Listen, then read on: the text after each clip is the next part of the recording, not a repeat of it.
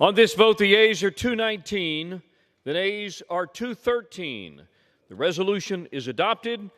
Without objection, the motion to reconsider is laid on the table.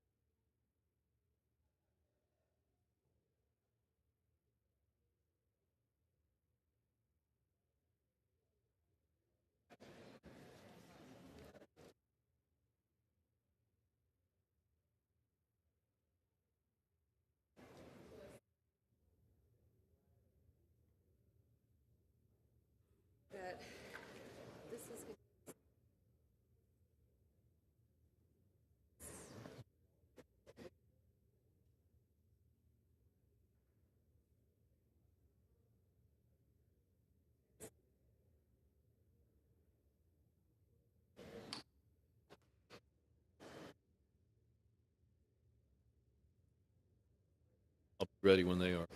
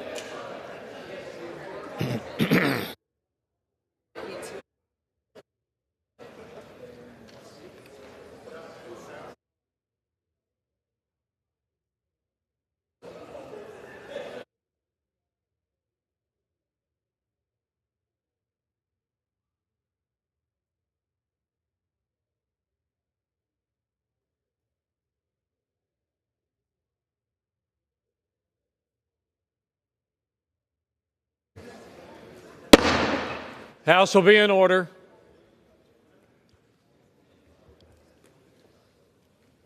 For what purpose does the gentleman from Texas seek recognition? Mr. Speaker, pursuant to House Resolution 566, I call up the bill H.R. 1 with the Senate amendment thereto, and I have a motion at the desk. The clerk will report the title of the bill, designate the Senate amendment, and designate the motion.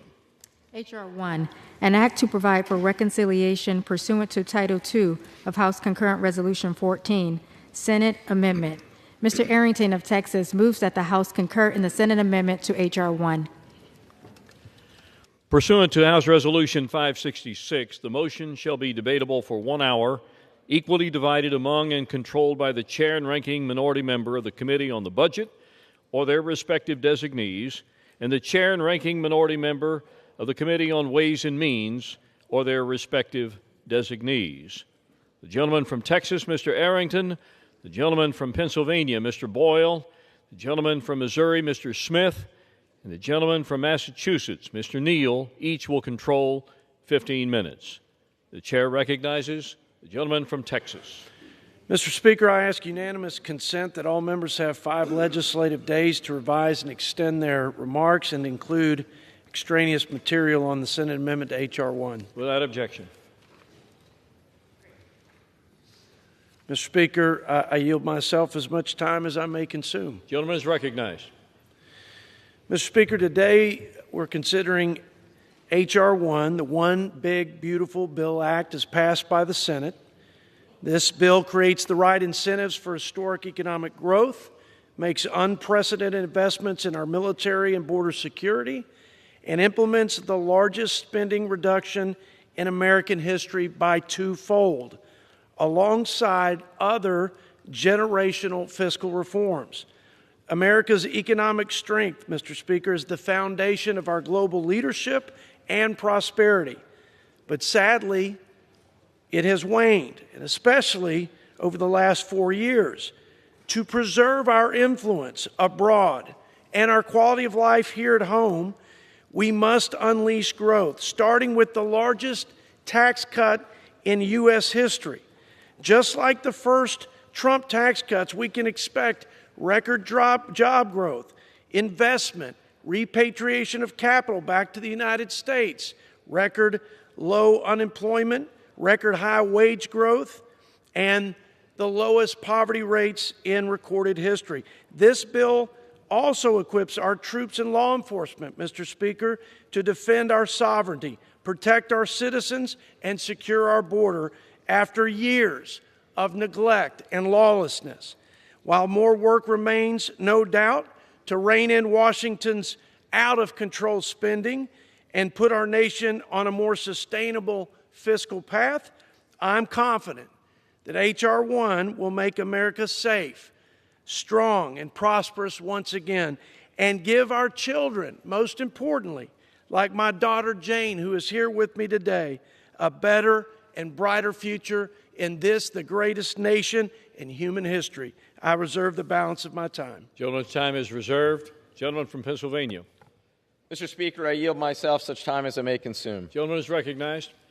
Well, here we are again. As Yogi Berra once said, it's deja vu all over again.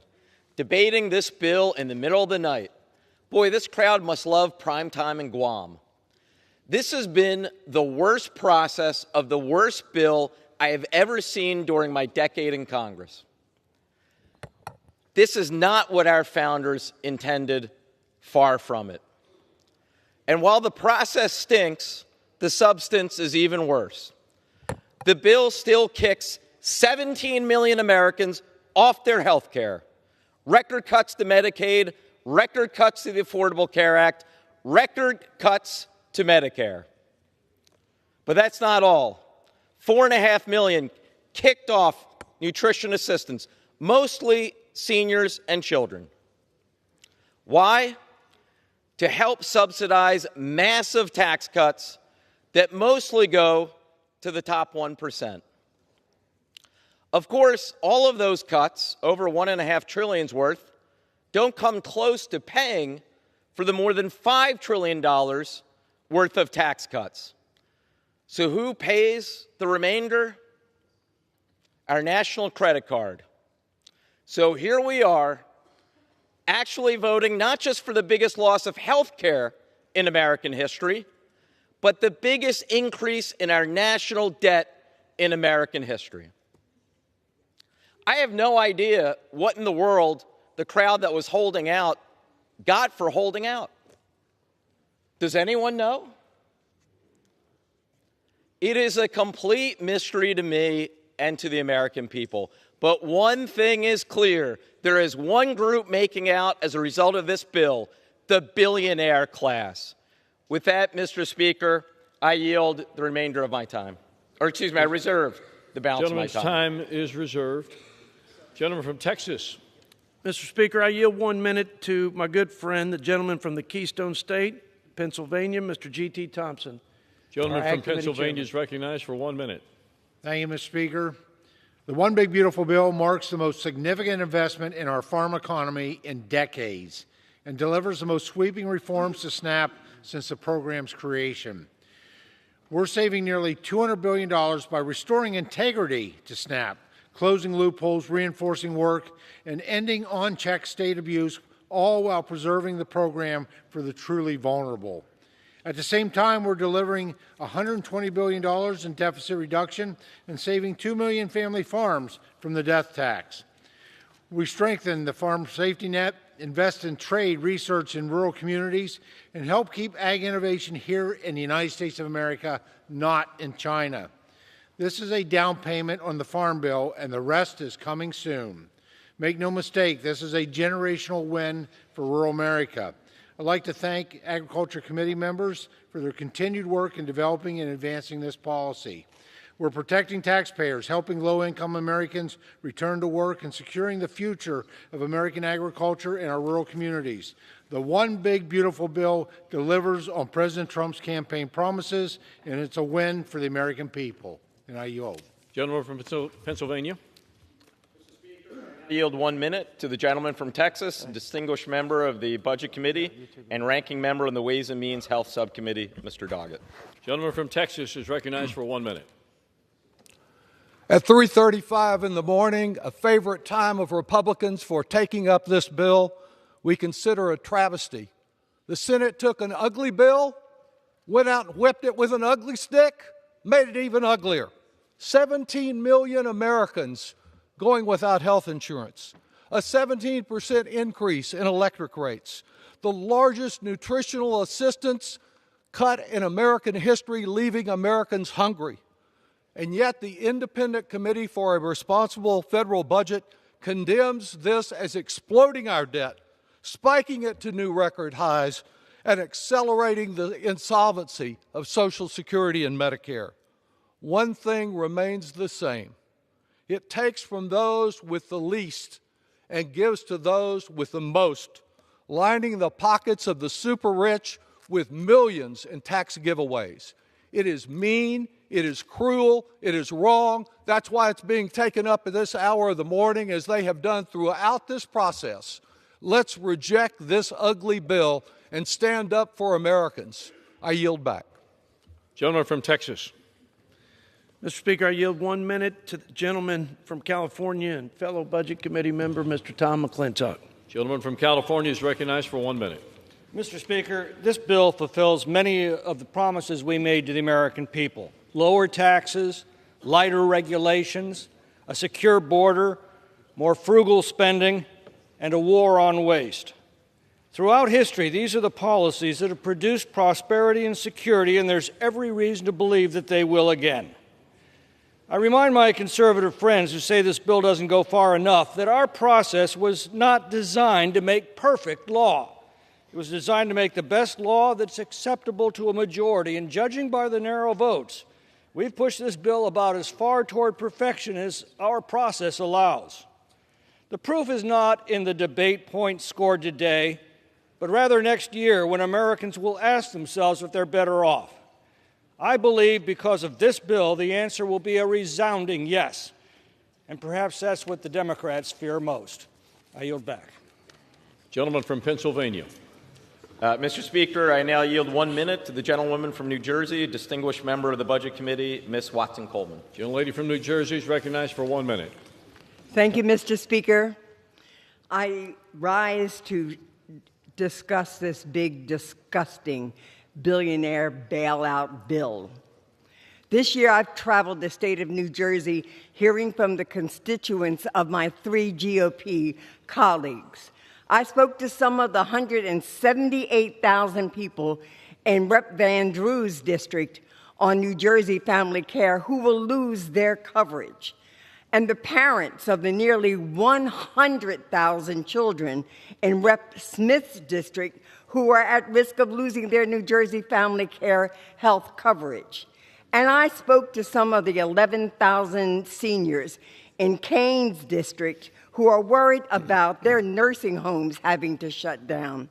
And what I heard from all of those constituents in those 3 districts was that they are very disappointed that they were not able to communicate with their representatives because their representatives were hiding from them because they could not justify their support of this big, disgusting billionaire bailout.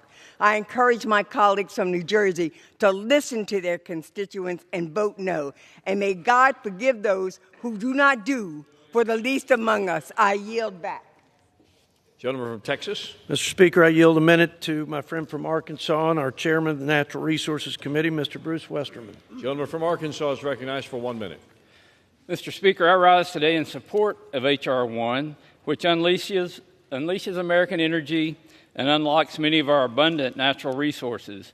We're incentivizing domestic production in the Gulf of America and Alaska with at least 30 lease sales in the Gulf and 6 lease sales in the Cook Inlet, and mandating lease sales every other year in the National Petroleum Reserve in Alaska.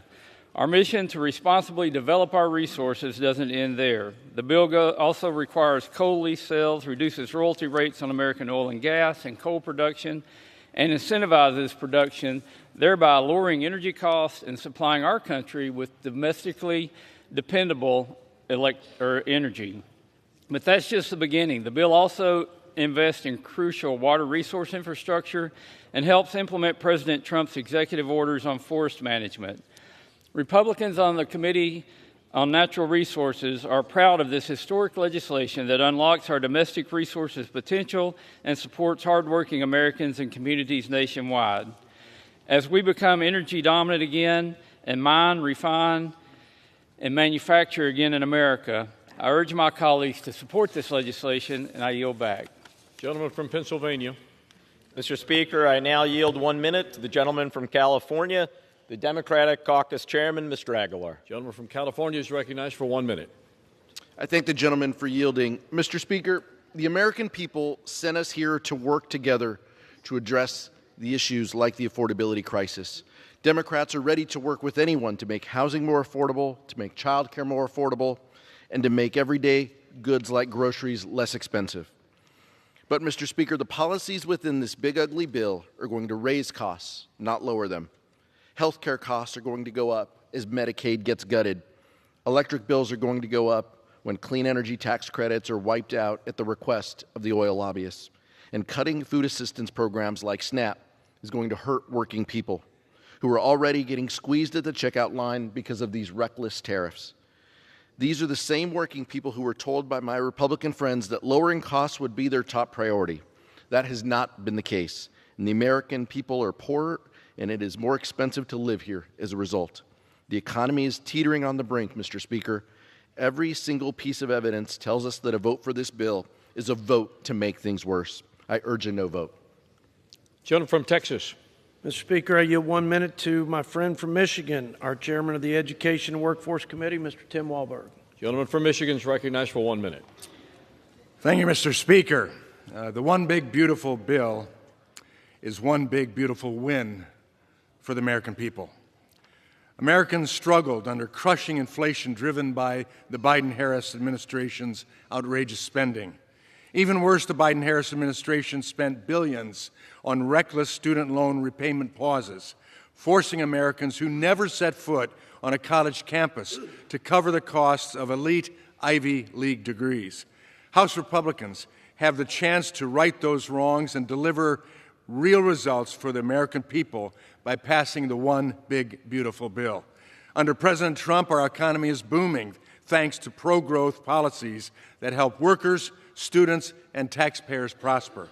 By passing this bill, we have a chance to seize on a generational opportunity to help put more Americans back on the path to the American dream. Thank you, and I yield back. Gentleman from Pennsylvania. I now yield 1 minute to the gentleman from New Jersey, the ranking member of the Energy and Commerce Committee, Mr. Pallone. Gentleman from New Jersey is recognized for 1 minute. Thank you, Mr. Speaker. This is the most shameful bill that I've ever seen. It takes health care away from 17 million people in order to give giant tax breaks to billionaires and large corporate interests. The increase in uncompensated care will force hospitals to close and nursing homes to close and increase costs for those who still have insurance.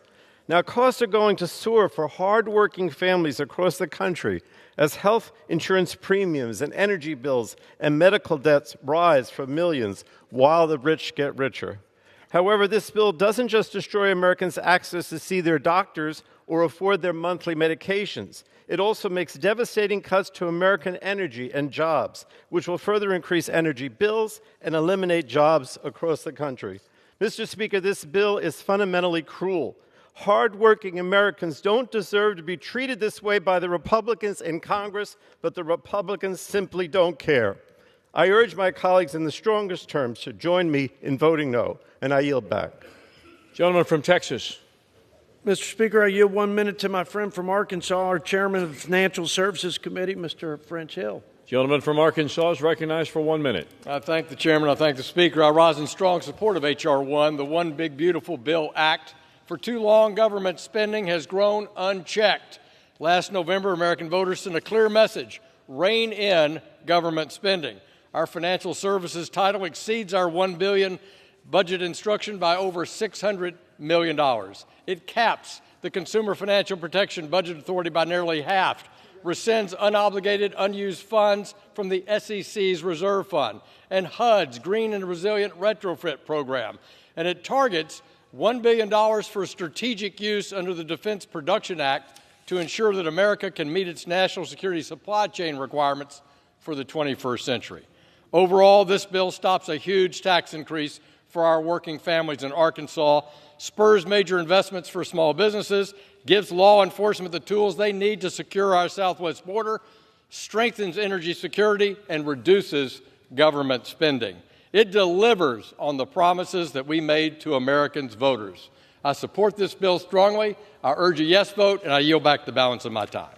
Gentleman from Pennsylvania is recognized. Mr. Speaker, I yield 30 seconds to the gentlewoman from Vermont, distinguished member of the Budget Committee, Ms. Balint. Gentlewoman from Vermont is recognized. Mr. Speaker, 30 this seconds. is a cruel bill. Thousands of Americans will die because of it. Rural hospitals will close, millions will lose their health care, and kids will go hungry. Americans will be poorer. They will be sicker because of my Republican colleagues, because they are falling in line instead of standing up for their people back home. This bill shows us their priorities, and it's not you. They are taking away your health care to give more money to the very wealthy. This bill is for billionaires, not for you. I yield back. Gentlelady's time's expired. Members are reminded to address their remarks to the chair. Gentleman from Texas is recognized. Mr. Speaker, I yield 1 minute to our friend from the Commonwealth of Kentucky and our chairman of the Energy and Commerce Committee, Mr. Brett Guthrie. Gentleman from Kentucky is recognized for 1 minute. Thank you, Mr. Speaker, and I thank the gentleman for yielding. And today I rise in support of the One Big Beautiful Bill Act, which includes the work of the Energy and Commerce Committee to unleash American energy, promote innovation, and protect health care for the most vulnerable Americans.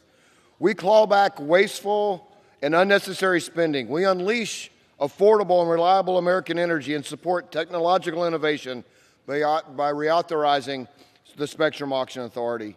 And we secure Medicaid for those who need it most: mothers, children, seniors, and people with disabilities. Democrats continue to fearmonger and misrepresent what's in this bill, but let me be clear. House Republicans are eliminating waste, fraud, and abuse to focus Medicaid on the most vulnerable, not able-bodied adults who choose not to work. We're fighting for common sense policies to protect America's children, pregnant women, mothers, individuals with disabilities, and low-income seniors. This bill delivers on the promises the President and congressional Republicans made to the American people. That is why I urge my colleagues to support this legislation, and I yield back the balance of my time. Gentleman from Pennsylvania is recognized. Mr. Speaker, I yield 30 seconds to the gentleman from Rhode Island, distinguished member of the Budget Committee, Mr. Amo. Gentleman from Rhode Island is recognized for 1 minute. Budgets 30 seconds. are a statement of values. Republicans are showing they have none. People will suffer, people will die, and it will be at the hands of Republicans who vote yes. The top 1% are salivating over getting an extra $300,000 a year because of this dangerous bill. Billionaires win. 17 million Americans will lose their health insurance, largest health care cut ever. 42 million Americans are at risk of losing food assistance. Children will go hungry. Republicans claim to be the party of faith, patriotism, and families. A yes vote supports none of these virtues. This is shameful. I'm a hell no. I yield back. Gentleman from Texas recognized. Mr. Speaker, I yield 1 minute to my friend from Alabama, our chairman of the Armed Services Committee here in the House, Mr. Mike Rogers. Gentleman from Alabama is recognized for 1 minute. I thank the chairman for yielding for his leadership throughout this process. Mr. Speaker, years of chronic underinvestment in our national security has shattered American deterrence. It's allowed our adversaries to threaten and challenge us in new and unprecedented ways. But that ends today. Because today, with the passage of the One Big Beautiful Bill, we begin implementing President Trump's Peace Through Strength agenda. H.R. 1 includes a historic $150 billion investment in America's national defense that will help us begin building the Golden Dome missile defense shield to protect our homeland, begin to revitalize our defense industrial base, help us secure our border because border security is national security, begin to rebuild our munition stockpiles and critical minerals supply chains, and continue to improve the quality of life of our service members and their families. With these investments, we will work to restore American deterrence and build the ready, capable, and lethal fighting force President Trump promised. I want to commend the President, the Speaker, and Leader Thune for prioritizing national security in this bill, and I want to thank Chairman Wicker for his strong partnership throughout this process. I urge all members to support this bill, and I yield back. Gentleman from Pennsylvania. Speaker, may I inquire as to how much time remains on both sides? Gentleman has 8 minutes. Gentleman from Texas has 6. Thank you. Mr. Speaker, I yield 30 seconds to the gentleman from California, distinguished member of the Budget Committee, Mr. Panetta. Gentleman from California is recognized for 30 seconds. Mr. Speaker, this partisan tax bill will be our nation's single largest self-inflicted wound to working families and to our economy. It's the largest unfunded tax break for the wealthiest families and will lead to the largest number of working families losing health care. What's worse is that you're fooling yourself to believe it's paid for. Instead, it adds trillions to our debt that will drag down our economy and our credibility. And rather than negotiating with Democrats, you're just placating the president. So I'm voting no, Mr. Speaker, on this partisan bill to stand up to the president and to stand with working families and to stand for the financial stability of our country and the credibility of this institution. Thank you, Mr. Speaker. I yield back. Gentleman from Texas. Mr. Speaker, I yield 1 minute to the gentleman from Virginia, Mr. John McGuire. Gentleman from Virginia is recognized for 1 minute. I thank the gentleman from Texas for yielding me the time. Mr. Speaker, this One Big Beautiful Bill delivers the American people the promises of President Trump's America First agenda and prevents the largest single tax hike on the middle class in history. A no vote on this bill is a vote for sabotaging the United States' energy dominance, blocking critical investments to revolutionize our military to address 21st century threats. It eliminates over $700 billion in wasteful Medicaid spending for illegal aliens and people who can work but refuse to work, instead of America's most vulnerable. I urge all my colleagues to vote yes on this historic piece of legislation. And, Mr. Speaker, I yield back the balance of my time. Gentleman yields. Gentleman from Pennsylvania is recognized. Mr. Speaker, I yield 30 seconds to the gentlewoman from Ohio, distinguished member of the Budget Committee, Ms. Kaptur. Gentlewoman from Ohio is recognized for 30 seconds. I thank the ranking member, Mr. Speaker. This big bonanza bill for billionaires will make life harder for the people of Northwest Ohio and America.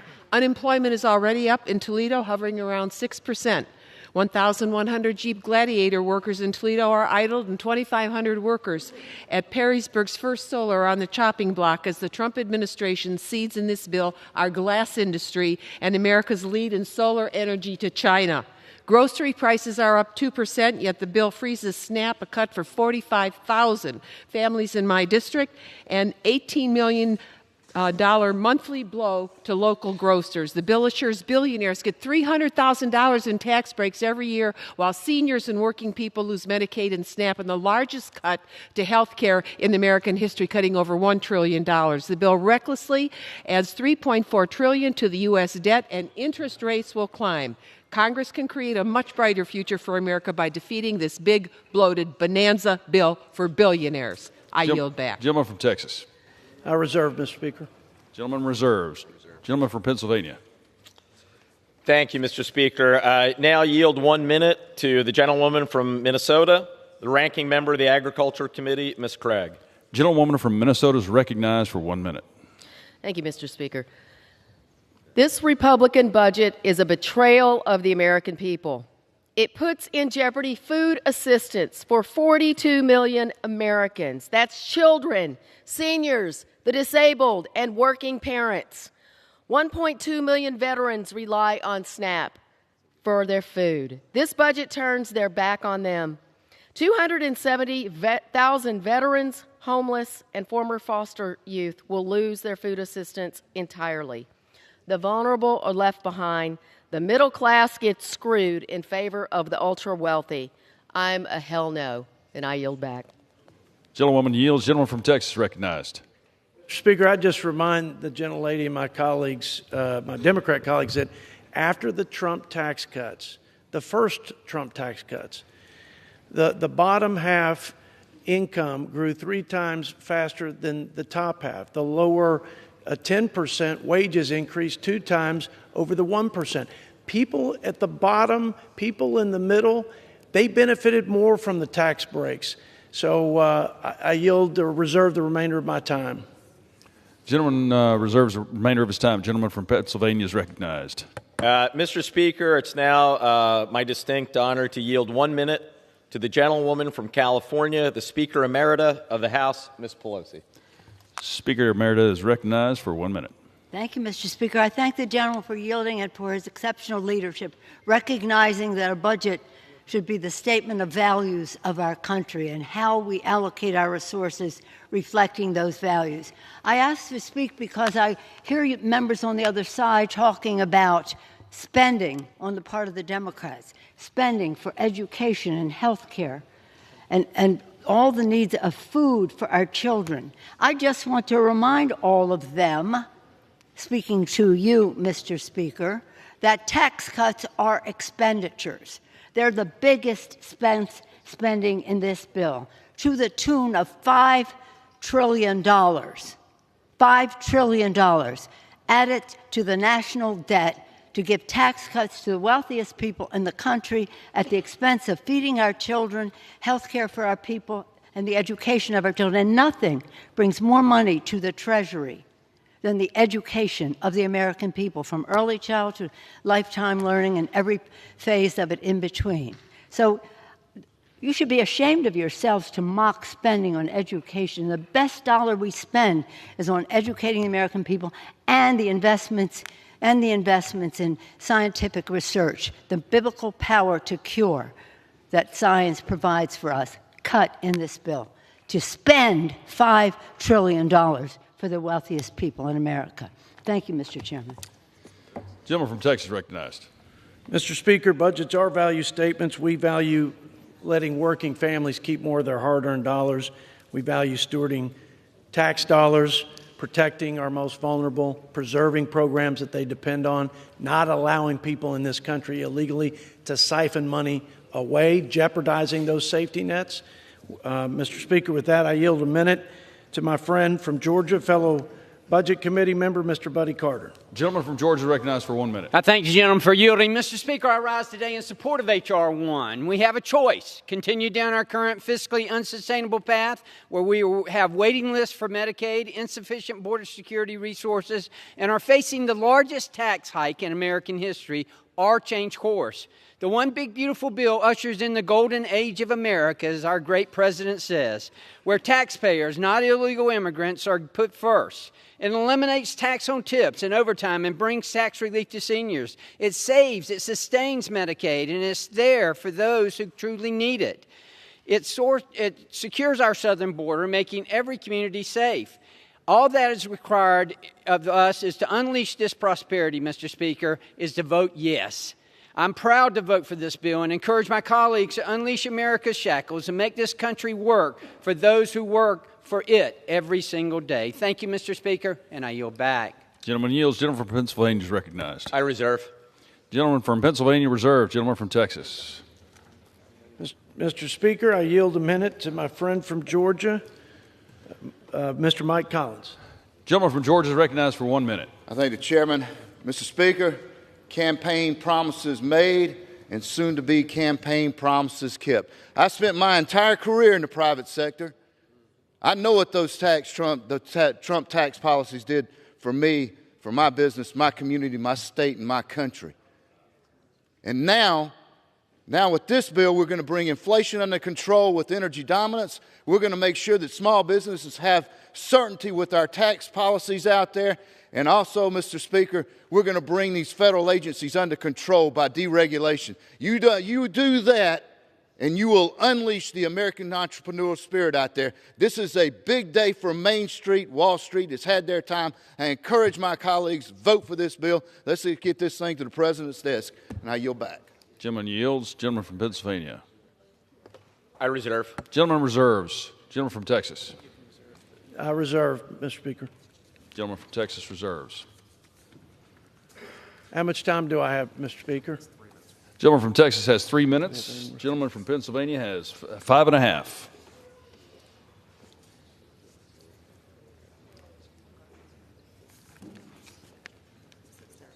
Gentleman from Pennsylvania is recognized. We reserve.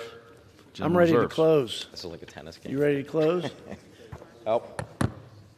I am prepared to yield to one more speaker, and then we'll close. Great. Gentleman from Pennsylvania is recognized. So with that, yield to my good friend, the gentleman from the Commonwealth of Kentucky, who they tell me is behind me.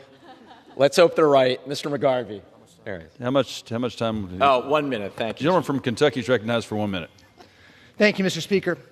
A budget is a series of choices. Republicans are choosing to take health care away from 17 million Americans. Republicans are choosing to take food off the plates of hardworking families, kids, and seniors. Republicans are choosing to blow up the national debt by trillions of dollars.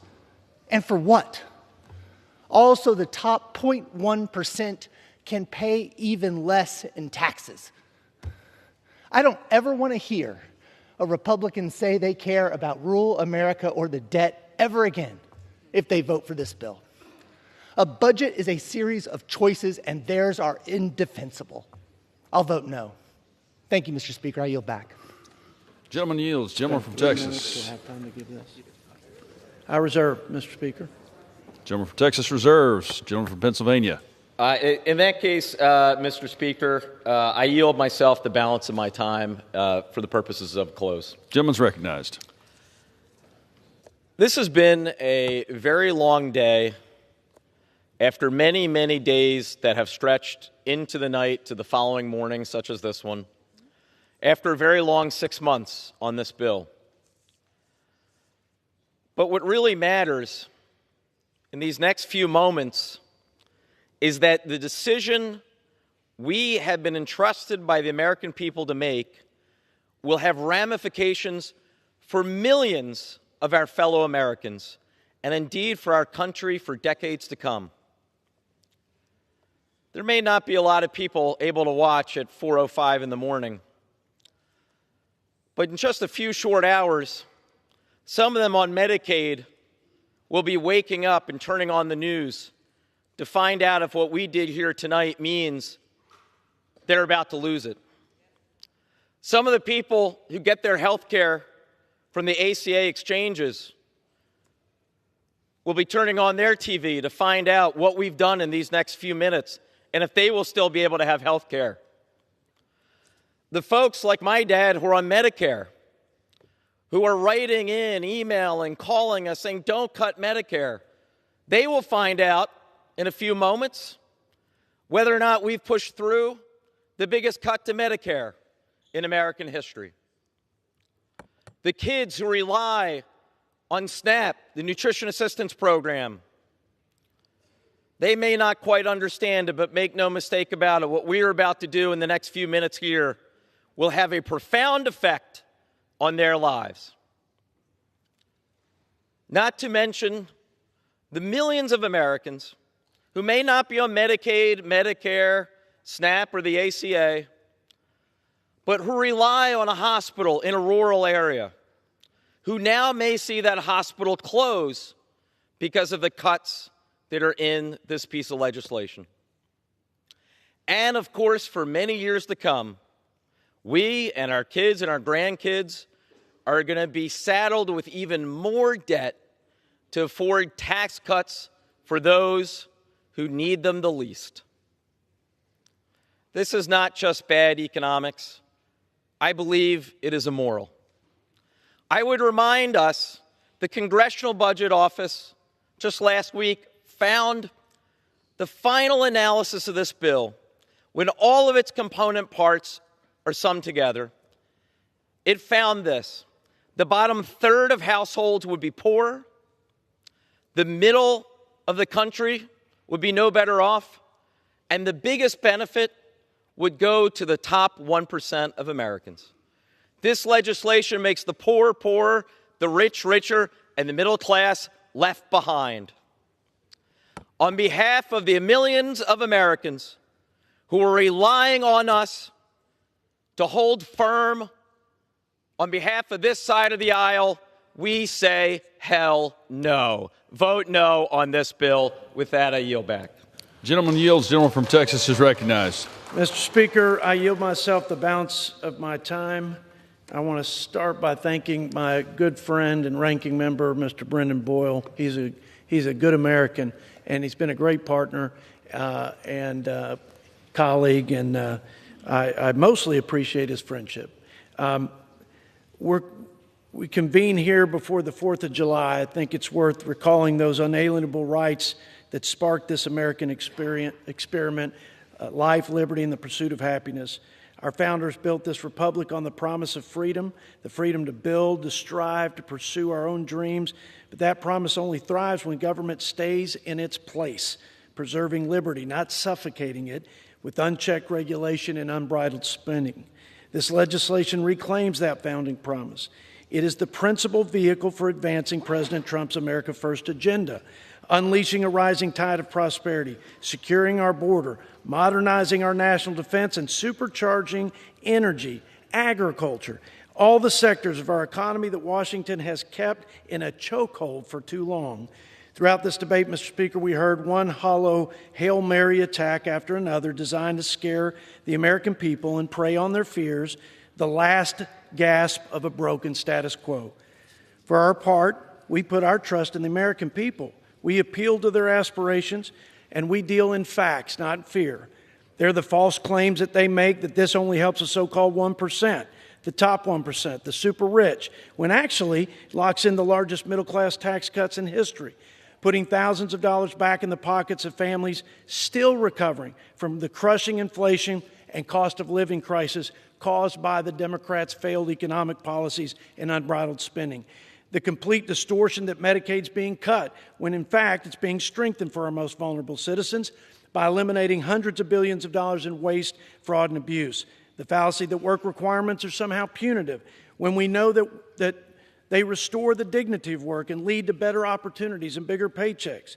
All their myths are headed for the ash heap of history. From day one, we said this was a generational opportunity to deliver the most comprehensive and consequential set of conservative reforms in modern history. And that's exactly what we're doing. This isn't our moment, Mr. Speaker. This is the American people's moment. And I urge my colleagues to pass this bill and open up that gateway to a new golden age of America. God bless America. Go West Texas, and I yield back. Gentleman from Texas yields back.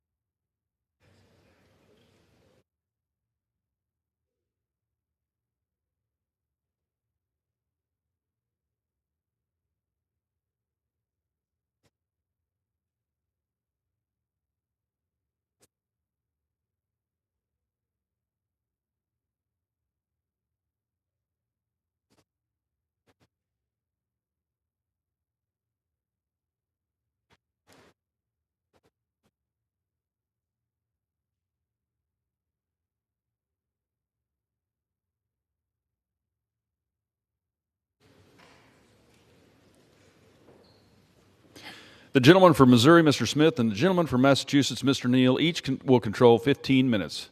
Chair recognizes the gentleman from Missouri. Thank you, Mr. Speaker. I yield myself such time as I may consume.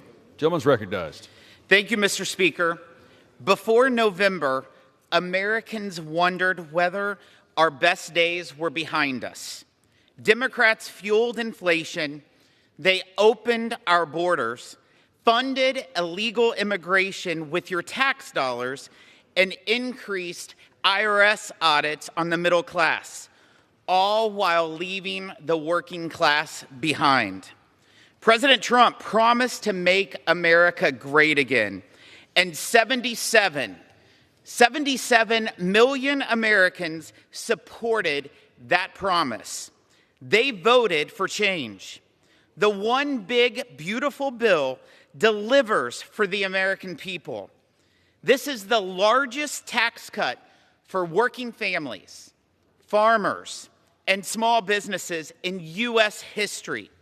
Households making under $100,000 will see a 12% tax cut compared to what they pay today. The average family of four will see nearly $11,000 more in their pockets each year. Real wages for workers will rise by as much as $7,200 a year. A waitress working for tips will keep an extra $1,300. A lineman working overtime after a storm will keep an extra $1,400.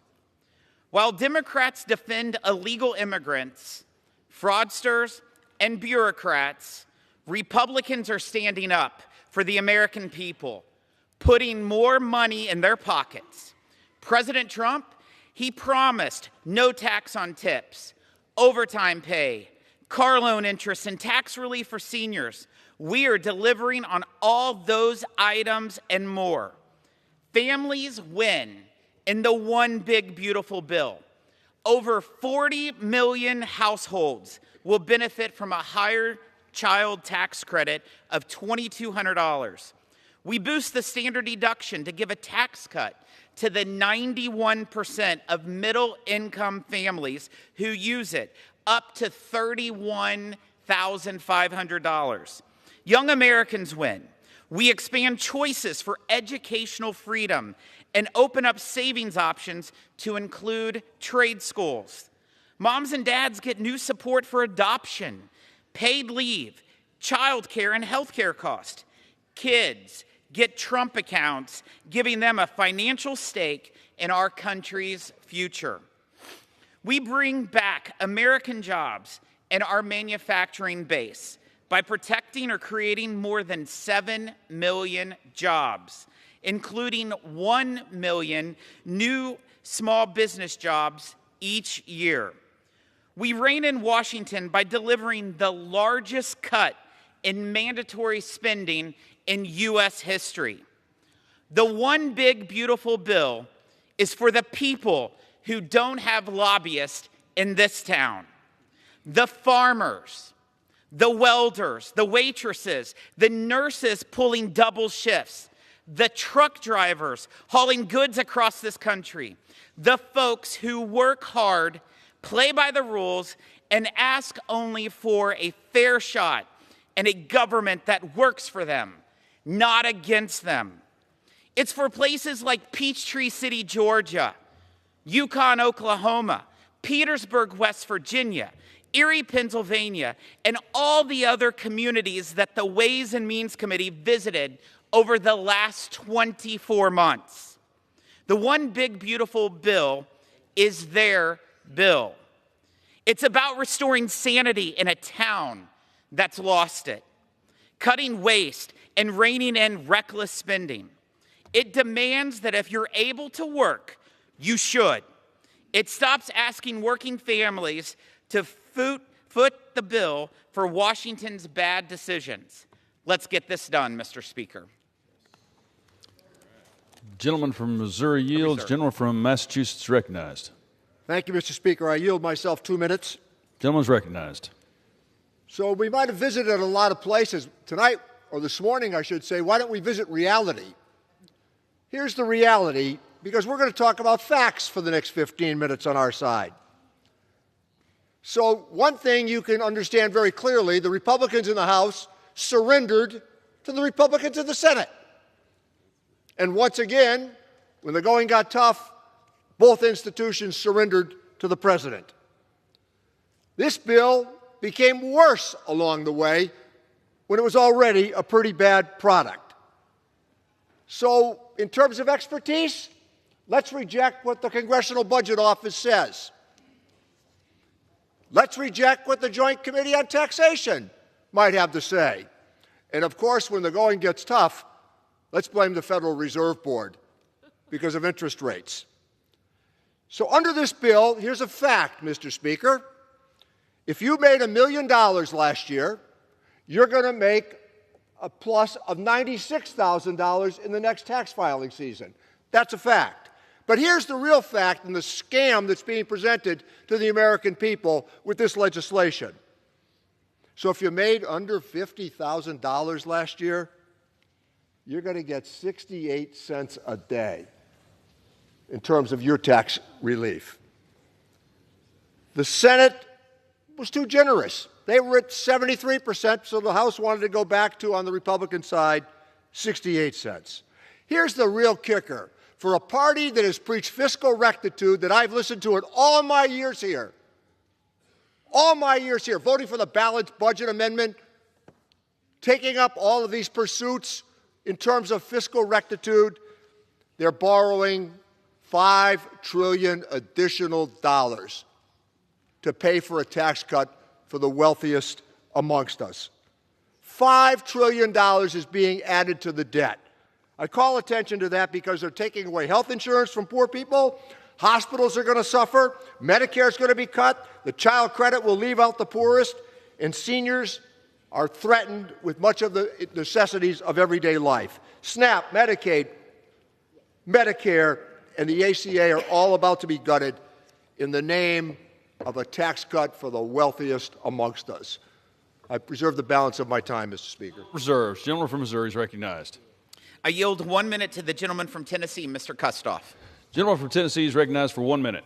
Thank you, Mr. Speaker. And I want to congratulate the leadership of Chairman Jason Smith getting this bill to the floor.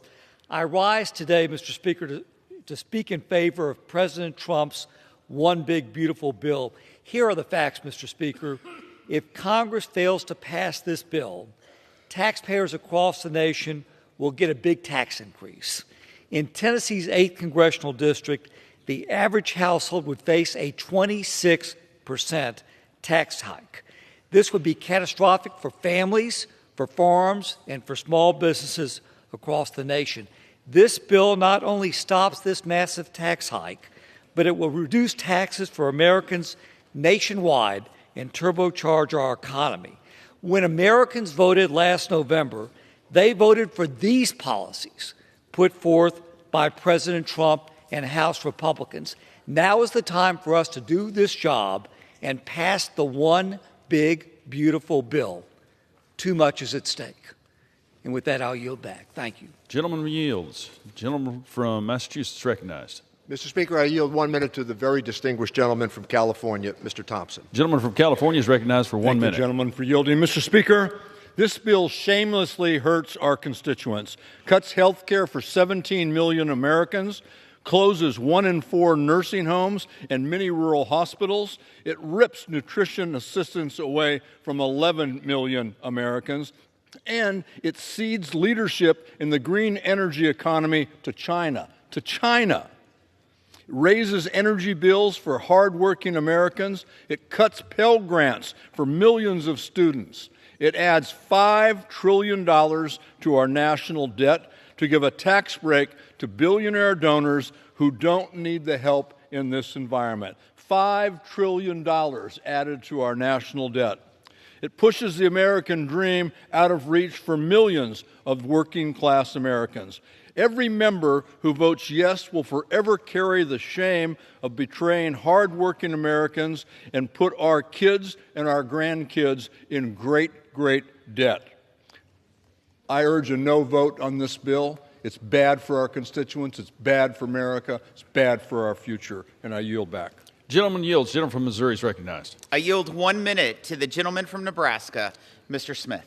Gentleman from Nebraska is recognized for 1 minute. Thank you. I thank the chairman for the diligent work he has done in bringing folks together, hearing from all members, and helping formulate a bill that is great for America, great for workers, where we know that what we did in 2017 increased wages for workers at an amount even better proportionately than high-income folks. I also want to point out that my colleagues across the aisle voted for a large portion of this bill last year. Now, there's various criticisms that they've kind of pivoted, I guess, a bit. But when you really look at what we are doing, we're preventing a tax increase on the middle class. Average American household without this bill getting done will face about a $1,500 tax increase. American Farm Bureau tells us that the average farm will face more than $5,000 tax increase if we don't get our bill done. Mr. Speaker, this is the right thing to do. This is great for America. I yield back. Gentleman yields. Gentleman from Massachusetts. Thank you, Mr. Speaker. Let me yield 1 minute to the distinguished gentleman from Chicago, Illinois, Mr. Davis. Gentleman from Illinois is recognized for 1 minute. I rise in strong opposition and could never vote for this big, bad, inhumane, and ugly bill because it will wreck health care delivery, takes food from hungry children, sentence seniors to early deaths, eliminate jobs, and destabilize our economy just to give the super rich and wealthy more influence, more power, more wealth.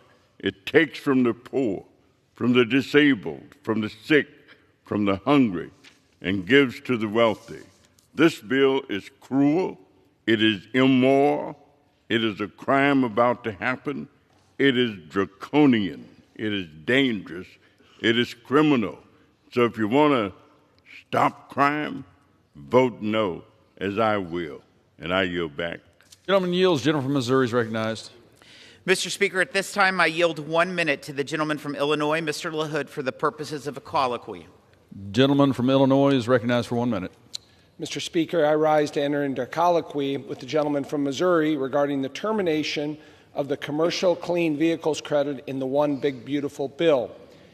Is it your understanding and intent, Chairman Smith, for the purposes of this provision, vehicles shall be treated as, quote, acquired, unquote, as of the date on which a written binding contract is entered into for their acquisition and a payment has been made?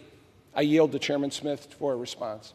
Mr. Speaker, yes, it is the legislative intent that vehicles shall be treated as acquired as of the date on which a written binding contract is entered into for their acquisition and a payment has been made. Mr. Speaker, I associate myself with the comments of the managers. I am pleased to know their legislative intent. Mr. Speaker, in closing, I urge my colleagues to support this common sense legislation, and I yield back. Gentleman yields. Gentleman from Massachusetts. Mr. Speaker, I'd like to yield 1 minute to the gentlelady from California, Congresswoman Sanchez. Gentlelady from California is recognized for 1 minute. Thank you. Mr. Speaker, I flew overnight through thunderstorms and flash flood warnings to be here to stand up for my district this morning because Republicans refuse to stand up for theirs. I've been in Congress for over 20 years, and I've never seen such cowardice from my colleagues across the aisle. Time and time again, we see Republicans fold like cheap lawn chairs. Senator Murkowski said it was a bad bill. Then why the hell would you vote for it? I'm here to stand up against a bill that kicks 17 million Americans off of their health care, a bill that cuts school lunches and food assistance to children who go to bed hungry every night, a bill that includes billions of dollars for ICE, an already bloated agency that has been upending due process and racially profiling people in my district for weeks. To my colleagues across the aisle, have you no decency? Have you no humanity? It's not too late to do what you know is right by your constituents and by your country. Vote no on this one big steaming pile of crap. And I yield back. Gentlewoman yields. Gentleman from Missouri is recognized.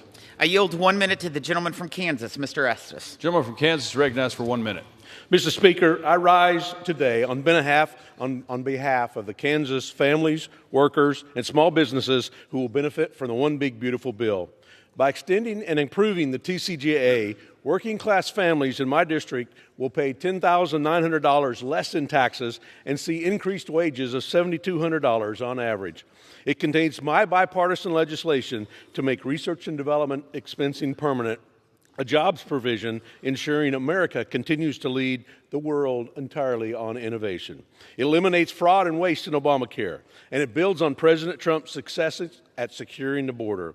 Despite the misleading spin from my colleagues on the left, this bill delivers on what Americans voted for in November. It's time to pass the One Big Beautiful Bill.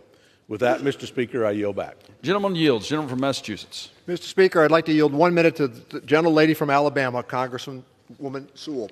Gentlelady from Alabama is recognized for 1 minute.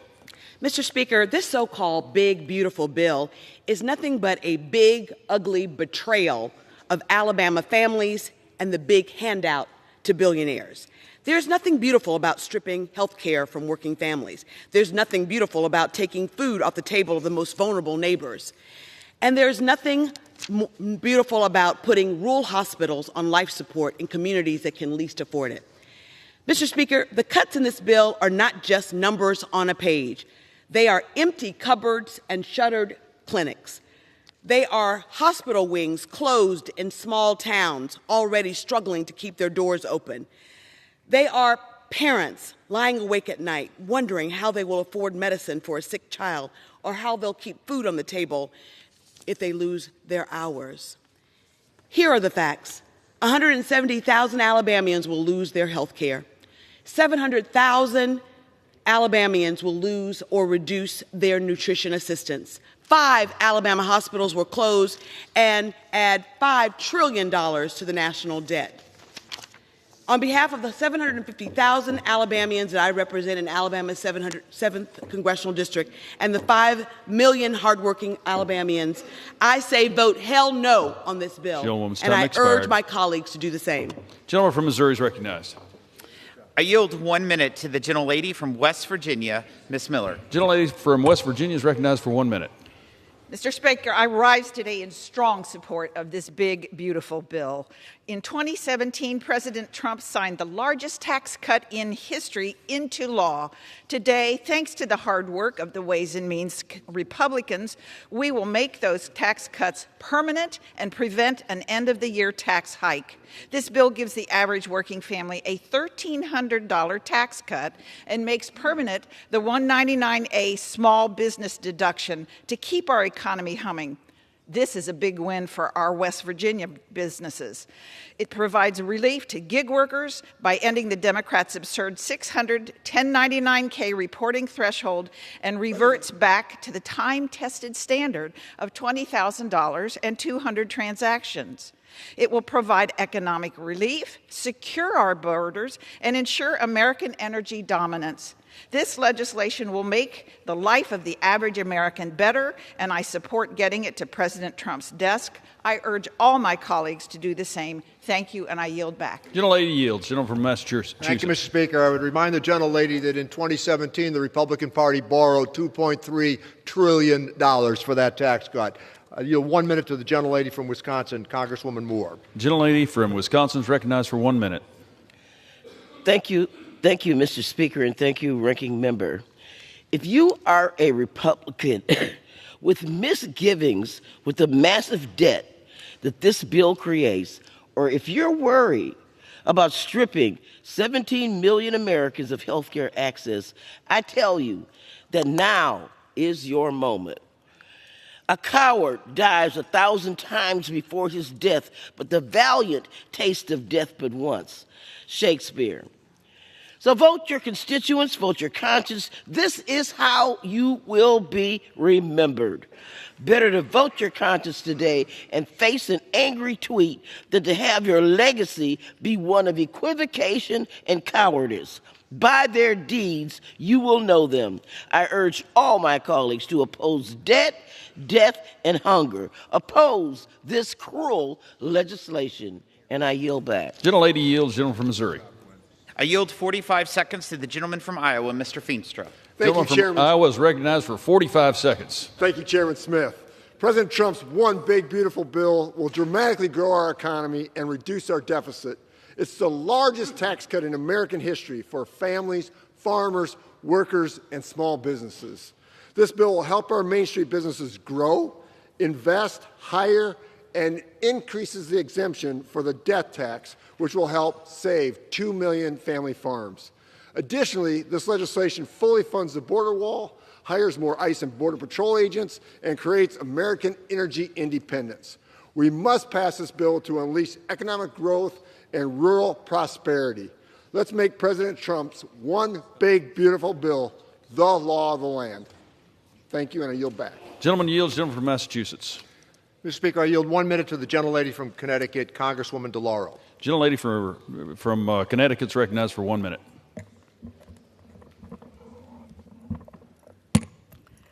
My House Republican colleagues, have you no shame?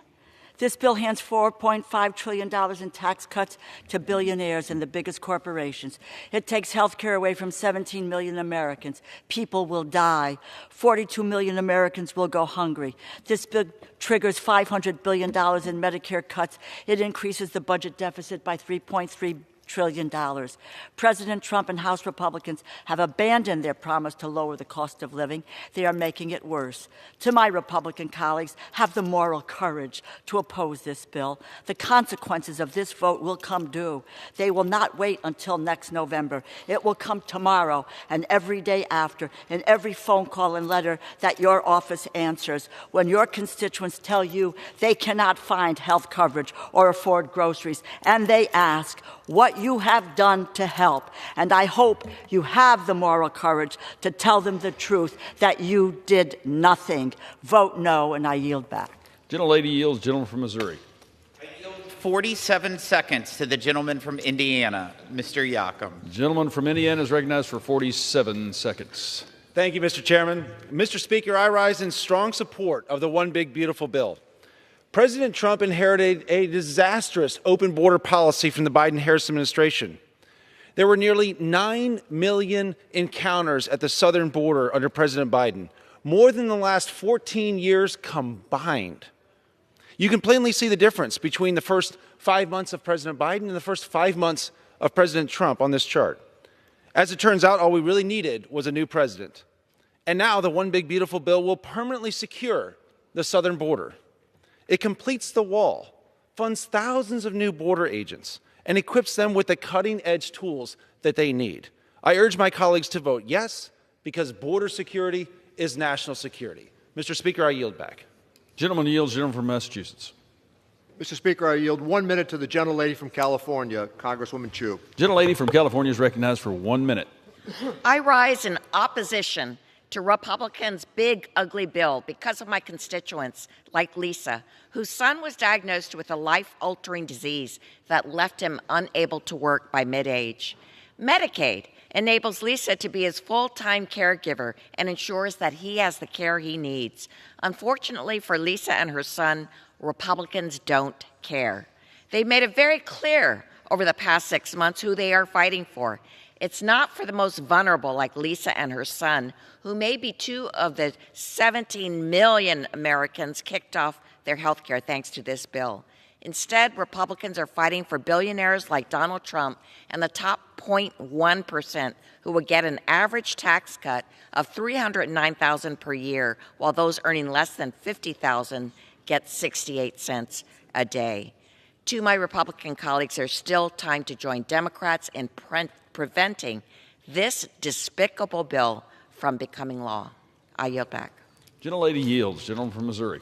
I yield 30 seconds to the gentleman from North Carolina, Mr. Nod. Gentleman from North Carolina is recognized for 30 seconds. Mr. Speaker, I rise in strong support of this bill. After listening to the previous few hours, it should surprise no one that the party of open borders, the party of illegal aliens, and now the party of state-run grocery stores hates this bill.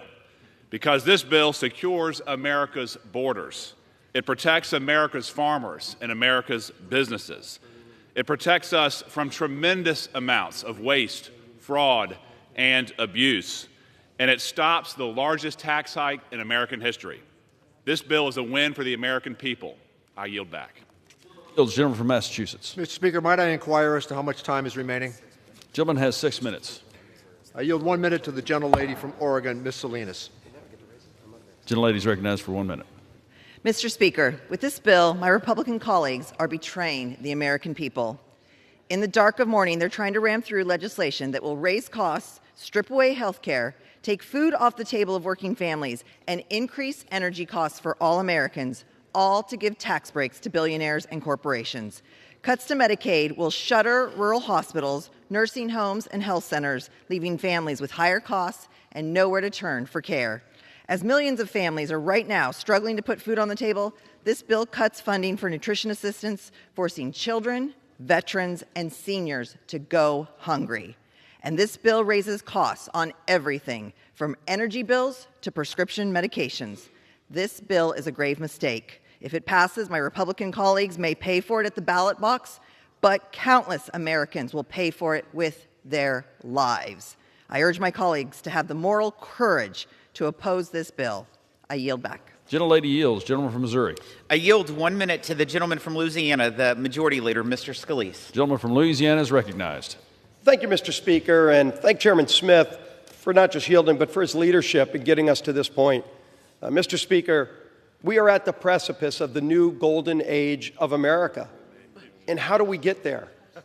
We get there by actually making the right decisions for those hardworking families who have been struggling. You know, if you listen to the people on the other side, Mr. Speaker, who have over and over again said they are against this bill and all the things that are in this bill for hardworking families, you would think the last 4 years things have been going great for middle America.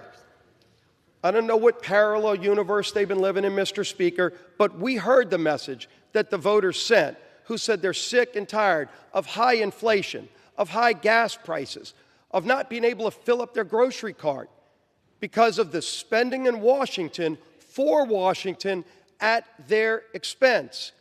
And so what does this bill do? It says we're finally going to turn that around and deliver a bill that focuses on families in America. You know, we hear a lot from the other side, Mr. Speaker, about billionaires, tax cuts for billionaires. You go look at this bill. Everybody's had the opportunity to read the bill. They actually read the whole bill on the Senate floor.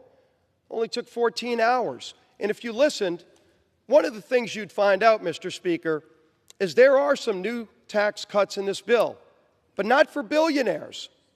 So then it would beg the question, why does the other side keep hiding behind billionaires as their excuse to vote no? Because they made a decision, Mr. Speaker, early off, they don't want to give people back their money. They want to keep that power in Washington. That's really what's at stake here. That's the big fight that has been going on for years. The other side won that fight the last few years by raising taxes, raising spending, growing Washington. And while they did that, families in America suffered. Inflation went up for those hardworking families while Washington grew. Interest rates grew up to the point they couldn't even afford to buy a first-time home. because Washington grew. And we said it's enough that Washington has to finally start living within Washington's means so that families in America can finally start living the American dream again. That's what this bill focuses on, Mr. Speaker. And how do we do it? We do it, number one, by locking in rates for everybody. Nobody's taxes go up, Mr. Speaker. Nobody's. Now, the other side's upset about that, and I understand it, because they don't want just the billionaires to go up, because they know in this bill the income groups that get hit the hardest if a no vote prevails. And we've heard them, they're all going to vote no, Mr. Speaker. But if a no vote prevails, the income groups that get hit the hardest are the lower and middle income groups of America. And they know that. They're watching this vote. And you can say billionaires all day long. But you know what the new tax cuts in this bill are? Because there are new tax cuts. For the waiter and waitress who's working maybe 2-3 shifts at a restaurant, at a diner, barely getting by. That's the new tax cut that we're putting in this bill. And so you would say, well, then how could the other side possibly vote against that? But, Mr. Speaker, they are. And maybe a focus group told them that if they curse enough and if they say billionaires enough, those families will forget what's actually happening. But they're not going to forget because they're paying attention.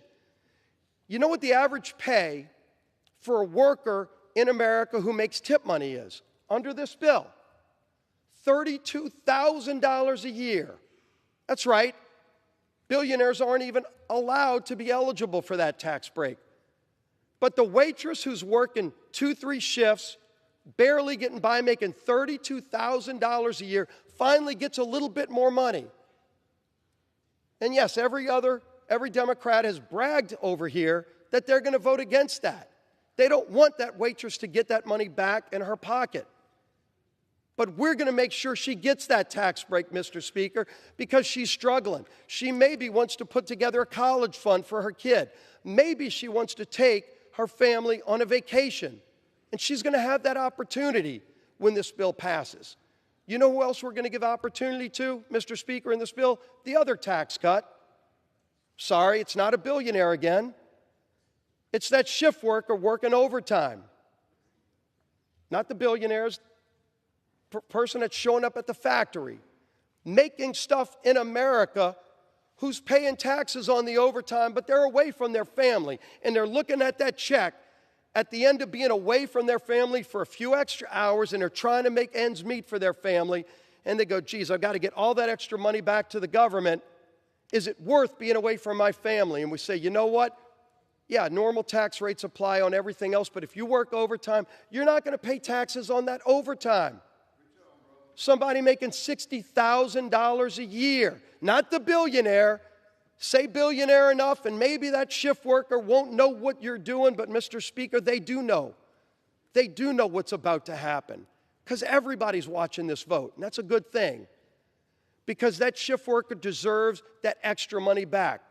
Might not seem a lot to somebody who deals with billions and trillions of dollars up here in Washington and grows agencies by 20-30% every couple of years, and just thinks if you double the size of an agency over 5 years, somebody's going to pay for that. Well, you know who's paying for it? That hardworking family. You know, we clean up waste, fraud, and abuse, and it's been mocked by the other side. They think it's cool to mock what we're doing to finally root out waste, fraud, and abuse. Let the other party, Mr. Speaker, be the defender of waste, fraud, and abuse in Washington, but we're cleaning it up in this bill. USDA has pointed out that there's about $10 billion a year in waste just in the SNAP program.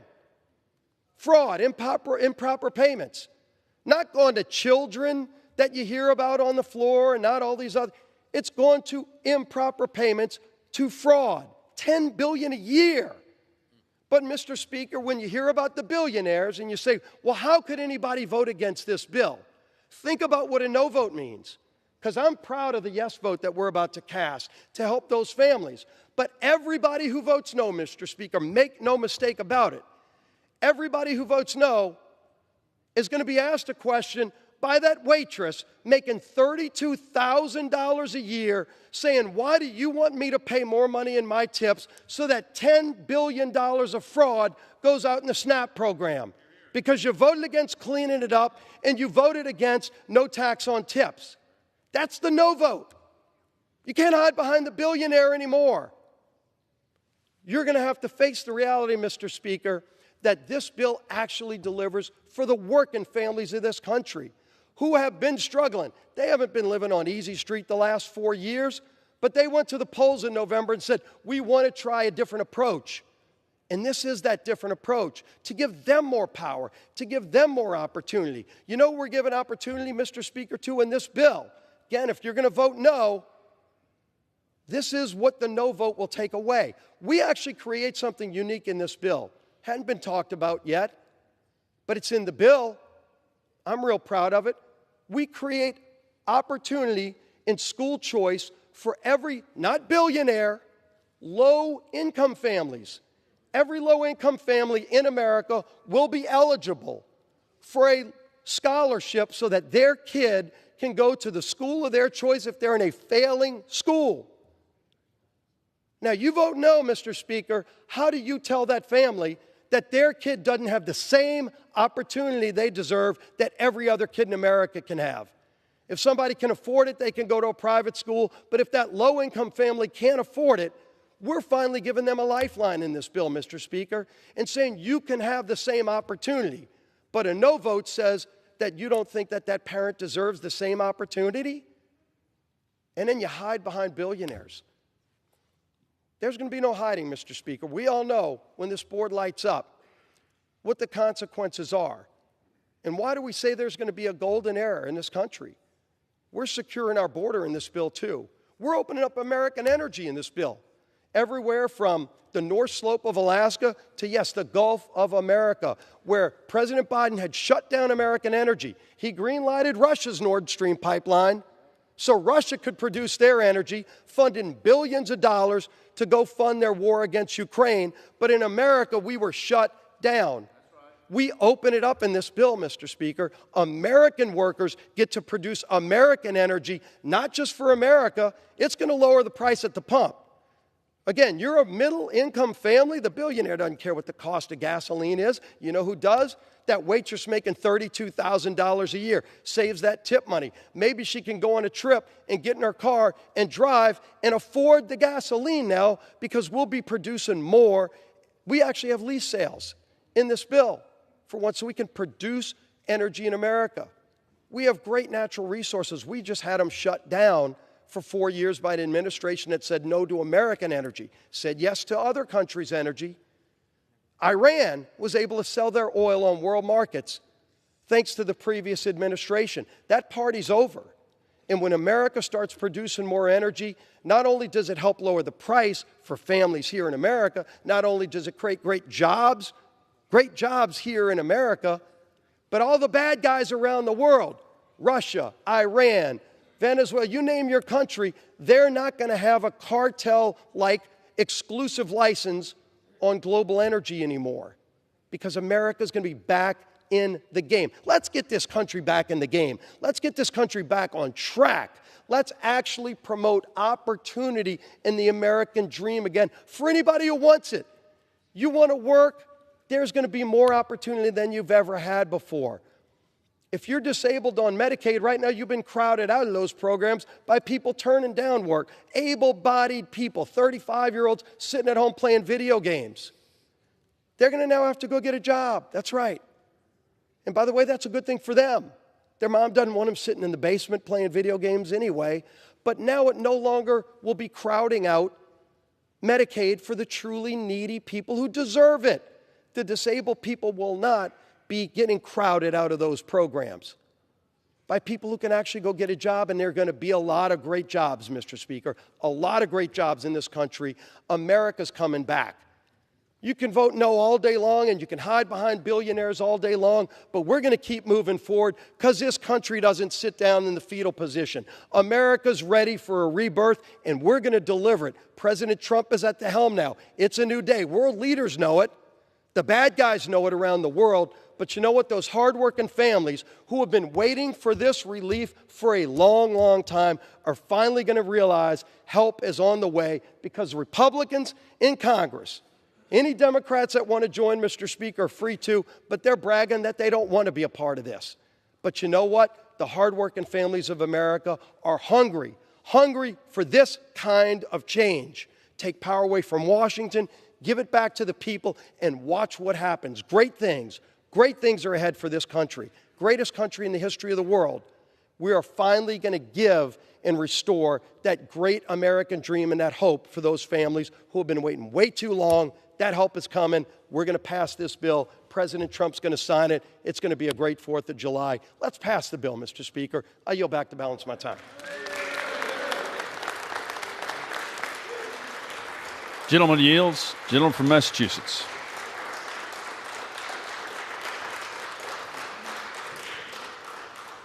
Gentleman from Massachusetts. Mr. Speaker, I yield myself 1 minute. Gentleman's recognized. I can't wait with the Republican Party to meet that waitress who's making $32,000 a year and tell her in this tax bill the Republican Party just gave her 68 cents more a day. Because that's the reality of what this tax bill is about. But we could also say in the next breath, if you made $1 million last year, you're going to get $96,000. This is a fact-free argument. They're making this argument out that the person at the bottom is going to do well in contrast to the person at the top. There's simply no factual basis to that. And by the way, the party of fiscal rectitude, they're borrowing $5 trillion to pay for a tax cut for the wealthiest amongst us. I yield back my time here. Will the gentleman reserve? I reserve. Gentleman reserves. Gentleman from Missouri is recognized. Mr. Speaker, I represent one of the poorest congressional districts in this country, and I can tell you this piece of legislation are for those working families, those small business owners, those farmers that are doing everything they can just to get by. It is not for the millionaires and the billionaires. How many waitresses who are tipped are billionaires? How many billionaires work hourly jobs and overtime? None. I reserve. Gentleman reserves. Gentleman from Massachusetts. I yield 30 seconds to the gentleman from Virginia, Mr. Baier. Gentleman from Virginia is recognized for 30 seconds. Mr. Speaker, from the Gospel of Matthew, where I was hungry and you gave me food, I was thirsty and you gave me drink, I was a stranger and you took me in, I was naked and you clothed me, I was sick and you visited, I was in prison and you came unto me. Inasmuch as you've done it unto the least of my brothers, you've done it unto me. Mr. Speaker, the bill before us takes food and drink from the mouths of the poor. It takes health care from the sick. And a vote for this bill betrays these gospel teachings. And in our heart, all of us know it. I yield back. Gentleman yields. Gentleman from Missouri. I reserve. Gentleman from Missouri reserves. Gentleman from Massachusetts. How much time is remaining, Mr. Speaker? 3.5 minutes. I yield 2 minutes to the distinguished minority whip, the gentlelady from Massachusetts, Ms. Clark. Gentlelady from Massachusetts recognized. Thank you, Mr. Speaker, and I thank the ranking member for his leadership. As we are here in the early morning hours, 60% of the families in this country cannot afford the basics. 60% of Americans cannot afford that first rung of the American dream. This is an existential failure of the wealthiest nation on earth. And now, with this big, ugly bill, Republicans are on the verge of moving that dream further out of touch, of making people sicker and poorer. We hear the message. If you do not have great wealth, you do not matter to the GOP. If you vote for this cruel monstrosity, you are condemning families to poverty. You are condemning seniors and veterans in this country to hunger. You are condemning children to sickness without treatment. You are voting to enrich billionaires at the expense of what makes us American, our freedom to build a better life for our families. The American people overwhelmingly oppose this bill, and they will not forget if you sell out their freedom this Independence Day. I yield back. Gentlelady yields. Gentleman from Missouri. Yeah. I reserve. Gentleman from Missouri reserves. Thank you, Mr. Speaker. I yield 1 minute to the distinguished Democratic leader, Mr. Jeffries. Leaders recognized. I thank the distinguished gentleman from the great Commonwealth of Massachusetts, Richie Neal, for yielding and for his tremendous leadership. Mr. Speaker, I rise today in strong opposition to Donald Trump's one big, ugly bill, this disgusting abomination, the GOP tax scam that guts Medicaid, rips food from the mouths of children, seniors, and veterans, and rewards billionaires with massive tax breaks. Every single Democrat stands in strong opposition to this bill because we're standing up for the American people.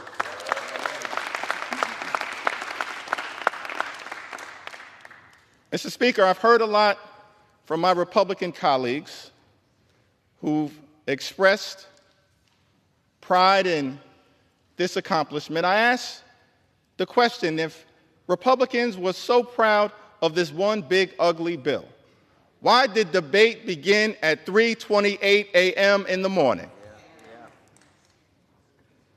Republicans are once again, which has been the case, Mr. Speaker, through every step of this journey, tried to jam this bill through the House of Representatives under cover of darkness. But I'm here today to make it clear that I'm going to take my time and ensure that the American people fully understand how damaging this bill will be to their quality of life.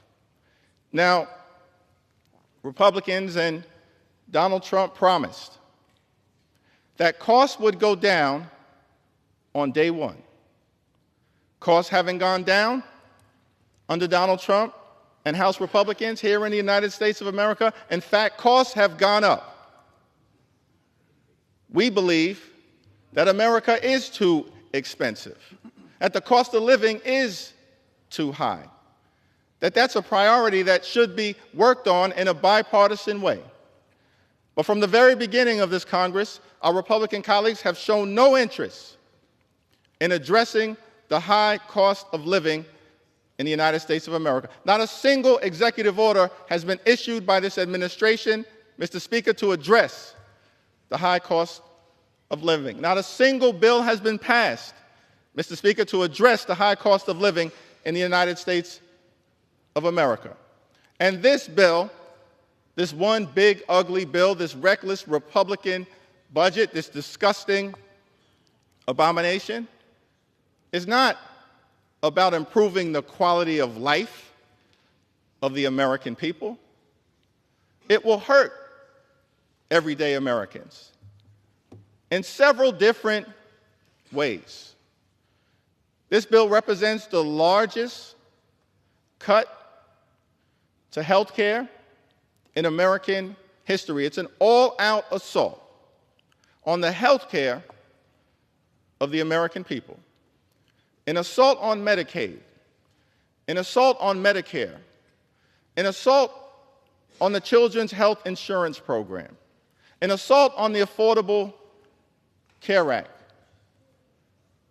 an assault on Planned Parenthood and the health care of women all across the United States of America, an unprecedented assault on the American people and their health care.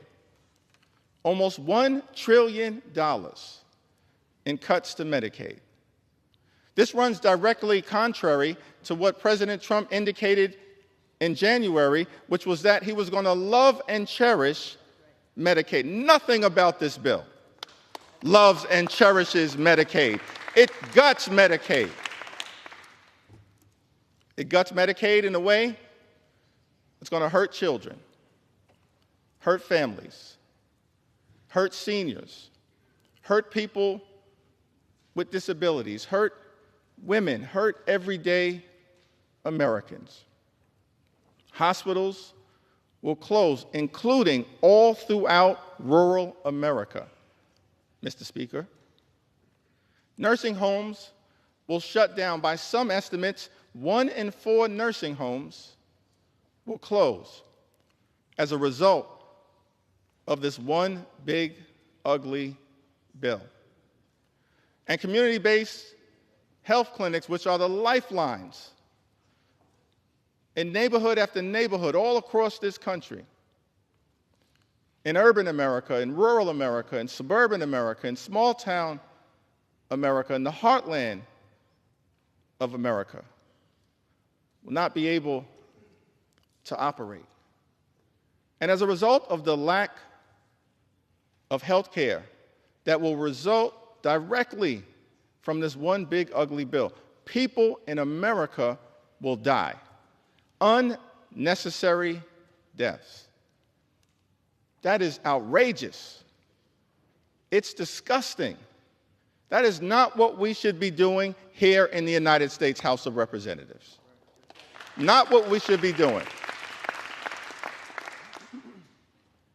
In addition to the cuts to Medicaid, this bill will result in the largest cut to Medicare in American history.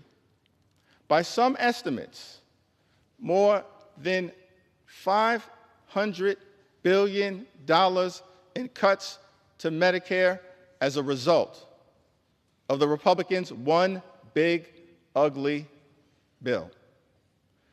This bill will also result in a devastating blow to the Affordable Care Act.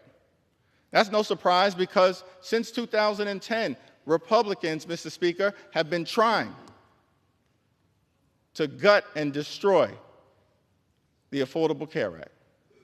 And as a result of the damage that is done to the Affordable Care Act in this legislation, millions of Americans will lose their health care. The assault on health care in this one big ugly bill will result in more than 17 million Americans losing health care in the United States of America. Shame on the people who've decided to launch that kind of all-out assault on the health and the well-being of everyday Americans. That's not what we should be doing here in the United States House of Representatives. And because of the drastic cuts that are made to health care in this one big ugly bill, people with private insurance all across America are going to experience increases in their premiums, their copays, and their deductibles. Millions of Americans in every corner of this country, an all-out assault on health care. That's a very different vision, Mr. Speaker, that Republicans have working hard to take health care away from the American people than our vision, because we believe, as Democrats, that in the United States of America, health care should not simply be a privilege. Health care is a right that should be available to every single person in the United States of America.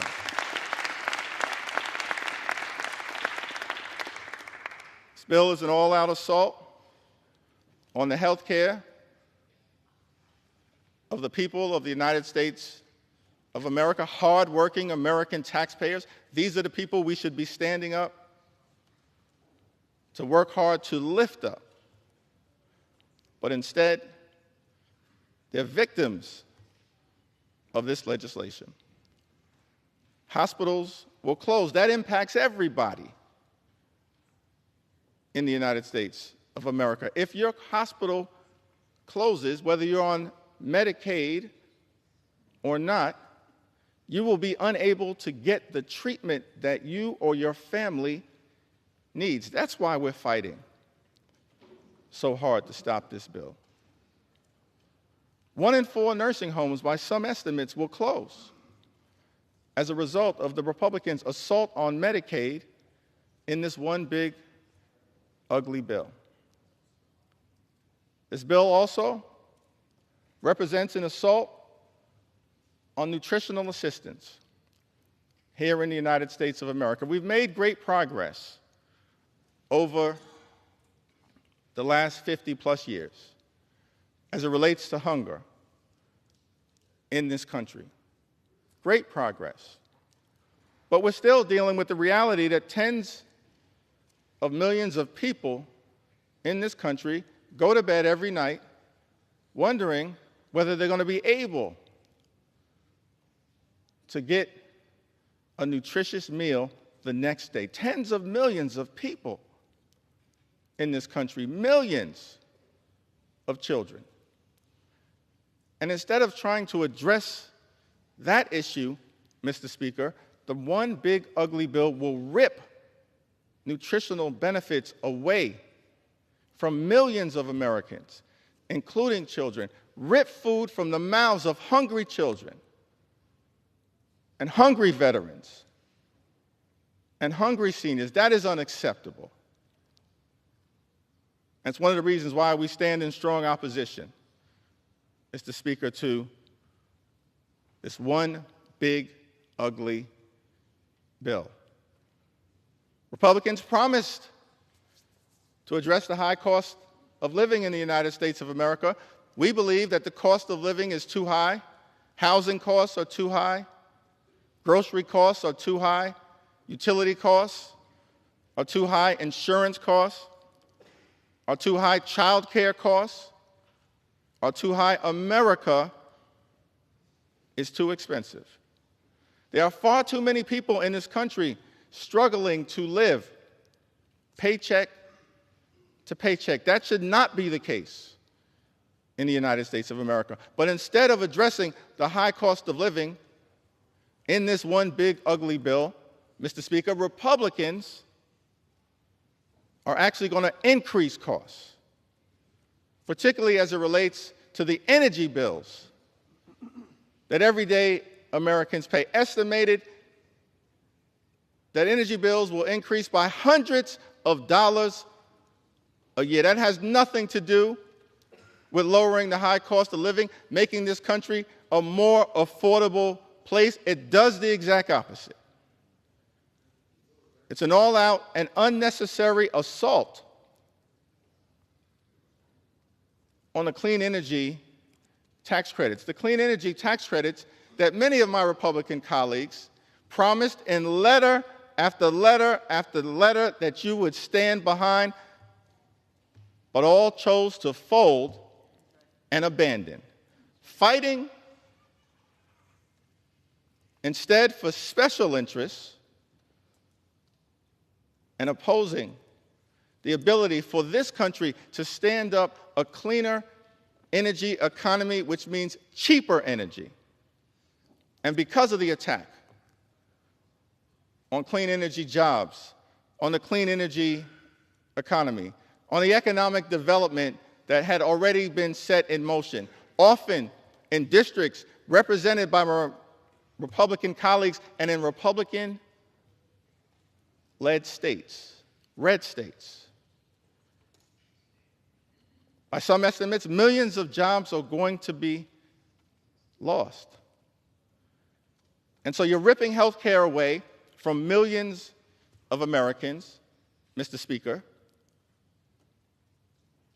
ripping food away from children and veterans and seniors, raising the cost of utilities, of paying your energy bill by hundreds of dollars, stripping away millions of jobs all across America. And what is all of this being done for? To provide massive tax breaks to billionaires all across this country. We are better than that in the United States of America. When we take an oath, convene here, come to the United States Capitol, our job is to make life better for everyday Americans. But the genesis of this bill, the focus of this bill, the justification for all of the cuts that will hurt everyday Americans in this bill is to provide massive tax breaks for billionaires. It's extraordinary. Never in my time here in Congress have I experienced legislation that benefits so few people who fall into the category of the wealthy, the well-off, and the well-connected, while at the same time hurting everyday Americans, that we should be fighting hard to help. Now, all of this apparently is being rushed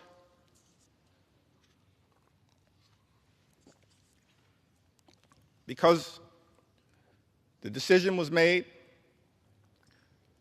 by President Trump that he would like to get a bill done by the 4th of July. What does the 4th of July have to do with this one big, ugly bill?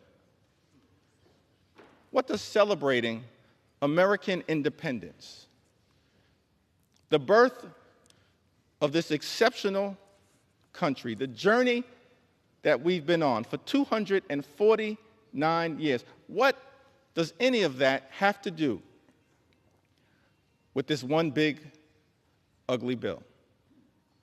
I would suggest, Mr. Speaker, that if you actually look at the Declaration of Independence, what we find is that everything about this one big, ugly bill runs in direct contrast with what was set in motion by the framers and the founders of our great country. Of course, the Declaration of Independence, authored by Thomas Jefferson, makes the famous statement that we hold these truths to be self-evident, that all men are created equal, that they are endowed by their Creator with certain unalienable rights, that among these are life, liberty, and the pursuit of happiness. Mr. Speaker, I want to lock in for just a moment on that aspirational objective, the pursuit of happiness. Because when it comes to everyday Americans, this one big, ugly bill will hurt the quality of life of hardworking American taxpayers, and it's all designed to put a happy smile on the face of billionaires. That is inconsistent with the Declaration of Independence and what we should be celebrating on July 4th.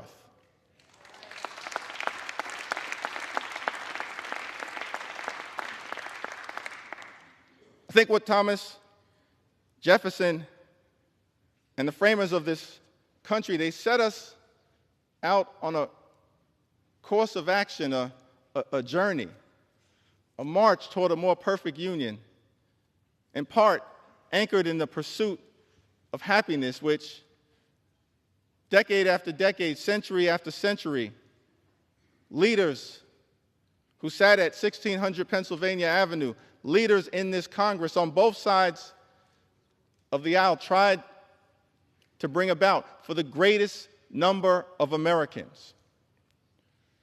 But that's not what this one big ugly bill is all about. America is too expensive. There are far too many people who are living paycheck to paycheck here in this great country. That should not be the case. People who are struggling to survive, to make ends meet. Mr. Speaker, imagine a country where everyone can afford to live the good life. Work hard, play by the rules, and live the good life. We haven't reached that place in the United States of America. Imagine a country where everyone can work hard, play by the rules, and live the good life. Good paying job, good housing, good health care, good education for your children, and a good retirement. Which means keep your hands off Social Security and Medicare, now and forever.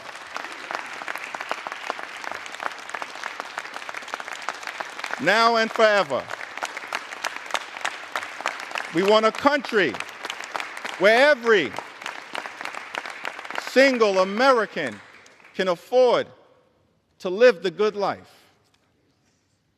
Good paying job, good housing, good health care, good education for your children, and then a good retirement. And we know that in the United States of America, to unlock that quintessential American dream, living the good life, you have to work hard and play by the rules. But the challenge that so many Americans have right now in this country is that they're doing those two things. They're working hard and they're playing by the rules, but they're unable to experience the great American dream. They're unable to get to that third leg. They're unable to live the good life. And that's what we should be focusing on here in the United States Congress. Not gutting Medicaid, not ripping food out of the mouths of hungry children, not rewarding billionaires with massive tax breaks. How can you prepare to celebrate legislation that will undermine the quality of life of everyday Americans? It's not just a hypothetical. It's not just hyperbole. It's not just hype. It will happen. Everyday Americans will be hurt by the one big ugly bill. We're here on the floor of the House of Representatives, debating legislation in the middle of the night, with millions of Americans having gone to sleep, anxious about what would happen. Here on the floor of the House of Representatives, understandably concerned that their voices have not been heard in this debate, that their pleas for compassion have been overlooked. Many of my colleagues, Mr. Speaker, on the other side of the aisle have chosen not to hold town hall meetings, not to hear from the voices of the people that you're privileged to represent. But we've embraced the American people. We haven't run from the American people. House Democrats will continue to run toward the American people and lift their voices up. Lift their voices up. And so, Mr. Speaker, I'm going to take a little time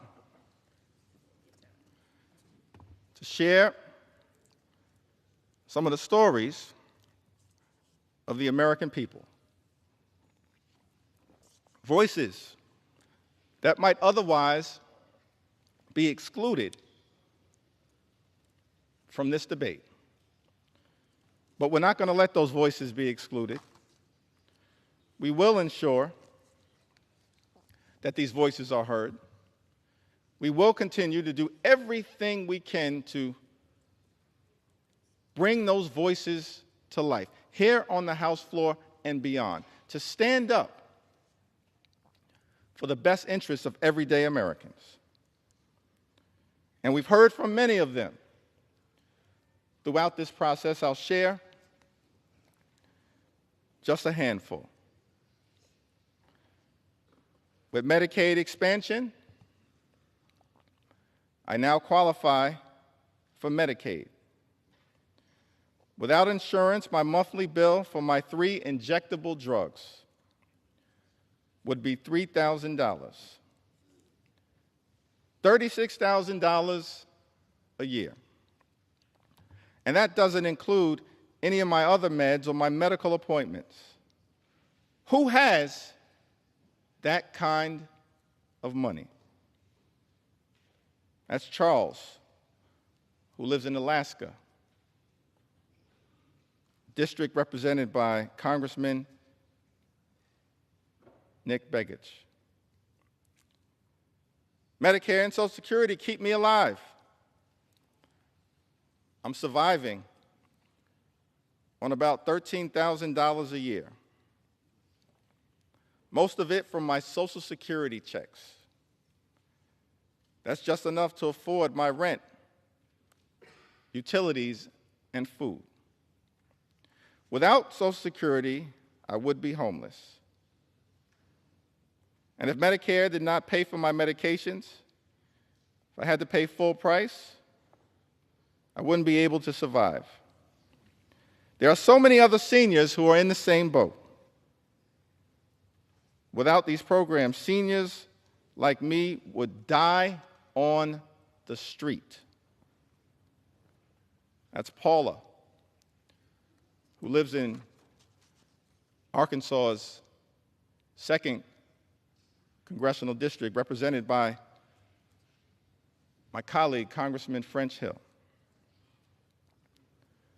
My son is a 25-year-old young adult with profound nonverbal autism who needs 24/7 support. Our family has relied on Medicaid from the time he was 2 years old, when he began early intervention services. At 3, when he was diagnosed with autism, a private health insurance denied him coverage for his pre-existing condition.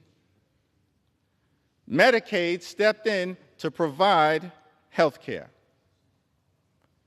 From that point until today, home and community-based services through Medicaid have been vital to our son's health and well-being. Medicaid also helped his school district pay for medically necessary therapies at school. Our son is thriving and healthy, and our family can support him at home because of Medicaid. That's Robin. She lives in Arizona's 1st Congressional District, represented by David Swiker. These are stories from everyday Americans who've written to us to say to this Congress, stand up for our health care, Mr. Speaker. Don't stand up for billionaires. Stand up for everyday Americans, for our health, for our safety, and for our well-being. Gwendolyn from Arizona, she also writes, she says Medicaid is the difference between my son being healthy, happy, cared for, and social, versus being at home with aging parents who struggle to physically provide the care that is required daily. Medicaid funding means my son receives the incontinent supplies he needs, the internal feeding supplies he needs to live, and medications that his primary insurance won't cover. Medicaid matters because without it, my son and millions of others like him may not survive. Let me speak directly to Gwendolyn from Arizona. Her representative may not be fighting on your behalf. As House Democrats, we're here to say to you, we agree. Medicaid matters and it must be preserved. It must be preserved. Because Medicaid matters to millions of people all across this great country, to children, to seniors, to people with disabilities, to women, to families, to people in every corner of the United States of America. Yes, Gwendolyn, Medicaid matters. And if your representative won't fight for it, we will.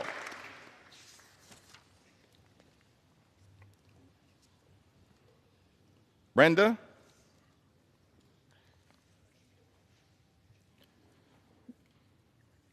Says to us, my youngest child is a nonverbal 43-year-old female with autism who has been on Medicaid since she was 12. She's had 3 major surgeries and 6 or more outpatient surgeries, all made possible because of Medicaid. We would not have been able to get our daughter what she needed if it wasn't for Medicaid. She also has a seizure disorder and is on several medications. Some of them are way too expensive for us to afford on a blue-collar income. Finding doctors that are good and accept Medicaid are few and far between. But some doctors are better than none. And the only way our daughter will get any medical care at all. She is one of the most vulnerable people in society. And caring for her is a full-time job. For myself and her father, who are both retired and are full-time care providers for her. I am not sure why anyone would want to take this help and service from people whose very life depends on the help it provides. That's a powerful and profound question. Why would anyone in this House vote to take away Medicaid from the American people amongst the most vulnerable here in the United States of America? Brenda from Arizona lives in Arizona's 6th congressional district,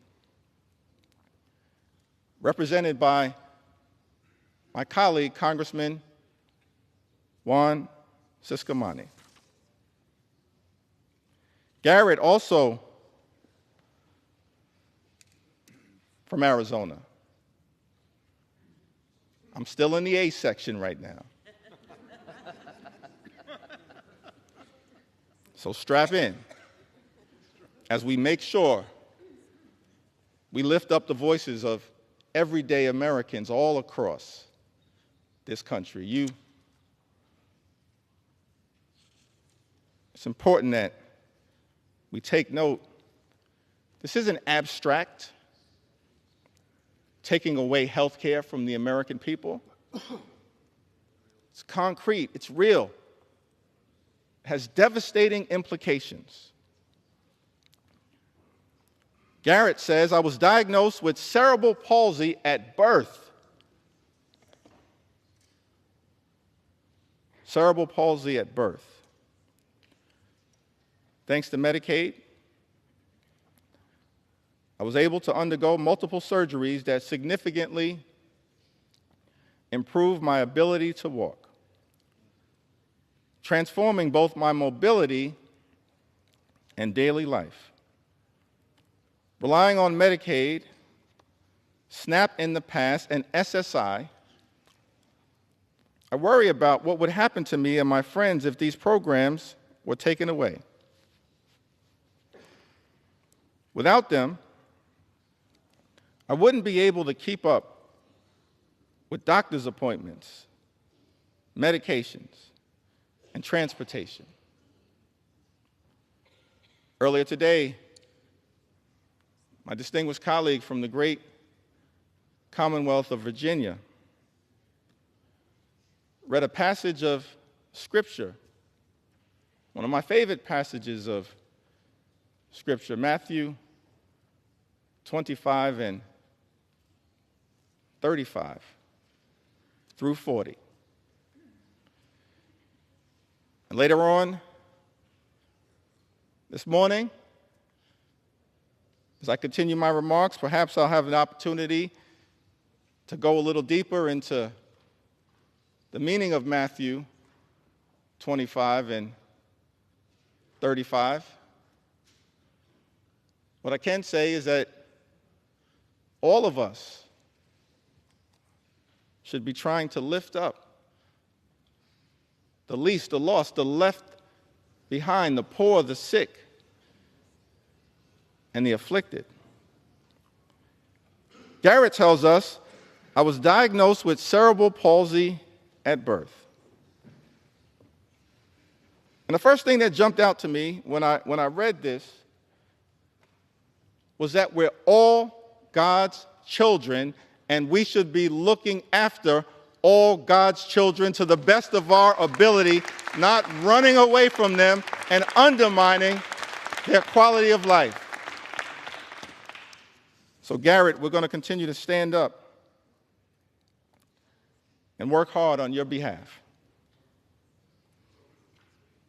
Nancy from California. That's a great name, Nancy from California.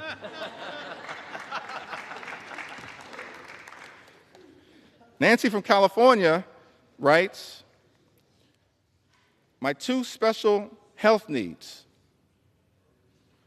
former foster children, depend on Medicaid for a dizzying array of health services, ranging from over 20 pediatric medical specialists and palliative care to behavioral health and occupational therapies. They both have rare, incurable, disabling diseases that require IEPs to navigate school. She continues, but I want to pause right there. I think that's an important point, talking about her children and the IEPs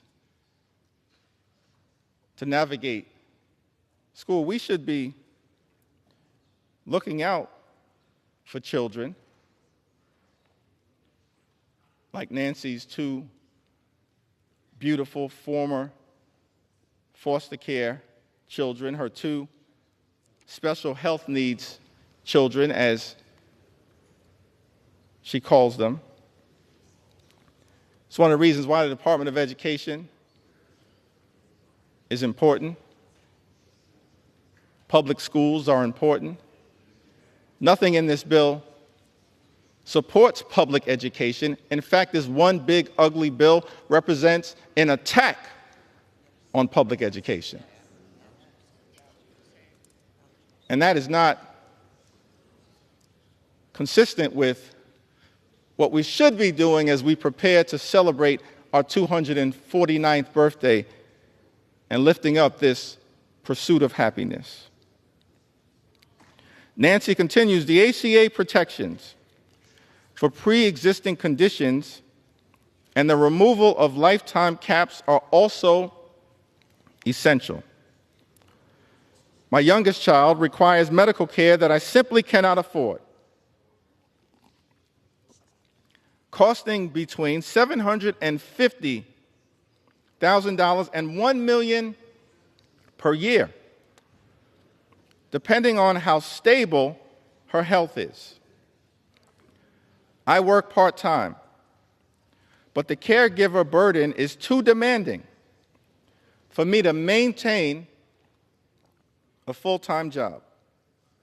As a single widowed mother, Medicaid has become a lifeline for keeping my kids as well as possible. Nancy lives in California's 1st congressional district, represented by my colleague, Congressman Doug LaMalfa. Laura lives in the Central Valley of California, an area of the country with the highest concentration of Medicaid recipients. The highest concentration of Medicaid recipients. I've been raising my 6 grandchildren for 15 years, and they are coming of age, but not many jobs are available. Also, my 16-year-old grandson depends on Medicaid and EBT to survive. He takes many medications a day.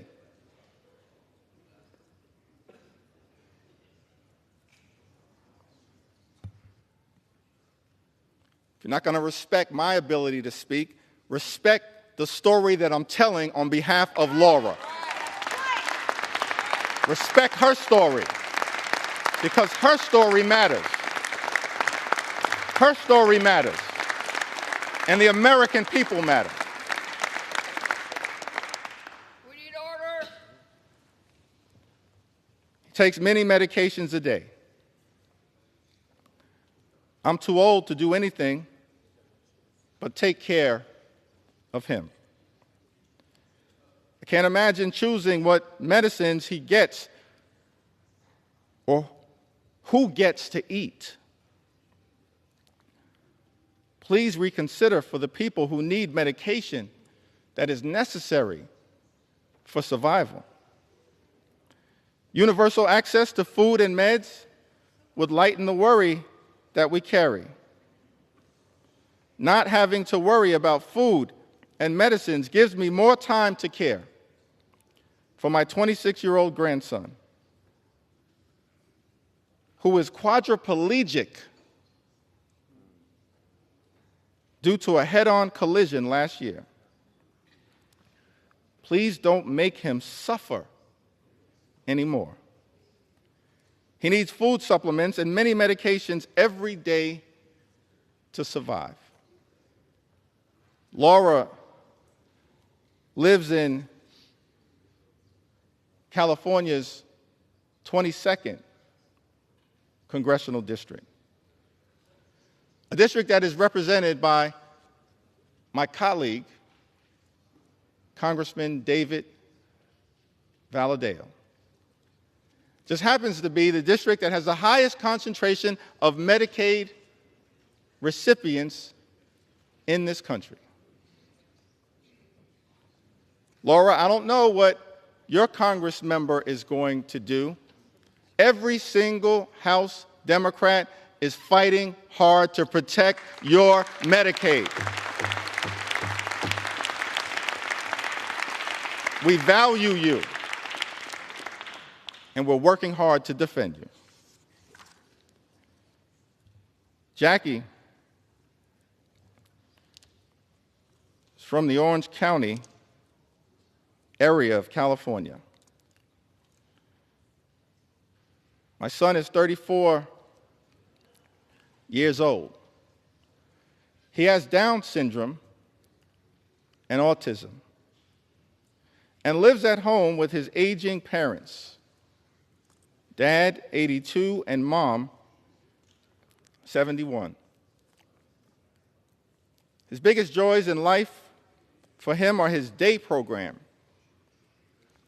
and eating out. How small are his desires?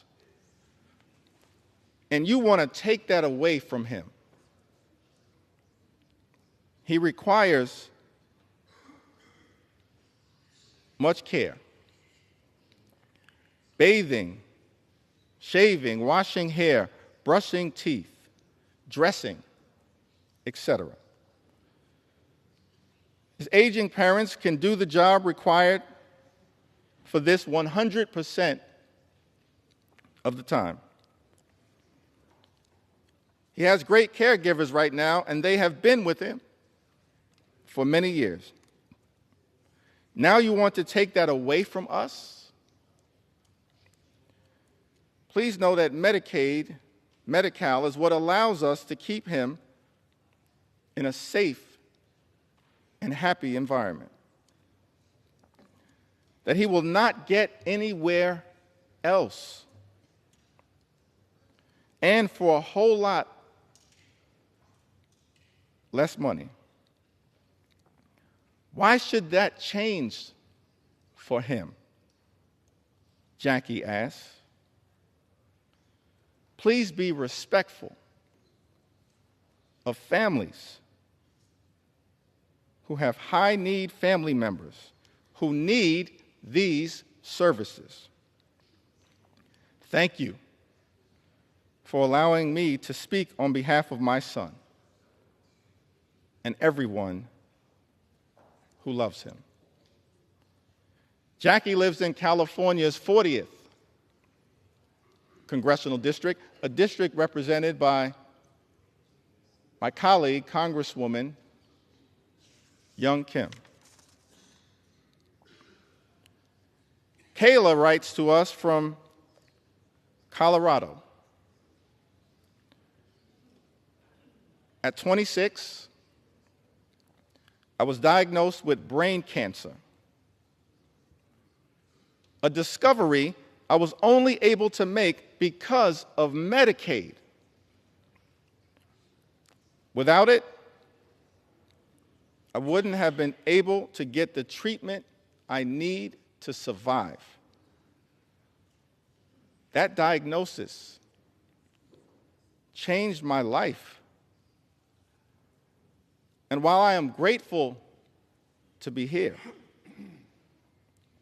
I can no longer work. Now I rely on disability benefits, food stamps, just to get by. These programs are the only reason I'm able to live. Without this support, I don't know how I would manage. Kayla lives in Colorado's 2nd congressional district, a district represented by the Assistant Democratic leader, Joe Neguse. Kayla, I can say to you that your Congress member is fighting hard to protect you, just like every single member of the House Democratic Caucus.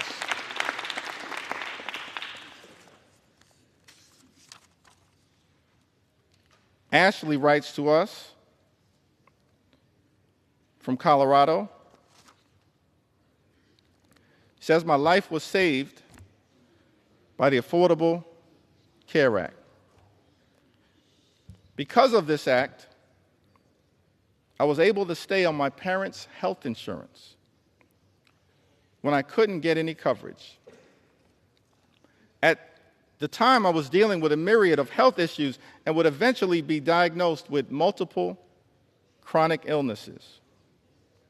Because of the ACA, when my husband and I were married, I was able to be added to his insurance without being denied due to pre-existing conditions.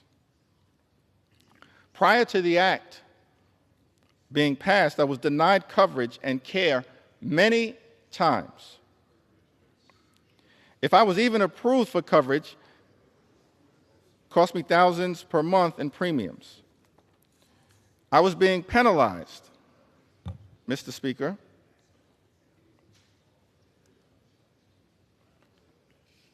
for being sick.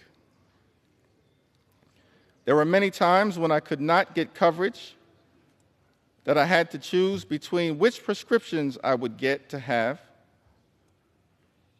or whether I would get all my meds or the groceries we needed.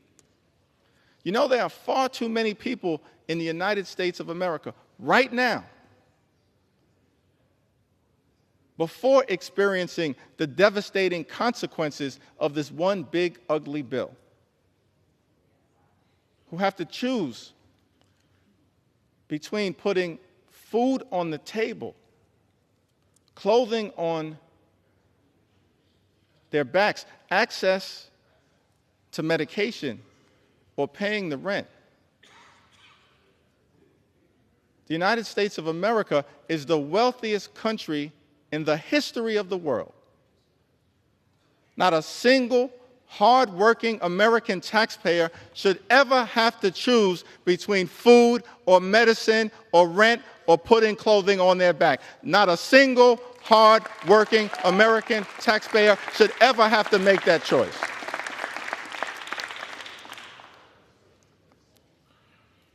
If people did not have to worry about health care being accessible, they would be able to be seen when necessary. And when people are able to see doctors when they are unwell, they can stay healthy for longer periods of time. When people can stay healthy, they don't miss work. When people don't miss work, they don't risk losing their jobs. The way things work now only encourages the constant classist act of keeping the sick and poor sick and poor. This should never, ever be a situation in a country that claims to have the best functioning economy in the world, the best doctors, the best universities. Ashley lives in Colorado's 3rd congressional district.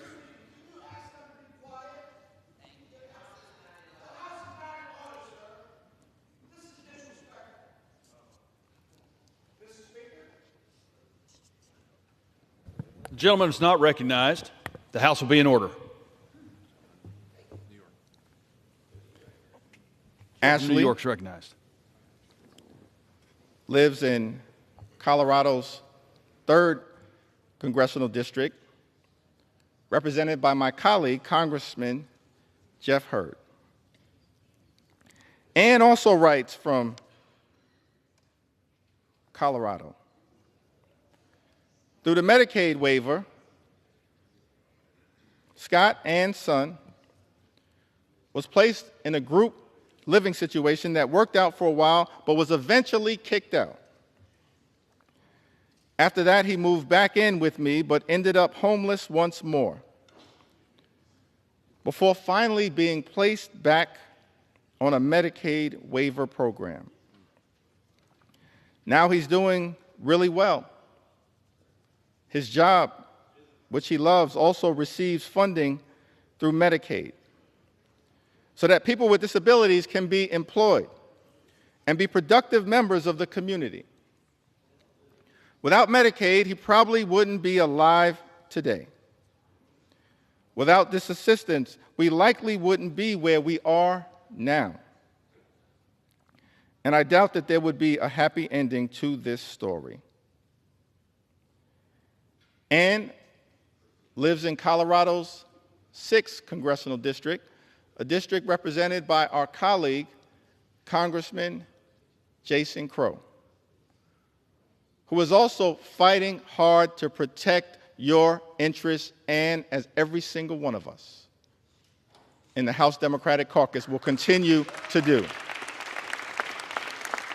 We believe in America, health care is not simply a privilege that should be afforded to the wealthy, the well-off, and the well-connected. It's a right that should be available to everyone. A right that is still imperfect at this moment, that we are working hard to perfect.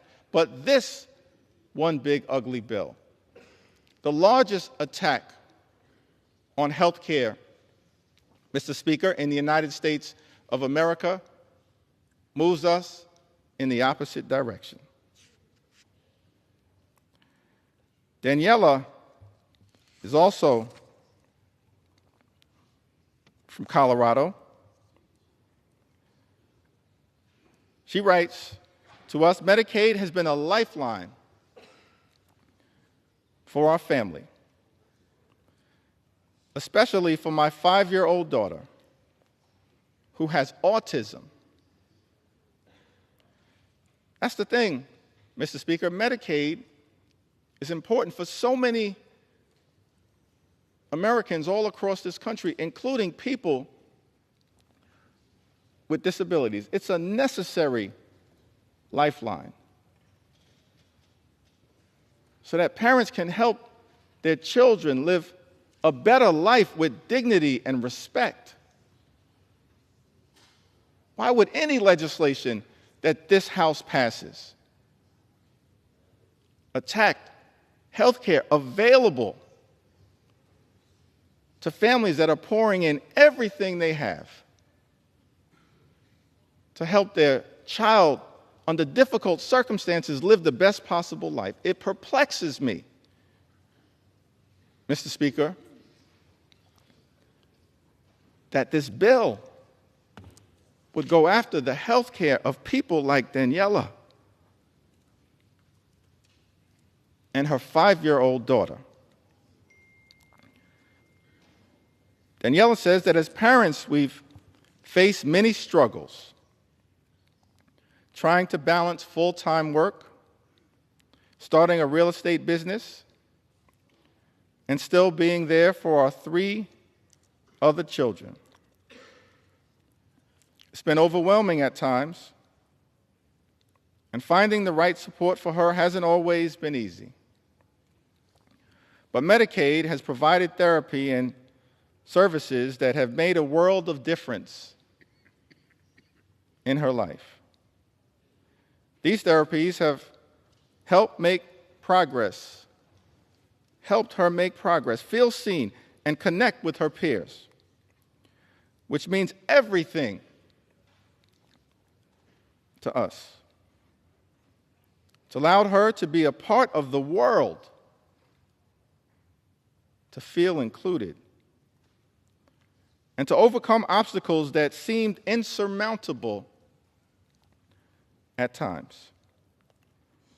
Medicaid has helped us give her the opportunities she deserves, and millions of other children in the United States.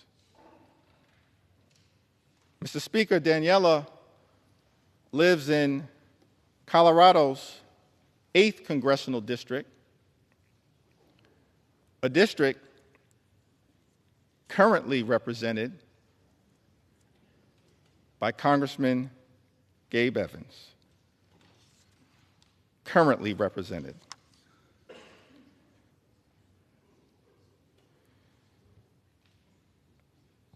Mr. Speaker, we heard from Martha, who writes from Florida.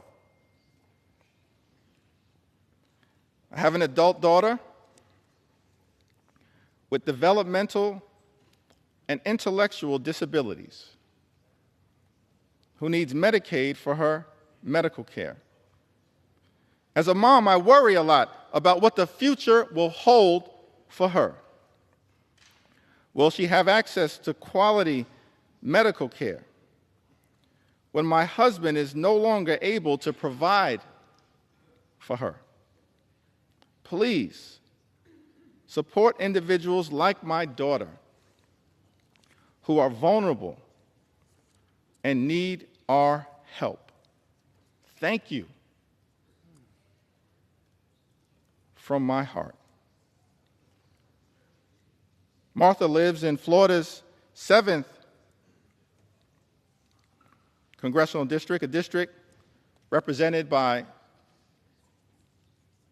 our colleague, Mr. Speaker, Congressman Corey Mills. We've heard from people from the heartland of this country. In Indiana, Kim writes to us, SNAP and Medicaid were lifelines when my children were younger. At least when I was able to get them. As a single mom, working my way up from low-paying jobs, we often had too little food. My dinner was the combined uneaten food from my 4 kids' plates. Even then, keeping benefits was difficult due to missing or late paperwork, faxes lost to the ether. I sometimes worked 3 jobs and cried too often when the letter came saying benefits were suspended. When that happens, you end up hungry for weeks until it's straightened out. Kim lives in the 9th Congressional District of Indiana, Mr. Speaker. She says, SNAP and Medicaid were lifelines when my children were younger, at least when I was able to get them. Let me park right there for a moment, because one of the arguments that I've consistently heard made, Mr. Speaker, by our Republican colleagues on the other side of the aisle is that they weren't going after Medicaid recipients, that no benefits would be taken away as a result of these so-called work requirements.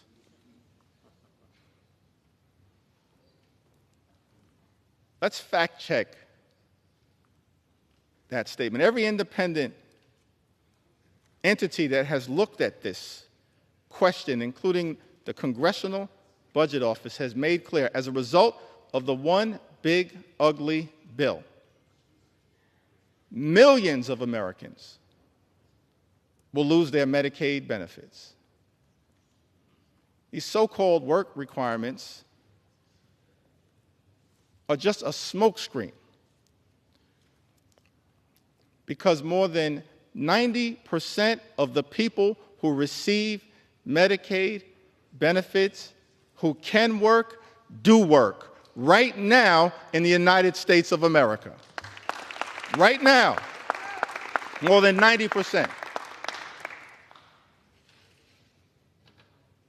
What these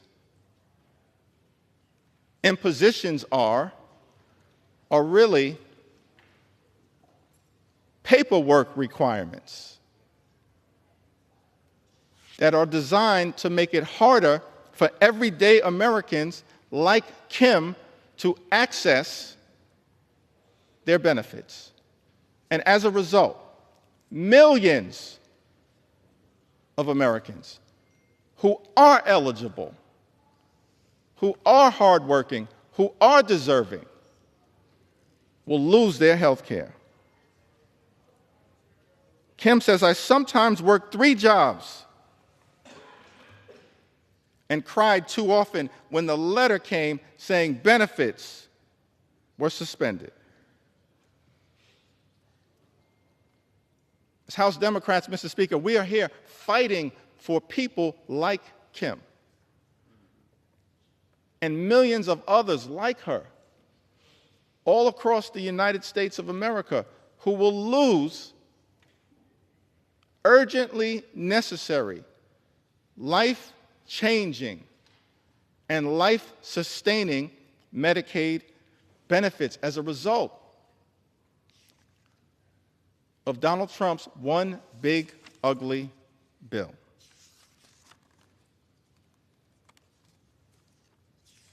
We hear from Maria, from Iowa, in the great heartland of this country. Maria writes to us in 2021, I got seriously sick with COVID. I ended up in a coma for 12 days, spent 3.5 weeks in the ICU, and then another 3 weeks on the recovery floor. If it wasn't for Medicaid, I wouldn't have received any of the care I needed. I honestly don't know where I'd be today. I don't know what my family would have done. Without Medicaid, I wouldn't have made it. If I lost Medicaid, it would completely change my life. I wouldn't be able to afford my insulin, diabetes medications, blood pressure medications, or see my endocrinologist, all of which are life-sustaining treatments. I also need to see my pulmonary specialist regularly. Without Medicaid, my health would deteriorate rapidly. That's a statement that applies to millions of Americans all across this great country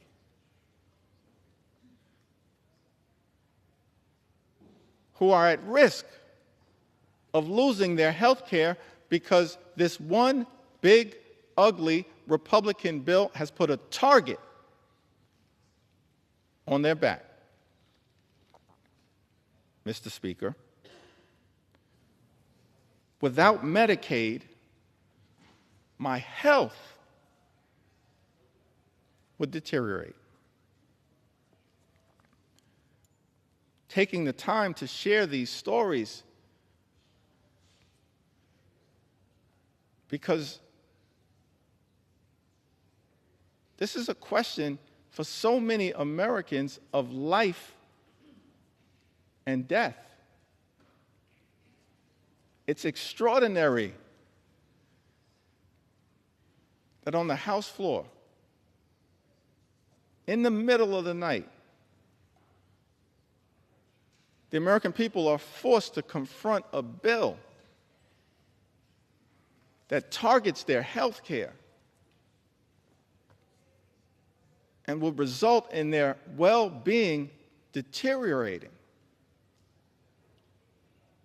More than 17 million Americans at risk of losing health care coverage, and then tens of millions more experiencing increased premiums, co-pays, and deductibles as a result of the attack on health care in this bill. Many of them will also lose coverage, lose their health care. These are Americans on private insurance, employer-provided insurance. But because of the health care attacks in this bill, their premiums, their copays, their deductibles will go up. Some will not be able to afford it, and they will lose their health care. That's what this bill represents. That's why I'm taking the time to share these stories and experiences and concerns and fears and anxieties of the American people. I wish, Mr. Speaker, that we had a lot more time to debate this bill. This is the type of bill that under normal circumstances, we'd have hours and hours of debate, where hundreds of members could participate on both sides of the aisle and share their thoughts, their perspectives, their ideas, their passionate support or passionate opposition. But this bill, which by some estimates is larger than the CARES Act and the American Rescue Plan and the Infrastructure Investment and Jobs Act and the CHIPS and Science Act combined in terms of its possible impact on the debt in this country, increasing the debt by more than $3 trillion, saddling our children and grandchildren with that level of extraordinary debt by people who claim to be fiscally responsible. The implications of this bill are enormous. And yet, each side of the Ways and Means Committee was given 15 minutes to discuss the implications of this bill. Each side of the Budget Committee was given 15 minutes to discuss the implications of this bill that will have devastating consequences for everyday Americans, while rewarding billionaires with massive tax breaks. It had been my hope,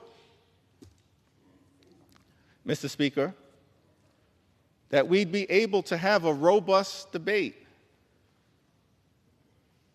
passionate support or passionate opposition in connection with this bill, that hundreds of members on both sides of the aisle could participate in. Instead, we have a limited debate where the relevant committees of jurisdiction have been given 15 minutes each on a bill of such significant magnitude as it relates to the health, the safety, and the well-being of the American people. And because that debate was so limited, I feel the obligation, Mr. Speaker, to stand on this House floor and take my sweet time to tell the stories of the American people. And that's exactly what I intend to do. Take my sweet time on behalf of the American people, on behalf of their health care, on behalf of their Medicaid, on behalf of their nutritional assistance, on behalf of veterans, on behalf of farmers, on behalf of children, on behalf of seniors, on behalf of people with disabilities, on behalf of small businesses, on behalf of every single American. I'm on this House floor after 6 a.m., and I'm planning to take my sweet time.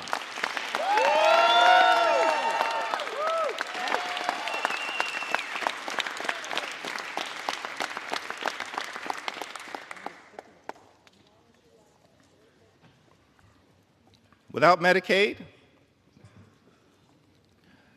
I wouldn't have made it. If I lost Medicaid, it would completely change my life. It would also severely affect my husband with epilepsy.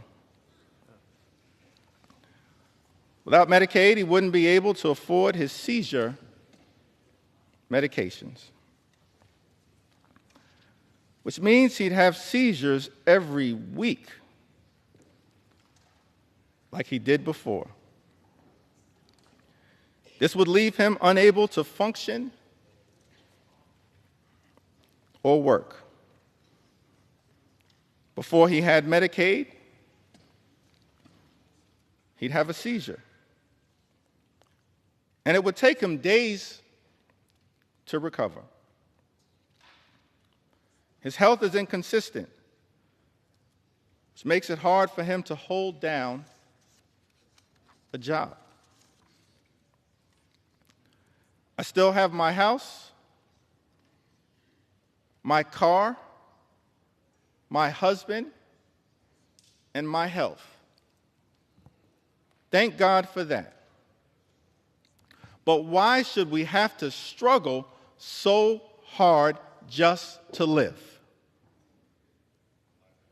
In a country with so much wealth,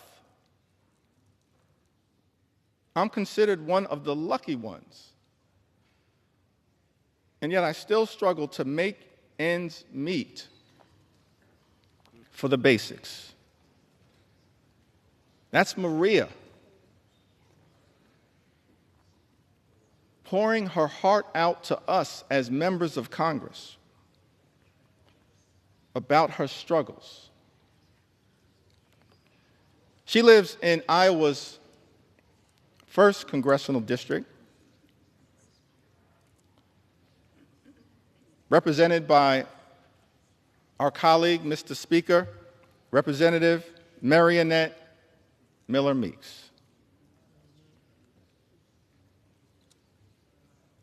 In a country with so much wealth, I'm considered one of the lucky ones.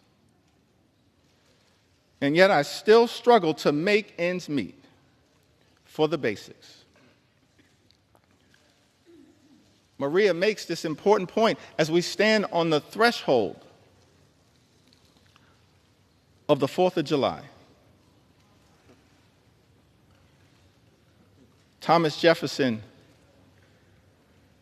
having written those immortal words in the Declaration of Independence, we hold these truths to be self-evident, that all men are created equal. They are endowed by their Creator with certain... Gentlemen will suspend. Members are reminded to take their conversations off the floor. Close both sets of cloakroom doors, please. Gentleman's recognized. Thank you, Mr. Speaker.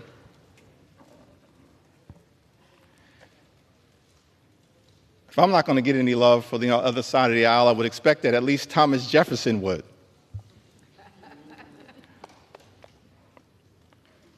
He wrote in the Declaration of Independence that among these are life, liberty, and the pursuit of happiness. What is the pursuit of happiness in the United States of America here in the year of our Lord, 2025? Imagine a country where every single American can afford to live the good life. Work hard, play by the rules, live the good life. That's the American dream. But our concern as Democrats is that in the wealthiest country in the history of the world, there are far too many people, like Maria from Iowa, who are unable to achieve that American dream, unable, despite working hard and playing by the rules, to live the good life, good paying job, good housing, good health care, good education for your children, and a good retirement. That should not be too much to ask for here in the United States of America. But instead of working to bring that American dream to life for the greatest number of people all across the country, this one big ugly bill, Mr. Speaker, that our Republican colleagues are trying to jam down the throats of the American people, will undermine their quality of life.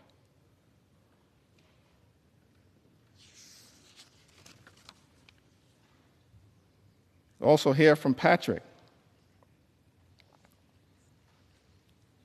Lives in the heartland of this country.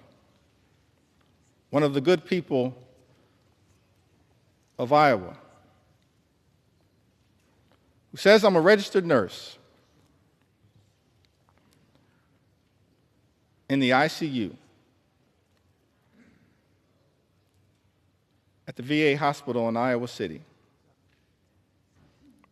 I've worked as a nurse for 30 years, and I'm a native Iowan.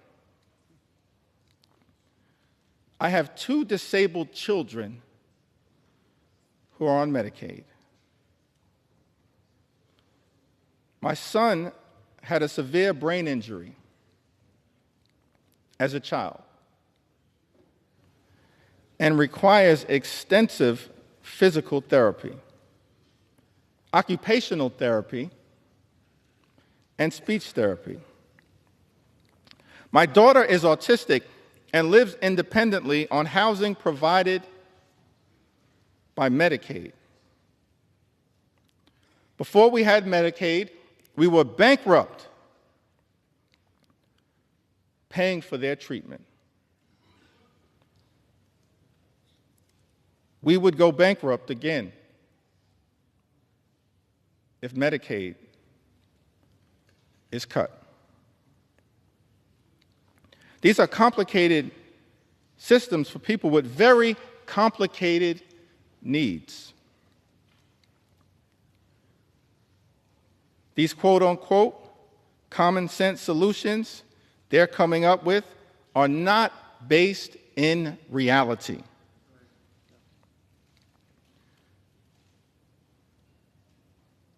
People have tried these work requirements in the past, but even disabled or able-bodied people, we all have barriers. From childcare, transportation, monetary limitations. It's a foolish idea to think that this won't have a negative impact. They're just trying to remove people from the program, and it's cruel. Patrick, you are correct. Thank you for your service as a registered nurse at the VA hospital. And thank you for all that you are doing to love and cherish your 2 disabled children who are on Medicaid. And you're exactly right. what is contemplated in this one big ugly bill is wrong, it's dangerous, and it's cruel. And cruelty should not be either the objective or the outcome of legislation that we consider here in the United States House of Representatives. Mr. Speaker, cruelty should never be the objective or the outcome of legislation that we consider here in the House of Representatives. But it is cruel to take away Medicaid from the American people. And that is why, as House Democrats, we will continue to show up and speak up and stand up in defense of the health care of the American people. I'm thankful for all of my colleagues who are here, who throughout this process, a difficult process, have stood up over and over and over again on behalf of the health care of the American people. Thankful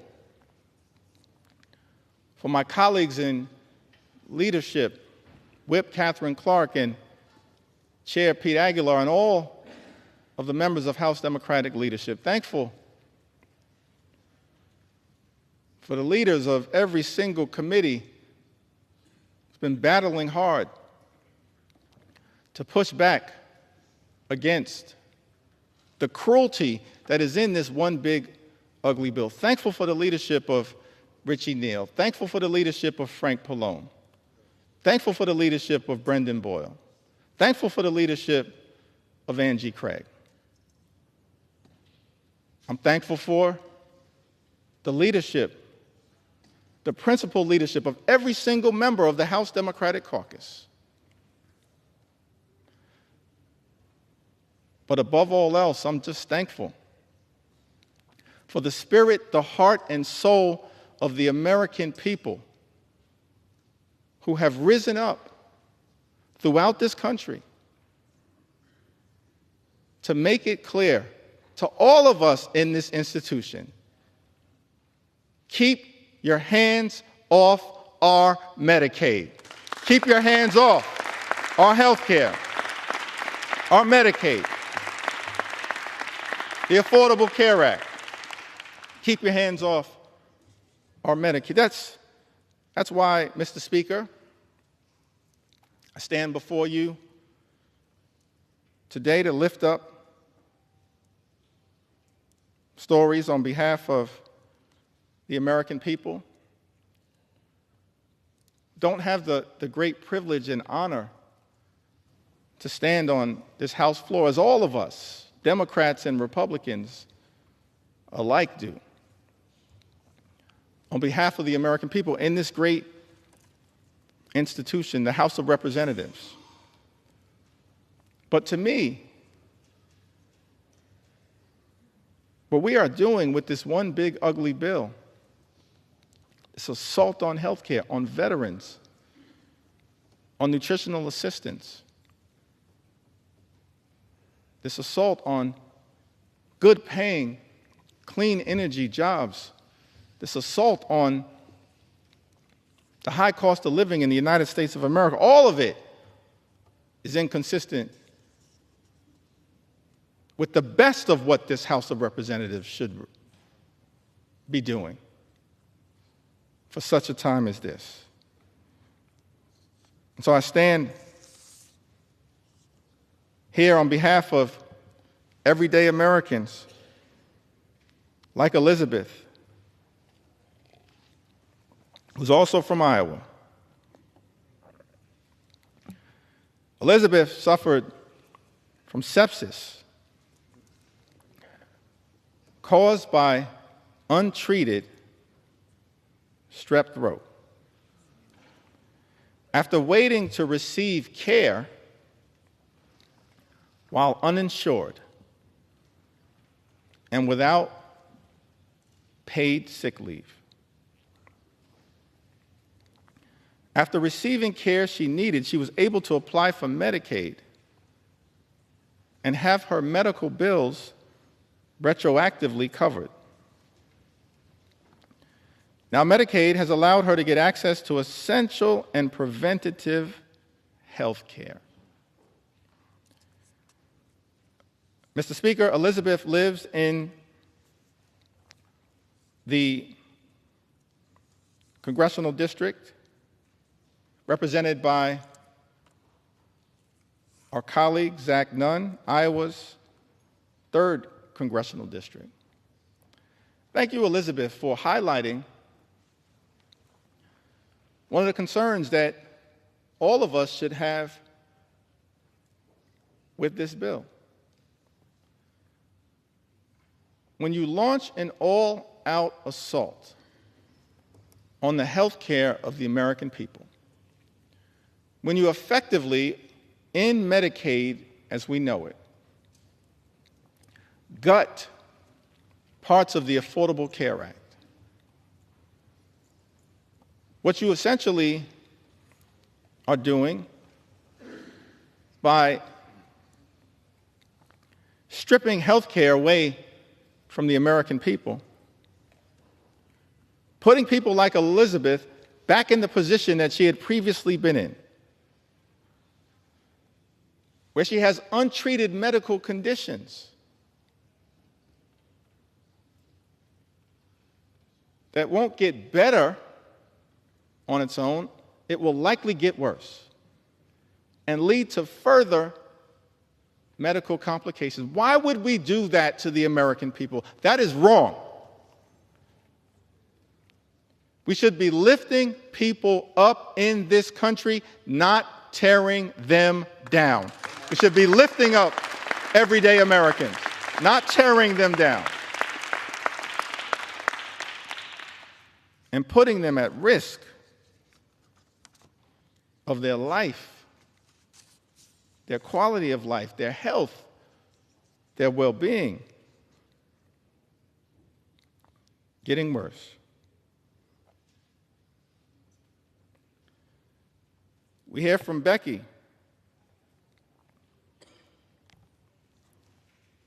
from the great state of Louisiana. By the way, Louisiana is a state with some of the highest percentages of Medicaid recipients of any state in the Union. Any state in the Union. And Louisiana is a state at risk of suffering greatly as a result of the all-out assault on Medicaid that is part of Donald Trump's one big ugly bill. Becky tells us, I have had Medicaid for years, and without it, I wouldn't be able to afford to see my doctors or cover what Medicaid doesn't pay. As a senior citizen, I now have to go back to work just to keep a roof over my head, afford rising food and utility costs, and maintain my car. Meanwhile, the government keeps taking more and more out of my Social Security benefits. Money I already paid taxes on while working. Feels like the middle class no longer exists. You're either rich or poor. Politicians today have no real understanding of what it's like to struggle every single day. If they had to live like regular people, maybe things would improve for seniors like me. Becky lives in Louisiana's 3rd Congressional District, a district represented by our colleague, Mr. Speaker, Representative Clay Higgins. Louisiana, state, of course, also represented by my good friend and colleague,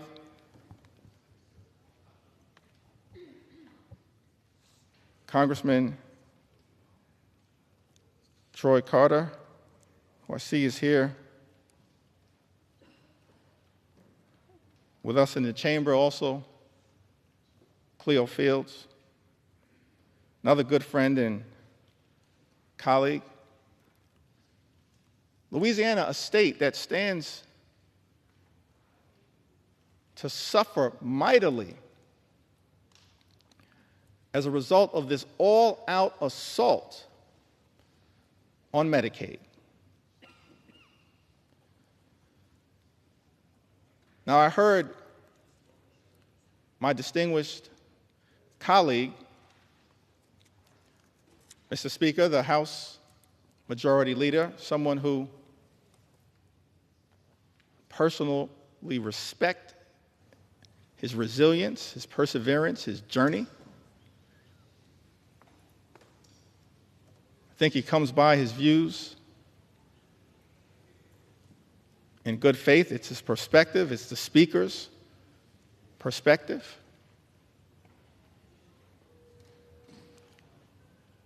But many of our colleagues on the other side of the aisle have made the representation that as House Democrats, we're not telling the truth to the American people about the devastating impact that Donald Trump's one big ugly bill, a bill being rushed through this chamber, will have on the health and the well-being of people in Louisiana and all across the country. They've accused us of fear-mongering and making misrepresentations. And so I was surprised to learn, Mr. Speaker, that the Louisiana State Legislature recently voted. The Louisiana State Legislature that has a Republican supermajority. The Louisiana State Legislature recently voted to condemn the one big ugly bill because of the extraordinary attack on Medicaid that will adversely impact their constituents. We're telling the truth. This one big ugly bill will hurt everyday Americans in Louisiana and all across the country. Don't take our word for it. Take the word of the Louisiana State Legislature. Supermajority. Who done? So we're here on the House floor, taking our sweet time to tell the stories of the American people and the adverse impact that Trump's one big ugly bill, that my House Republican colleagues, Mr. Speaker, are trying to jam down the throats of the American people, causing great harm. to those who we should be working hard to protect, love, and cherish, not adversely impact their ability to live and live life more abundantly.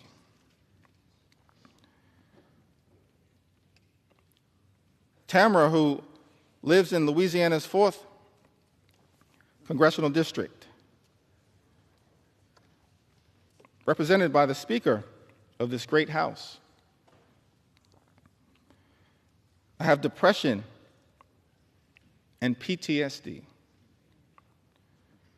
I'm unable to work and rely on Medicaid to get my monthly medications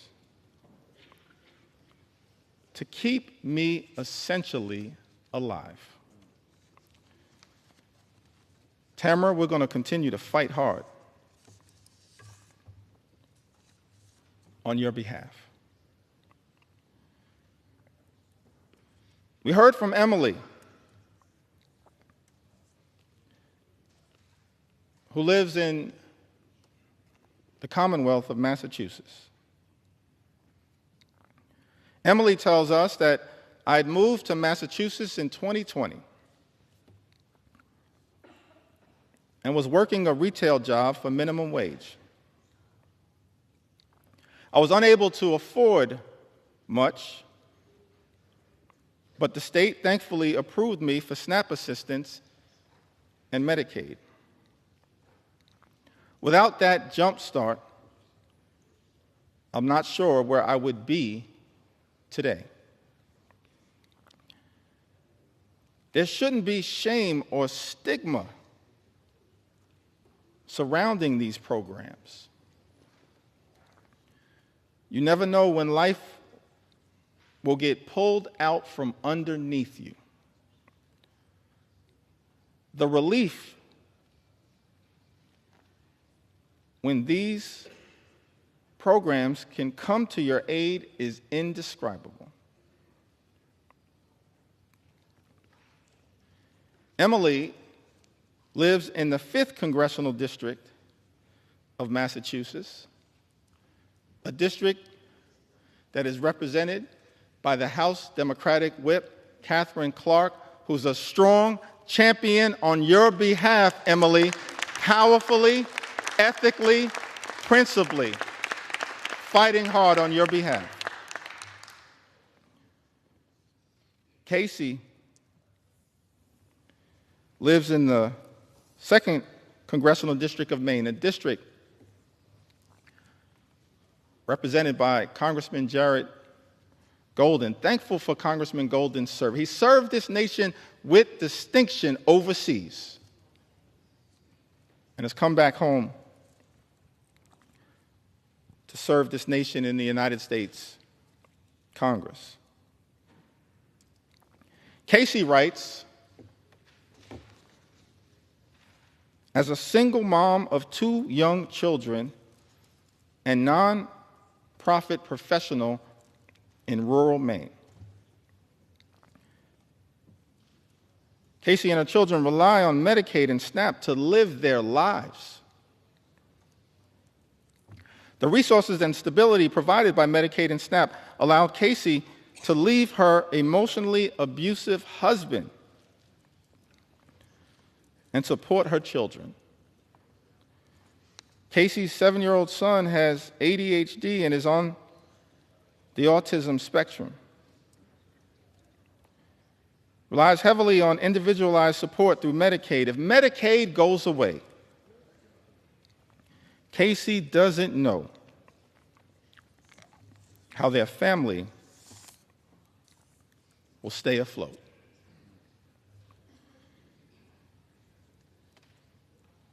The American people pouring into us, Democrats and Republicans, in the United States House of Representatives, the People's House, pouring into us with all of their heart, all of their soul, all of their authenticity, pleading that that this Congress would find it in our hearts to stand up for them and not stand up for billionaires, which is what this one big ugly bill is designed to accomplish. Sarah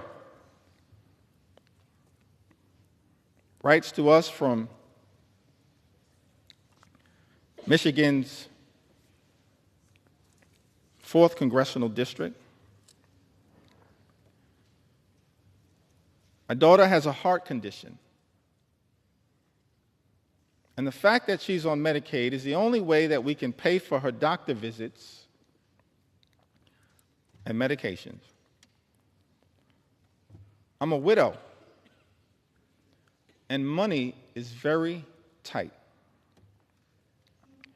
So the fact that I'm on Medicaid, too, is the only way that I can pay for my own visits and meds. The loss of Medicaid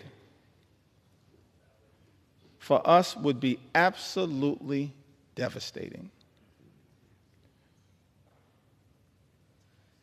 Mr. Speaker, Sarah lives in Michigan's 4th Congressional District, a district currently represented by our colleague, Congressman Bill Huizenga. The loss of Medicaid for us would be absolutely devastating. That's the consequence of the GOP tax scam, this disgusting abomination, this reckless Republican budget. Mr. Speaker, that Republicans were trying to jam down the throats of the American people during the dead of night. It's extraordinary. No legislation that we consider in the House of Representatives should be devastating for everyday Americans, either in its objective or in its outcome. But as Democrats, we stand here in strong opposition to this one big ugly bill because of the devastating consequences that will result to everyday Americans all across this great country. Lucy writes to us from the heartland, from the great state of Michigan as well. My brother is a developmentally disabled senior who lives in a group home. Until the age of 59, he was cared for by our mother. He cannot live on his own and has numerous health issues. He depends on Medicaid. Without Medicaid, his brothers and sisters could not support his medical care. We're hearing from families all across the country mothers and fathers, brothers and sisters, sons and daughters, husbands and wives, pleading with this Congress, pleading with House Republicans to stand up for their loved ones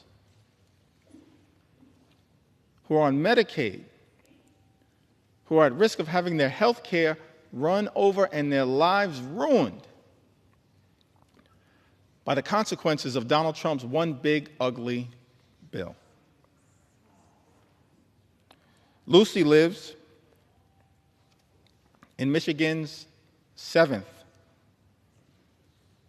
congressional district, a district currently represented, Mr. Speaker, by our colleague, Representative Tom Barrett. We've also heard from Sharon, who lives in Michigan. My daughter is a young woman who was born with cerebral palsy, mild cognitive impairments, and autism. She depends on Medicaid services for her health.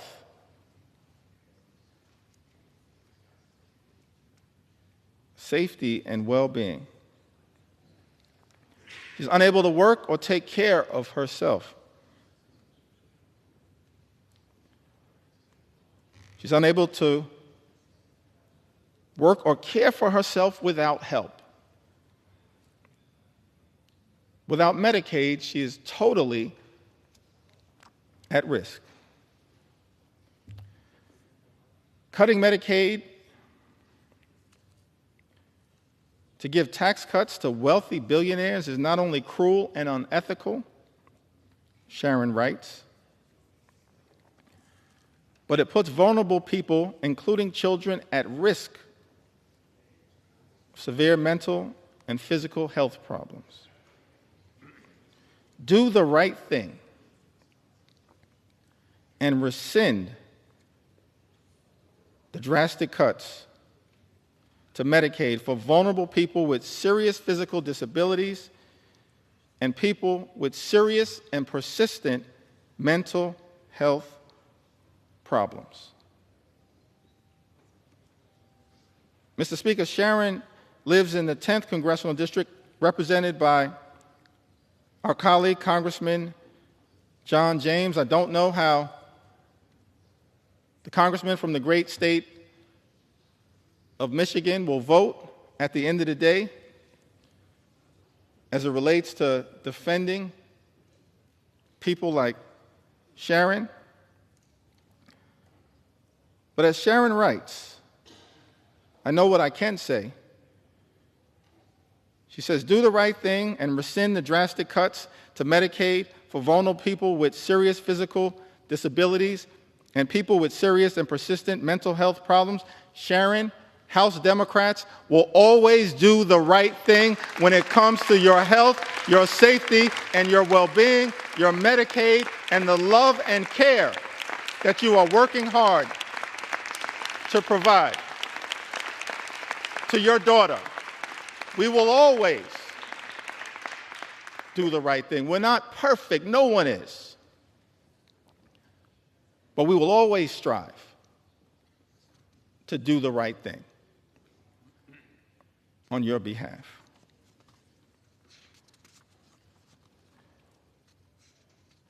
As I work through these stories in the Midwest, and it appears, Mr. Speaker, that I'm about halfway through the stories as it relates to Medicaid. Medicaid. Medicaid.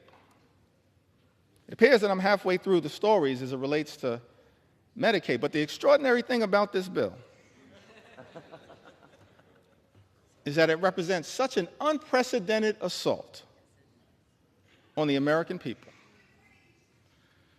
that there are stories that need to be told as it relates to the attack on nutritional assistance for the American people. And I will tell those stories. Stories that need to be told as it relates to the attack that has taken place on farmers in this country. And I will tell those stories. Stories that need to be told as it relates to the attack on small businesses in this country. And I will tell those stories. Stories that need to be told as it relates to the unprecedented assault on veterans in this country. How dare this administration attack veterans who have served this country?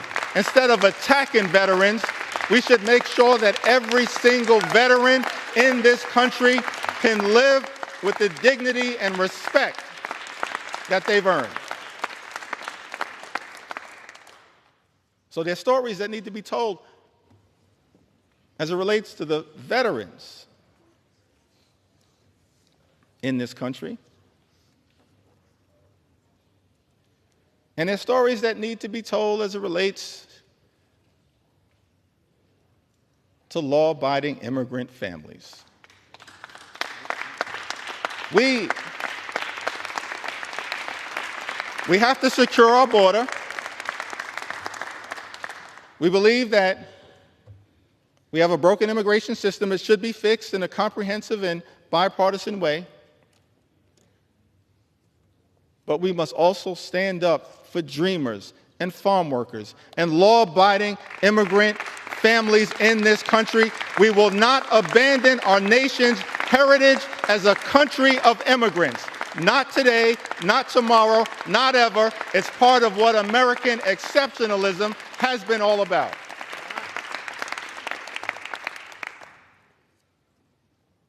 So stories that need to be told. William writes to us from the great state of Minnesota. So thankful for our colleagues from the Minnesota delegation fighting hard on behalf of that great state. I'm a 57-year-old man living in central Minnesota. I'm a type 1 insulin-dependent diabetic, legally blind, and I suffer from severe nerve damage in my back and legs due to diabetes. I rely on Social Security, Medicare, Medicaid, and SNAP benefits to support myself. Any reduction in these programs would severely impact my life and my ability to afford food, pay for my small apartment, and access medical care. Without these benefits, I would be destitute. William lives in Minnesota's 6th congressional district. Mr. Speaker, a district represented by our colleague, Congressman Tom Emmer. Say to William, I don't know what the majority whip will ultimately decide to do as it relates to this one big ugly bill. But we're going to stand up for the things that clearly matter to you. We're going to stand up for Social Security, stand up for your Medicare, stand up for Medicaid, stand up for your SNAP benefits, and stand up for you. I'd also note, parenthetically, it's not rhetorical that we are claiming to stand up for people like William, a 57-year-old man living in central Minnesota. He notes two things that are of interest to me. He says that I'm a type 1 insulin-dependent diabetic.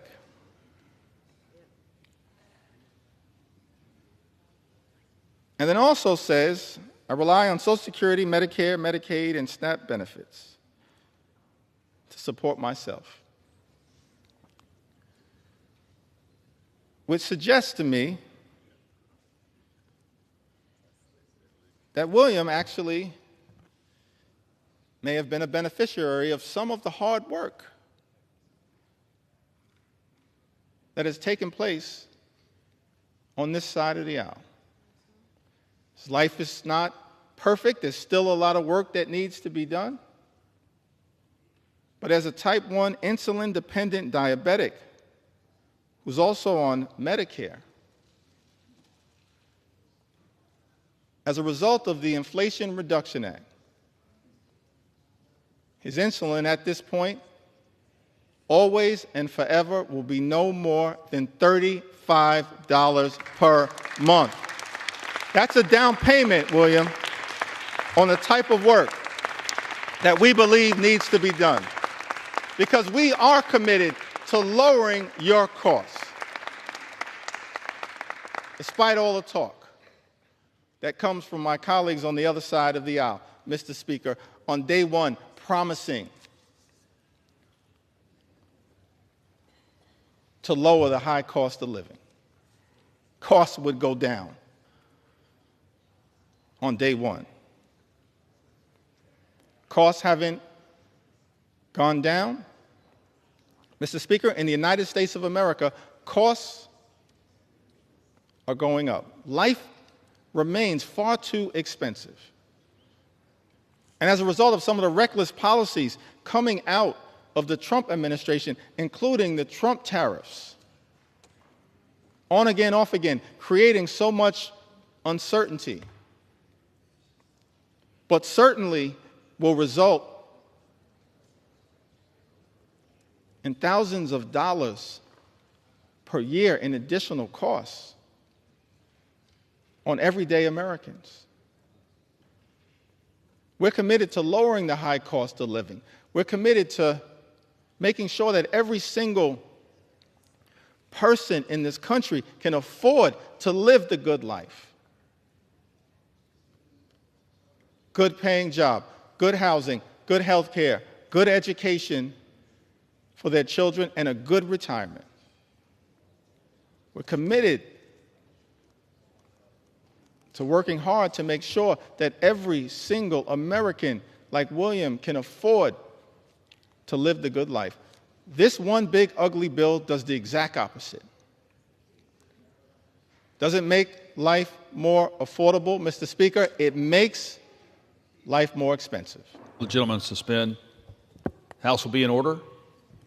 As the caffeine kicks in, please take your conversations outside the chamber or in the cloakroom. Gentleman's recognized. Thank you, Mr. Speaker. Without Medicaid, Heather from the great state of Minnesota writes, without Medicaid, my 3 kids and I would have no insurance. I couldn't afford my epilepsy and schizophrenia medications. My kids wouldn't have access to health care, including ER visits, physicals, vaccinations, and dental cleanings. Heather lives in Minnesota's 8th Congressional District, represented by our colleague, Mr. Speaker, Congressman Peter Stauber. Lynn writes to us, from Missouri, the Show Me State, a state ably represented by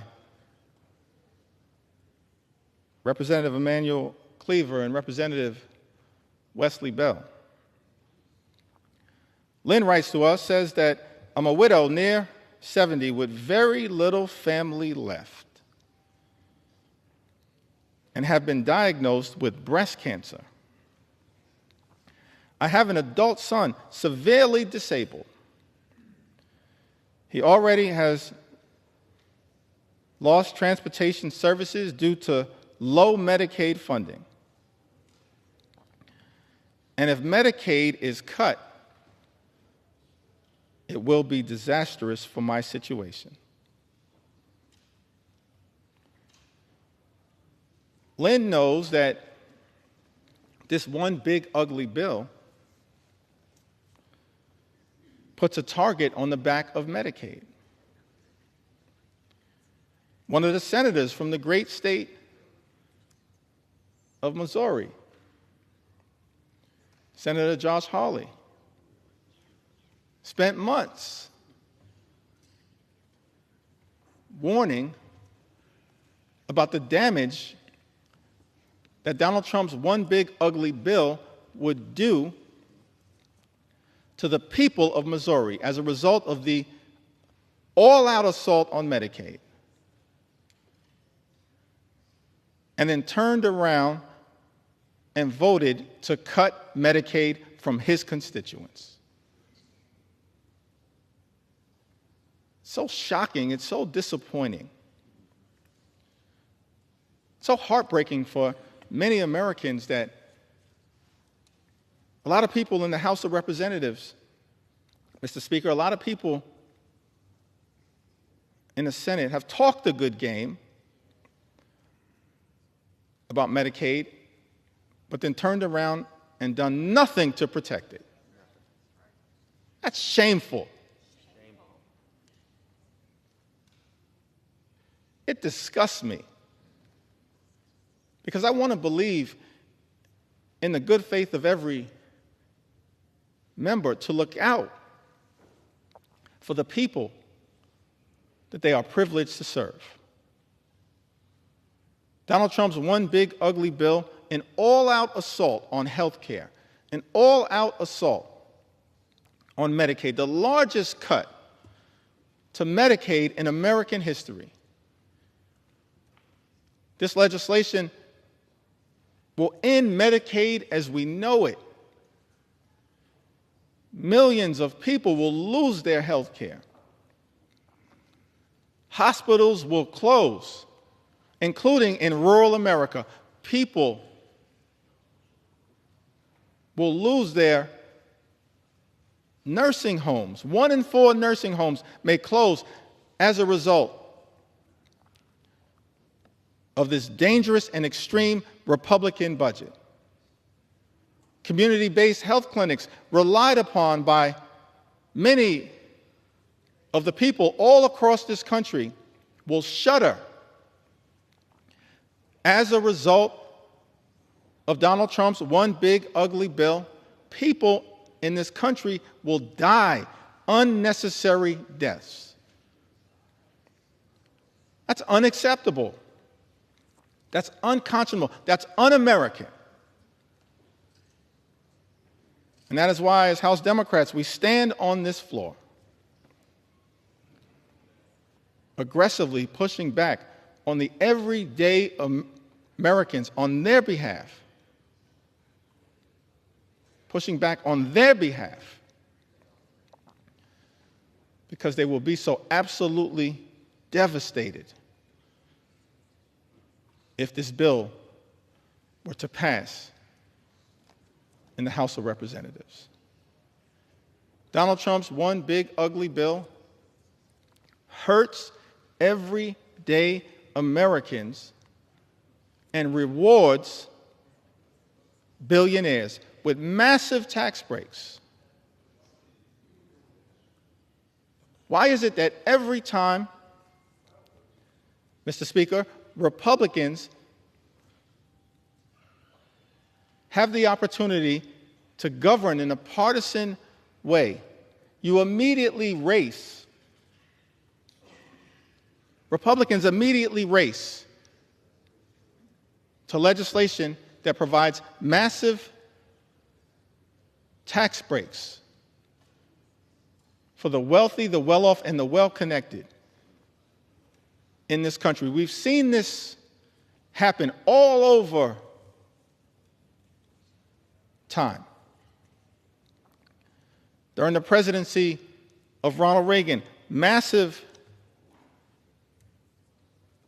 tax cuts for the wealthy, the well-off, and the well-connected, adding to our nation's debt and deficit. During the presidency of George W. Bush in 2001 and 2003, yet again, massive tax cuts for the wealthy, the well-off, and the well-connected. In fact, the Republican president at that time, in 2001, inherited a budget surplus from President Bill Clinton and immediately turned around and took that budget surplus and turned it into a deficit, exploded the debt. Don't ever lecture us about fiscal responsibility. Not now, not ever. Mr. Speaker, Republicans are not the party of fiscal responsibility. You are the party of fiscal irresponsibility. Over and over and over again. And now with this bill, you've taken it to a whole nother level. Because in addition to exploding the debt by more than $3 trillion, and by some estimates, even more than that, saddling our children and our grandchildren with trillions of dollars in additional debt. Why? It appears to subsidize the lifestyles of the rich and shameless. That's extraordinary to me. But shouldn't be surprising because it's exactly what we saw during the first 4 years of the Trump administration, where the signature legislative accomplishment was the 2017 GOP tax scam, where by some estimates, 83% of the benefits would go to the wealthiest 1% in this country. Saddling at the time our children and grandchildren with more than $2 trillion in additional debt. And yet, Mr. Speaker, many of our Republican colleagues want to lecture America about fiscal responsibility. And then have the nerve to come to the House floor and try to jam a bill down the throats of the American people with a debate that began at 3:28 a.m. in the morning that would saddle them with more than $3 trillion in additional debt to provide massive tax breaks to billionaires in this country, and then pay for some of it by going after working class Americans, everyday Americans, hardworking American taxpayers, middle class Americans, children and veterans and seniors and people with disabilities. Mr. Speaker, Trump's one big ugly bill is obscene in that regard. Seems to me that all of us have a responsibility as leaders to try to make life better for the American people. That's what leaders have done, particularly those who have served in the White House, when it comes to actually lifting up the people who we are entrusted to represent. That's what great leaders do. leaders like FDR, President Johnson, President Obama, and so many others. That's what the track record says. American people in this country, they deserve real leadership. What we've seen from complete Republican rule in Washington, D.C., Mr. Speaker, it's not leadership that lifts up the American people. It's leadership that is tearing them down and tearing us apart. The first 6 months of this administration have been characterized by chaos, cruelty, and corruption. That's not real leadership. We know what real leadership looks like in the United States of America. Real leadership shows courage. Real leadership shows compassion. Real leadership shows commitment. Working with Congress as a separate and co-equal branch of government, not to bend the knee to some extreme agenda, which is what, Mr. Speaker, my House Republican colleagues are doing by supporting this one big ugly bill. Real leadership requires working with Congress as a separate and co-equal branch of government to actually lift people up. President Lincoln, when he addressed the House of Representatives, I believe it was his second annual message to Congress, on December 1st in 1862, in the middle of the Civil War, an existential crisis that we were facing in the United States of America. He showed real leadership when he summoned this Congress to rise to the occasion. In that second annual message to Congress, December 1st, 1862, President Lincoln said, "Fellow citizens, we cannot escape history. We of this Congress and this administration will be remembered in spite of ourselves. No personal significance or insignificance can spare one or another of us. The fiery trial through which we pass will light us down in honor or dishonor to the latest generation. We say we are for the Union. The world will not forget that we say this. We know how to save the Union.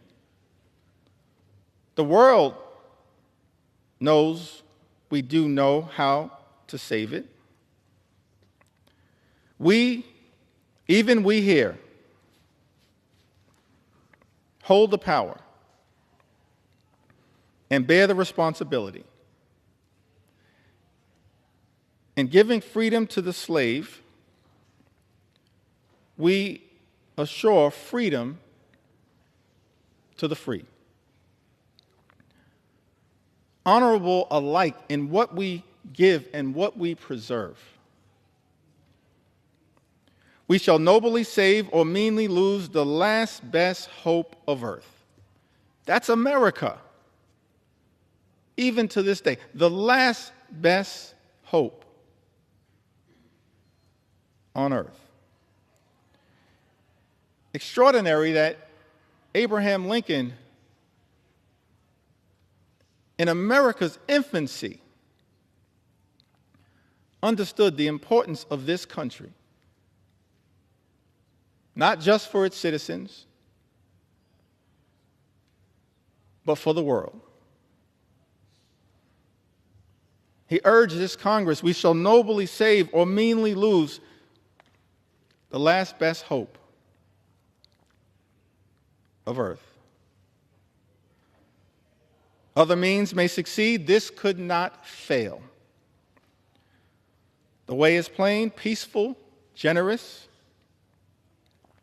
just.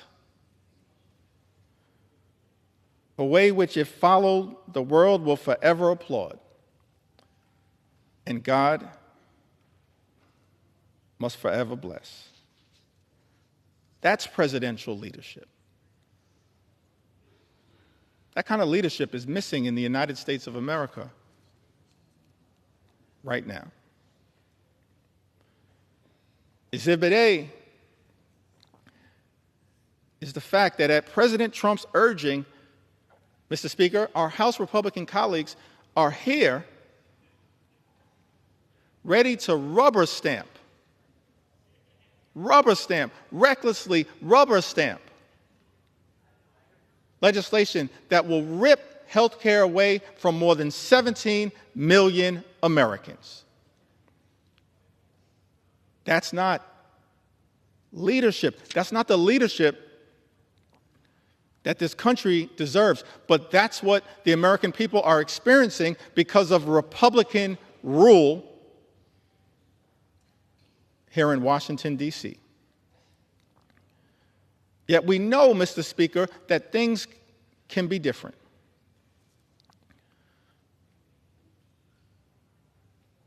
At the very beginning of the preamble of the United States Constitution, those words are written, we, the people, in order to form a more perfect union. I like that. We, the people, in order to form a more perfect union. That's a recognition of the aspirational objective that all of us should have as part of our sacred charge to make life better for the American people, while also acknowledging that at its birth and even to this day, America is not a perfect country. But the gift that we've been given is that sacred charge to strive for a more perfect union, to look out for every single American as best we can. Now, we've seen that kind of leadership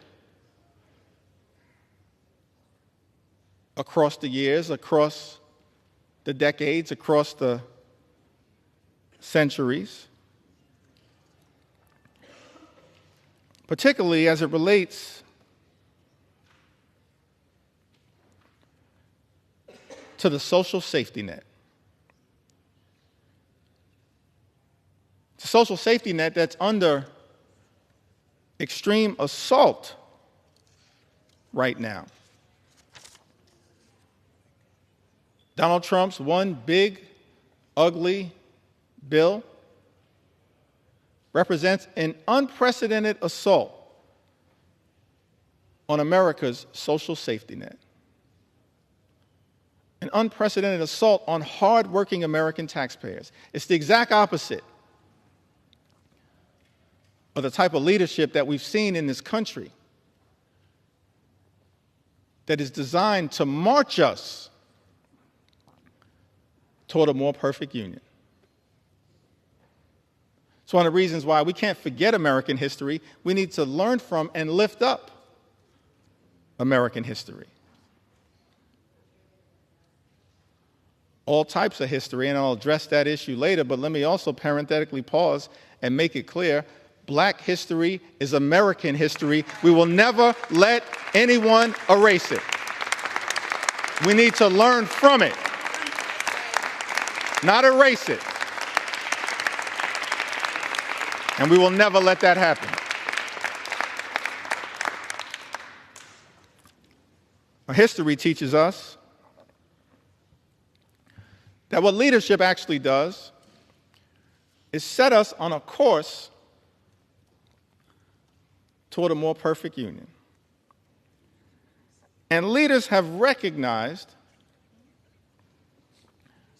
that part of doing that is to make sure we are there for everyday Americans who would otherwise find themselves in an incredibly vulnerable situation. President Franklin D. Roosevelt, reflecting upon Social Security, which he championed,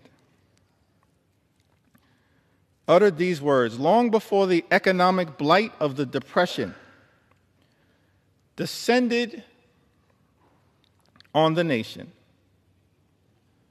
millions of our people were living in wastelands of want and fear. Men and women too old and infirm to work either depended on those who had but little to share, or spent their remaining years within the walls of a poorhouse. Fatherless children early learned the meaning of being a burden to relatives or to the community. Men and women still strong, still young, but discarded as gainful workers, were drained of self-confidence and self-respect. The millions of today want and have a right to the same security their forefathers sought. The assurance that with the health and the willingness to work, they will find a place for themselves in the social and economic system of the time. Because it has become increasingly difficult for individuals to build their own security single-handed, government must now step in and help them lay the foundation stones. Just as government in the past has helped lay the foundation of business and industry. We must face the fact that in this country we have a rich man's security and a poor man's security, and that the government owes equal obligations to both. National security is not a half and half manner, it's all or none. President Roosevelt further went on to say that the Social Security Act offers to all our citizens a workable and working method of meeting urgent present needs and of forestalling future need. It utilizes the familiar machinery of our federal state government to promote the common welfare and the economic stability of the nation. The act does not offer anyone, either individually or collectively, an easy life, nor was it ever intended so to do. None of the sums of money paid out to individuals in assistance or in insurance will spell anything approaching abundance. But they will furnish that minimum necessity to keep a foothold. And that is the kind of protection Americans want. Truer words could never have been spoken. That is the type of protection that we should be building upon here in the United States Congress, not undermining. President Franklin D. Roosevelt went on to say, what we are doing is good, but it is not good enough. To be truly national, a Social Security program must include all those who need its protection. Today, many of our citizens are still excluded from old age insurance and unemployment compensation because of the nature of their employment. This must be set aright, and it will be. FDR continues to say to the American people, I am hopeful that on the basis of studies and investigations now underway, the Congress will improve and extend the law. I'm also confident that each year will bring further development in federal and state Social Security legislation. And that is as it should be.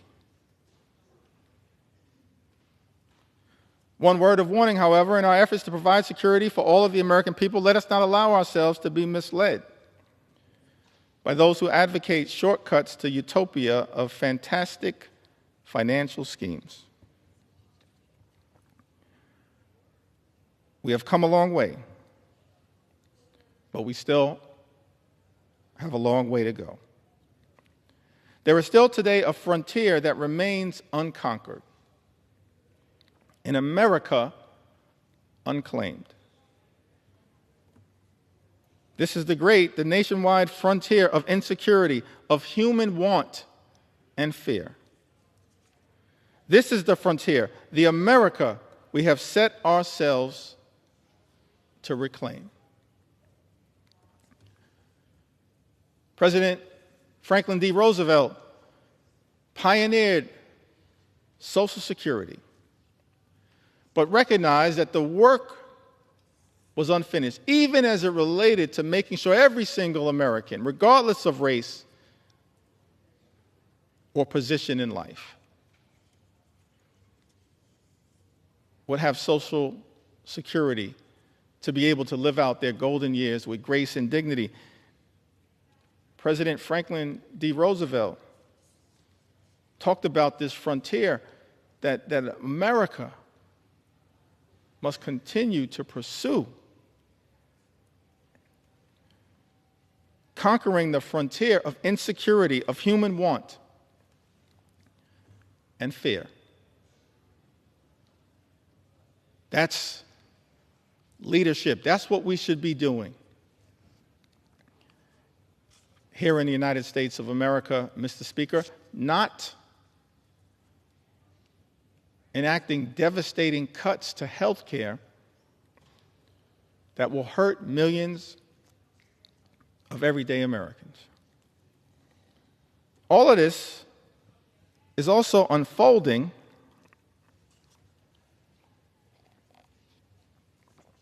in an environment where Social Security is now under attack. That's extraordinary to me. Social Security is a sacred promise, a sacred trust between the American people and its stewards, her stewards in government. So I'm so thankful for leadership as it relates to Social Security from people like Congressman John Larson, who recognizes that our goals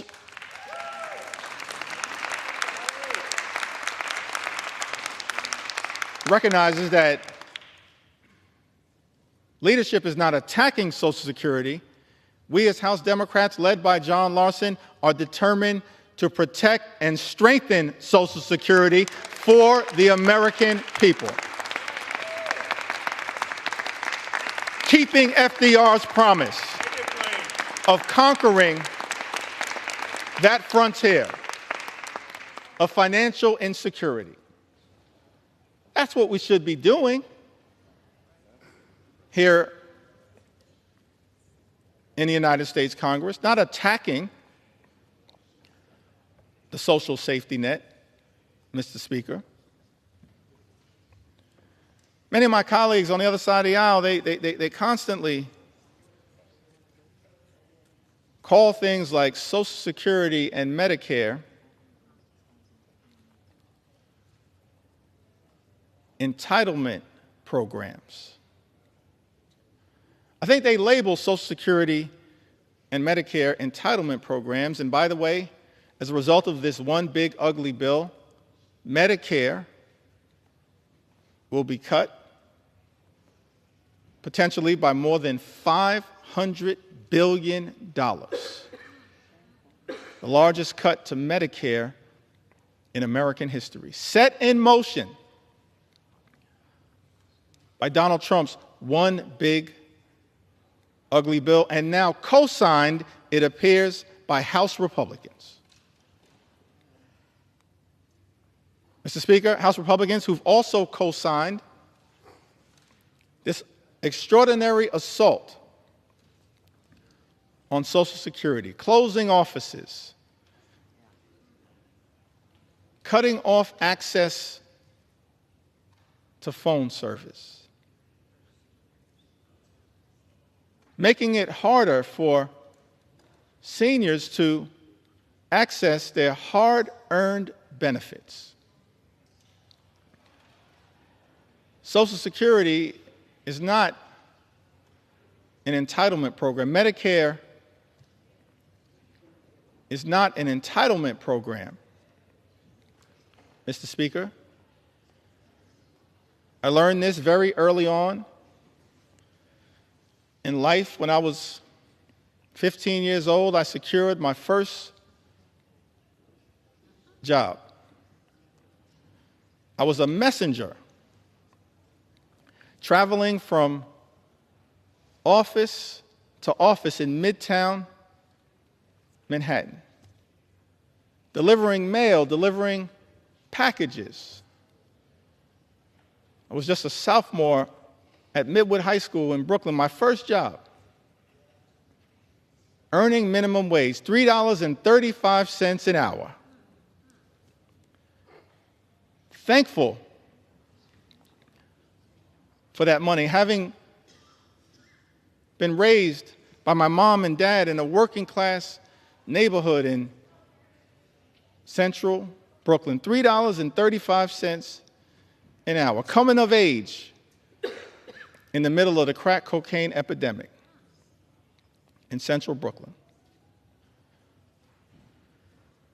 And I couldn't wait to get my first check. And I was told that because I was working part-time and I was a high school student,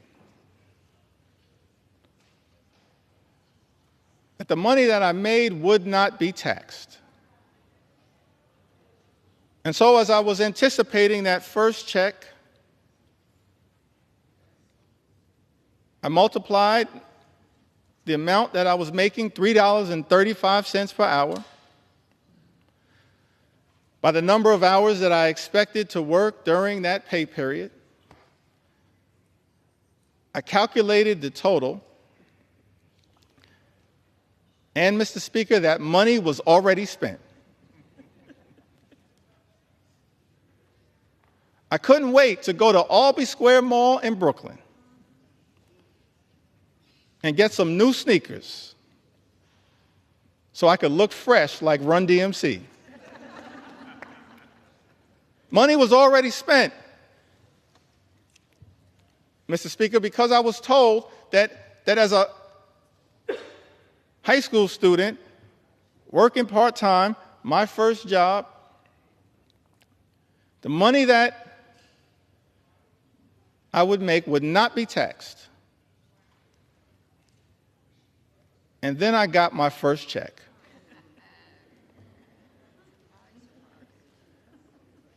And I had two questions, Mr. Speaker.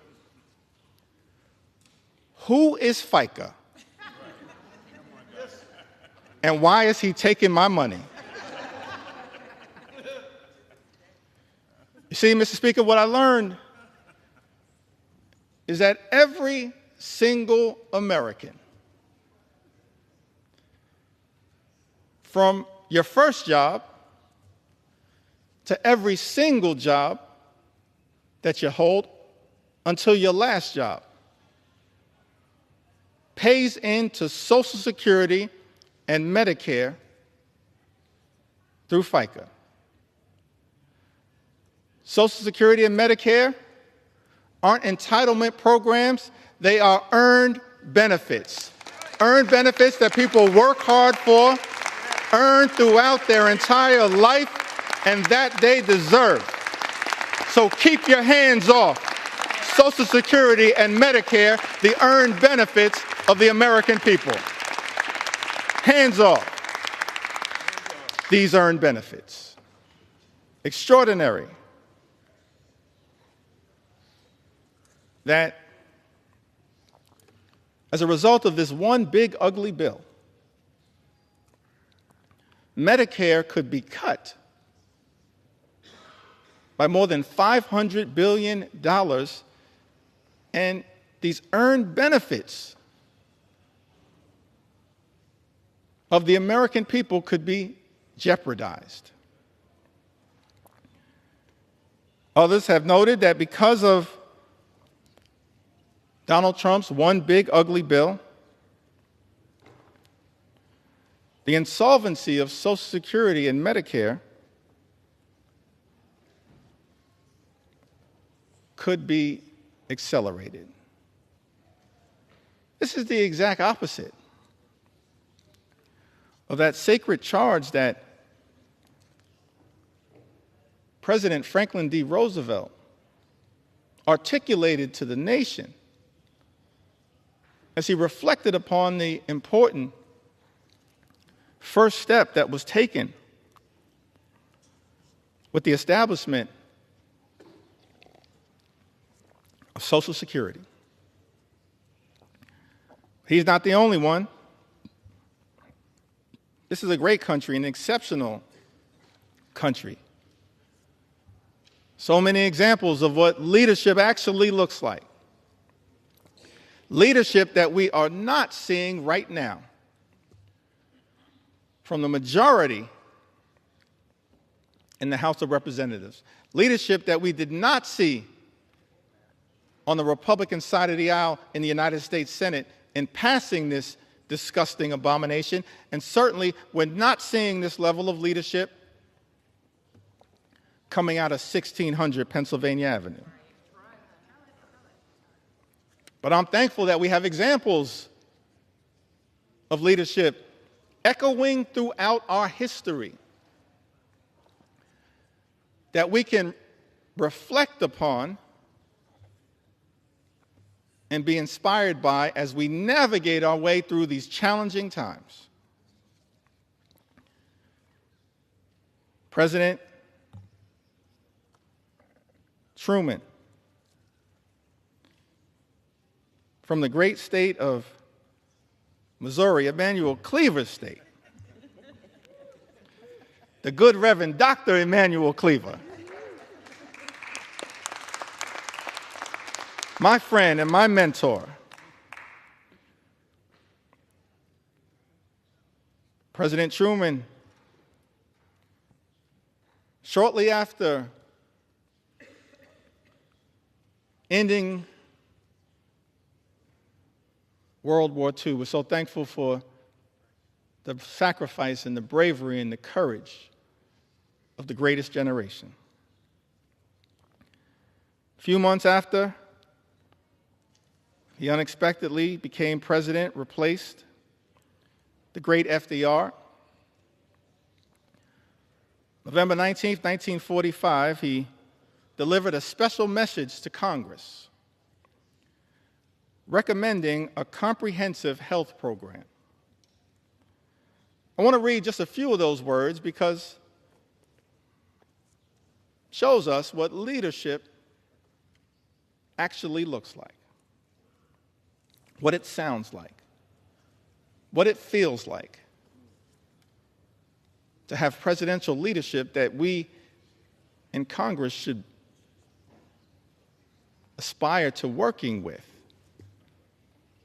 as opposed to bending the knee to an extreme agenda reflected in this one big, ugly bill. President Truman said to this Congress in a statement recommending a comprehensive health program, millions of our citizens do not now have a full measure of opportunity to achieve and enjoy good health.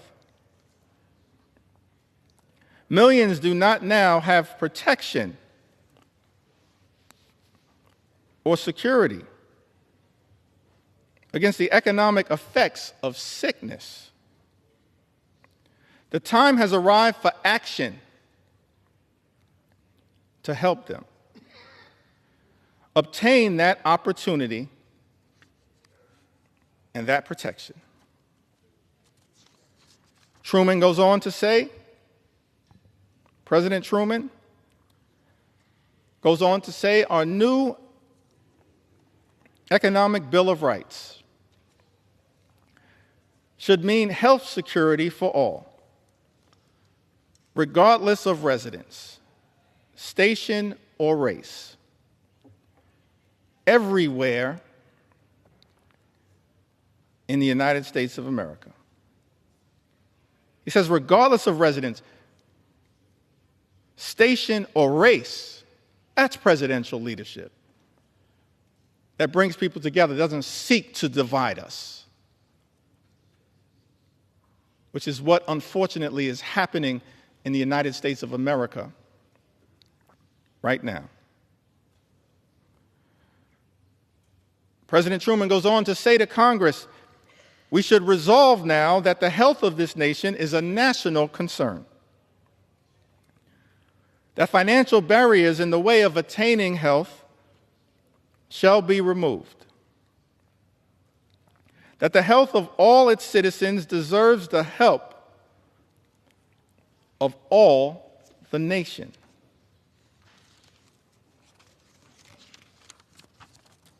Truman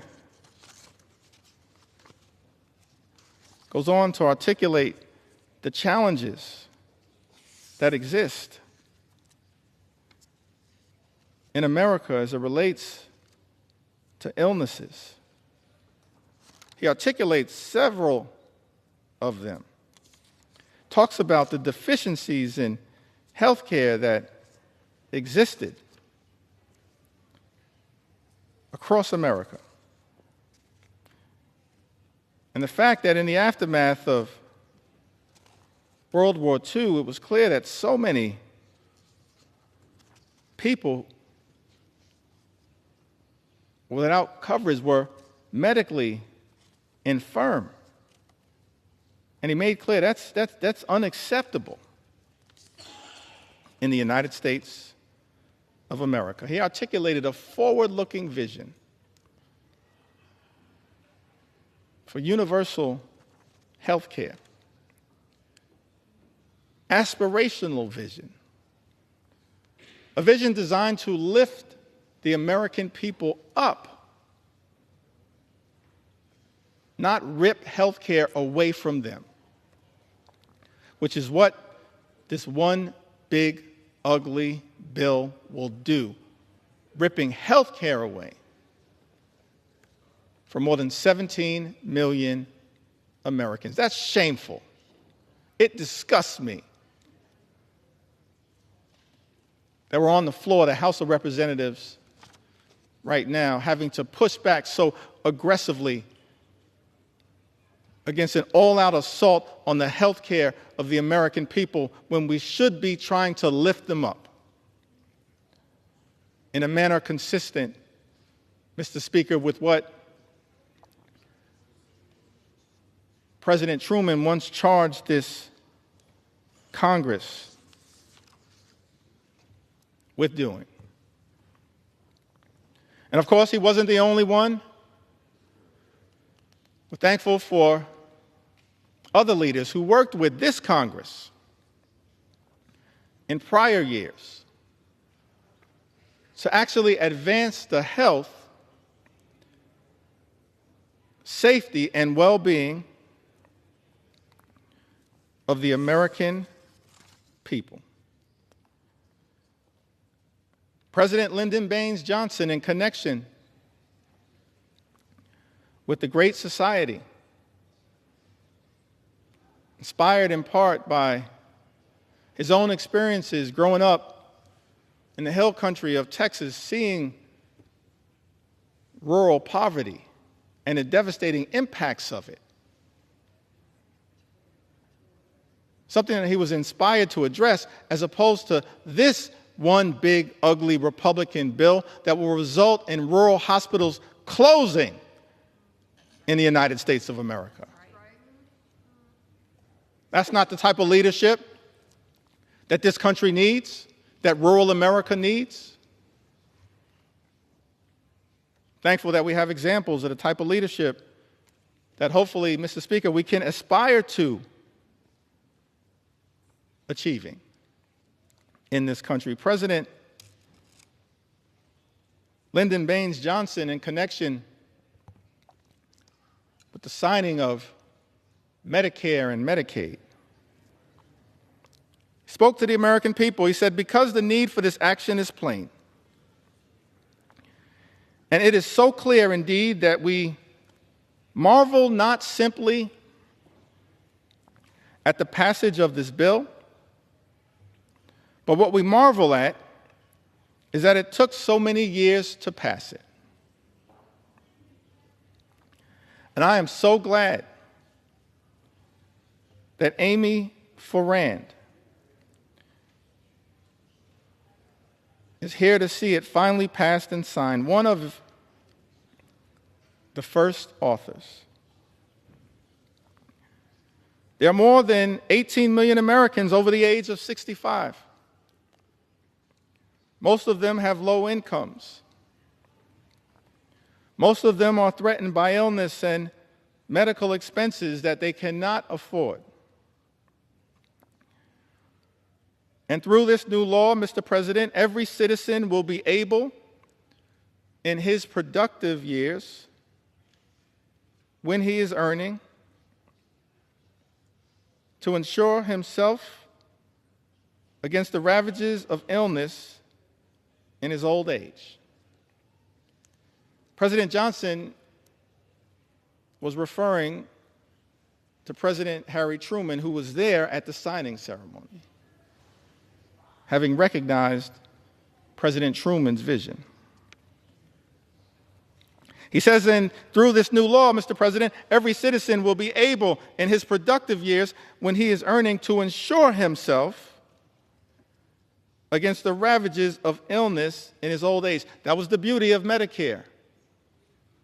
You pay into it, it's an earned benefit.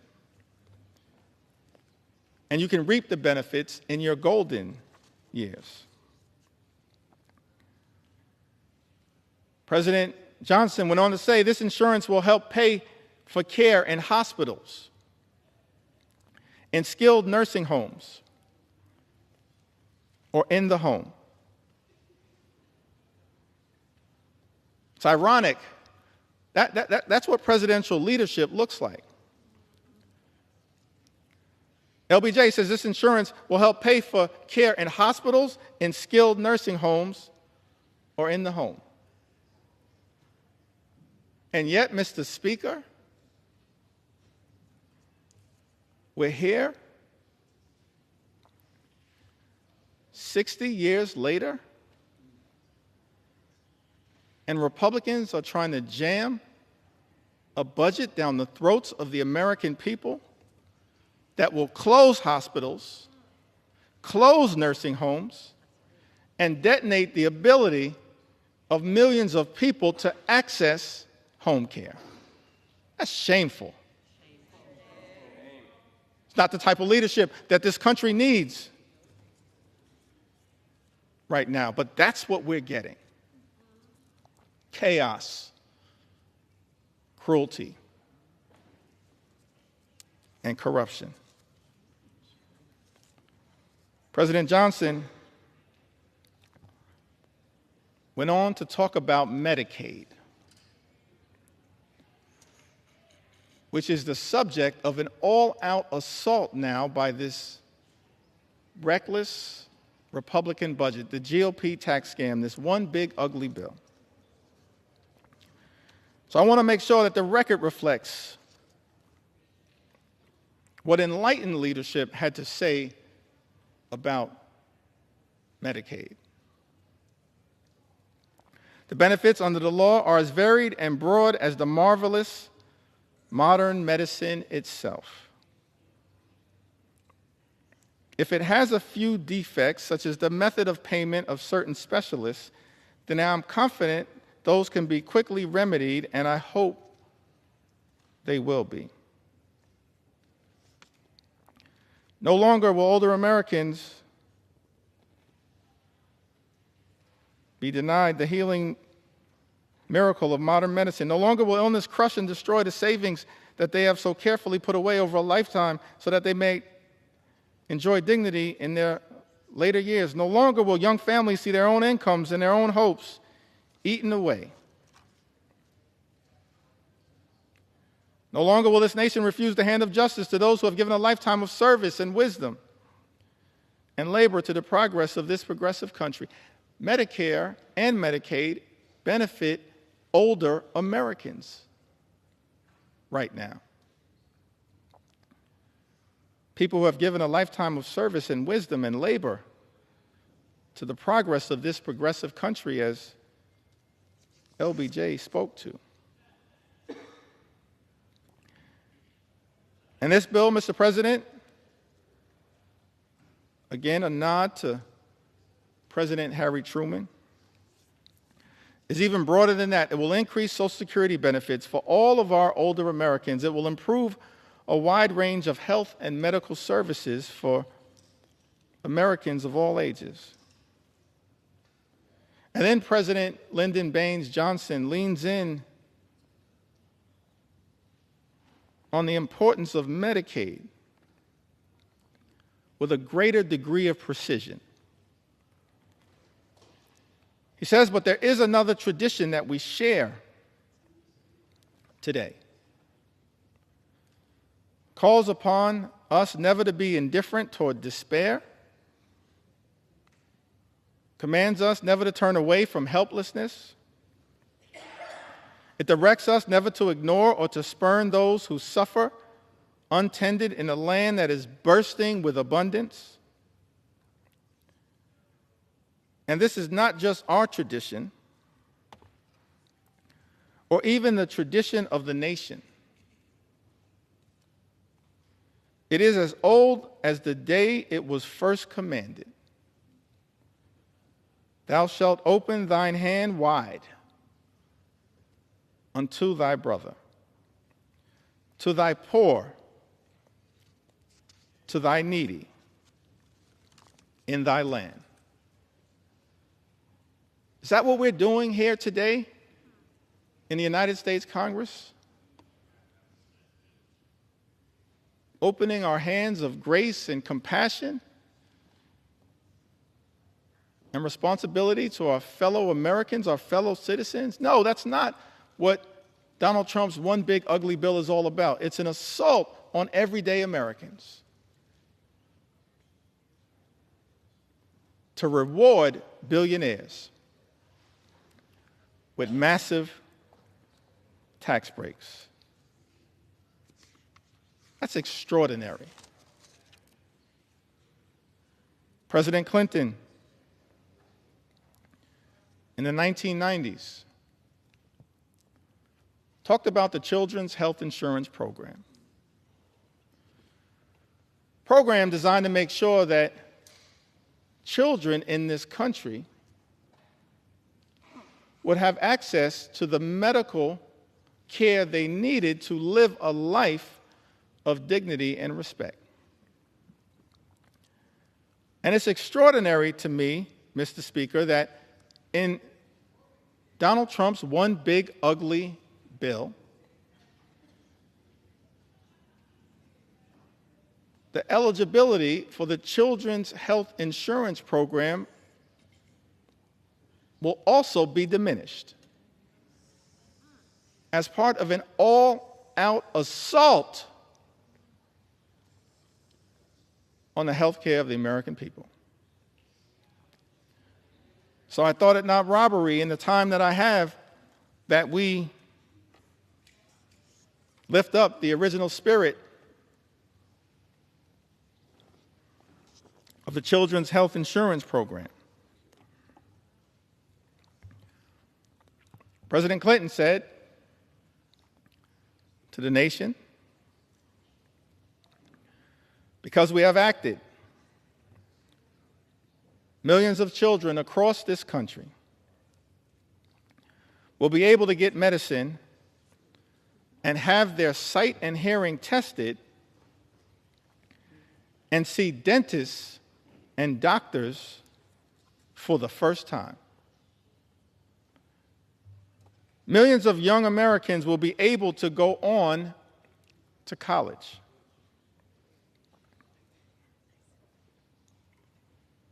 Millions of Americans not so young will be able to go back to school to get the education and training they need to succeed in life. Millions of families will have more to spend on their own children's needs and upbringing. This budget is an investment in their future and in America's. You see, budgets are moral documents. And in our view, Mr. Speaker, budgets should be designed to lift people up. This reckless Republican budget that we are debating right now on the floor of the House of Representatives tears people down. This reckless Republican budget is an immoral document, and everybody should vote no against it because of how it attacks children and seniors and everyday Americans and people with disabilities. This reckless Republican budget is an immoral document. And that is why I stand here on the floor of the House of Representatives with my colleagues in the House Democratic Caucus to stand up and push back against it with everything we have on behalf of the American people. In the spirit of John Lewis, show up, stand up, and speak up for what we know is right. It's an immoral document that we're debating right now on the House of Representatives. This budget also represents an attack on the Affordable Care Act. For some reason,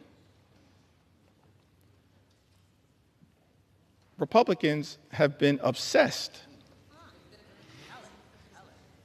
Mr. Speaker, with attacking the Affordable Care Act. Gave it a nickname, Obamacare. But the great Jim Clyburn flipped the script and said, yes, it's Obamacare because President Barack Obama cares about the American people, just like we do as House Democrats. That's not what is being reflected right now on the other side of the aisle. We care about the American people. We care about their health. We care about their safety. We care about their well-being. And so I'm proud to stand here on the floor saying, yeah, we're going to continue to defend Obamacare until the very end, no matter what it takes. So President Obama spoke to this Congress as well. We talked about presidential leadership. We've seen it year after year, decade after decade, century after century. President Lincoln, President Roosevelt, President Truman, President Johnson, President Clinton, President Obama lifting up the American people. On the health care issue. So I think it's important that these words as well continue to echo out throughout America. President Obama said that there's still tremendous hardship all across the country. But there is a sense that we are making progress because of you. But even before this crisis, he, of course, speaks about the Great Recession.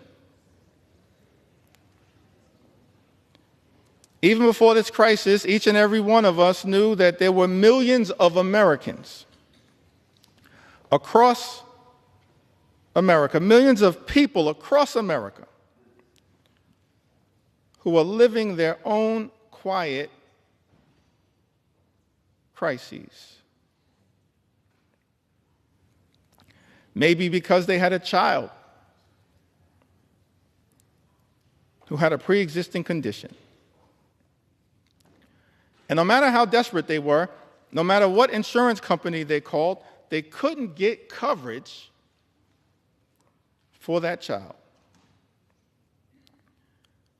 Maybe it was somebody who had been forced into early retirement, in their 50s, not yet eligible for Medicare. And they couldn't find a job. And they couldn't find health insurance. Despite the fact that they had some sort of chronic condition that had to be tended to. And now we're on the threshold of doing something about it, he said to the United States Congress, Speaker Nancy Pelosi and others who were great partners in this effort. He said, and now we're on the threshold of doing something about it. We're a day away. This is aspirational leadership. After a year of debate, after every argument has been made by just about everybody, we're 24 hours away. But it may also be possible, referring to his critics that existed at the time, who sat on the other side of the aisle. He said, but it may also be possible that they realize after health reform passes and I sign that legislation into law, that it's going to be a little harder to mischaracterize what this effort has been all about. Because this year, small businesses will start getting tax credits so that they can offer health insurance to employees who currently don't have it. Because this year, those same parents who are worried about getting coverage for their children with pre-existing conditions now are assured that insurance companies have to give them coverage this year. Because this year, insurance companies won't suddenly be able to drop your coverage when you get sick, or impose lifetime limits or restrictive limits on the coverage that you have. President Obama went on to say, maybe they know that this year, for the first time, young people will be able to stay on their parents' health insurance until they're 26 years old. The Affordable Care Act was a tremendous step in the right direction. It's aspirational leadership.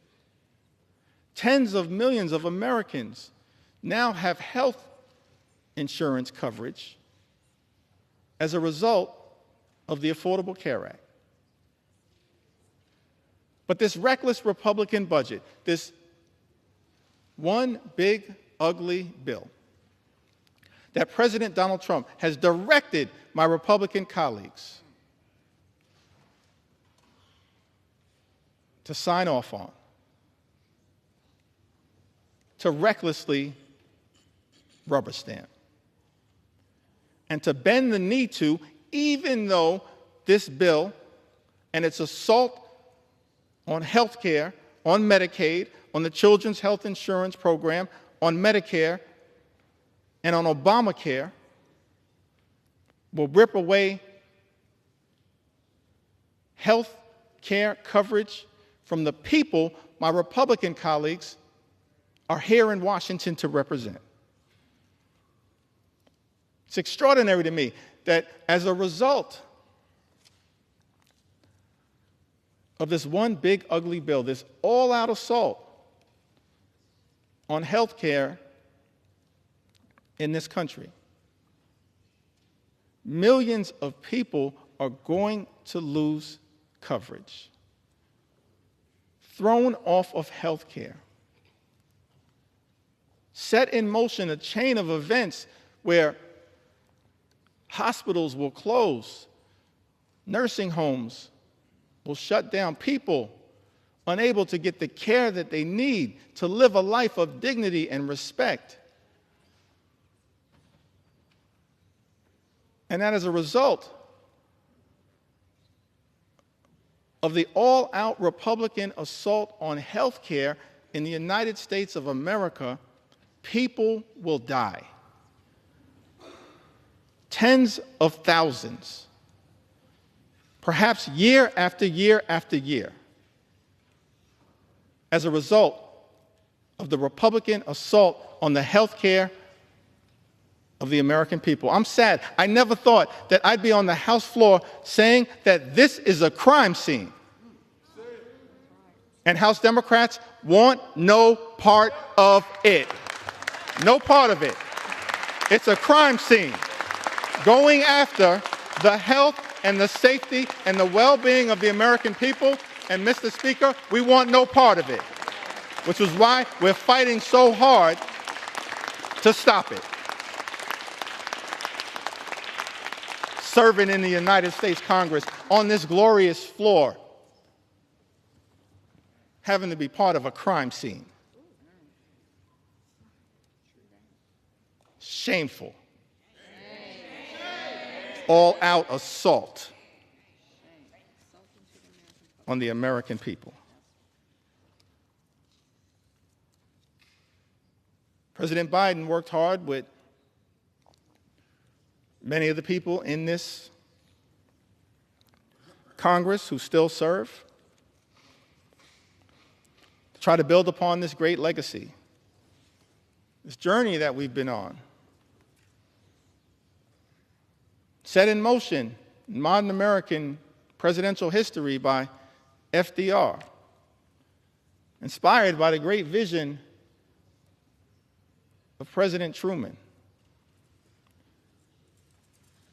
enhanced in years that were cut short far too early by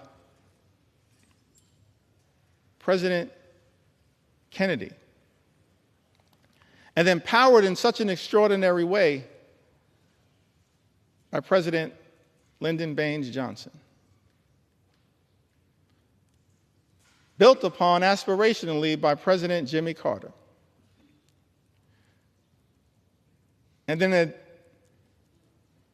advanced the Children's Health Insurance Program by President Bill Clinton.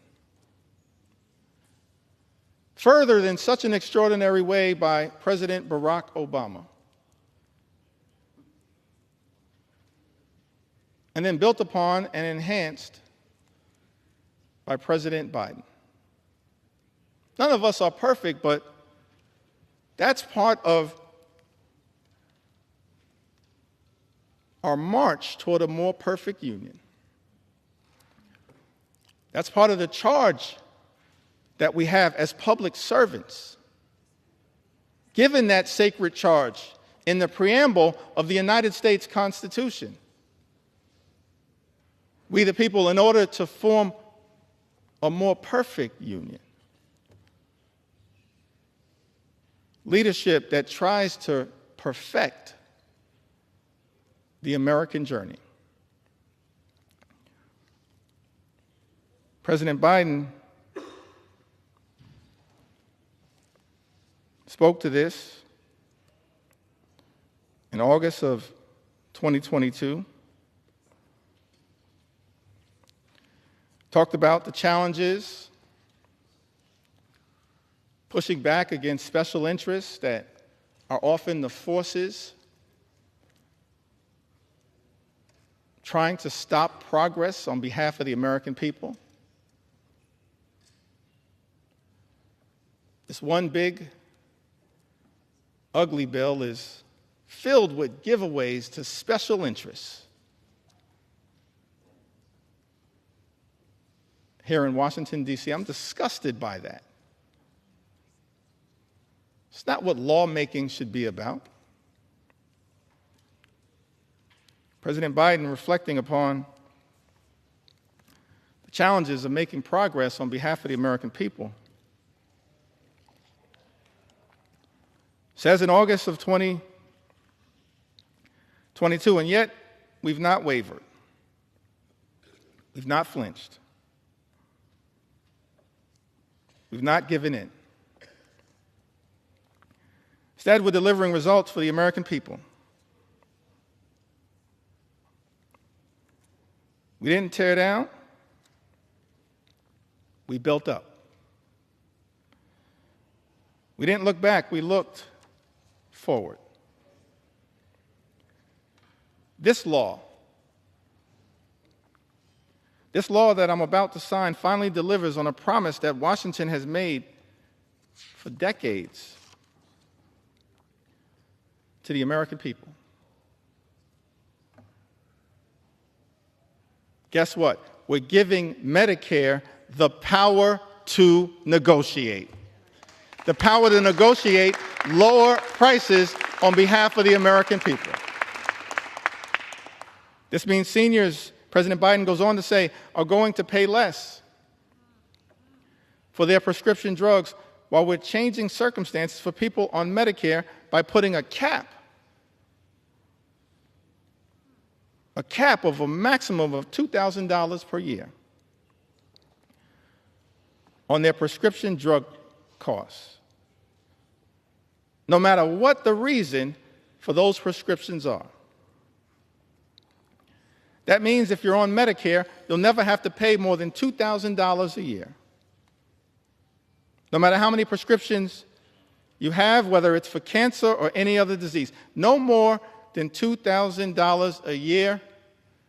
I don't care who in this town is trying to take credit for something accomplished by others. President Joseph Robinette Biden did that. He did that. He did that as part of our effort to lower costs on behalf of the American people. None of us are perfect. There's still work to do. But the 46th President of the United States of America did that.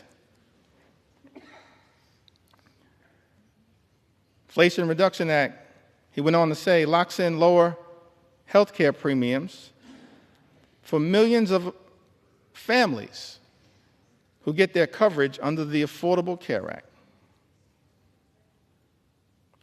Last year, a family of four saved on average $2,400 through the American Rescue Plan that I signed into law that Congress voted in place.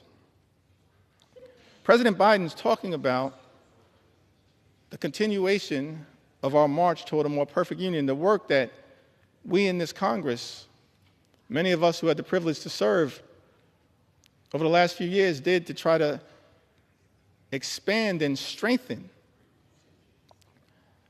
the Affordable Care Act, Obamacare, by enhancing the premium tax credits available so that millions of additional Americans would actually have the ability to get access to health care. And in this one big, ugly bill, Republicans are setting in motion the explosion of those tax credits that are designed to provide affordable health care coverage to the American people.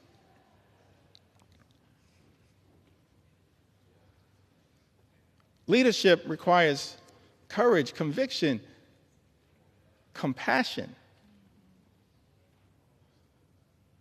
And yet what we've seen from this administration and its co-conspirators on the Republican side of the aisle, Mr. Speaker, is cruelty, chaos, and corruption. And it's all been morphed into a toxic mix now contained in Donald Trump's one big ugly bill. An extraordinary assault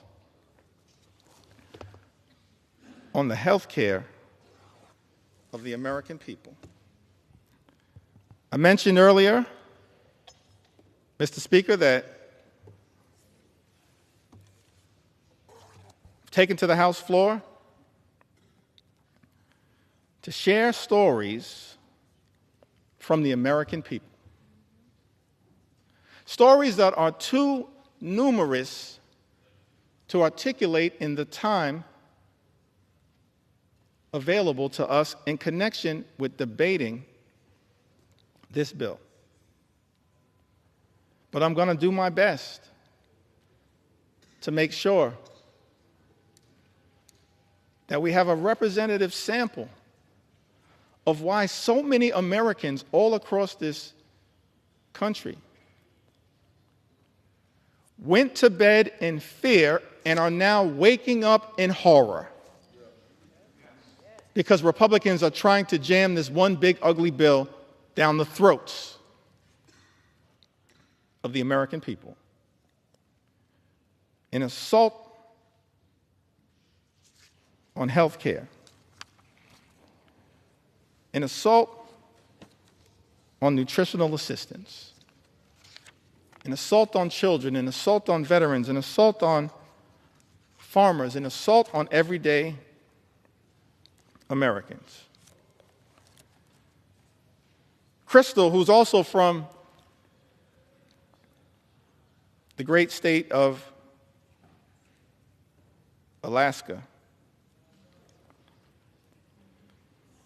said that after my husband passed away suddenly, I was unprepared to pay all the bills as a part-time stay-at-home mom.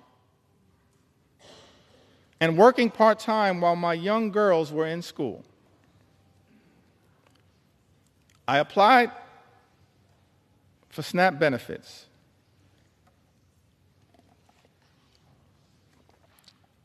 And was so thankful I received them, for it helped me so much. And I was so thankful it put food on our table. I didn't have to worry about how I was going to buy groceries while paying the other bills I had to take care of.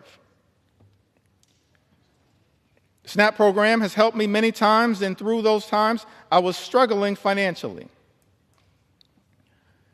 And so I'm so thankful it was there when I needed it most. I am no longer on the program, but it was one of the biggest blessings in my life. During those hard years after my loss. Thank you to the government for helping me. We all need help at times in life. And I think this program should remain available to those who really need it, who are struggling. Thank you, Crystal, for sharing your story with us. Mr. Speaker, Talise wrote to us, lives in Alabama's 5th Congressional District, a district currently represented by Dale Strong. So thankful for the representation of my good friends Terry Sewell and Shamari Figures in the great state of Alabama. Talise writes to us, I'm a single mom doing everything with my one income.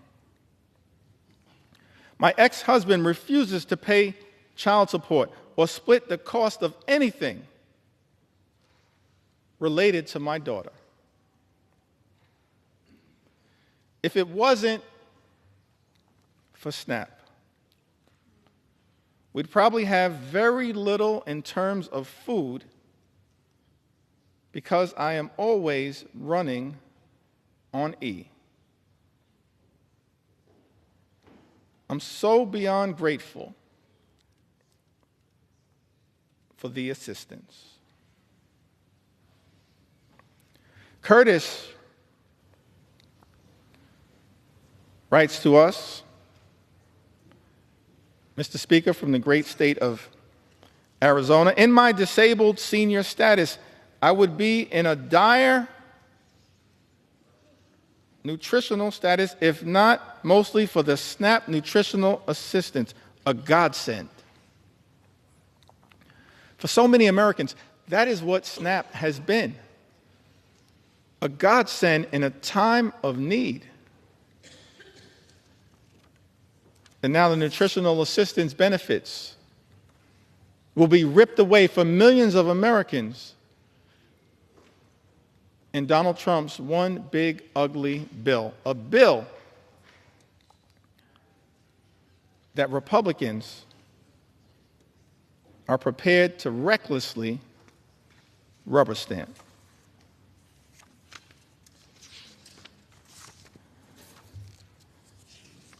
You also heard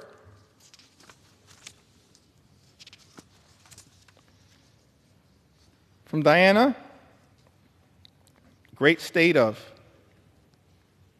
California. Diana writes, SNAP has helped my family tremendously during this difficult time. We really appreciate all the help. My husband was diagnosed with cancer, and we have a little one at home. It's been difficult taking care of everything. Please keep this benefit to help people get on their feet. Diana lives in the Inland Empire, California's 33rd Congressional District, represented by the chairman of the House Democratic Caucus, Pete Aguilar. Diana, Pete Aguilar is fighting hard for you. Just like every single House Democrat are fighting hard for the American people to protect you as best we can from this cruel assault on nutritional assistance. We're going to continue to fight hard for you.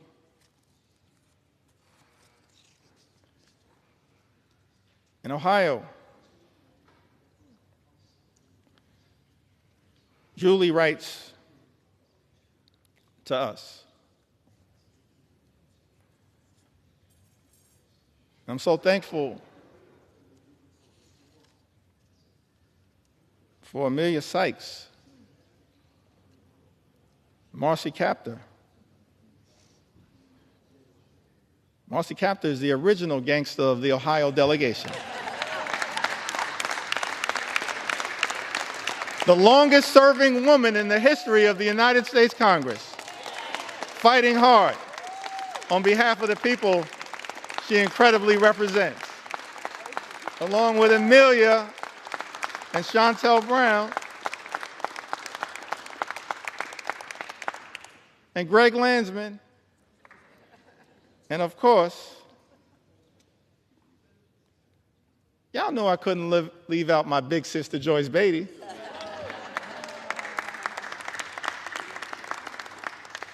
I wanted to mention Joyce because this is part of the resilience of what we've seen from House Democrats, from Brittany Pedersen,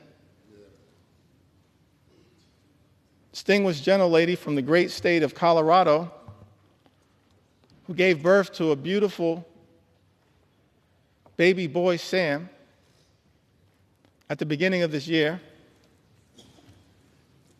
But because House Republicans, Mr. Speaker, have refused to allow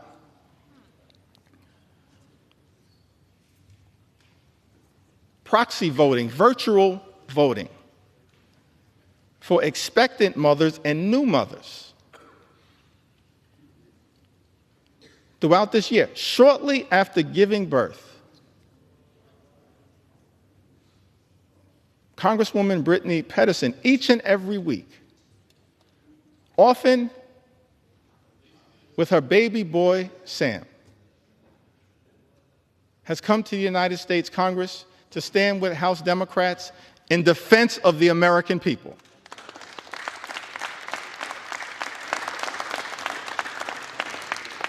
And she did it in connection with that first vote that set this whole disgusting abomination into motion in February. That same day,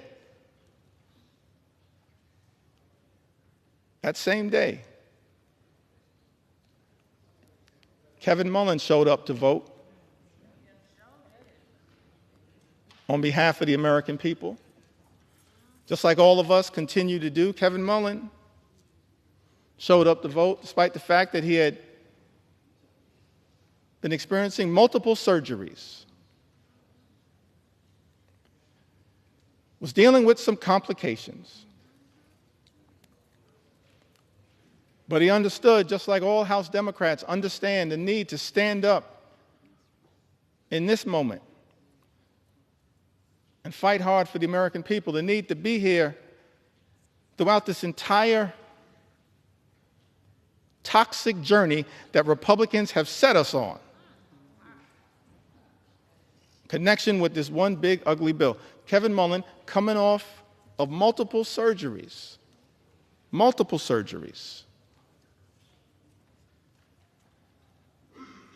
rolled out of his hospital bed, got on a plane from Northern California, took his wife with him so that she could change his IV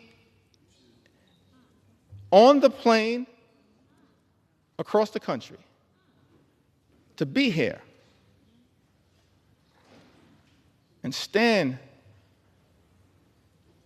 with his sisters and brothers in the House Democratic Caucus family to push back against this one big, ugly bill. I was so thankful, so appreciative to see the great Joyce Beatty, who's been battling some issues, working her way through them, putting off surgeries for as long as she could. And yet, perhaps against some of the advice that she may have received, understood, as she said in her own words, the importance of being here on behalf of the American people, to stand up and push back against Trump's one big ugly bill, because it will have devastating consequences for everyday Americans. Thank you, Joyce Beatty, for your courage, your strength, and your resilience on behalf of the people that you represent in the great state of Ohio and people all across the country. That's what we do as House Democrats, and you're leading by example. And I could tell stories about every single one of us who in this moment recognizes that we have to keep rising to the occasion because of the extraordinary assault that has been launched against the American people by Donald Trump and complete Republican control here in Washington. Let's understand who is doing you in. People on the other side of the aisle. It's not too late. All we need are 4 Republicans to join us to show John McCain levels of courage. Not on the battlefield, as he did in such an extraordinary way. And yes, Mr. President, John McCain was an American hero and patriot. An American hero and patriot. I may have disagreed with him on a whole host of issues. We cannot disagree with the fact that he was an American patriot and a war hero who served this country overseas.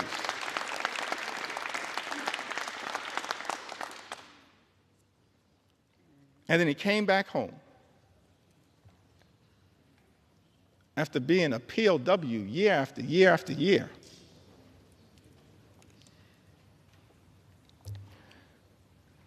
And got elected to the United States House of Representatives. Did I get that right, y'all? To the United States House of Representatives. Just making sure y'all are paying attention. All good things start in the United States House of Representatives, as far as we're concerned. And then he went over to the Senate. And then in one of his final acts of courage, he pushed back against the effort to rip away health care from millions of Americans. All we need is 4 Republicans to show John McCain levels of courage when it comes to protecting the health, the safety, and the well-being of the American people, protecting the nutritional assistance of the American people. I think earlier today, I may have neglected to mention the leadership of Jim McGovern, who's done an extraordinary job leading the charge on the Rules Committee as we've pushed back against this all-out assault on the American people. Hour after hour after hour after hour, Jim McGovern, the members of the Rules Committee, and so many members of the House Democratic Caucus pushing amendment after amendment, debating hard against this one big ugly bill on behalf of the American people. Jim McGovern, of course, longtime champion for combating hunger in the United States of America. So thankful for Jim's resilience and his strength, even in the face of great tragedy. Continues to battle hard on behalf of the American people. Julie writes, SNAP has been an amazing help to my family. Very grateful to receive it. I'm a single mom of twin 13-year-old girls. I've been on my own with my girls since they were 1 and have never received child support. I do work. People who receive Medicaid work. People who receive SNAP work. So some people in this town need to stop lying to the American people.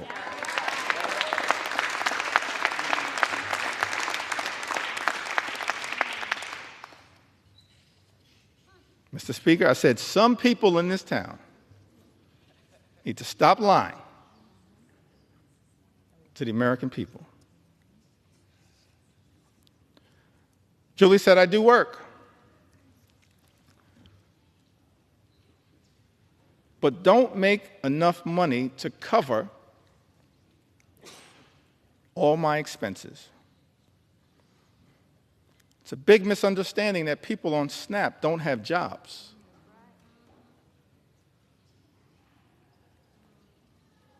My children would eat very poorly if I didn't have SNAP. I would have to rely on church food pantries, and they could only offer the bare minimum. The food banks don't give basics like milk and bread. That's Julie's experience. Mr. Speaker, she lives in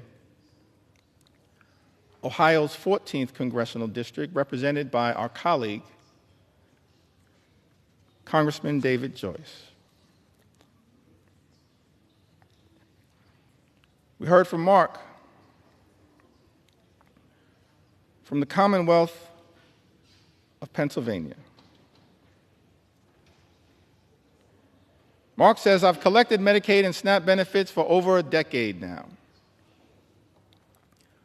I may well have found myself in a worse place if not for these programs. Giving freely and charitably is the way of Jesus.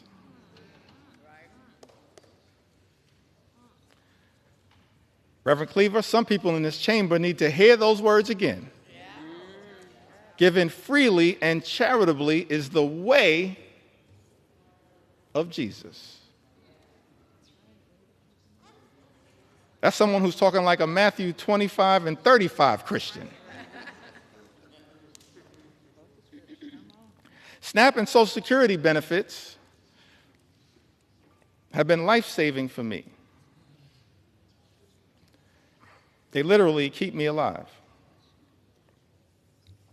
I suffer from severe depression, anxiety, OCD, and have Asperger's. This is why I'm on Social Security and SNAP. I believe that everyone should have access to these benefits. And in an ideal world, our communities would be centered around love, harmony, and the protection of each other. That's real love. Not fake love, like promising to love and cherish Medicaid, and then turning around and presiding over the largest cut to Medicaid in American history, which is what Donald Trump's one big ugly bill represents. Mark says, I believe that everyone should have access to these benefits. And in an ideal world, our communities would be centered around love, harmony, and the protection of each other. That's the kind of leadership that this country needs and deserves right now, but that's the kind of leadership it's not getting from 1600 Pennsylvania Avenue. Mr. Speaker, Mark lives in Pennsylvania's 1st Congressional District. I believe that district is represented by our colleague, Congressman Brian Fitzpatrick. I want to ask the question, what happened earlier today?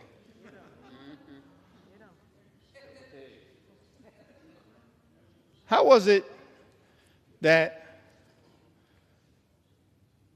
a few hours ago, several of my Republican colleagues had principled opposition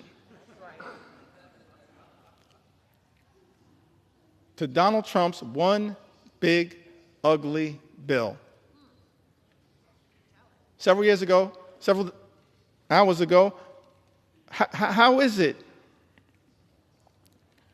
that so many of our Republican colleagues, Mr. Speaker, had principled opposition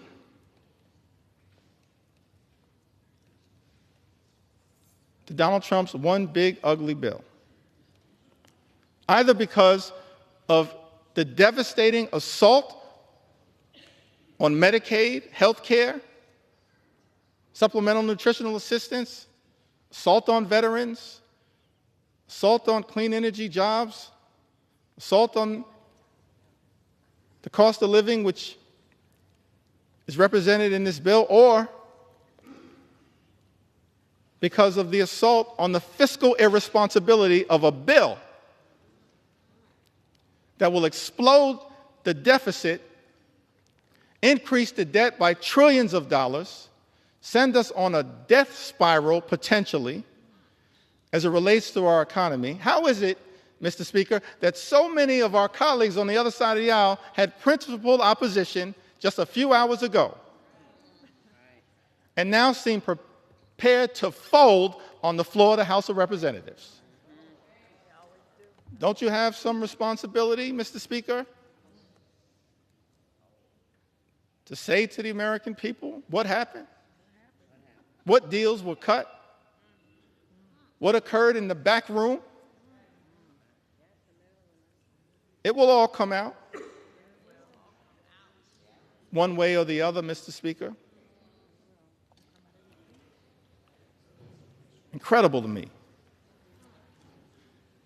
that this Congress is on the verge of ripping food out of the mouths of children, veterans, and seniors as a result of this one big, ugly bill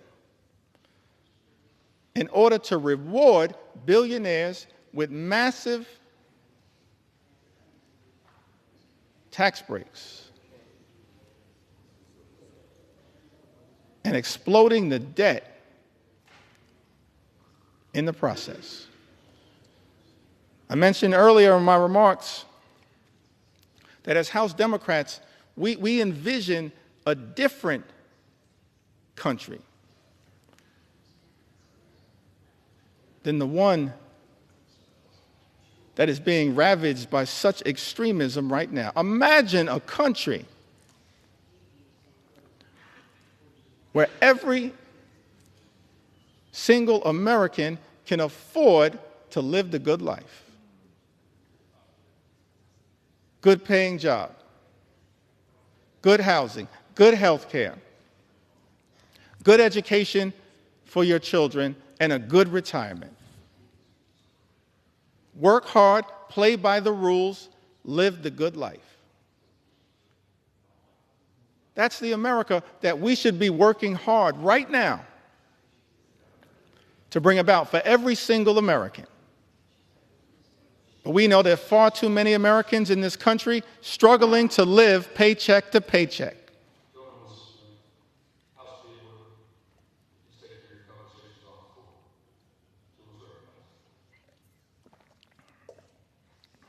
Thank you, Mr. Speaker. That should not be the case in this great country. The wealthiest country in the history of the world, a country that has become far too expensive for far too many people. Donald Trump promised to lower the high cost of living on day one. He made that promise to the American people. Made that promise. Hadn't happened on day one. Hasn't happened on month 1, month 2, month 3, month 4, month 5, month 6. It's not happening. Mr. Speaker, costs aren't going down. Costs are going up in the United States of America. Life is becoming more expensive. And it seems to me that in this great country, this Congress should be working hard to build an affordable economy for hardworking American taxpayers. That's our plan. That's our vision. That's our goal as House Democrats, an affordable economy for hardworking American taxpayers. But Donald Trump's one big ugly bill will make life more expensive for the American people.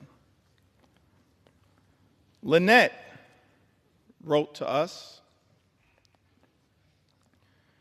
She's also a resident of the Commonwealth of Pennsylvania. She said, I'm a single mom of 3 girls. Although my 2 older girls are out of the home,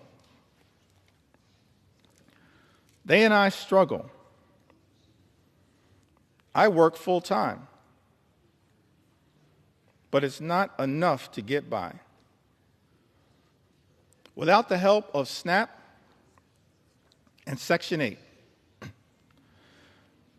I would not be able to afford anything. I sacrifice every day so my daughters can have food and a place to come home and call home. I get $124 a month in food stamps. $124 a month in food stamps,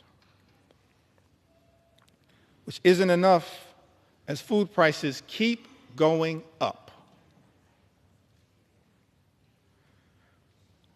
With the little help I do get from the government, I am grateful and blessed. Last year, I passed out after a church service and was rushed to the hospital.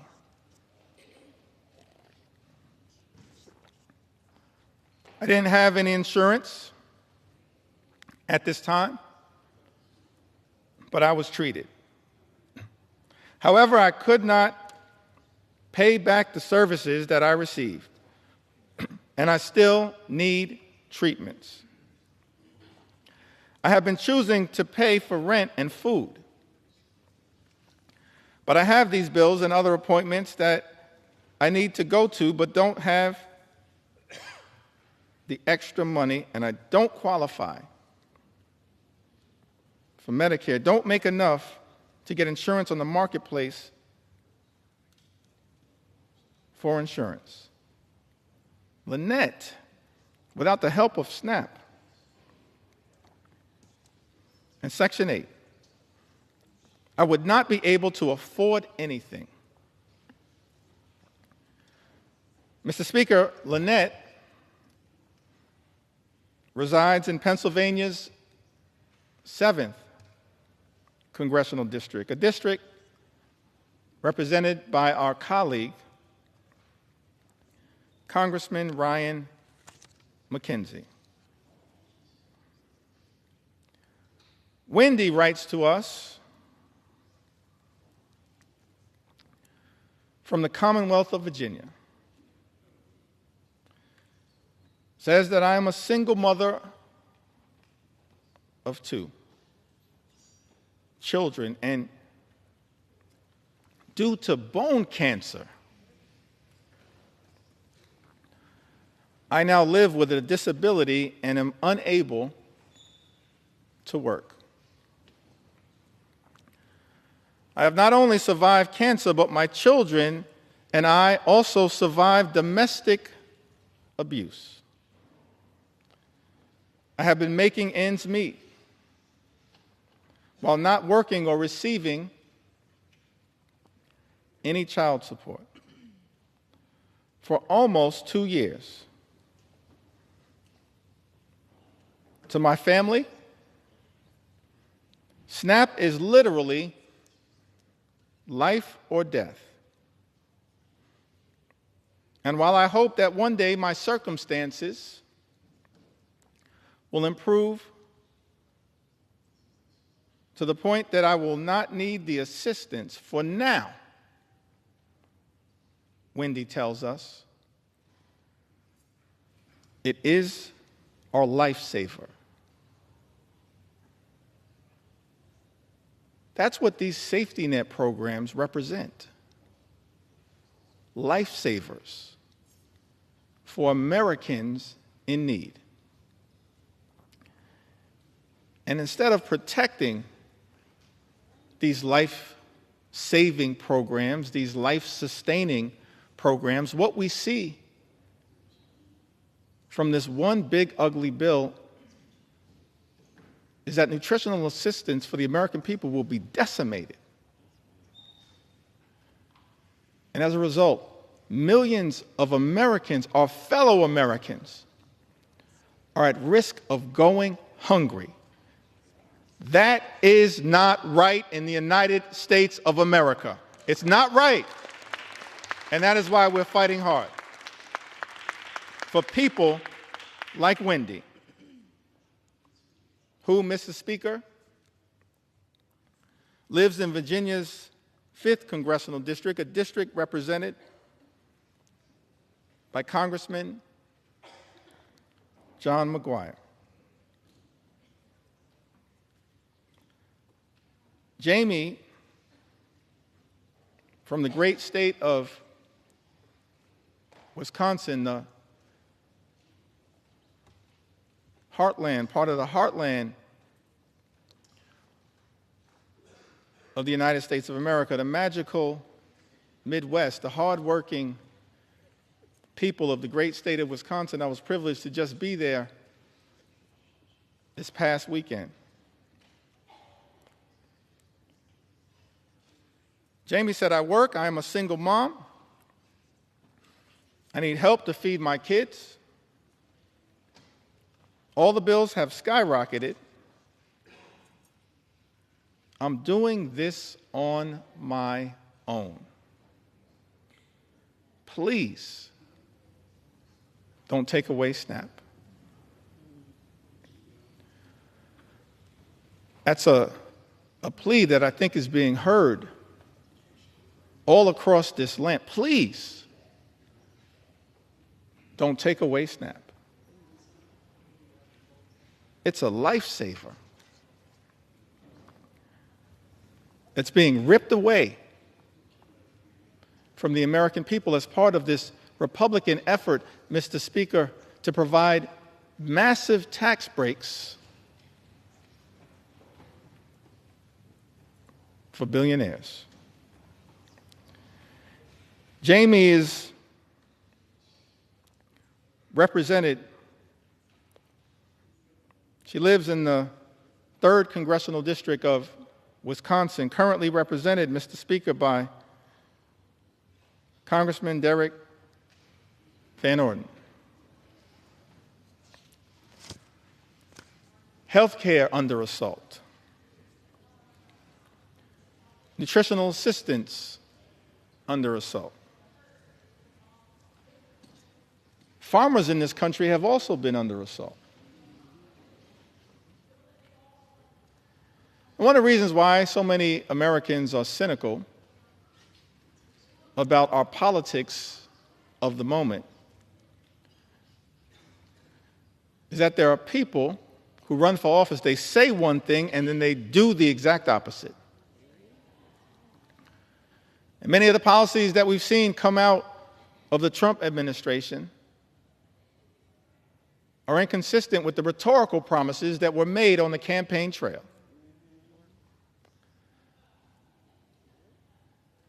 Donald Trump and House Republicans promising to look out for people in farm country. and then supporting policies that do the exact opposite. April is from Iowa. Says that fourth-generation farmer on land her family has worked for almost 125 years in north-central Iowa. And then says, if there's all this uncertainty out there, how can we plan? We need a path forward. It's like changing a tire while we're still driving down the road. That's what our farmers are being asked to do, change a tire while they're still driving down the road because of the uncertainty that has been unleashed by an administration far too focused on chaos, cruelty, and corruption. Those are my words. April goes on to say, we're kind of holding our breath for this fall. That's when it will hurt the most farmers. We need trade with Mexico and Canada too. That's why I think the reciprocal tariffs are going to hurt us more.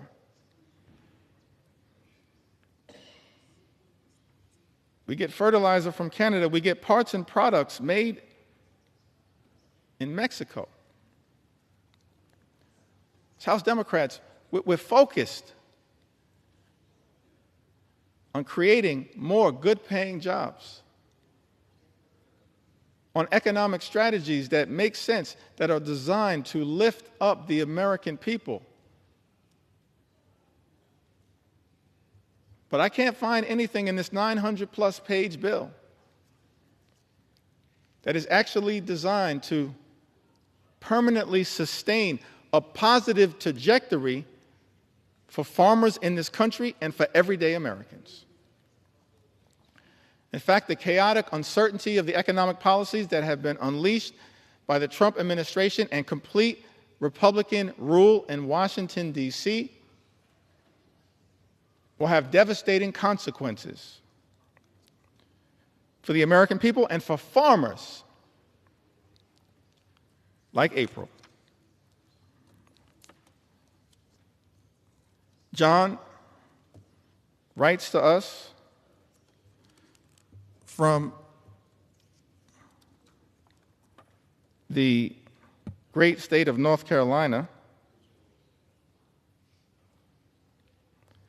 He says to us, not many families can say this, black families, that is, but we've been here for over 100 years. My great-grandfather, my grandfather on both sides, and my father were all farmers.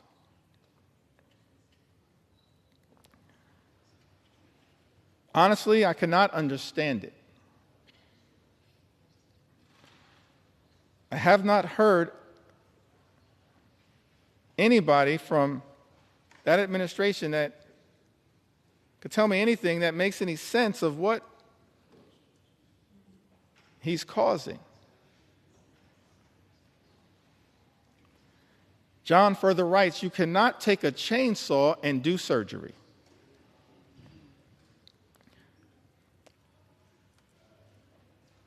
I'm going to plant about 50% less than I would normally because I don't know what the price is going to be. I don't want to take the risk of putting even more out there. What we've seen from the Trump administration, from this so-called DOGE effort, and from our Republican colleagues, Mr. Speaker, is deeply troubling. Republicans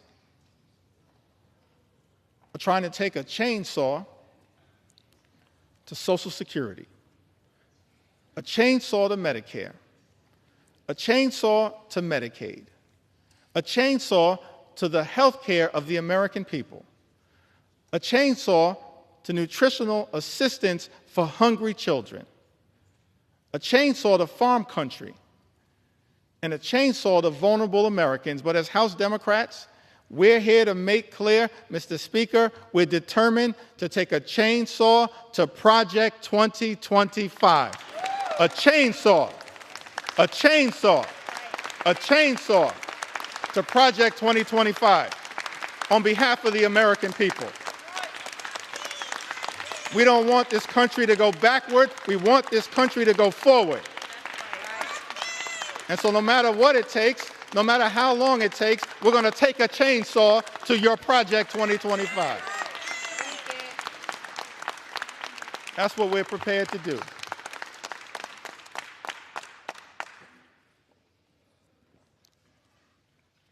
Thank you, John, from North Carolina. One last farmer whose voice I want to elevate at this moment. And then I'd like to have a discussion about, anchored around some of the things that our Republican colleagues, Mr. Speaker, have said during this entire process. Correspondence that has been written by Republicans as it relates to this one big ugly bill. Correspondence that I'm struggling to understand now, because it appears that almost every single House Republican is prepared to recklessly rubber stamp Donald Trump's extreme agenda and sign off on this one big ugly bill. So I'm going to go through some of the correspondence momentarily that maybe at some point our Republican colleagues can help us figure out. But I want to enter into the record one last story from a farmer. Can we respect the farmers in the United States of America? Can we respect them?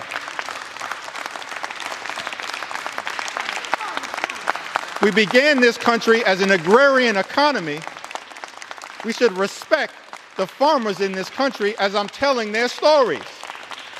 On the eve of our 249th birthday, can we respect the farmers in this country who we're working hard to defend?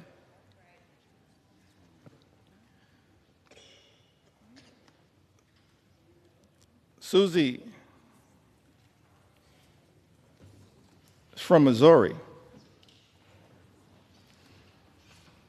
In a district, Mr. Speaker, represented by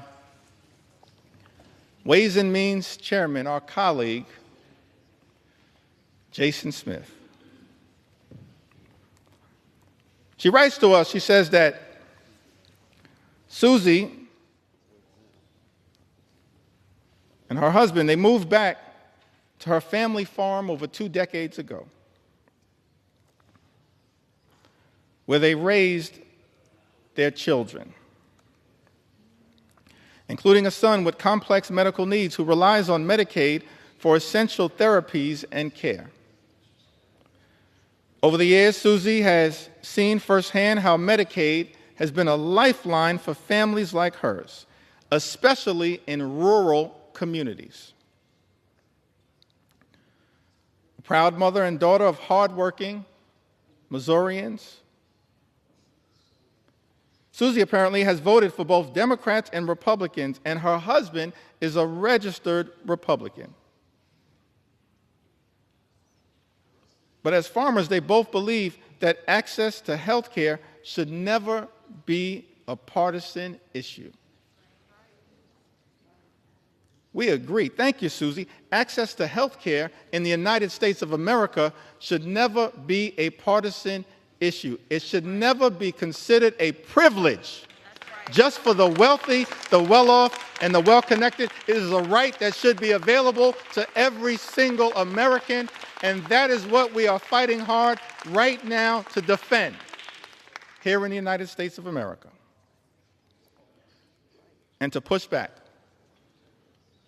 against this one big, ugly bill.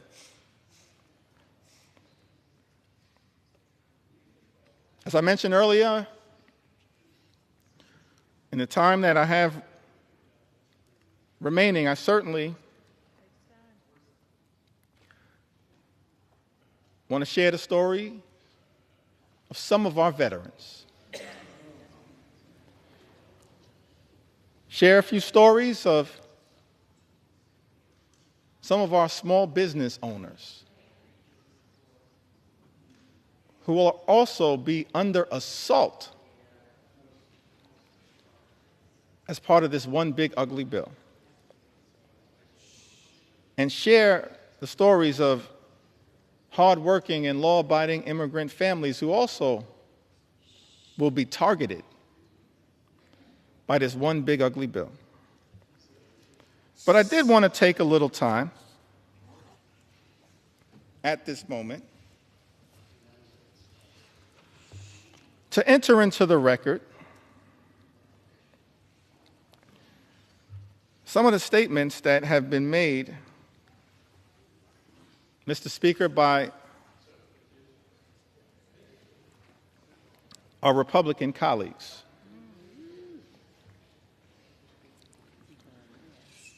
That I just don't understand. I mean, I am flummoxed by some of these statements. I've always wanted to use that word, y'all. Momentum will suspend. House will be in order. Please take your conversations outside the chamber. Please take your conversations outside the chamber. Gentleman's recognized. Thank you, Mr. Speaker. I was hoping to seek some clarification at some point after I'm able to yield the floor. But I'm still here to take my sweet time on behalf of the American people.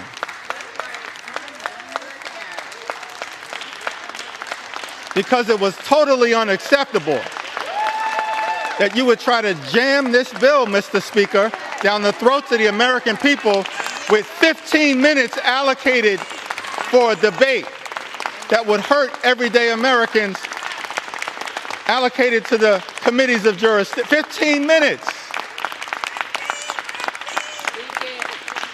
And so now I'm here with my House Democratic colleagues, 4 hours in, taking our sweet time on behalf of the American people.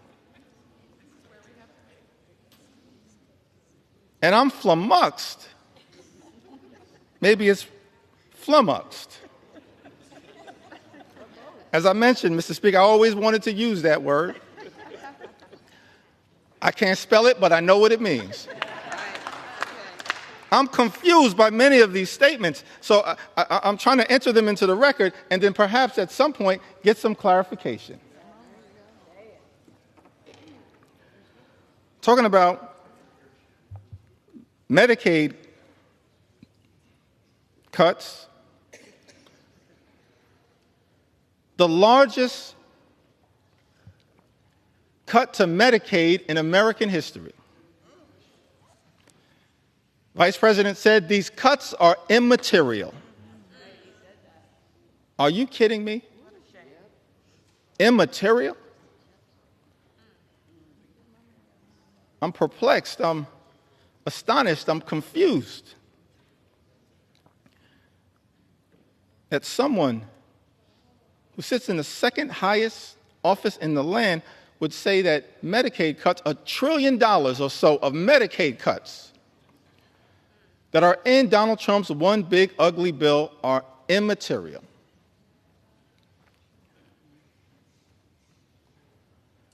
I'm confused, Mr. Speaker, by the statement that was made by the former Senate Majority Leader, Mitch McConnell, who, when talking about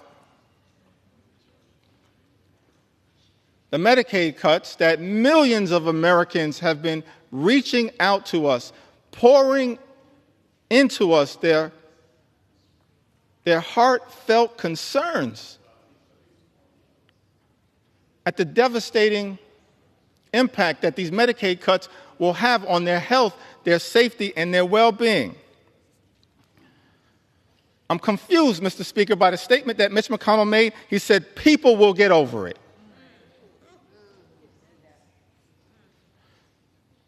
No, Mitch. The American people will not get over it, but they will get even next November.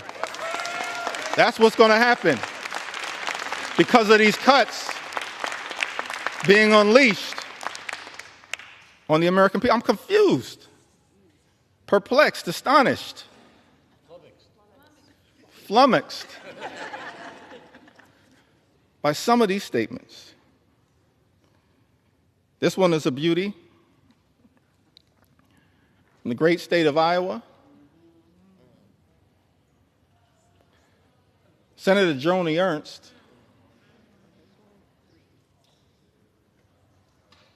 she showed up at a town hall meeting in Iowa. First of all, I'll give her credit for showing up at a town hall meeting because House Republicans were instructed not to show up at town hall meetings. So she shows up, Mr. Speaker, at a town hall meeting, is questioned about the fact that health care in America, that the Medicaid is a question of life or death. And when asked by one of her constituents about the concern that was had, the fact that people will die as a result of the devastating cuts to Medicaid and health care that are in Donald Trump's one big ugly bill, Senator Ernst says, we're all going to die anyway.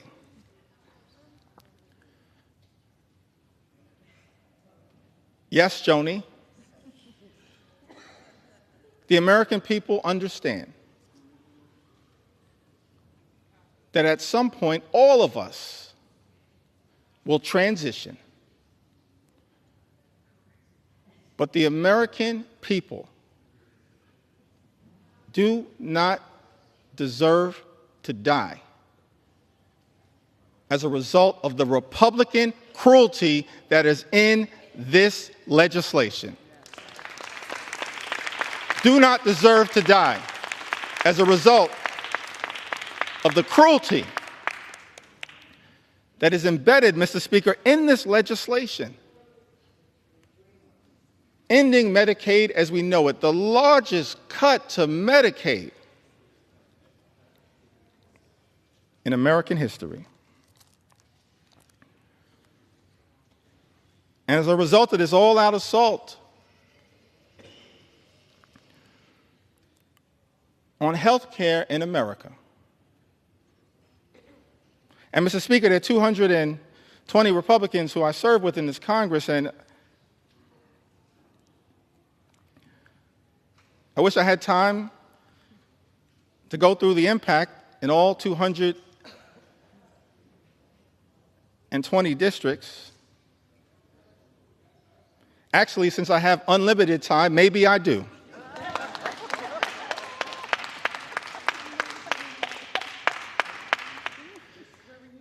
But, Mr. Speaker, I figured that, I'll start in my home state of New York.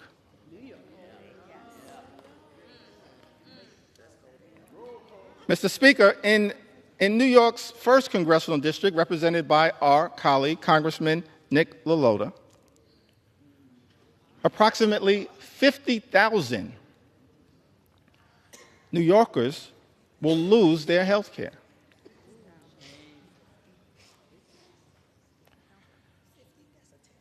In New York's 24th Congressional District, Mr. Speaker, represented by our colleague, Congresswoman Claudia Tenney, over 30,000 New Yorkers will lose their health care.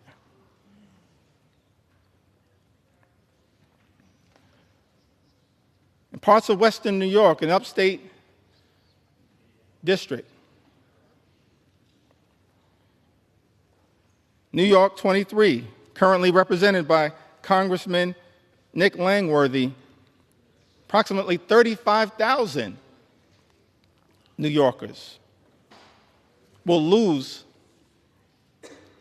their health care as a result of Trump's one big ugly bill.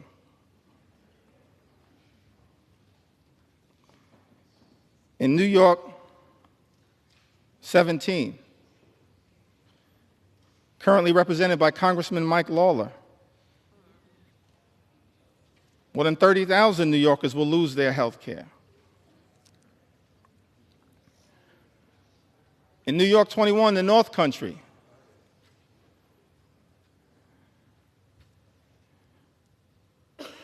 represented by Congresswoman Elise Stefanik,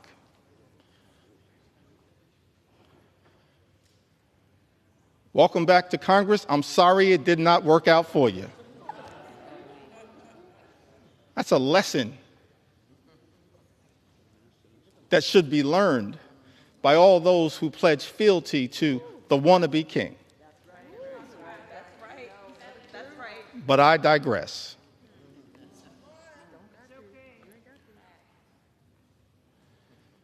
New York's 21st Congressional District, currently represented by Congresswoman Elise Stefanik, approximately 44,000 New Yorkers will lose their health care.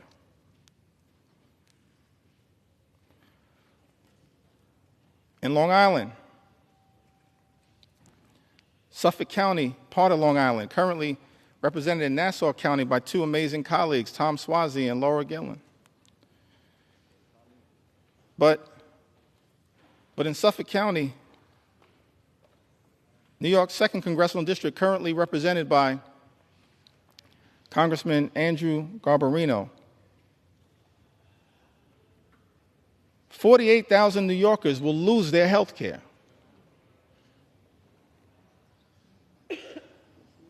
In Suffolk County, in New York's 2nd Congressional District, as a result of Trump's one big ugly bill. And in the 11th Congressional District, a district that includes all of Staten Island, a district, Mr. Speaker, currently represented by Congresswoman Nicole Malliotakis, more than 50,000 New Yorkers will lose their health care as a result of Donald Trump's one big ugly bill on Staten Island and in New York's 11th Congressional District. I don't think the Wu-Tang Clan would approve of that.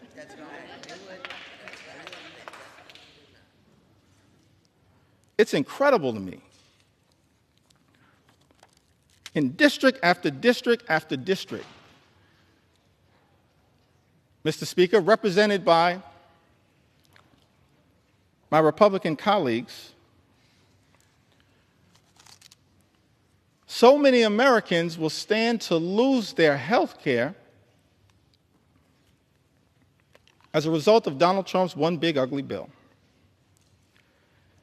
Now, this is not just a Democratic perspective.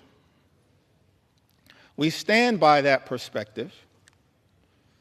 We'll continue to articulate that view and forcefully defend the health care of the American people, but it's not just a Democratic perspective. And so I thought that it was important that we enter into the record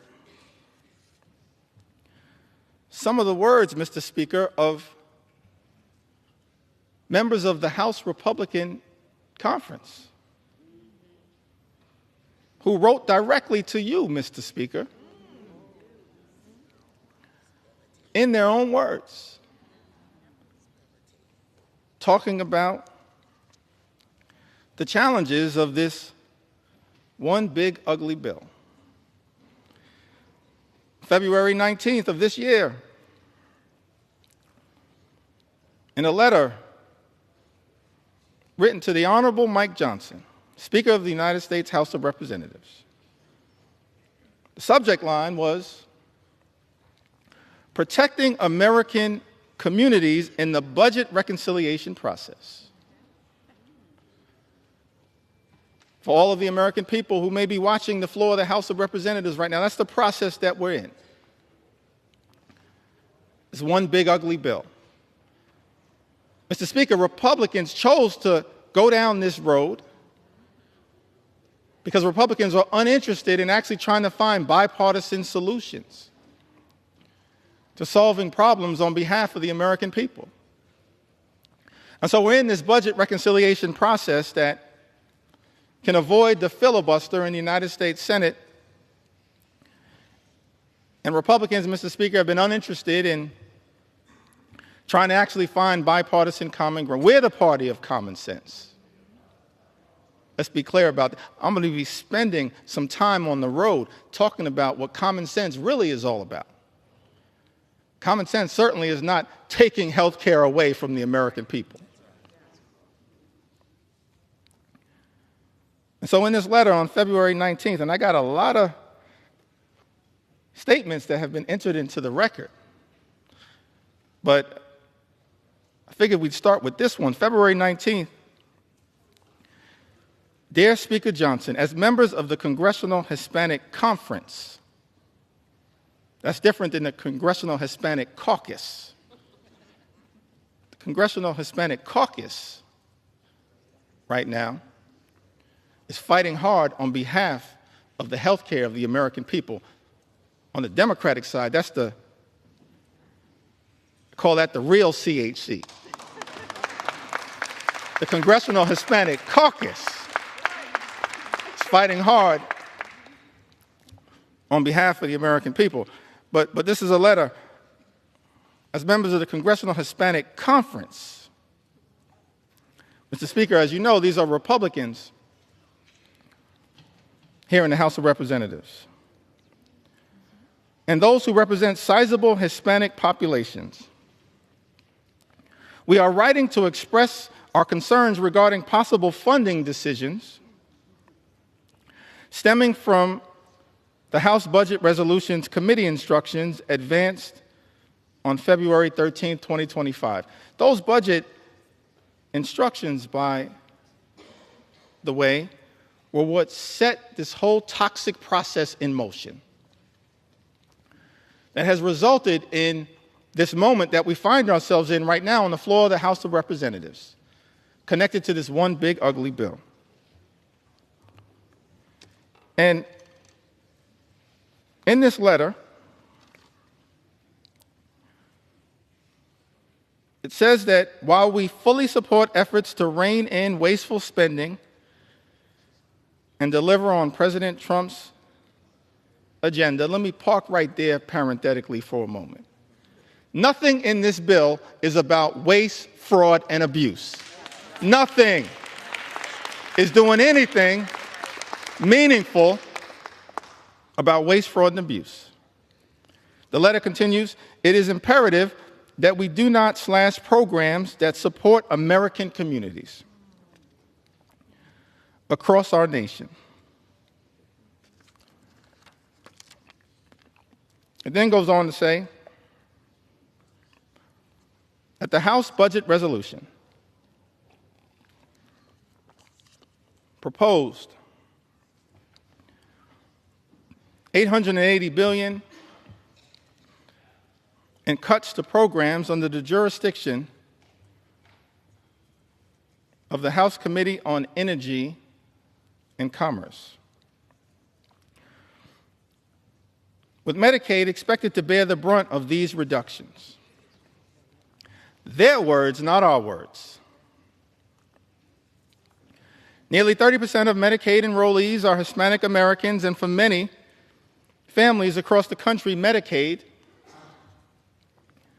is their only access to health care.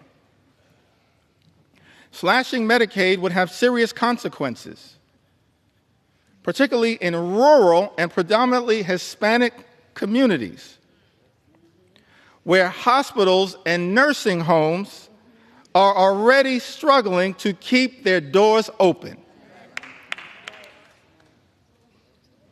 Mr. Speaker, these are members of the House Republican Conference warning about the devastating impacts of this one big, ugly bill. It goes on to say that the House Committee on Education and the Workforce has been tasked with cutting $330 billion where federal aid for higher education, such as Pell Grants, may be a target for reductions. Once again, let me park right there parenthetically to make the observation. This bill also assaults higher education in the United States of America. That's a disgrace. And Mr. Speaker, members of the House Republican Conference predicted that that would occur. Their words, not our words. House Committee on Education and the Workforce has been tasked with cutting $330 billion where federal aid for higher education, such as Pell Grants, may be a target for reductions. Hispanic students make up a significant share of Pell Grant recipients, many of whom are first-generation college students, striving for a better future for themselves, their families, and our nation. If we are serious about empowering the next generation and strengthening our workforce, we must facilitate and not undermine opportunities that help students succeed. Finally, the House Committee on Agriculture has been directed to cut $230 billion. And then, Mr. Speaker, our Republican colleagues go on to write, while we fully support efforts to eliminate fraud, waste, and abuse, by the way, that's all fake. We support a federal government that's effective, that's efficient, that's equitable, that eliminates waste, fraud, and abuse. That's not what this bill is all about. But it goes on to say, while we fully support efforts to eliminate fraud, waste, and abuse, we must ensure that assistance programs such as SNAP remain protected. I mean, I'm just confused. Remain protected as nearly 22% of Hispanic families rely on this critical program as a temporary safety net during difficult times.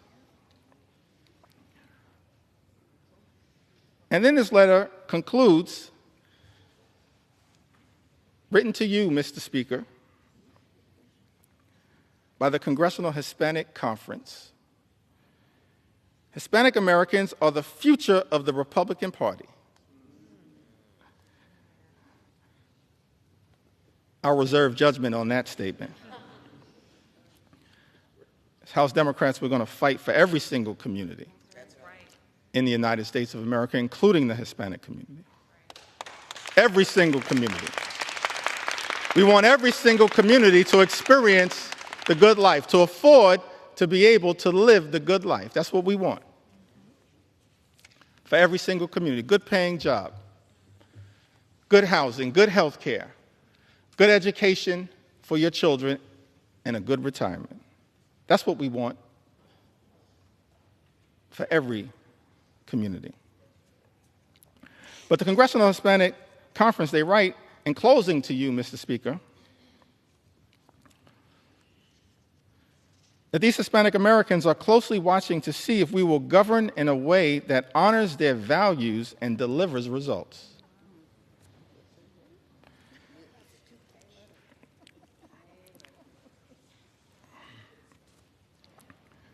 Just to make sure that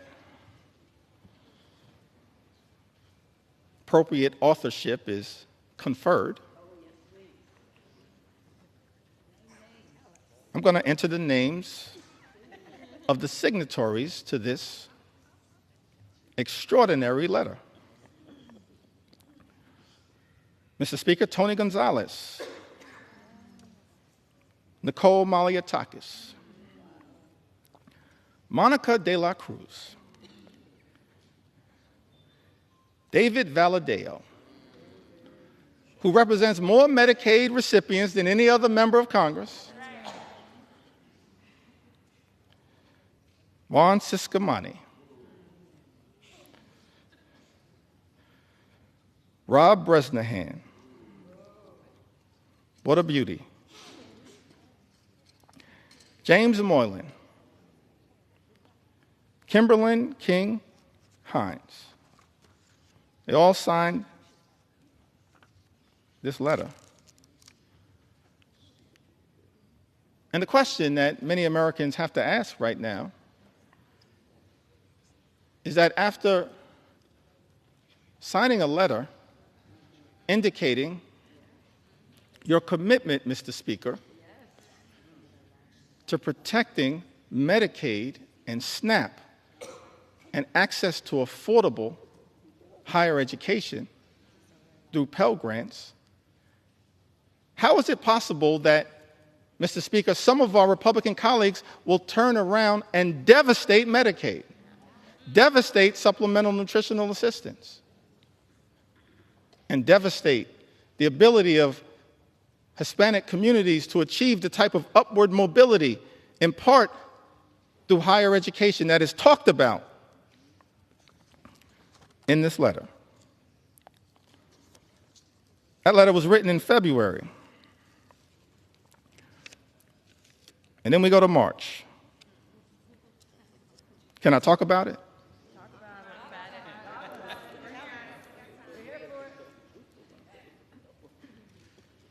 I mentioned, Mr. Speaker, I'm here to take my sweet time on behalf of the American people.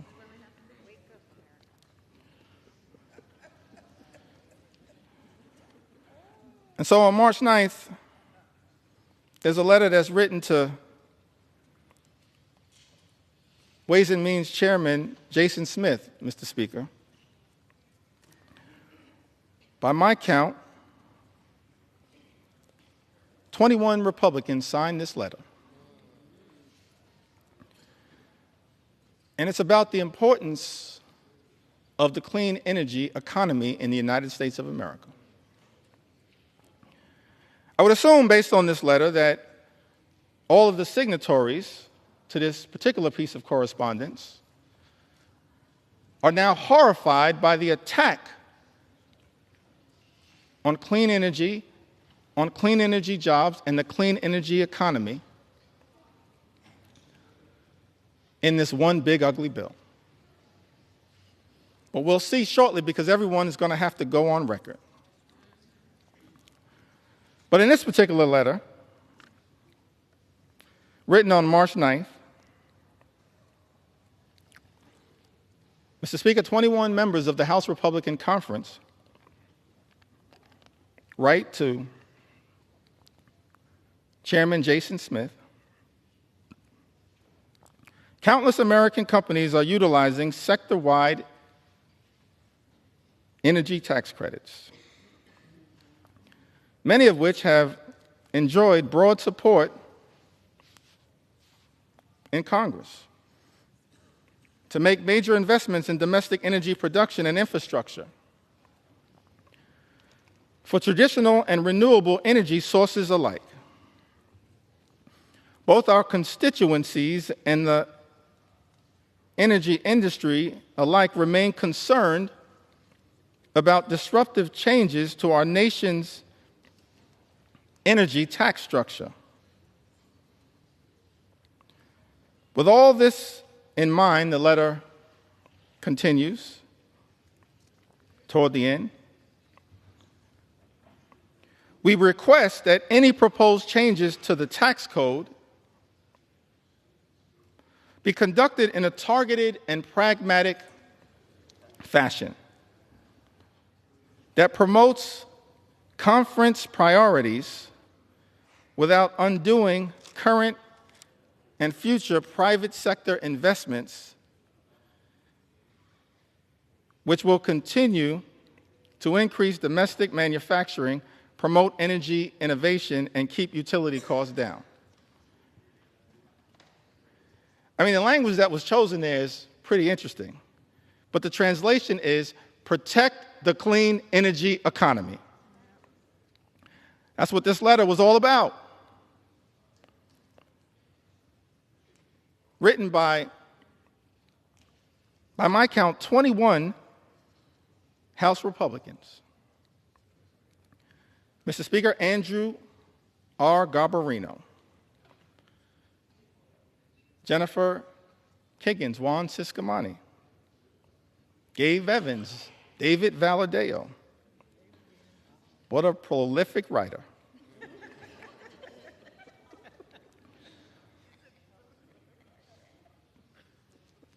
Mark Amadei, Michael Lawler, Young Kim, Don Bacon, Vince Fong, Jeff Hurd, Tom H. Kane Jr., Nick LaLota, John James, Ryan McKenzie, Rob Bresnahan, Marionette J. Miller Meeks, Earl L. Buddy Carter, Dan Newhouse, Eric Hoshin, and David P. Joyce. All writing in support of a clean energy economy. We as House Democrats, we know that there's an all-of-above approach that is underway right now, but we support wind and solar energy, renewable energy, because renewable energy is cheaper energy, and cheaper energy means reducing the high cost of living for everyday Americans. That's what we as House Democrats support. And yet, I'm perplexed because this letter was written, but the one big ugly bill represents an extraordinary and unprecedented assault on clean energy and cheaper energy in the United States of America. Mr. Speaker, I asked the question, what are those 21 Republicans going to do when it comes to voting for this one big ugly bill?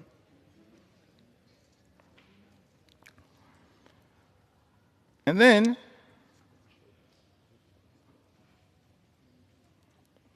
we've got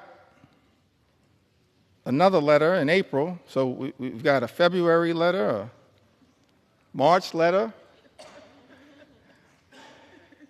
an April letter. Quite elegant with these letters. April 14th, 2025, this is correspondence written by 13 House Republicans, Mr. Speaker. Written to you and Steve Scalise. Majority Leader written to Tom Emmer. The Majority Whip, and written to Brent Guthrie, the Chairman of the Energy and Commerce Committee. It says, as members of Congress who helped deliver a Republican majority, many of us representing districts with high rates of constituents who depend on Medicaid, we would like to reiterate our strong support for this program. By the way, a program that the one big ugly bill now will cut and devastate, gut, Mr. Speaker, by almost $1 trillion. In this letter,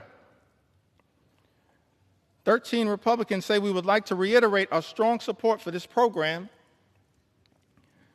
that ensures our constituents have reliable health care. Balancing the federal budget must not come at the expense of those who depend on these benefits for their health and economic security. Mr. Speaker, that's their words, not our words.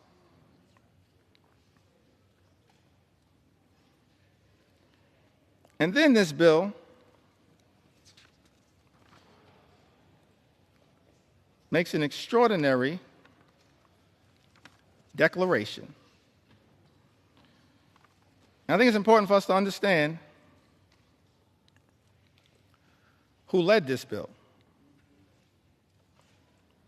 David Valadao. These are just facts, Mr. Speaker. Publicly issued letters. David Valadao, Don Bacon, Jeff Van Drew, Rob Bresnahan, Juan Ciscomani, Jen Kiggins, Young Kim, the usual suspects. Robert J. Whitman, Nicole Maliatakis, Nick LaLota, Andrew R. Garbarino, Jeff Hurd, and Michael V. Lawler. By my count, 13 members. And in some of the relevant portions of this letter, it says to strengthen Medicaid, we urge you to prioritize care for our nation's most vulnerable populations. Our constituents are asking for changes to the healthcare system that will strengthen the healthcare workforce, offer low-income, working-class families expanded opportunities to save for medical expenses, support rural and underserved communities, and help new mothers.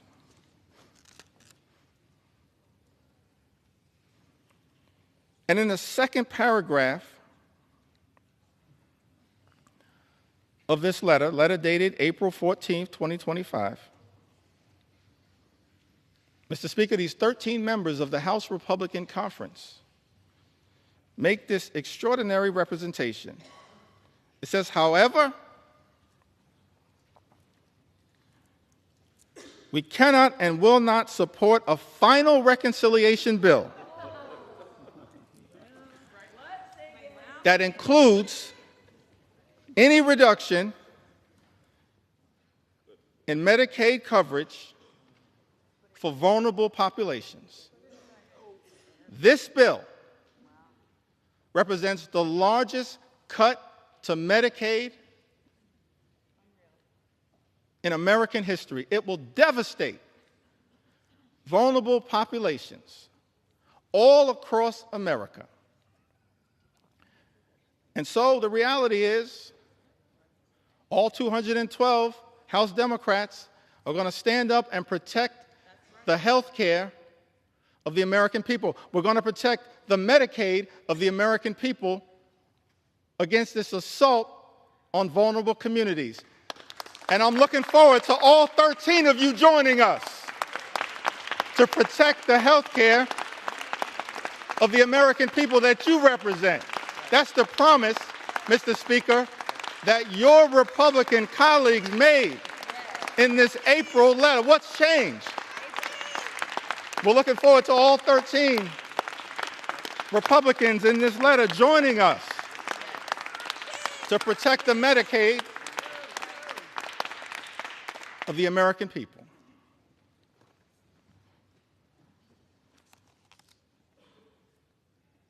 And you know, this salt issue is also an interesting one.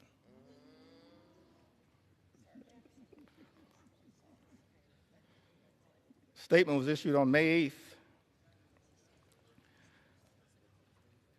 from my colleagues in the New York delegation: Elise Stefanik, Andrew Garbarino, Nick LaLoda, Mike Lawler. Just facts right now. Big talk about standing up to protect the state and local tax deduction. And what's interesting, let's make sure we set the record straight here.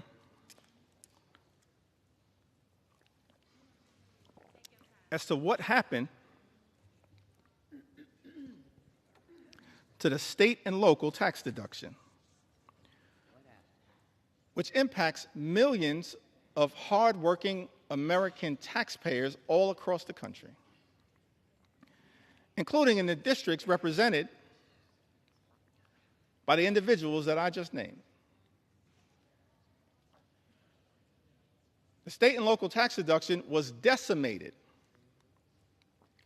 Mr. Speaker, by Donald Trump, House Republicans, and Senate Republicans in 2017 in connection with the GOP tax scam that callously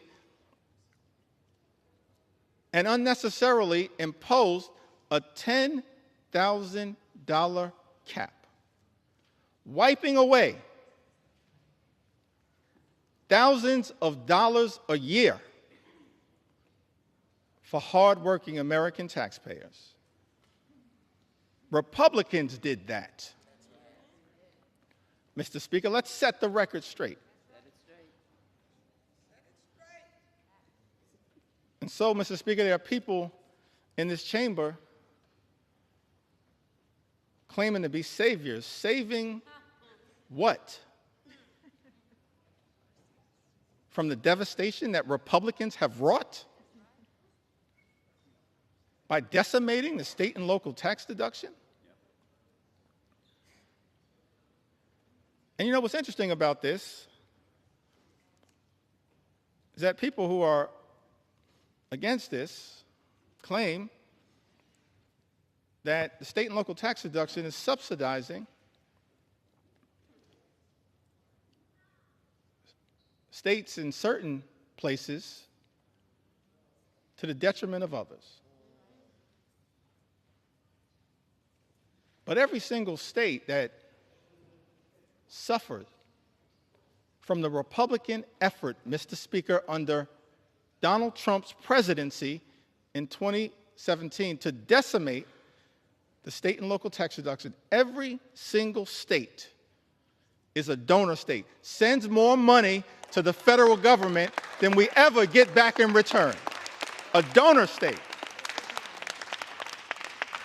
Some people in this town running around misrepresenting the facts.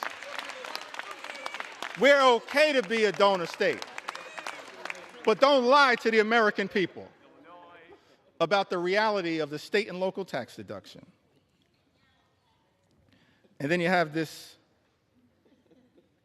extraordinary statement on May 8th, big talk, no action.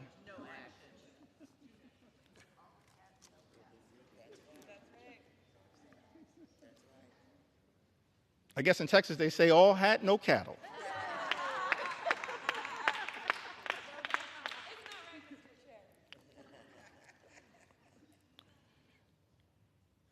And so that brings us to this letter that was written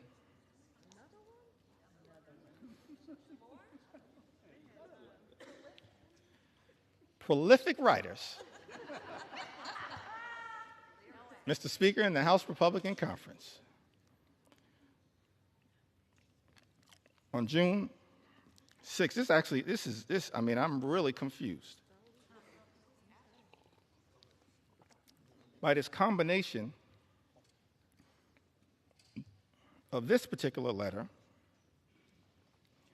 followed by an interesting statement that was made after the Senate passed Donald Trump's One Big Ugly Bill by Lisa Murkowski. And maybe somebody, Mr. Speaker, can help me reconcile these statements. Because all of us in the House and in the Senate were independently elected to stand up on behalf of our constituents in the chambers that we serve in. I'm going to get back to that point momentarily. So in the House, we passed this One Big Ugly Bill initially in late May. It devastated Medicaid, devastated nutritional assistance, devastated the clean energy economy that actually is benefiting red state after red state after red state in the United States of America. And so,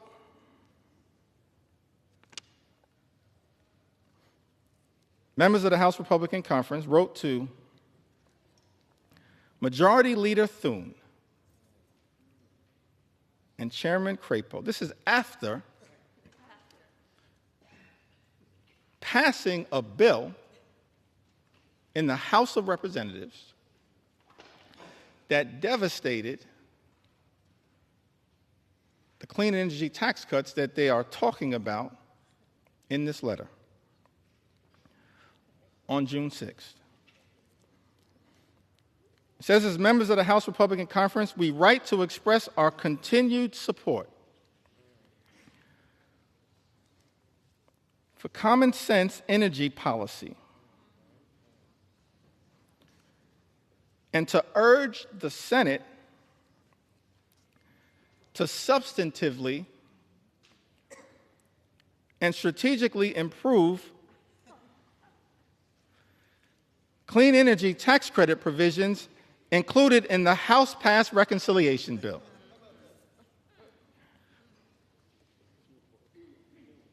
I mean, what is happening right now? Maybe I don't understand the legislative process. So in this letter,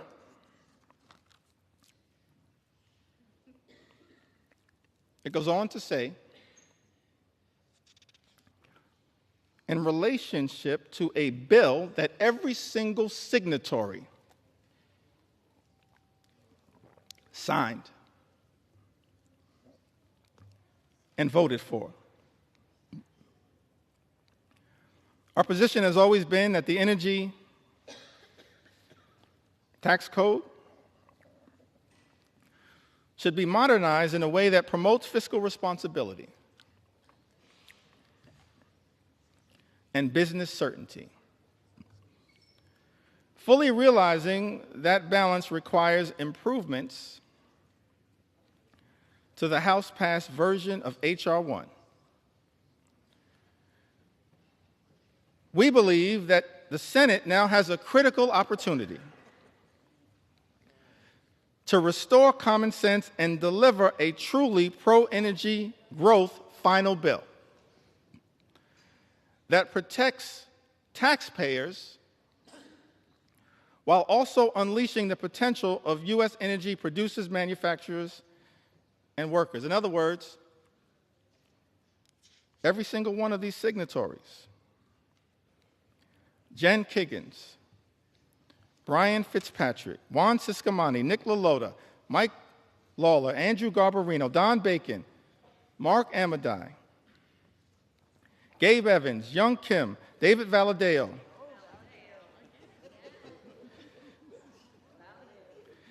Rob Bresnahan, and Thomas H. Kane, Jr. Every single one of these signatories voted for a House bill that undermined the clean energy economy, noted that it would hurt their own constituents, voted for the bill anyway, and then begged the Senate to make a difference. That's not how we should be legislating in the United States House of Representatives. That's not how you legislate, particularly when every single House Democrat voted against the bill.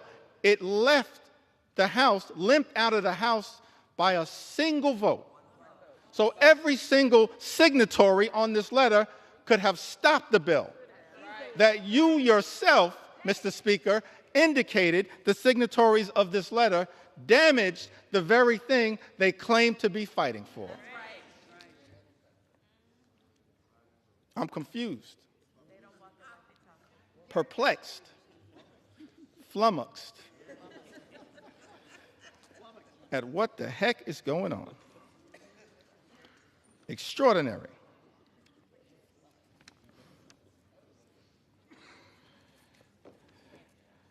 I mean, I'm just overwhelmed by the amount of correspondence. I had to just pick out the ones that were most extraordinary to make sure that they were entered into the record. The most recent one on the subject of Medicaid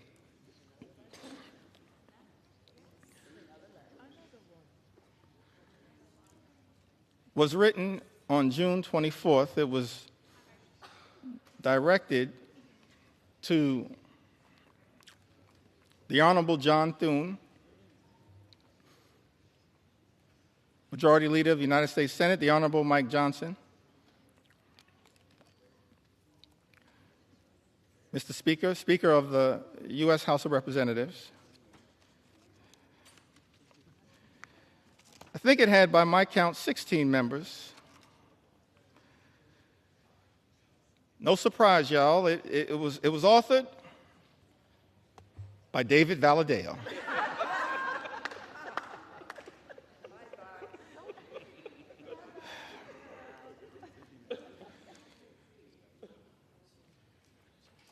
I mean, these letters can make up a book, Mr. Speaker. David Valadao, Juan Ciscomani, Rob Bresnahan. Mr. Speaker, these are just facts.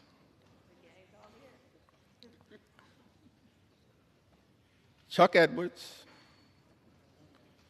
Young Kim, Andrew Garbarino, Mike Lawler, Jen Kiggins, the gang is all here again. Jeff Van Drew, Don Bacon, Dan Newhouse, Zach Nunn, Robert J. Whitman, Nicole Malliotakis, Marionette J. Miller Meeks, and Jeff Hurd. 16 members, Mr. Speaker, of the House Republican Conference, in a letter written to you, Mr. Speaker, and the Honorable John Thune, Majority Leader of the United States Senate, on June 24th, and here's the most extraordinary statement that was written in this letter. In the second to last paragraph, I think we call that the penultimate paragraph. In the second to last paragraph, it says, protecting Medicaid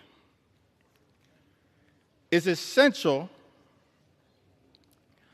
for the vulnerable constituents we were elected to represent. Therefore, we cannot support a final bill that threatens access to coverage or jeopardizes the stability of our hospitals and providers.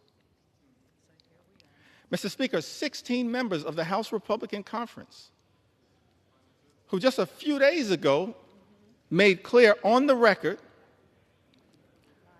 that they will not support devastating cuts to Medicaid. 16 members. All we need, Mr. Speaker, are 4 Republicans from this group to join us, and we can stop these devastating cuts to Medicaid. Join us. Join us. Join us. We welcome you with open arms into the warm embrace of members of Congress who are here to protect the health care of the American people. Just for y'all, we welcome you with open arms into the warm embrace of members of Congress determined to protect the health care of the American people. All we need are 4. And so many of y'all are on record. So as I conclude this section of this particular presentation, and we still got some ground to cover, we're going to continue as House Democrats to take our sweet time on behalf of the American people, because the issues are too significant to ever walk away from. I just want to turn to a statement that was issued by Senator Lisa Murkowski. I want to give some love to the other side of the Capitol.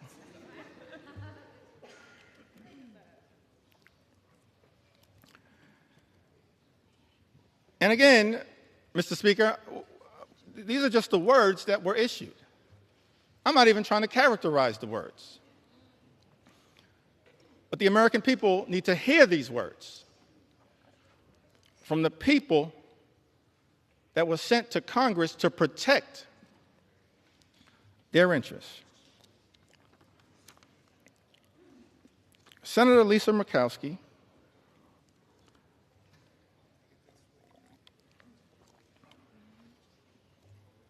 says this was one of the hardest votes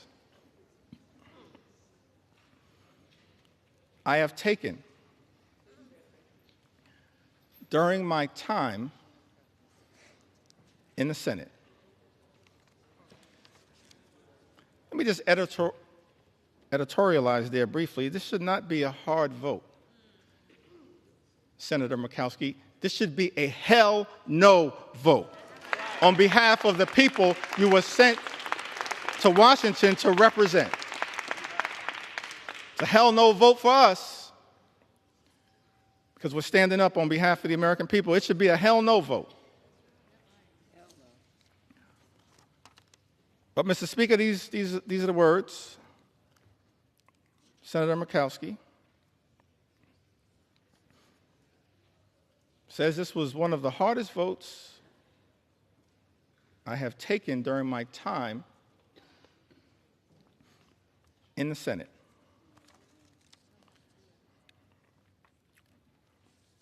And then she keeps it real. As far as I can tell, she says, but let's not kid ourselves. This has been an awful process. Speaker, those are the words of a Republican senator, not us. This has been an awful process, a frantic rush to meet an artificial deadline that has tested every limit of this institution.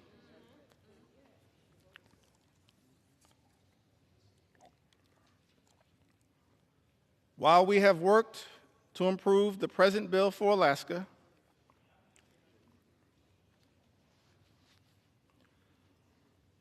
it is not good enough for the rest of our nation. And we all know it. Yes, Senator Murkowski, we all know this one big, ugly bill will devastate everyday Americans across this country. And yet, in the concluding paragraph, This comes after Senator Murkowski voted for this bill, the deciding vote in the United States Senate. Says my sincere hope is that this is not the final product.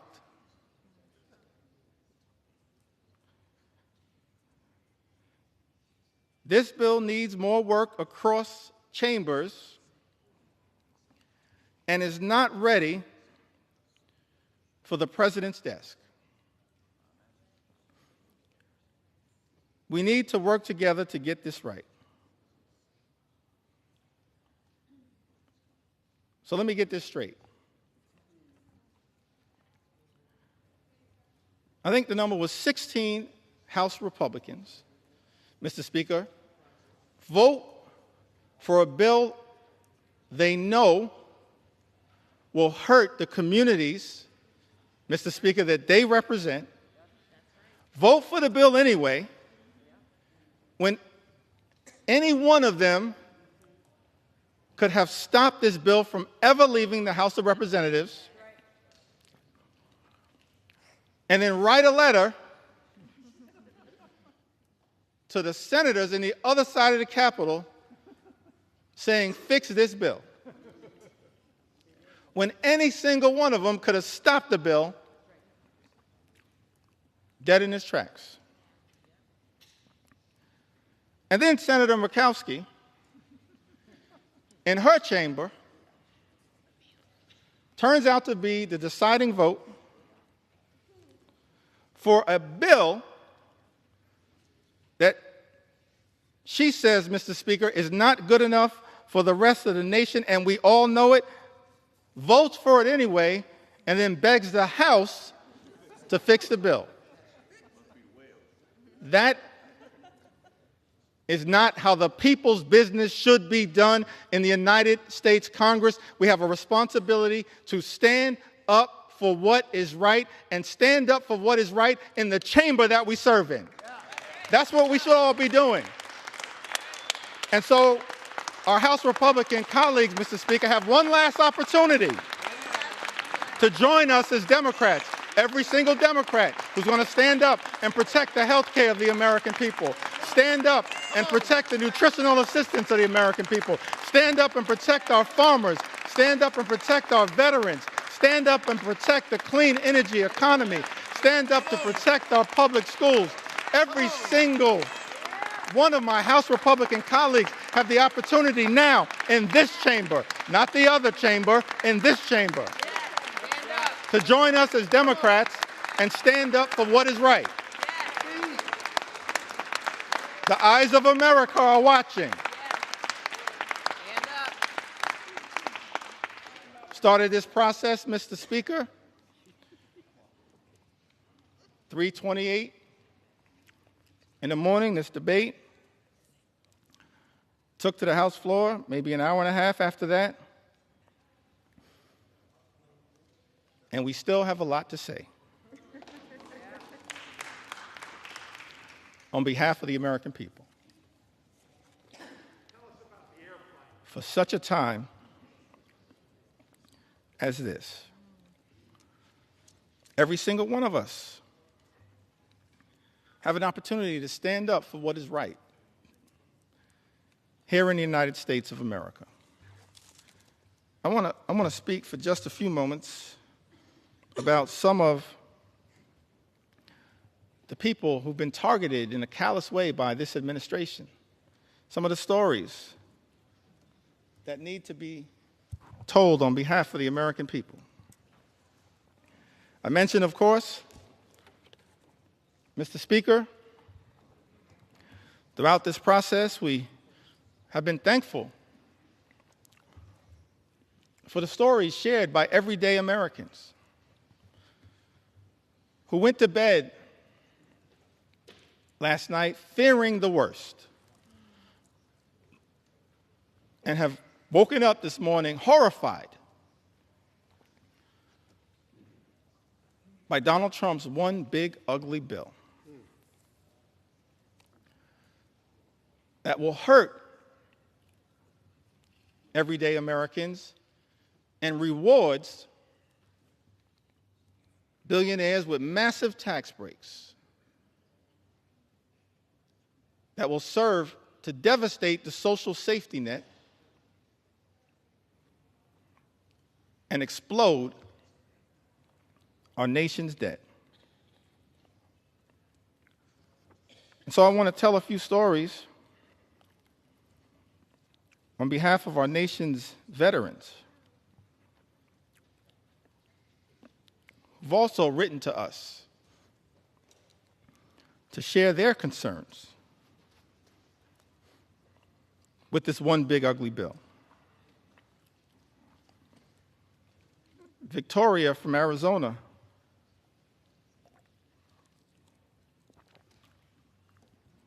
wrote to us, Mr. Speaker,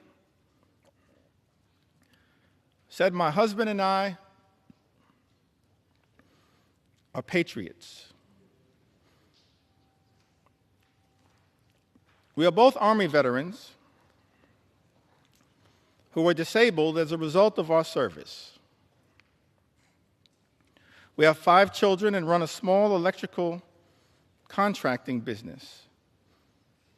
We live on a fixed income and, like most families, have struggled with rising costs. One of our sons is adopted. He is a wonderful, loving 7-year-old who has autism and ADHD. He qualifies for Medicaid because he was adopted, and it has been the saving grace for his health and well-being. Medicaid is the reason we were able to get his formal diagnosis of his autism and ADHD. It also covers his regular doctor's visits and dental care. We use Medicaid to access in-home therapy for him, and it was a huge help. Slashing Medicaid will have especially dire consequences for rural communities like ours. Forcing hospitals to close. Health resources are already slim in our area. And then this Army veteran writes, President Trump is causing enormous stress and hardship for families like mine. He and his billionaire friends don't need more tax breaks. It's outrageous. The last thing we should even be considering is cutting Medicaid. These programs are lifelines. We agree with you, Victoria. She lives in Arizona's 6th Congressional District. District, Mr. Speaker, currently represented by Congressman Juan Ciscomani. Troy, another veteran, lives in California, Mr. Speaker.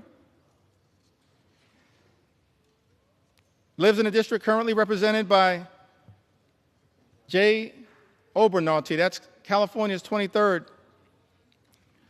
congressional district, I believe. He writes to us and says, I was in the U.S. Army and went to Kosovo in 2001,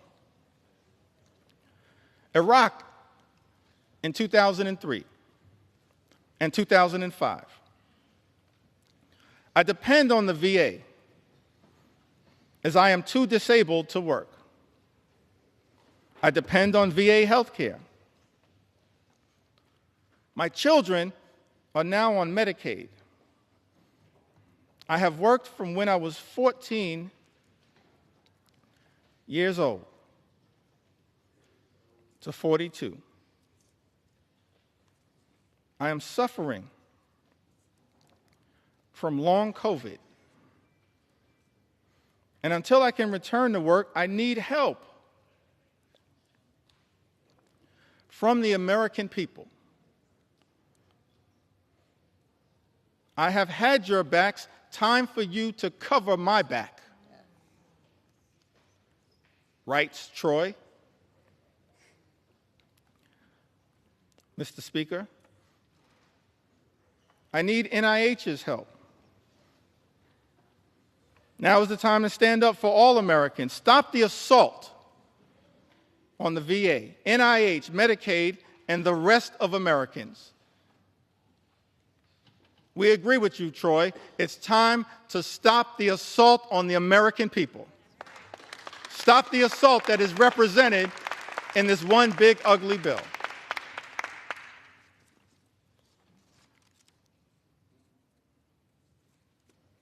Christy, another veteran, wrote to us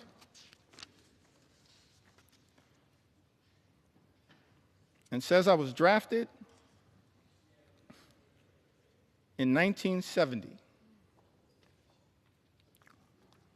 My choice was incarceration or militarization. So I enlisted in the Navy and became a Navy corpsman serving on the USS Long Beach, CGN 9, and her Marine detachment, where I was assigned to the 3rd Marines, 1st Medical Battalion. I was blessed. I lived through 2 tours, giving medical care to my shipmates. Every other day, I was assigned to flight ops to transfer or pick up the wounded and dead Marines from shore to ships waiting offshore about 8 miles. I hated the smells of war. This veteran writes, death and misery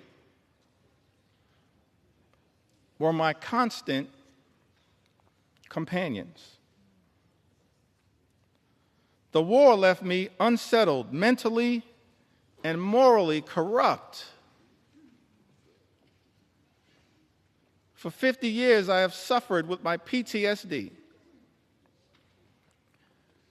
which went undiagnosed for years. After 12 years of VA therapy and working hard for my soul to be repaired, I find myself living alone and isolating from others.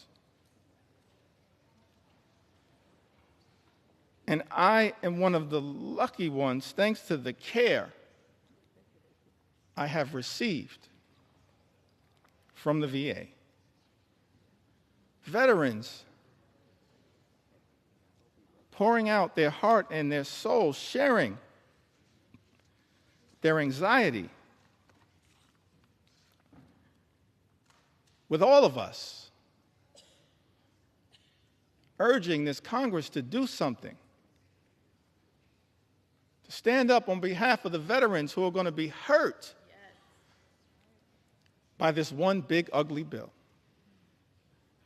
Devastated by this one big, ugly bill.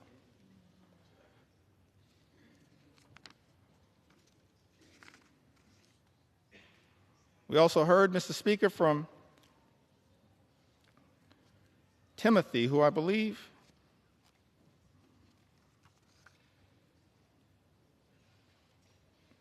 may have written to us from the Commonwealth of Kentucky. He says, my name is Timothy.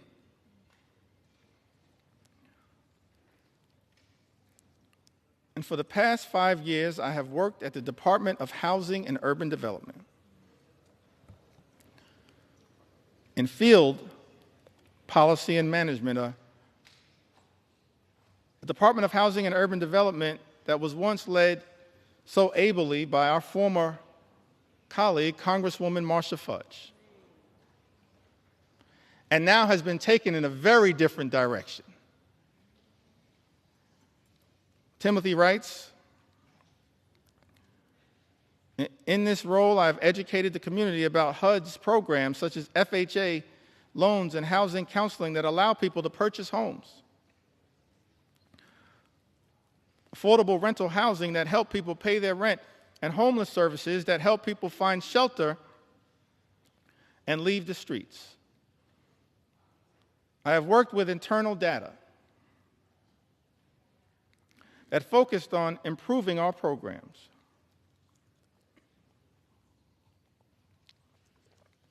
Most recently, I worked with a team that hired people from housing authorities and Job Corps with the goal of providing people a career and a way off government assistance. Those incredible people, along with myself, have been fired by Elon Musk's Doge.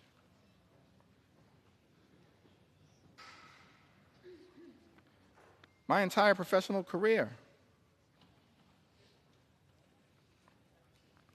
I have taken jobs that I considered bigger than me. I served in the military, both enlisted and as an officer. I deployed. And am now a disabled vet with a rating of 90%. After the military, I focused on giving back and challenging myself in a way while continuing a job that was bigger than myself, so I joined the Peace Corps. Served in Ukraine for years, working as a youth development volunteer. Now as a HUD employee, I'm being fired by an unelected official and being called lazy by my president. I want to know why Elon Musk has this power and authority and why our elected officials are not doing more to stop it. I have served this country and the government my entire life because I love my country. Why is this happening? Tim writes to us. That is such an important question, Mr. Speaker. Why is this happening in the United States of America? Why are we living in a country where this administration has launched an all-out assault on veterans in the United States of America, firing veterans like Tim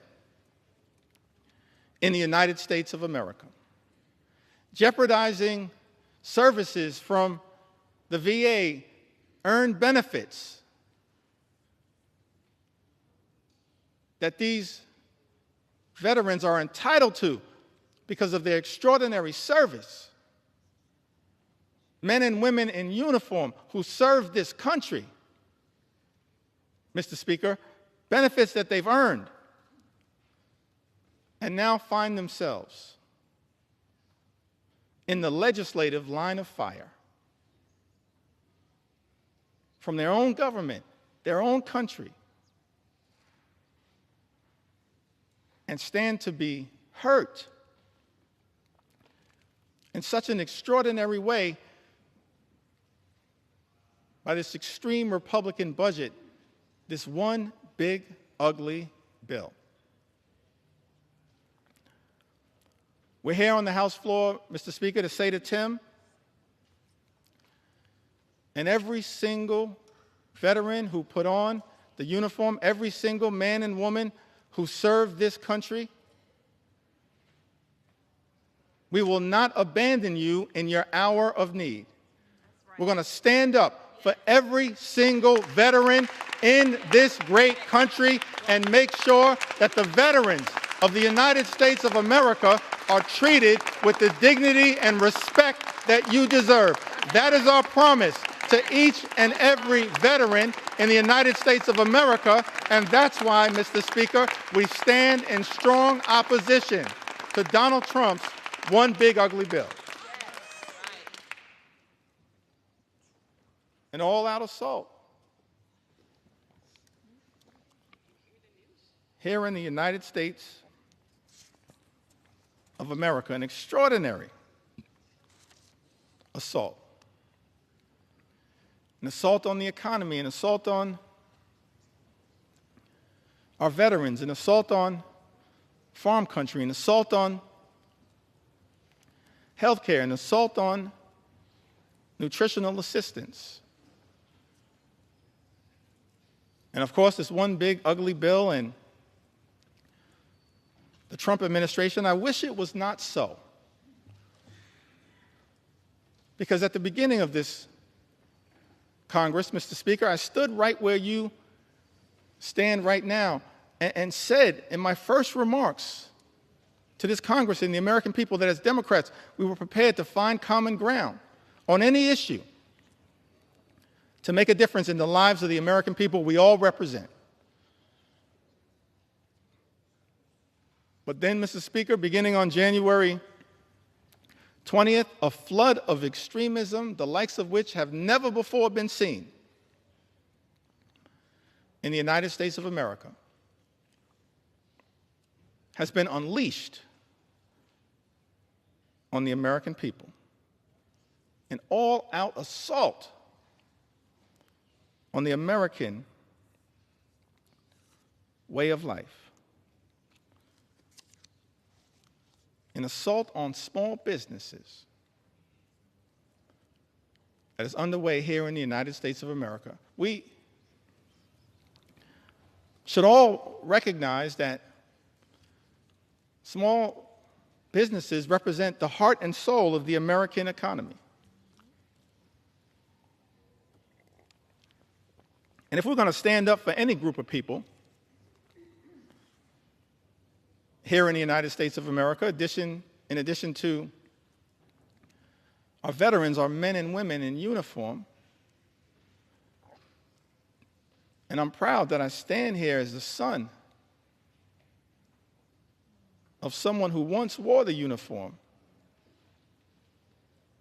My father, he's in heaven right now. Margaret Jeffries grew up in Newark. His nickname was Pudding.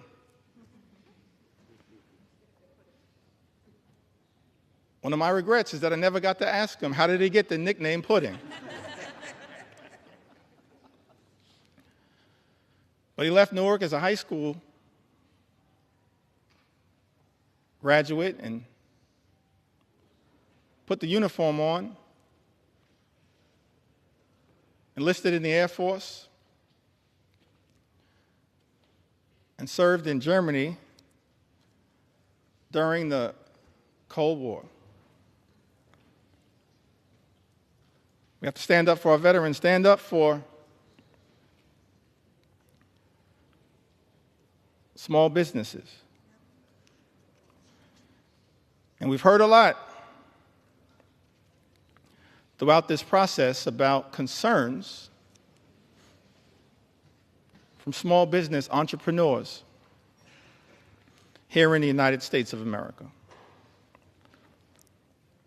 I've heard from Mercedes, lives in the great state of Colorado. Mercedes writes, my husband and I are the owners of a small business.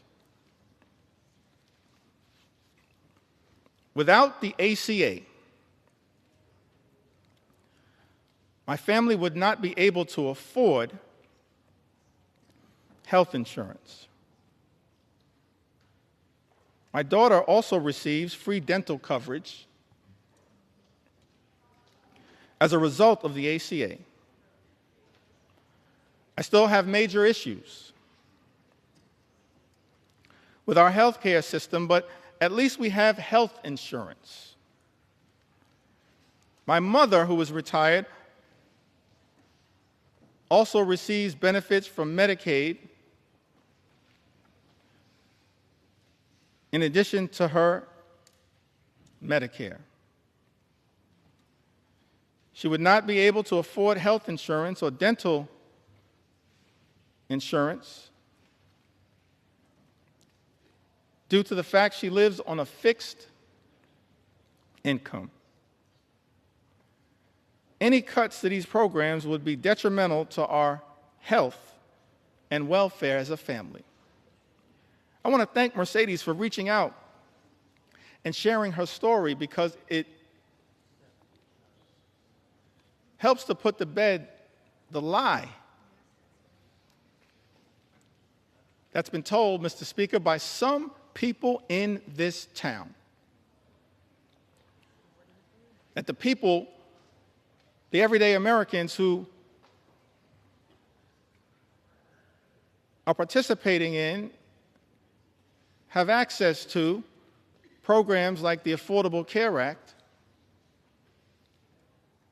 are unworthy, aren't hardworking American taxpayers. They are hardworking American taxpayers. A group of people that real leaders in this country, beginning in modern American history, as I illustrated earlier from President Franklin Delano Roosevelt all the way through, our most recent president, who we served with in the last Congress, have recognized that we have a sacred obligation to stand up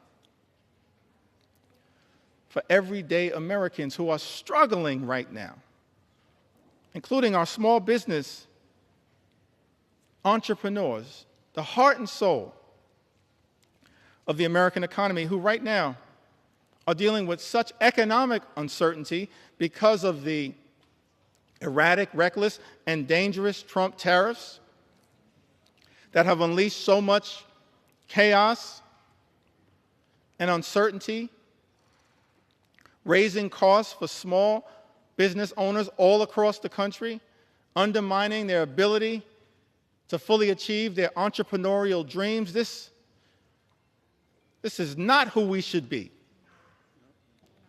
in the United States of America. Small business owners under assault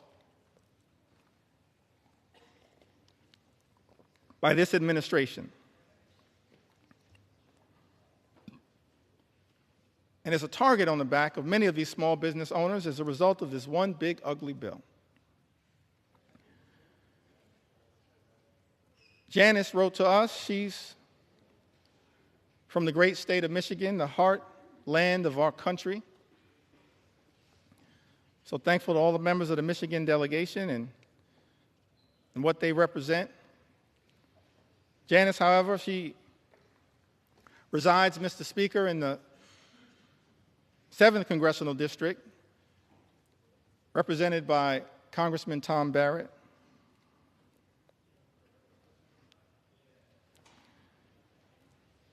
Says that small business owner, mother, ACA recipient in Michigan, who recently spoke about how Trump's tariffs would potentially force her to close her business, which has given her family a livelihood for a decade and helped put 2 children through college. I just don't understand why Trump thinks putting tariffs will help American businesses. It's not. She writes, it's going to decimate us.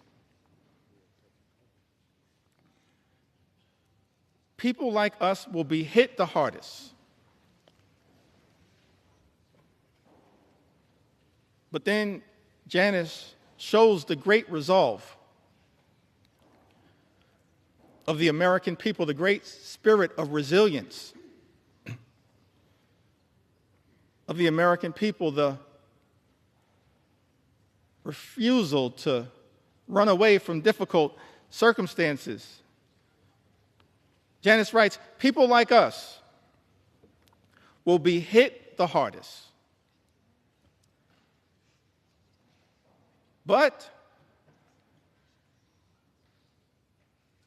Janice then writes, I refuse to call it quits.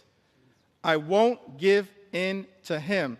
Janice, neither will House Democrats. Not now, not ever. We will never give in to this type of extremism as being unleashed on the American people. We will continue to stand up for you.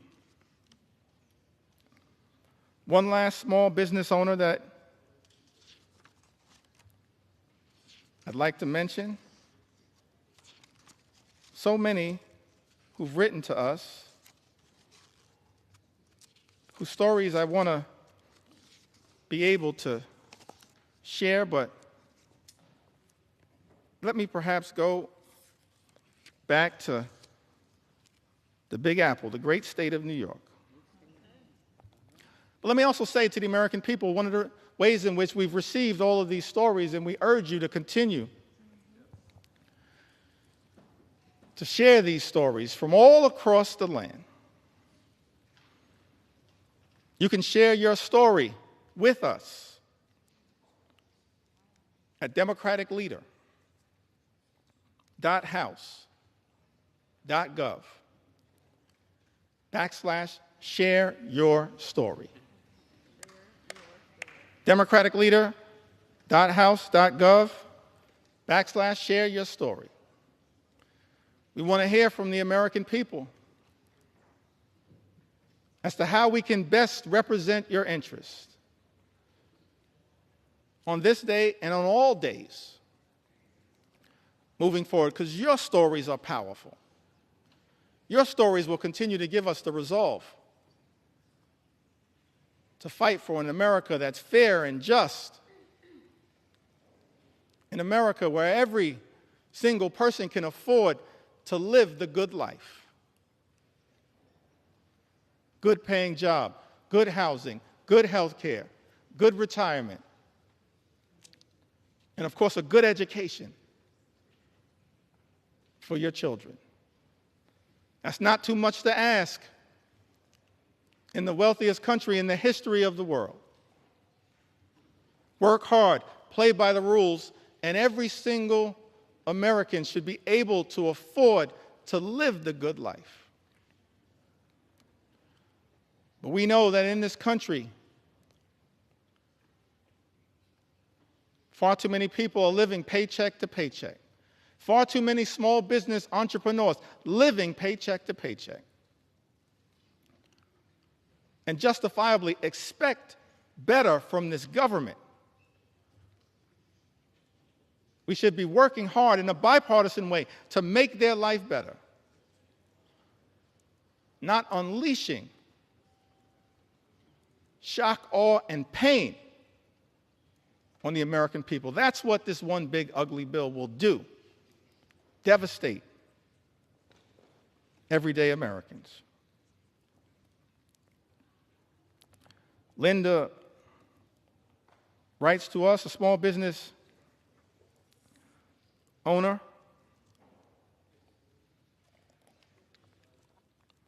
I believe she's from the North Country. Lives in New York's 21st Congressional District, Mr. Speaker. Linda's a flower farmer and flower importer in upstate New York. Small business has been impacted by Trump's tariffs on products being imported from Western Europe, the Netherlands, I believe. The economic strain and uncertainty imposed by the tariffs on small business owners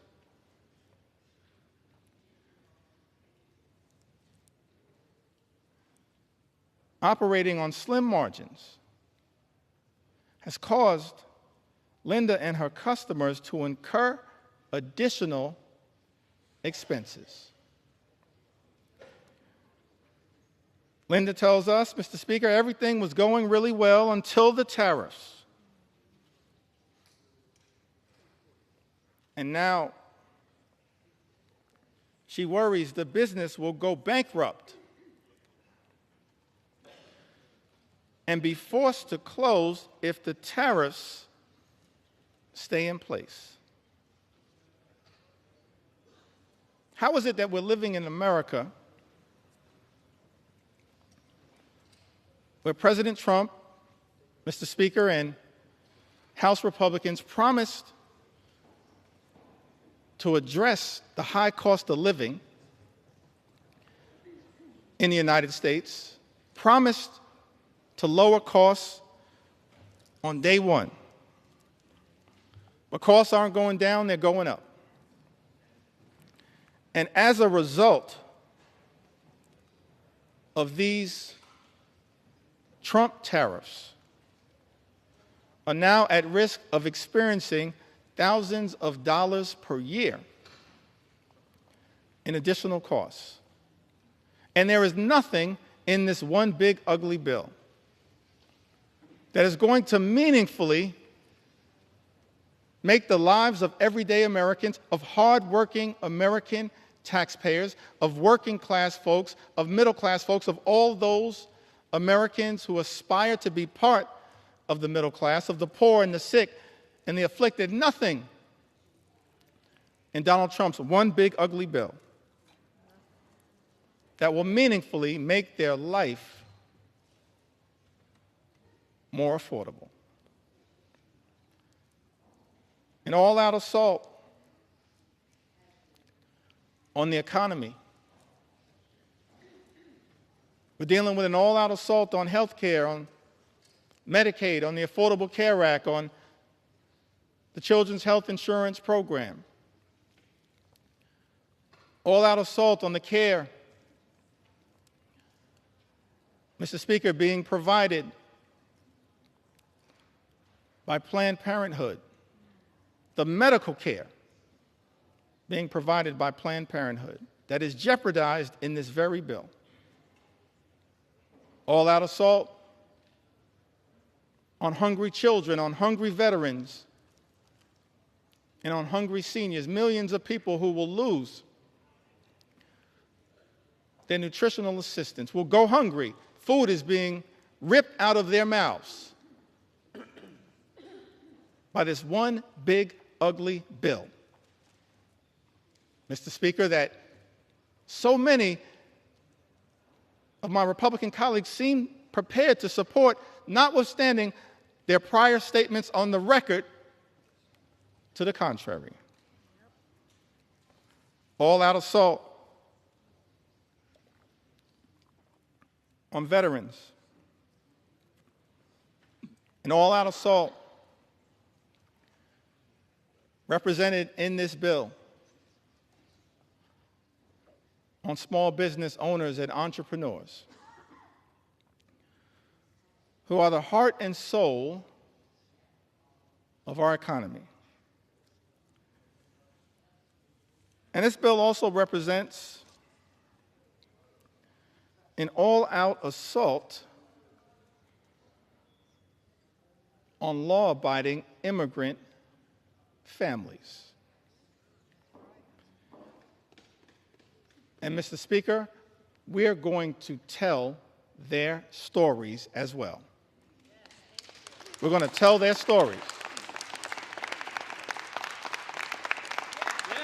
We're going to tell their stories. Because what's happening in this country, an all-out assault on law-abiding immigrant families, is unconscionable, unacceptable, and it's un-American. Because this is a country that should continue to pride itself as a nation anchored in the rule of law, and at the same time, a nation anchored in our journey as one of immigrants from all over the world. And we should never abandon that journey. We're approaching the 249th birthday of this great country, this exceptional country. And I believe, and we can go directly, if necessary, Mr. Speaker, to the words that were initially issued by Thomas Jefferson, the author of the Declaration of Independence. And he went through a whole series of indictments against the king. That America, 13 colonies, which became the 13 states, were working hard to break free from. I mentioned earlier the Declaration of Independence, and of course some of the aspirational aspects of it. There are really two parts, as I can tell. I'm not a constitutional scholar. I'm thankful for the constitutional scholars that serve in this Congress. No one more constitutional and more scholarly than my friend and colleague, the top Democrat on the Judiciary Committee, Jamie Raskin, who continues to lead the charge, standing up for the Constitution here in the United States of America. But as I read the Declaration of Independence, there seem to be two parts to it. There's the aspirational part, Mr. Speaker, of the Declaration of Independence. Of course, we hold these truths to be self-evident, that all men are created equal. We understand that now in a more enlightened way. All men, all women, all children, all of God's children created equally. That they are entitled to certain unalienable rights. That among these are life, liberty, and the pursuit of happiness. And so we spent a little time talking about what that could look like, our commitment to bringing about the American dream, the good life for every single person in this country, everybody. Work hard, play by the rules. You should be able to afford the good life in the United States of America. That's what we're going to continue to work on. Bring the American dream to life, consistent with that aspirational part of the Declaration of Independence, the life, the liberty, and the pursuit of happiness. But then, as far as I can tell, there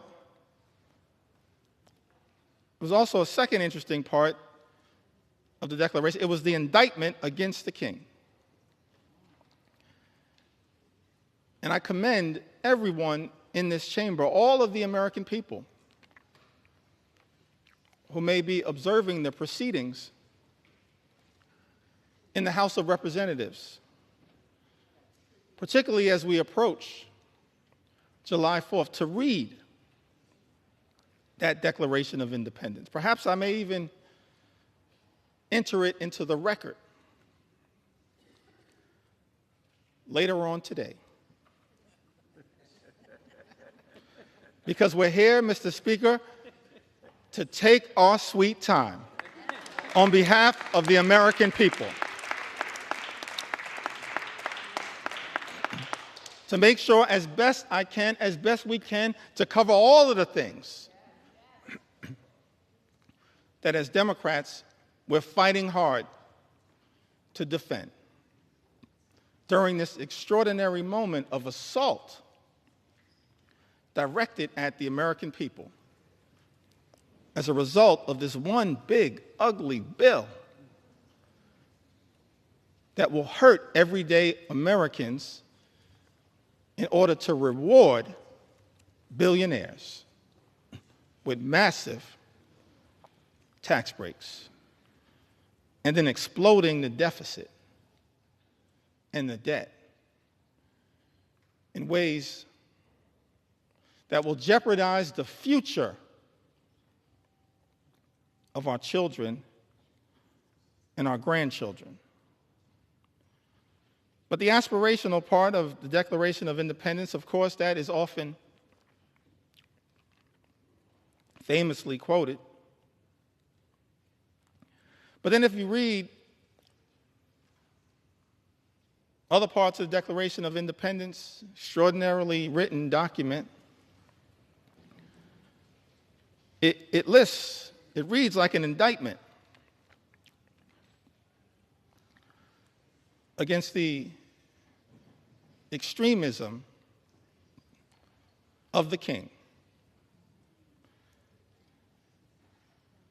It reads like an indictment against the kings. I think of King George. It reads like an indictment against King George's flood the zone strategy. It reads like an indictment against King George's shock and awe strategy. It reads like an indictment against what I think may have been called Project 1775, which is what brought us to Project 1776. And you look at this indictment, and one of the things it alludes to, it talks about, is the notion of the king's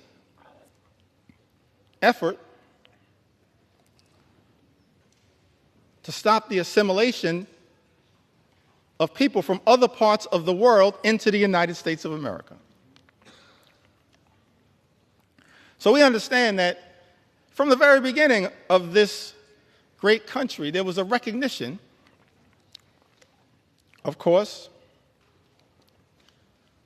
of the importance of immigration to the success and vitality of the United States of America.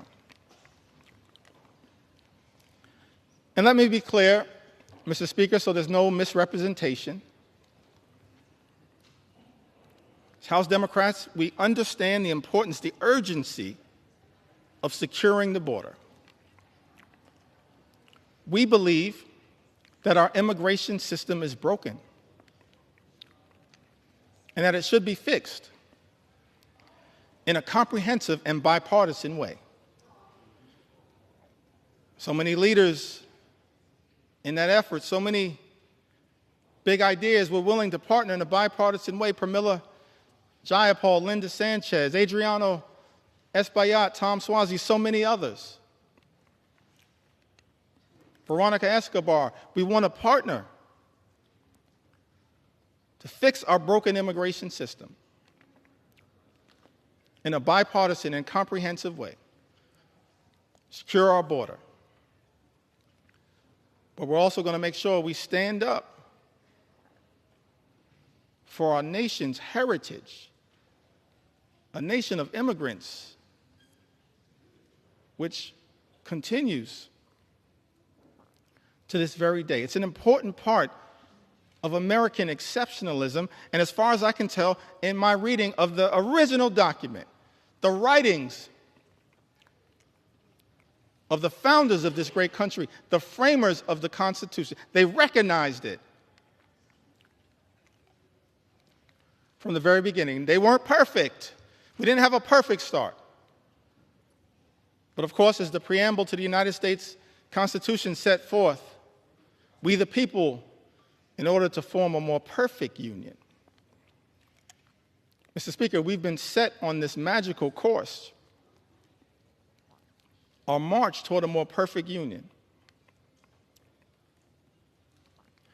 And the immigration journey has always been an important part of the American journey. That's why it's heartbreaking to see some of the things that are happening in the country right now. The targeting in such an extraordinary way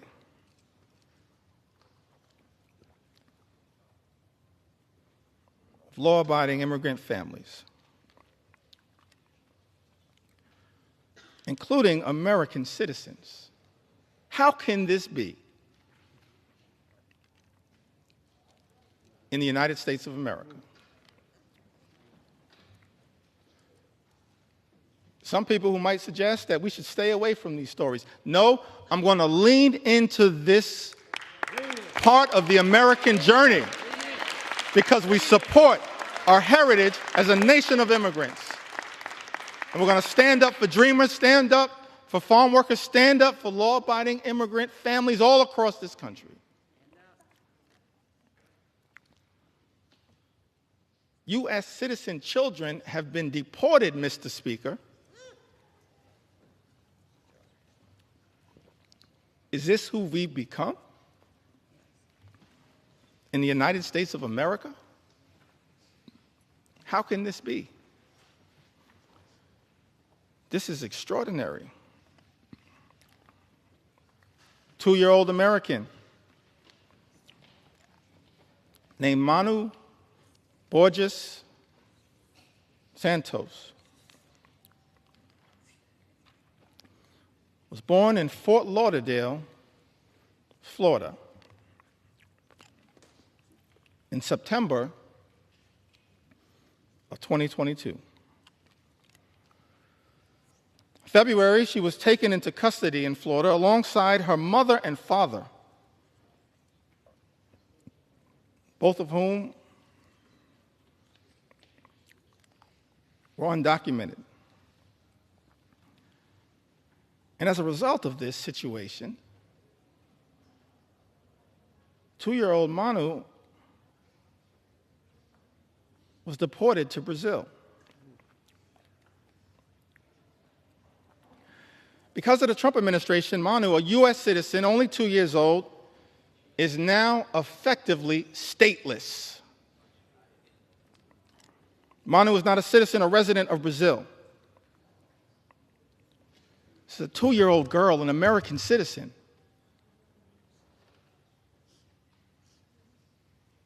Removed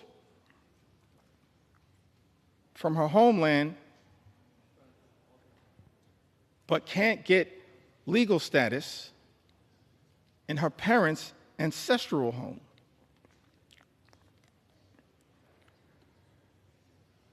And as a result of her inability to get citizenship down in South America, because she's an American citizen, she has no right to routine pediatric checkups, even though Brazil has a public health system, cannot easily enroll in daycare, and finds herself in an untenable situation. I think we are better than this. We've got to find a better way, because I thought this administration promised, Mr. Speaker, to target violent felons, not 2-year-old American citizens. That's unacceptable, as far as I can tell, in the United States of America. Target violent felons all you want. We support that. They should be deported. But why are resources being spent targeting 2-year-old American children? That's not American. And I don't believe the American people support that. Mr. Speaker, that's not what this country should be all about. Manu wasn't the only one. The only American citizen who's been targeted. by the deportation machine, a deportation machine that will be unleashed on steroids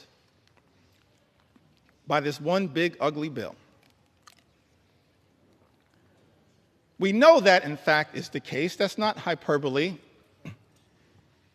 It's not a hypothetical. It's not hype. J.D. Vance told us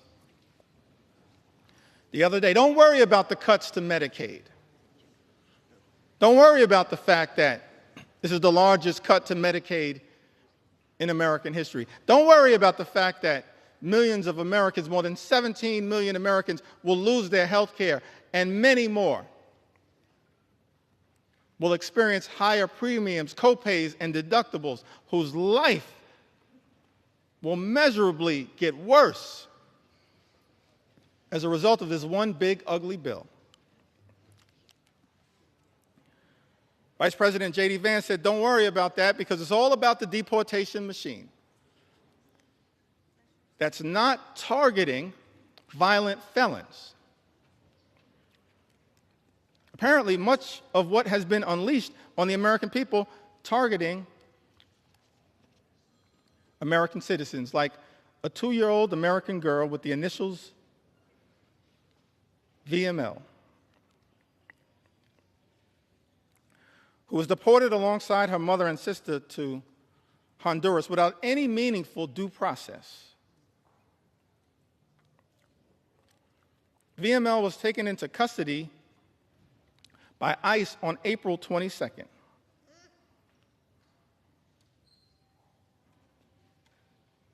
April 22nd happens to be the birthday of my mom. I love you, Miss Lanita Jeffries. If you're watching right now, I love you. My younger brother and I, we thank you for what you did, for your sacrifice in raising us, trying to be the best citizens that we can be. VML was taken into custody by ICE on April 22nd while attending a routine check-in at a New Orleans immigration office with her mother. VML's undocumented mother had no criminal history. And had she been allowed due process, they could have contested the removal.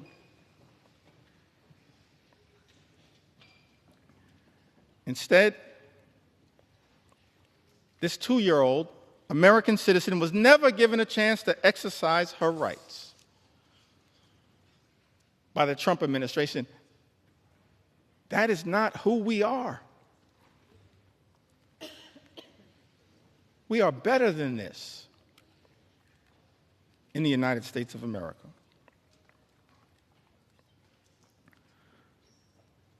Carlos or Carrie Lopez Alvarado, a U.S. citizen, arrested while she was 9 months pregnant, masked men wearing Border Patrol uniforms, followed by a white truck into a building's private parking in the city of Hawthorne. In that truck was Carrie's partner, Brian, when she tried asking questions about who the agents were and what authority they had to arrest her partner, she was arrested. And Carrie, an American citizen, recounted that they started grabbing me from both sides, and I ducked down to sort of shield my stomach because I was afraid. An American citizen afraid that they were going to hurt me.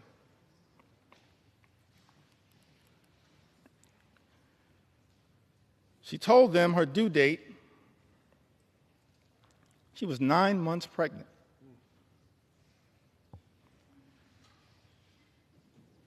Apparently, these CBP officers responded, okay, your baby is going to be born here, but you're from Mexico, right? They were wrong. They were detaining an American citizen.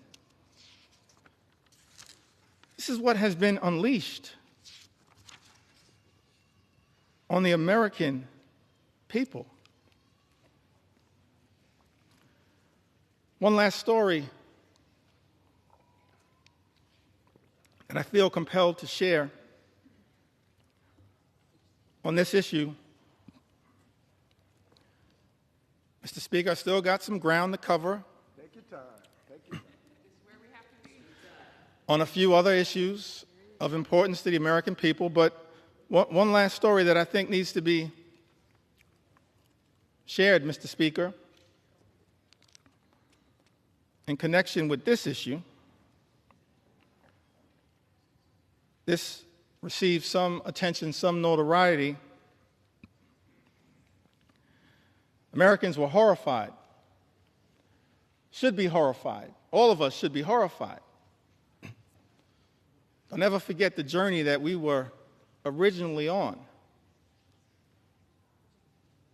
Set forth, spoken to by the founders of this country. E pluribus unum, out of many, one. How can we forget that at this moment in time? One last story in this area that I feel compelled to share, Mr. Speaker. Story of Narciso Barranco, 48-year-old undocumented landscaper who has been in the United States since the 1990s and has no criminal record.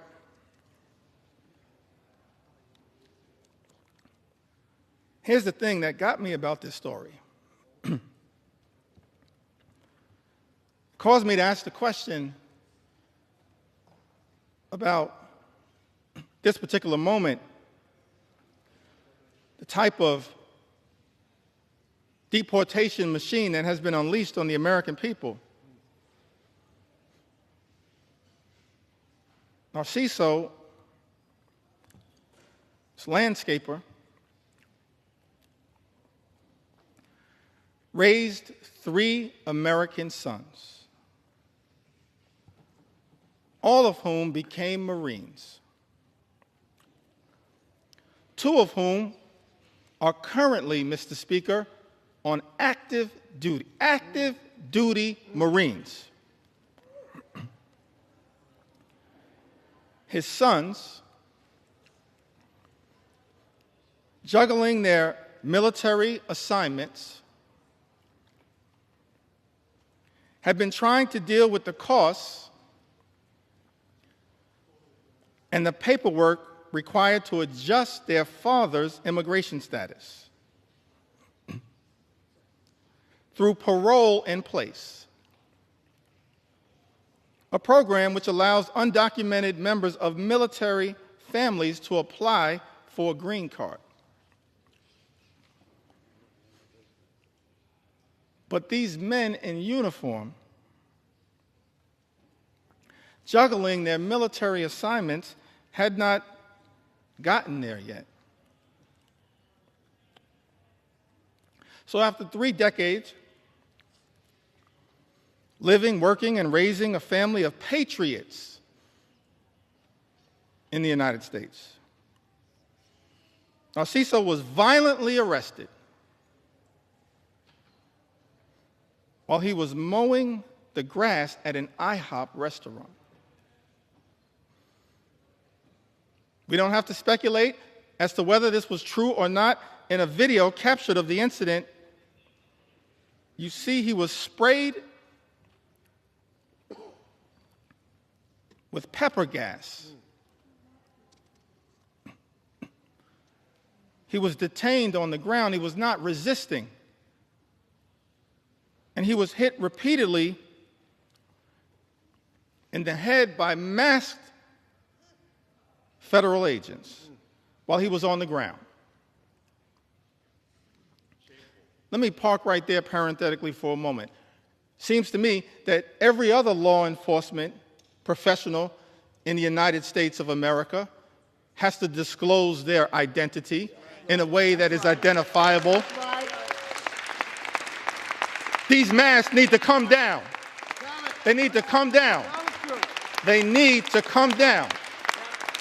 These agents should just be held to the same set of standards as every other law enforcement officer in the United States of America.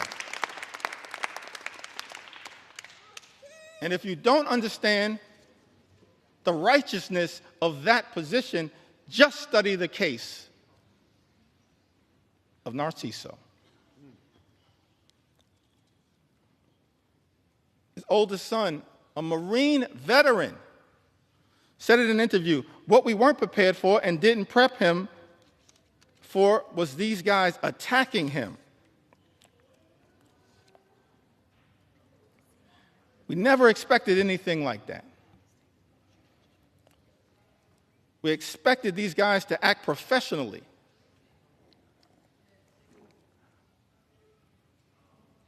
And up to the standards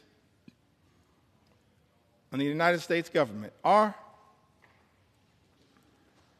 masked, armed federal agents who beat people on the ground really the standards the United States government should be standing by? Are these the types of actions, Mr. Speaker, that House Republicans endorse and support? This is not the way that anyone in the United States of America should be treated, particularly the father of 3 patriotic Marines. No one should be treated this way, but certainly not the father of 3 patriotic Marines in the United States of America. It's outrageous. It's out of control. And it's completely and totally unacceptable. Unacceptable. Unacceptable here in the United States of America. We are better than this. Better than this. Mr. Speaker, I've talked about the aspirational vision that we have for a country where everybody can afford to live the good life and work hard, play by the rules, experience the American dream, live the good life, good paying job, good housing, good health care, good education for their children, and a good retirement. That's not too much to ask in the United States of America, the wealthiest country in the history of the world, a great country, an exceptional country, as Abraham Lincoln once observed in a speech in the chamber of the House of Representatives. America, the last best hope of Earth. Spent a little time talking about the type of things, the type of America that we should be working hard at a bipartisan way to bring about, and spent some time critiquing this one big, ugly bill. And it's not like Republicans, Mr. Speaker, weren't given every opportunity to try to address the concerns that we have raised. I'm thankful for my colleagues in all of the committees of jurisdiction who worked hard, pulling all-nighters, offering amendments, to try to improve this one big ugly bill. We've actually introduced throughout this process, Mr. Speaker, hundreds of amendments. Just yesterday before the Rules Committee, hundreds of amendments. And before that, in late May, when the initial bill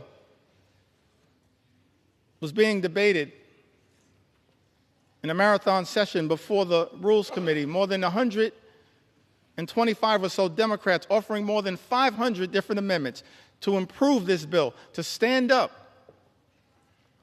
for the American people. Doing so over and over and over again throughout this process. And so, Mr. Speaker, I think it's important for the American people to understand what exactly House Republicans have rejected. What changes have House Republicans rejected to this one big, ugly bill?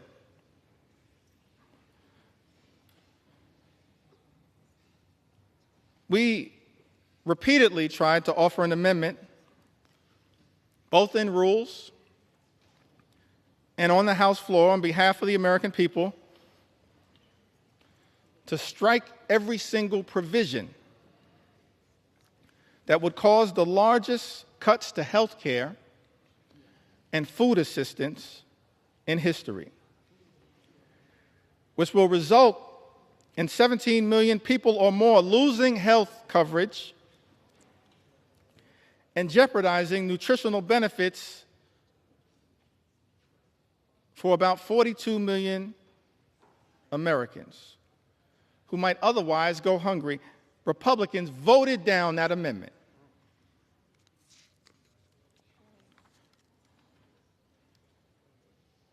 I believe it was Representative Amelia Sykes had an amendment to strike the Medicaid cuts in the bill to prevent millions of people from losing their health insurance and to stop hospitals and nursing homes from shutting their doors.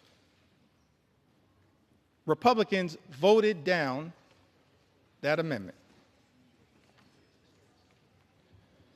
Representative Judy Chu had an amendment striking cuts to the Affordable Care Act.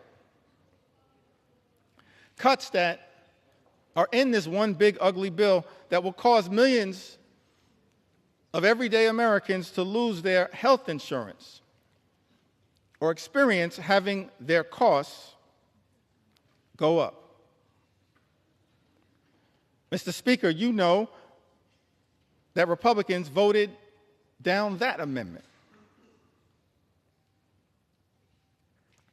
Representative Lauren Underwood from the great state of Illinois had an amendment, and I wish I could go through all of the amendments that have been introduced, but I'm going to highlight as many as I can. Representative Lauren Underwood had an amendment to ensure that people who get their insurance through the ACA, Obamacare, will not see their premiums increase. As I mentioned earlier, that as a result of this one big, ugly bill, Mr. Speaker, premiums, copays, and deductibles are going to go up for millions of Americans. Many will lose coverage. And so this amendment was introduced to ensure that people who get their insurance through the ACA will not see their premiums increase this year, which is expected to cause 5 million people to lose coverage. Mr. Speaker, Republicans voted down that amendment.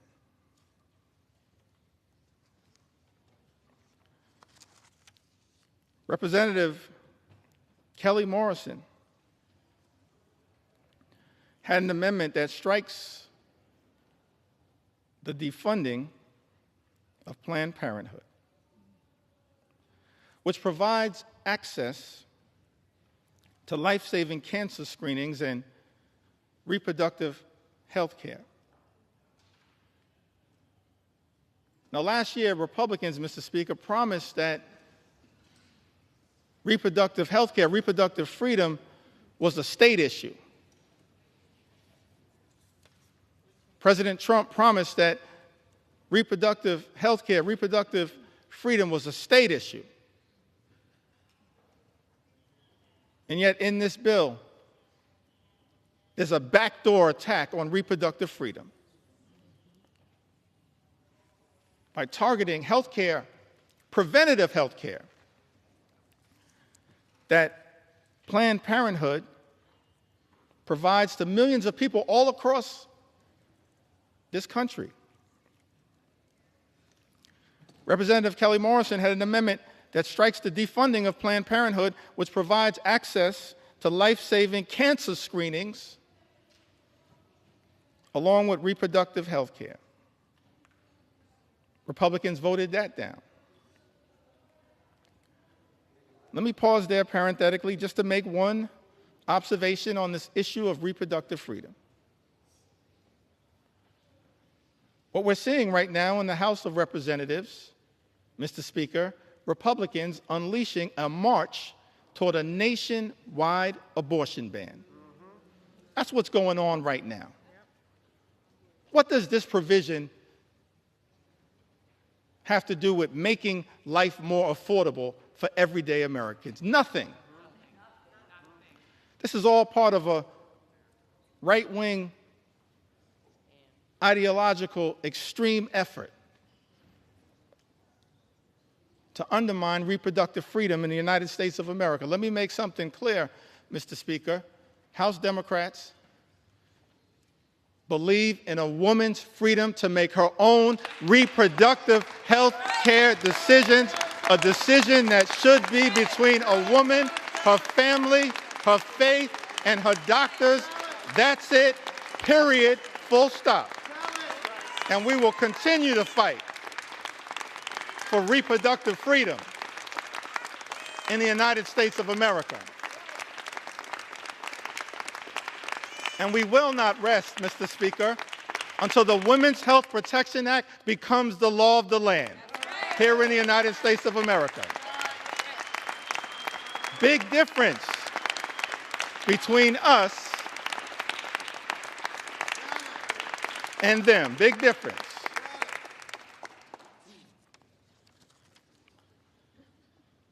Mr. Speaker, Representative Johanna Hayes introduced an amendment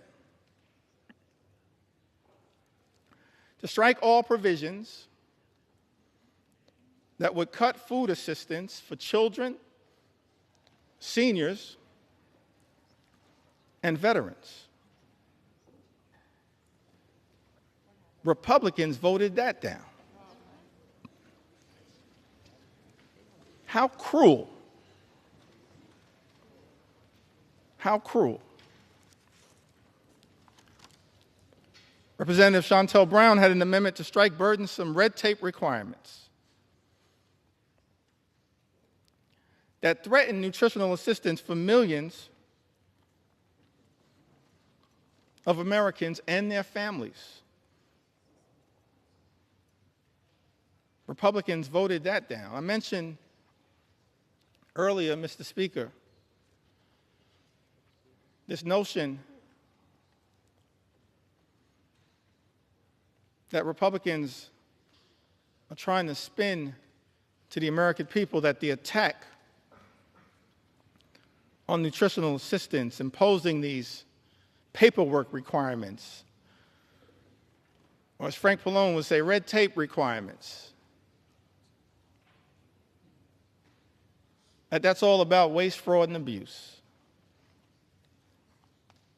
I think common sense suggests to us it has nothing to do with waste, fraud, and abuse. Mr. Speaker, I made clear earlier that as House Democrats, we believe that as custodians of taxpayer dollars, we need to make sure that we are spending that money efficiently, effectively, and equitably. And that we are committed to eliminating waste, fraud, and abuse wherever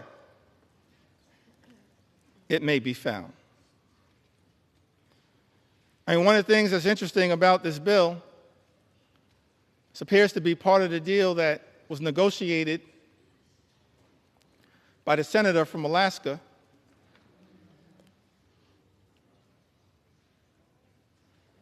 is that the states apparently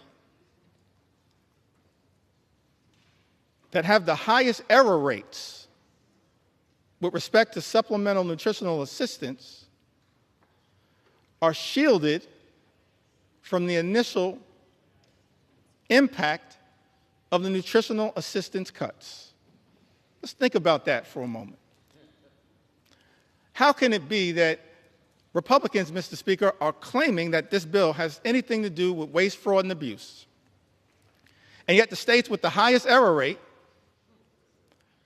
as Republicans during the Rules Committee acknowledged under questioning from Jim McGovern and Mary Gay Scanlon and Joe Neguse and Teresa Leger Fernandez, acknowledged that the states with the highest error rates actually shielded from the initial impact of the cuts to supplemental nutritional assistance. Angie Craig pointed this out. It exposes, in my view, the lie being told, Mr. Speaker, by some in this town that this effort, this one big, ugly bill, is somehow about combating waste, fraud, and abuse. One of the reasons why we know common sense dictates that this one big, ugly bill has nothing to do with meaningfully going after waste, fraud, and abuse is that, on average, SNAP beneficiaries receive $6 per day to try to help them not go hungry, to try to make sure that veterans and children and seniors don't go hungry. Mr. Speaker, I think it's important for the American people to process. That's what SNAP on average provides, $6 per day. At the same time,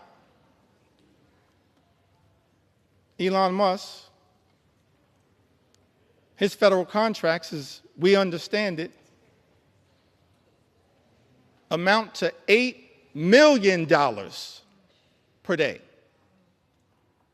Mr. Speaker, if Republicans were really serious about targeting waste, fraud, and abuse in the United States of America, start there. $8 million per day. Start right there.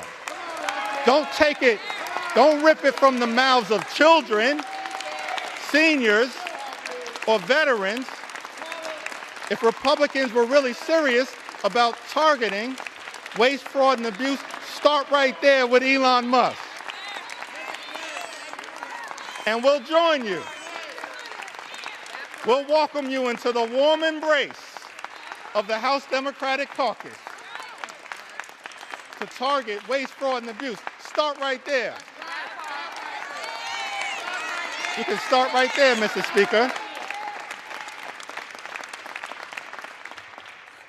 Start right there. Ranking members Jim McGovern and Bobby Scott had an amendment, Mr. Speaker, to prohibit the bill from going into effect unless cuts to Medicaid and SNAP would not result in fewer families being eligible for free school meals. Mr. Speaker, as you know, Republicans voted down that amendment. We can't find a way to stand up for school meals, for school breakfast, for school lunch. That's just cruel.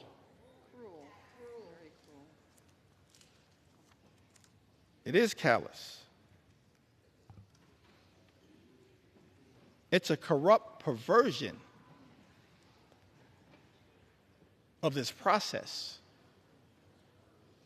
targeting, as this one big, ugly bill does, school children, hungry school children in the United States of America. Speaker, Representative Mike Thompson had an amendment that would have ensured Americans would not see their energy costs go up, and to protect the millions of good-paying jobs that this bill will eliminate, because this one big, ugly bill puts a target on the backs of the clean energy economy, on clean energy jobs, which result in cheaper energy and lower costs for the American people.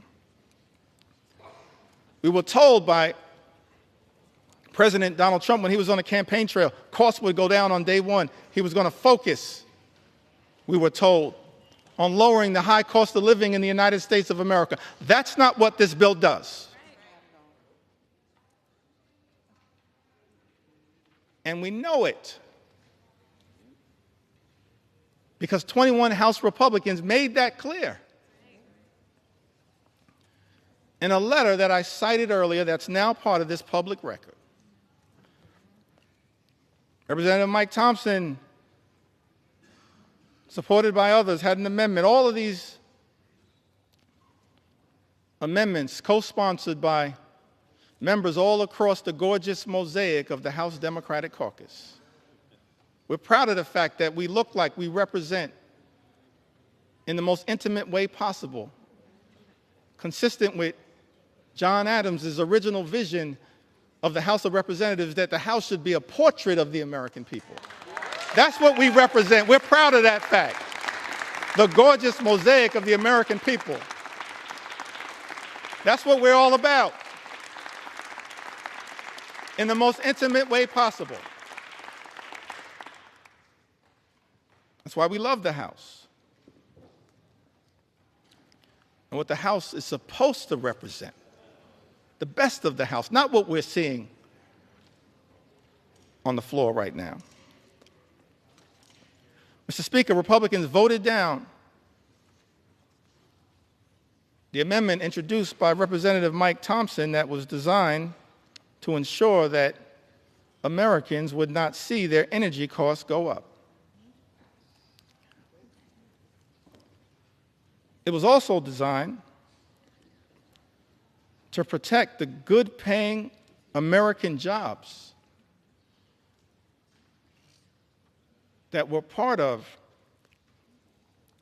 both the Bipartisan Infrastructure and Jobs Act, the Infrastructure and Jobs Act, as well as the Inflation Reduction Act. And so this amendment was designed to lift up the principle of actually trying to create good-paying union jobs that actually allow people to provide a comfortable living in the United States of America. Amongst this all-out assault that we are witnessing in the United States is an all-out assault on organized labor, an assault on collective bargaining, an assault on the freedom to negotiate.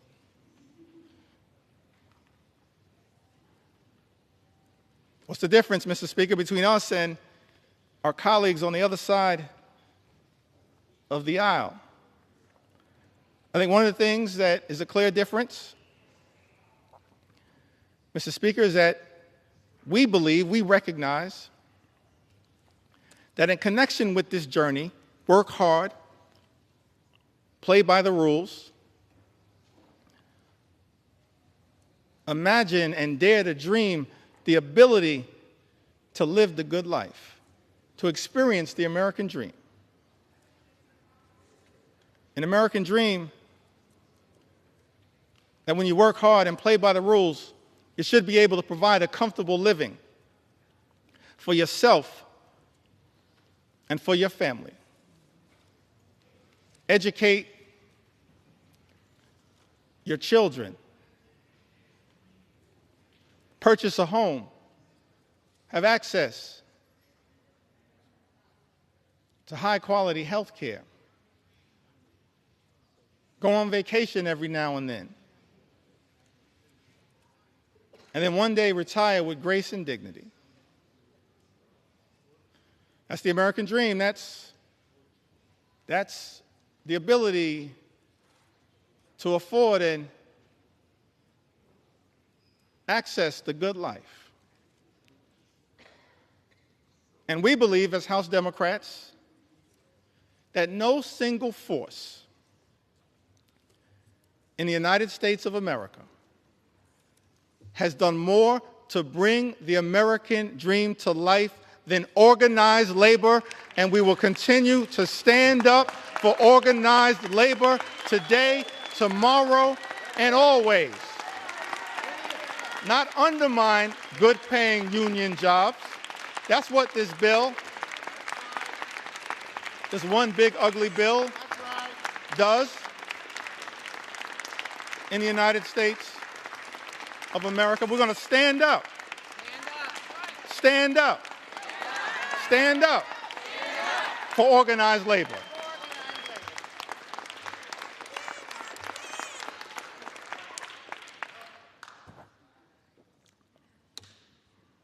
This is personal to me. My parents, Marlon Jeffries,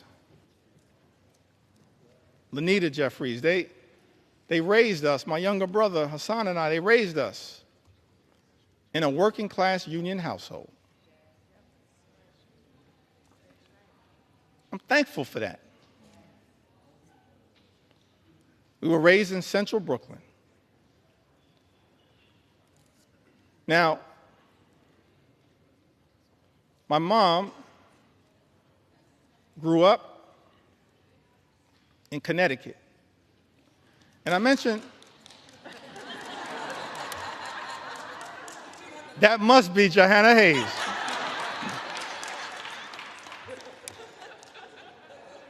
I don't see Rosa DeLauro on my sight line, but we're so thankful for all of the members of the Connecticut delegate. I'm an unofficial sixth member of the Connecticut delegation. My mom raised in Bristol, Connecticut. She went to Bristol High School. Thankful for my mom. And my dad, I mentioned earlier, he grew up in Newark.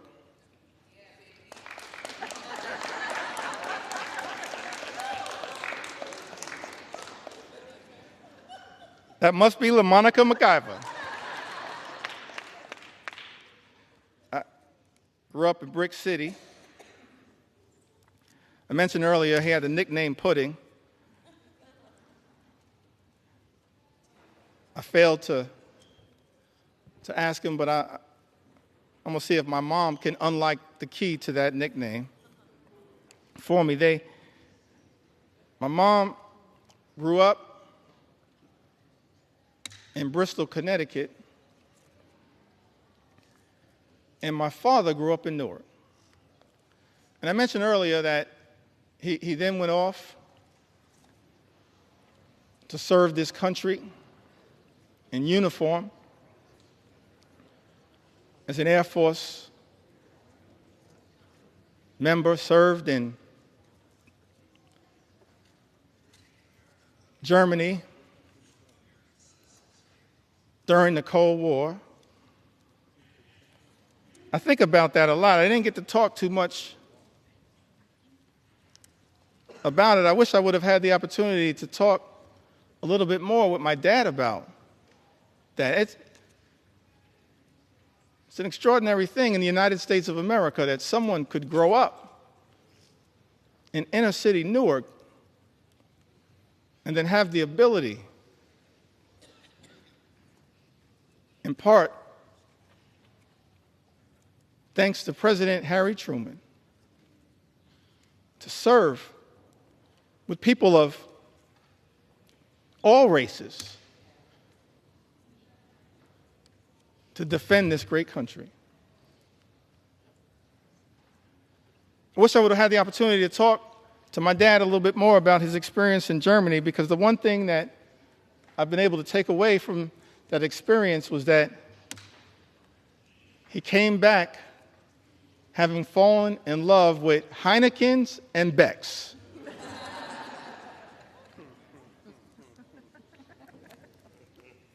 But he came back after serving this country, Mr. Speaker, in uniform, as so many men and women do right now in uniform. And let me make clear, we're so thankful, we're so appreciative of the courage of the men and women in uniform who serve in the United States military, and we will always stand behind you. We thank you for your service, your patriotism, your courage, your heroism, and your sacrifice, lifting up the freedom that is America. You are not suckers, you are heroes. You're not suckers, you're heroes.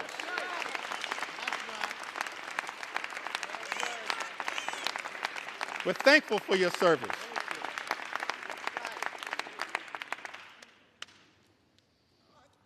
The men and women, no better hype person than Frederica Wilson.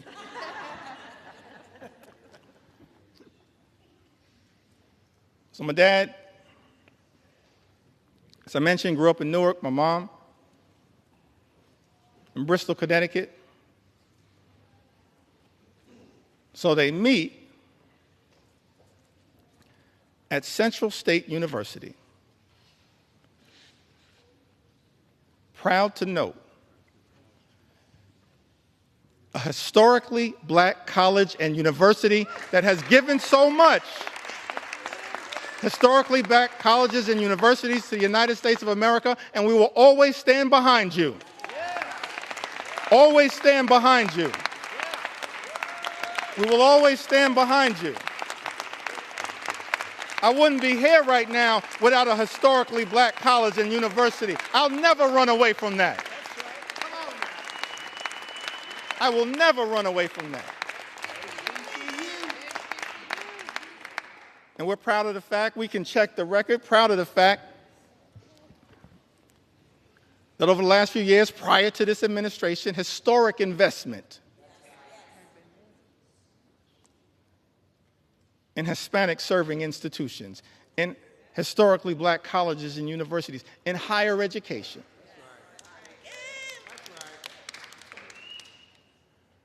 That's part of who I am right now. I don't know if I'll have time to tell the story of my grandmother. Maybe I will.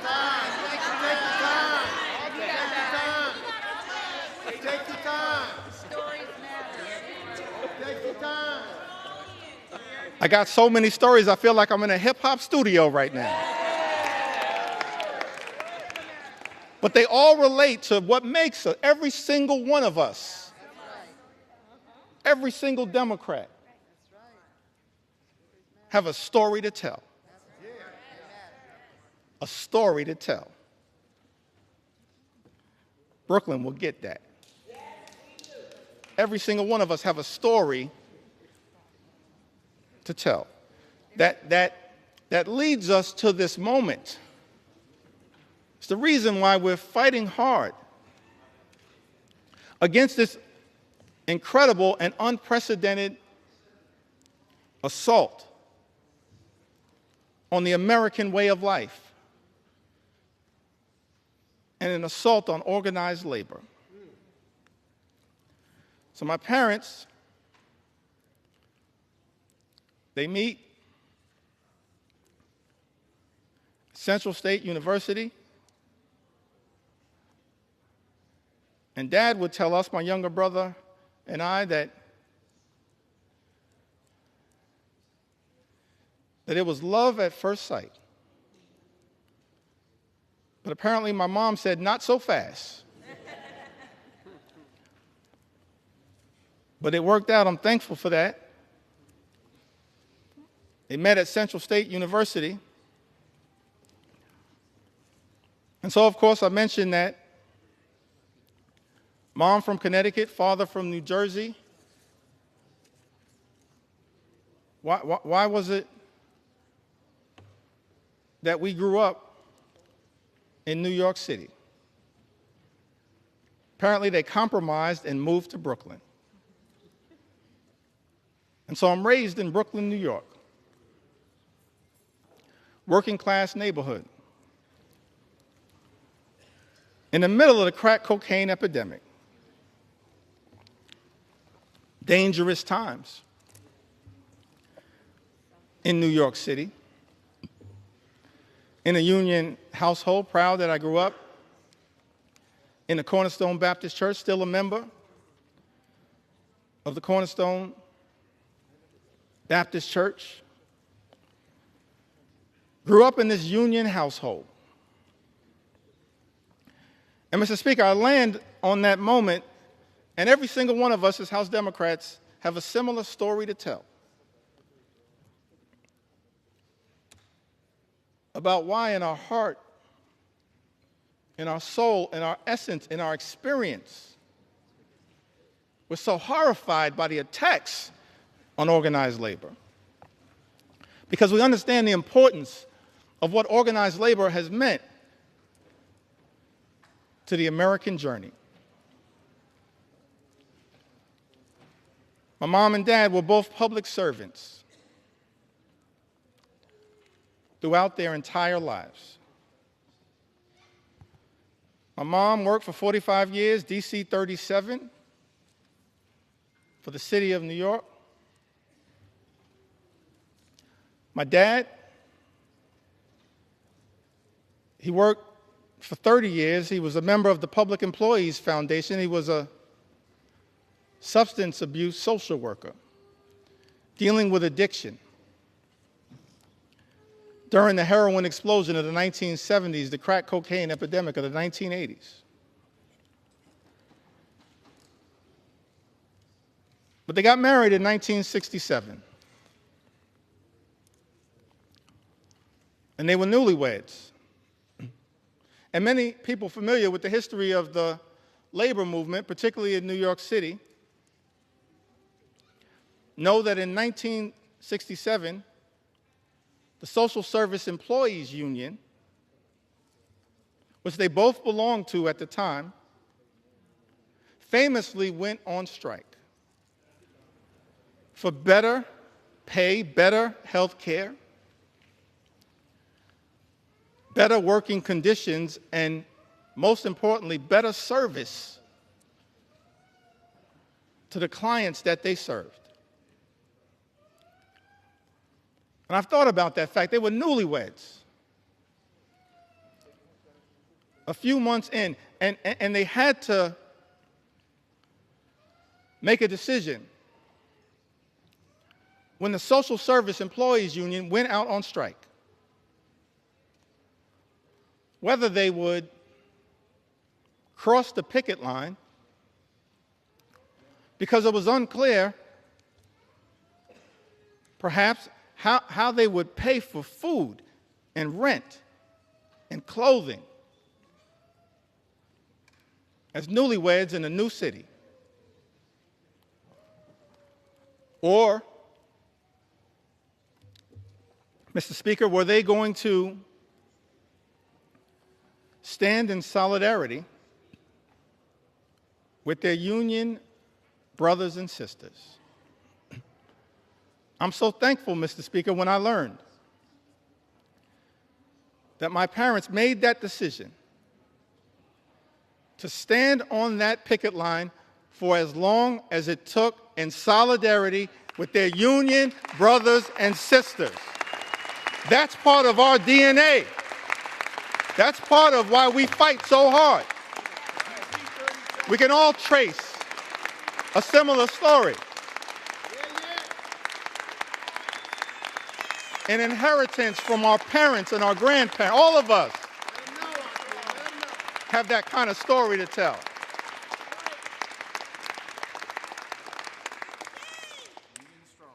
Why am I so thankful that my parents made what I believe was a tough personal decision, but of course the right decision? It's because what that union membership actually meant to my journey and my younger brother's journey. 1973, my younger brother was born with a serious heart condition. He's okay right now. He's doing well. Right now, he continues to say on social media that he's our mother's favorite son. Let me say from the House floor, no, you are not. I think she favors both of us. A younger brother, 1973, he's born with a serious heart condition. He's okay right now. He's born with a serious heart condition. I'm thankful that it was that union negotiated health care that got our family through that difficult moment. That's why we do what we do. Our own personal experience.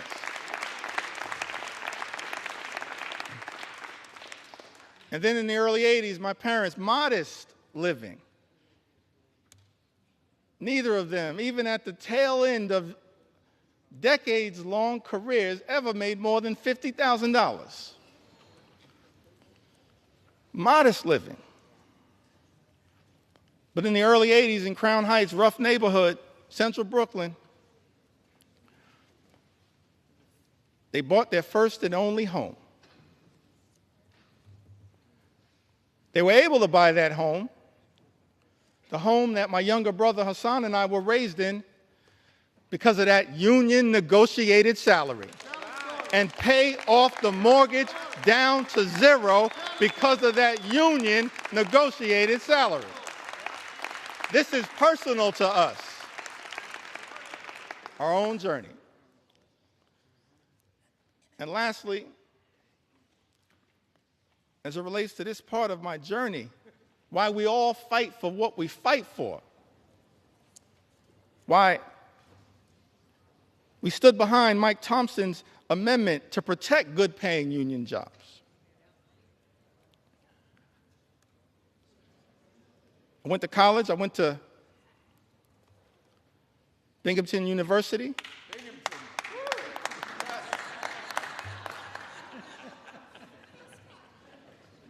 When I first got here, I was surprised to learn, actually, that I was the first graduate of Binghamton University ever elected to the United States Congress. I was shocked to learn that, but not the last. Because Vindman and Mannion have now joined us. And so we tripled the size of the Binghamton University delegation.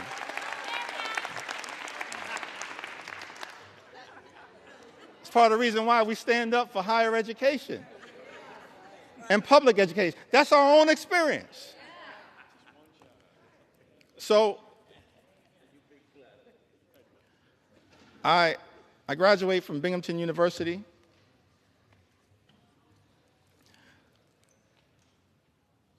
My younger brother graduated from Morehouse University.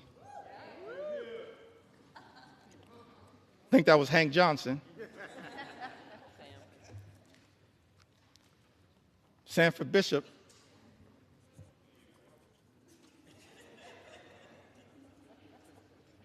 Graduated from Morehouse. I graduated from Binghamton University. And somehow, we managed to graduate from college without owing anything. And for the life of me, I couldn't figure out how. Because as I mentioned, my mom, my dad, they just earned a modest living all throughout their careers. So one day I had a conversation with my mom, and I was trying to figure it out. How did you pull that off? She said, well, I wanted to make sure my two sons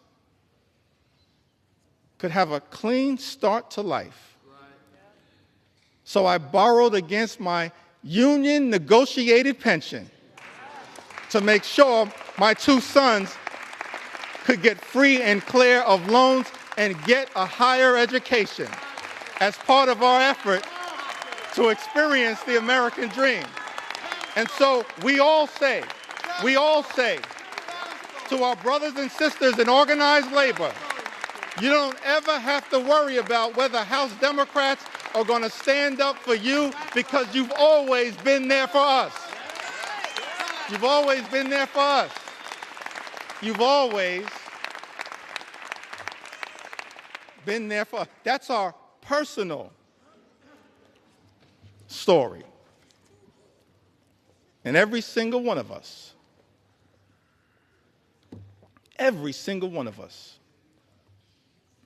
we do this work because we've lived a life of opportunity that this great country has provided to us.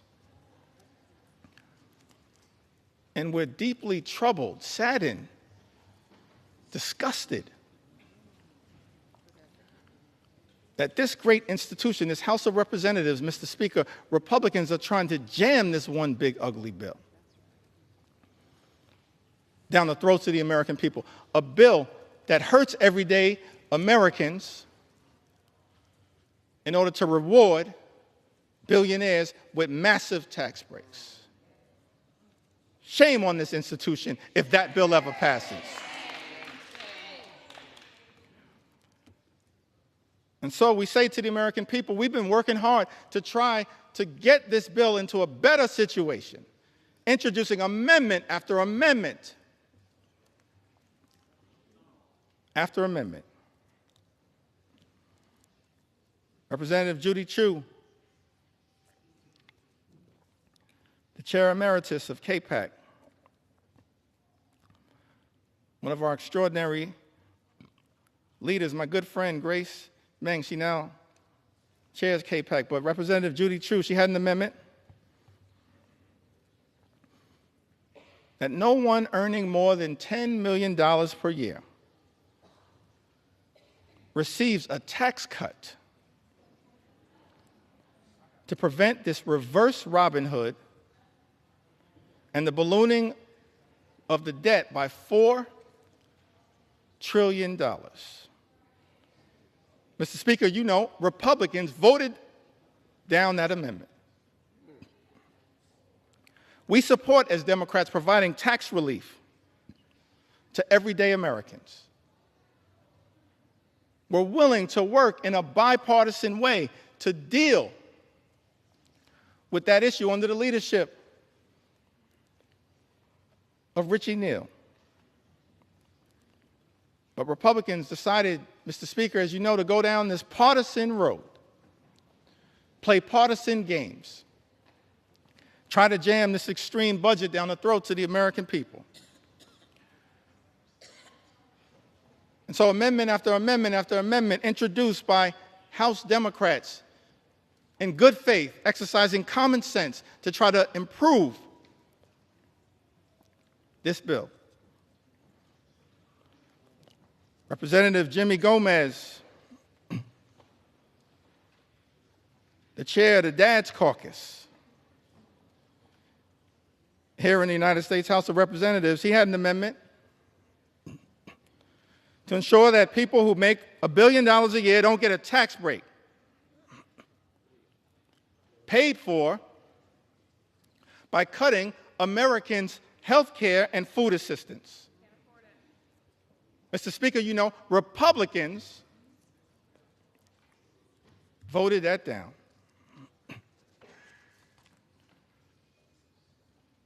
My good friend and classmate,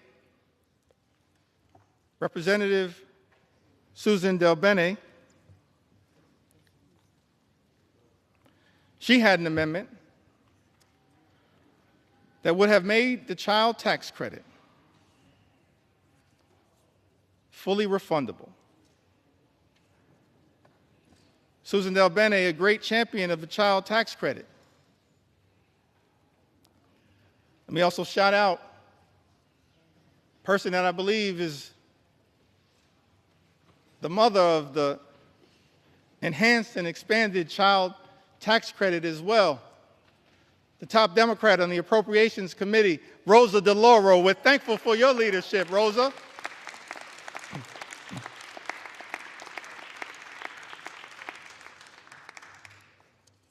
Fighting hard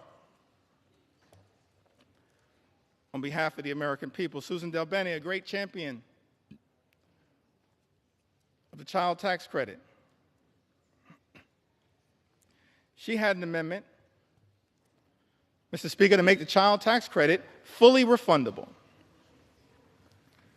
covering the 17 million children who are being left behind by the big, ugly bill, and increase the child tax credit for families. Because what Republicans are doing, Mr. Speaker, as you know, in this particular bill, not enhancing and expanding the child tax credit, you are undermining the child tax credit. And Representative Susan DelBene, my classmate, along with Catherine Clark and others, the class of 2012.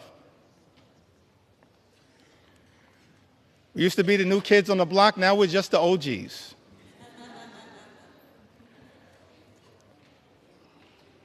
Susan DelBene, she introduces this amendment, and Mr. Speaker, as you know, Republicans voted it down. Representative Laura Gillen had an amendment that dealt with this issue a little bit earlier. The new and permanent cap on state and local tax deduction. Representative Laura Gillen had an amendment to strike the new and permanent cap on salt, which is something that members of the House Republican Conference, Mr. Speaker, as you know, claimed was a line in the sand for them, specifically from New York, and said that they support. But Republicans voted down that amendment from Representative Laura Gillen. Representative Mary Gay Scanlon from the Commonwealth of Pennsylvania, one of the great members of the class of 2018, a great class. She had an amendment that would protect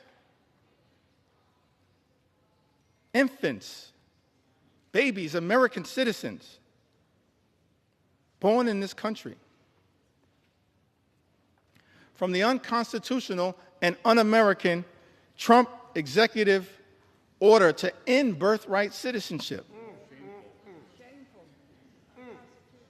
Republicans voted that down.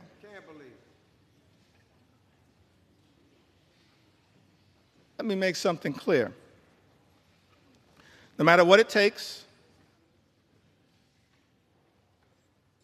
we're going to make sure as House Democrats we stand up for the principle that every single child born in the United States of America pursuant to the 14th Amendment is an American citizen. We will never let anyone take that away. Not now, not ever. Not now, not ever. Not now, not ever.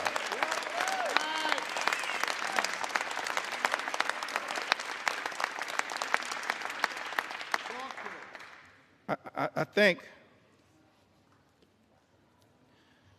Mary Gay Scanlon, I'm appreciative of my big brother, Congressman Greg Meeks, my big brother in the United States Congress. We're a family as House Democrats, committed to working hard, standing up on behalf of the American people. It's an honor of a lifetime to be part of this family.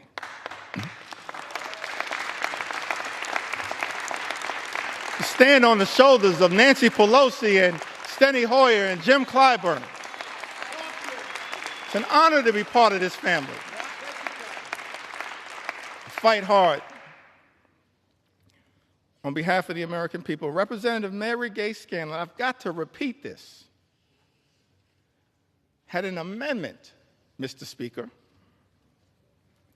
to protect infants, children, babies against the unconstitutional and un-American Trump executive order to end birthright citizenship. Republicans voted that down.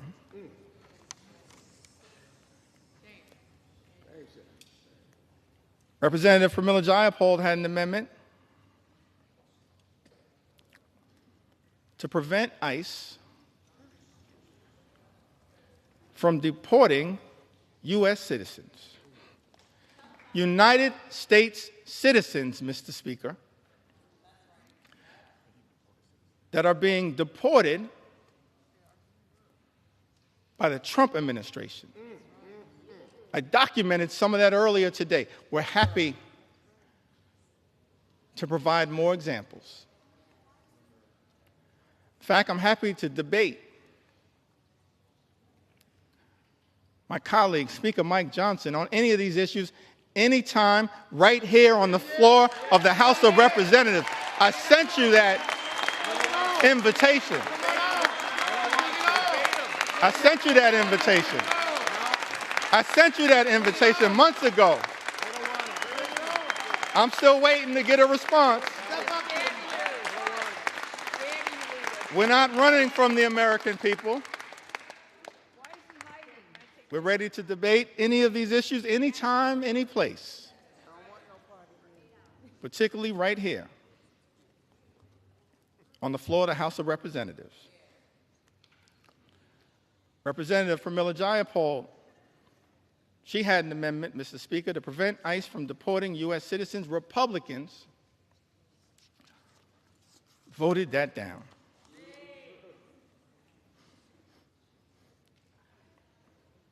Ranking Member Jim McGovern. And this issue is personal to him. I mentioned earlier, we do this work because we're informed by our own personal experiences.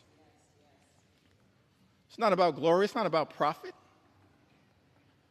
It's about improving the lives of the American people that we're privileged to represent. Jim McGovern and his wife Lisa dealing with immense pain, immense personal tragedy, but fighting so hard on behalf of the American people. He had an amendment to restore the critical NIH research funding withheld by Donald Trump and Elon Musk to cure diseases like Alzheimer's and cancer, including pediatric cancer, childhood cancer. Mr. Speaker, you know Republicans voted that down.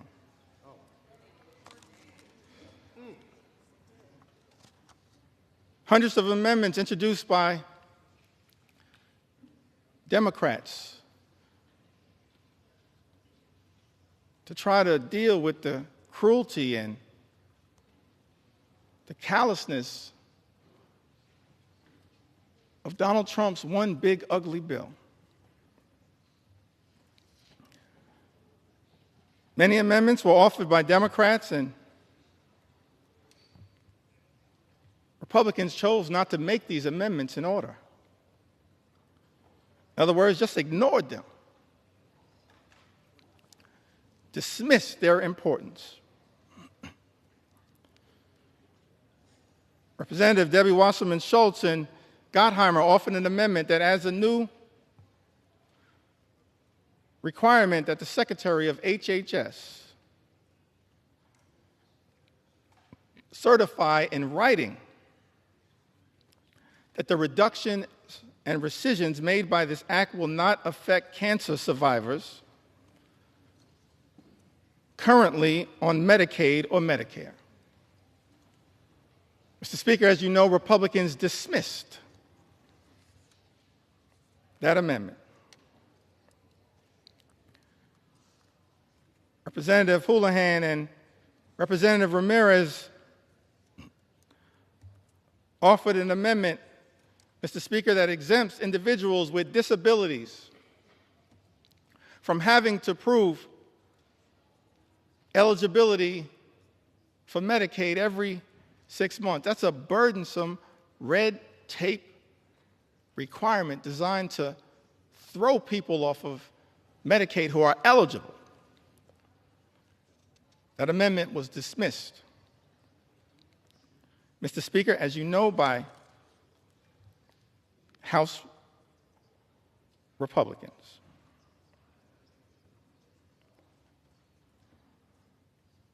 Representative Sarah McBride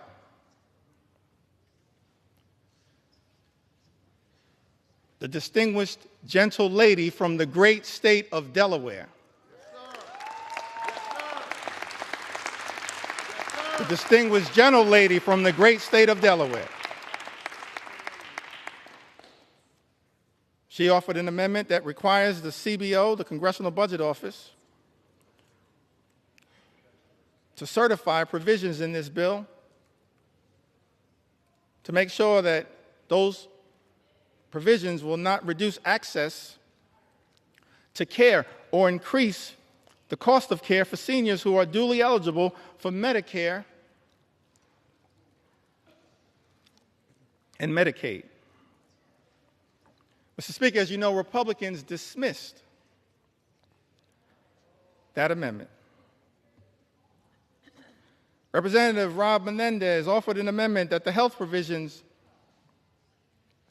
will not take effect if it would lead to an increase in mortality rates due to reduced access to hospital services. Mr. Speaker, as you know, House Republicans dismissed that amendment. Representative Val Hoyle introduced an amendment that strikes changes to provider taxes and preserves states' ability to use or increase provider taxes to fund Medicaid and protect hospital funding. Mr. Speaker, you know that despite Representative Hoyle offering this amendment, Republicans dismissed it. Rural hospitals will close as a result of Donald Trump's one big, ugly bill. They will close. Susan Collins acknowledged that fact. But House Republicans are here jamming a bill down the throats of the American people that will close hospitals in rural America, in urban America, in small-town America, in the heartland of America, and apparently, Mr. Speaker, couldn't care less. Let me be clear. We're going to stand up for those communities that my colleagues on the other side of the aisle have abandoned. We're going to stand up for rural America, urban America, small-town America, the heartland of America, Appalachia. We're going to stand up for all of America, whether we represent you or not.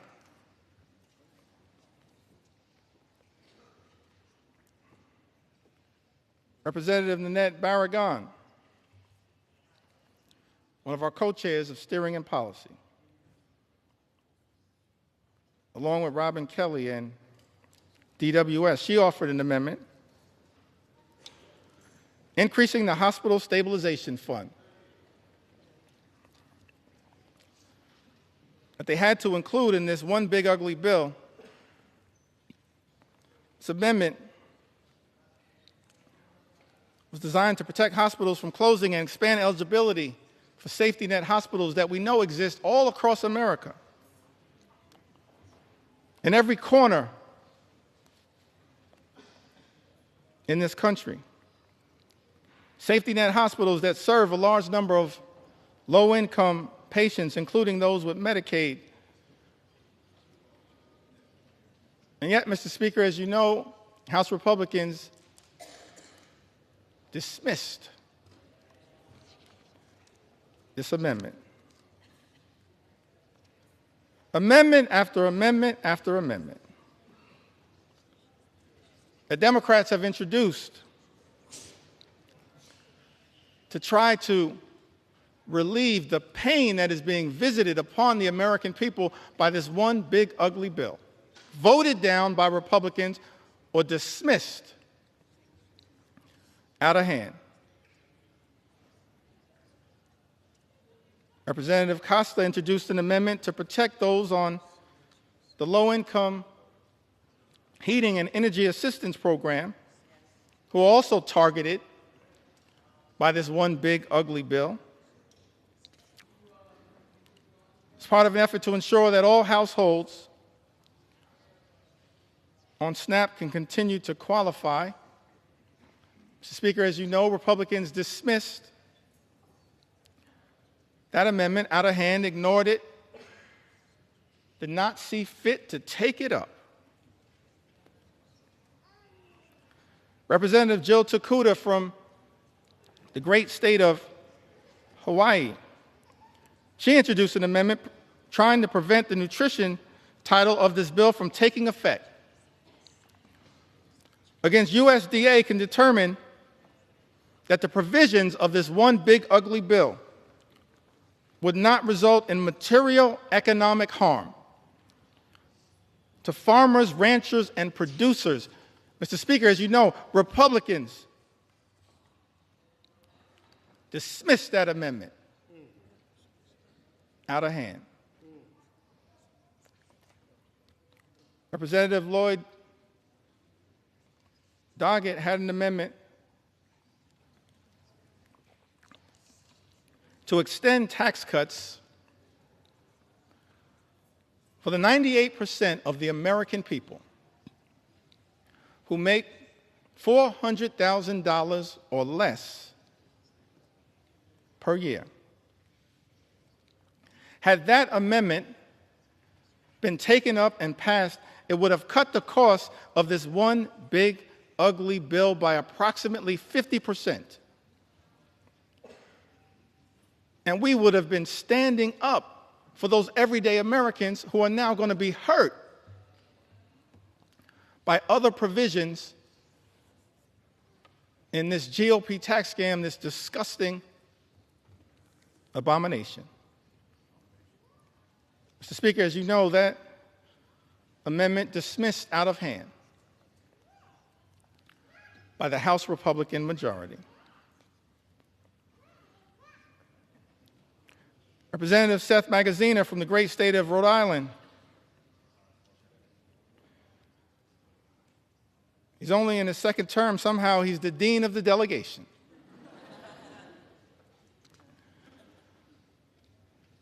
Along with my good friend Gabe Amo, Seth Magaziner, he had an amendment to provide a tax cut for the middle class, paid for by increasing taxes on the wealthiest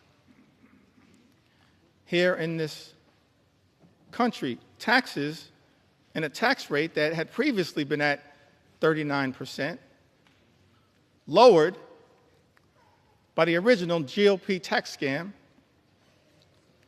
in 2017.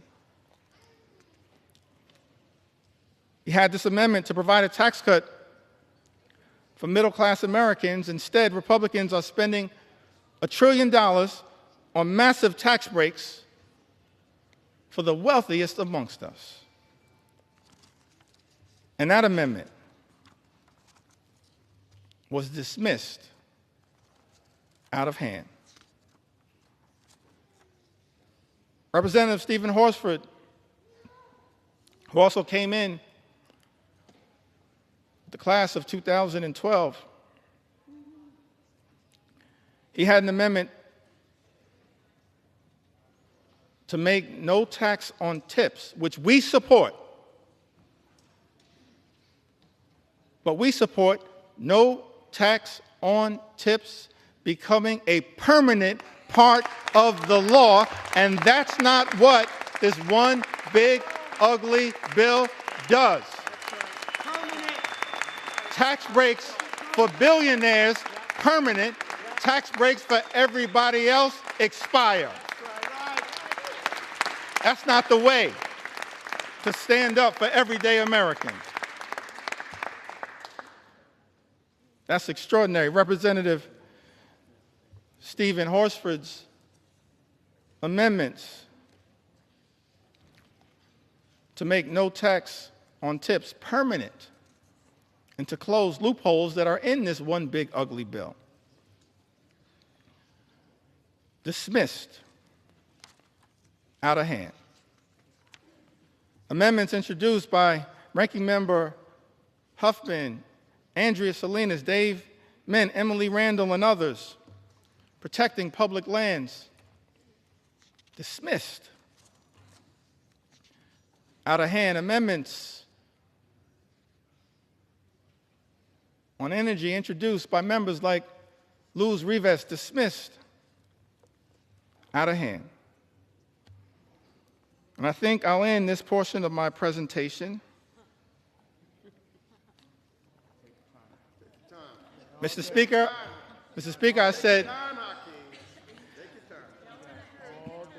I said this portion of my presentation.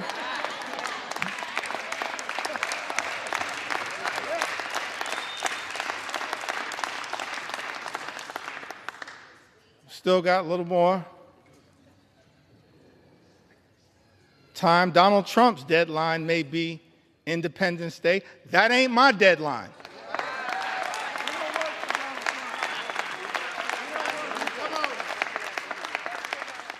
You know why?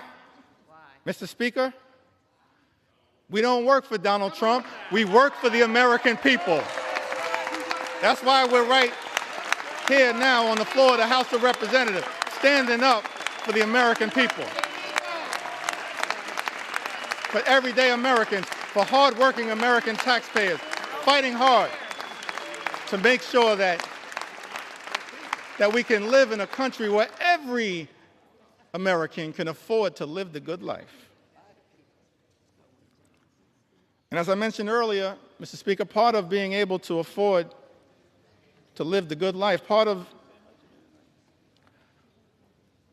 part of those 5 things that I talked about, which shouldn't be hard to agree upon.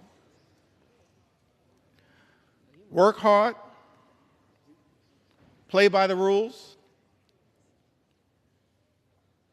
and then being able to be part of a country. Imagine a country where when you work hard and play by the rules, you can afford to obtain the American dream, to experience the good life, good paying job, good housing, good health care, a good education for your children, and then a good retirement. So we had a series of amendments, Mr. Speaker, introduced on the subject of education. Let me say something about the Department of Education, and every agency, every department can, of course, be improved in terms of its efficiency, but the Department of Education does important work, particularly as it relates to the most vulnerable children amongst us. And as part of this unprecedented assault on the American way of life, President Donald Trump issued this executive order, effectively trying to abolish the Department of Education. I know there are people all across the country as I travel throughout America concerned about this. Let me make something clear. The Department of Education was established by an act of the United States Congress. It cannot be abolished by anyone pretending to be a wannabe king.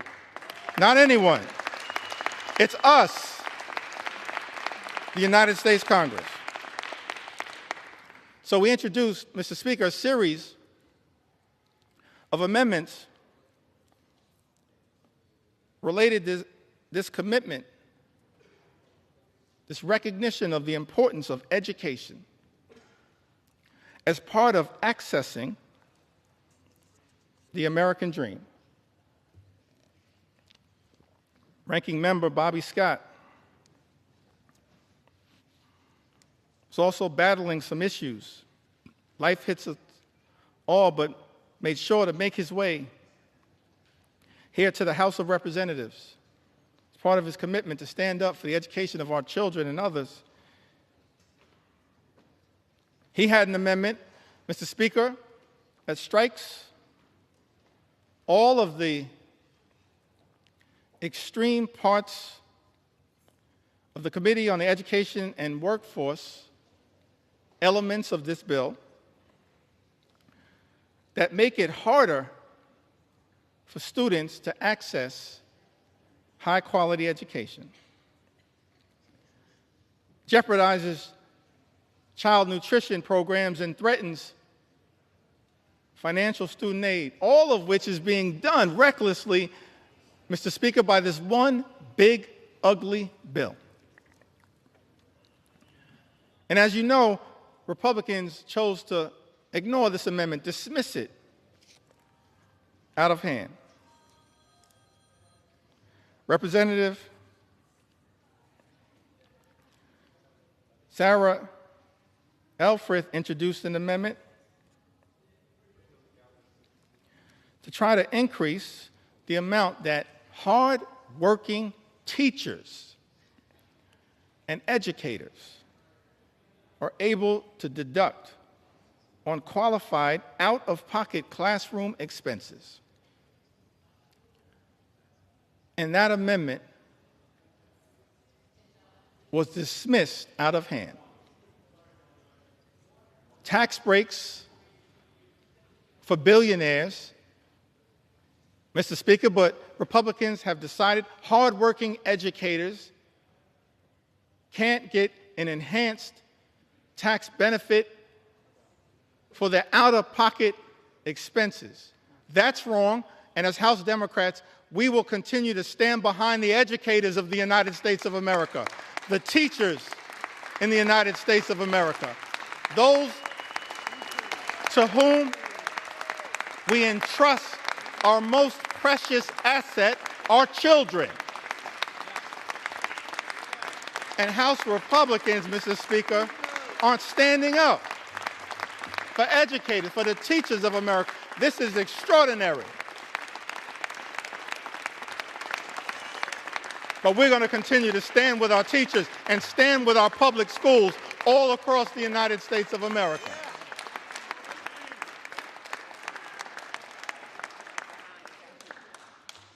That's what House Democrats are going to continue to do. Representative Val Hoyle had an amendment to increase Pell Grant funding, Pell Grant awards that are severely undermined in Donald Trump's one big ugly bill. Mr. Speaker, it's extraordinary to me that this reckless Republican budget manages to go after blue-collar jobs,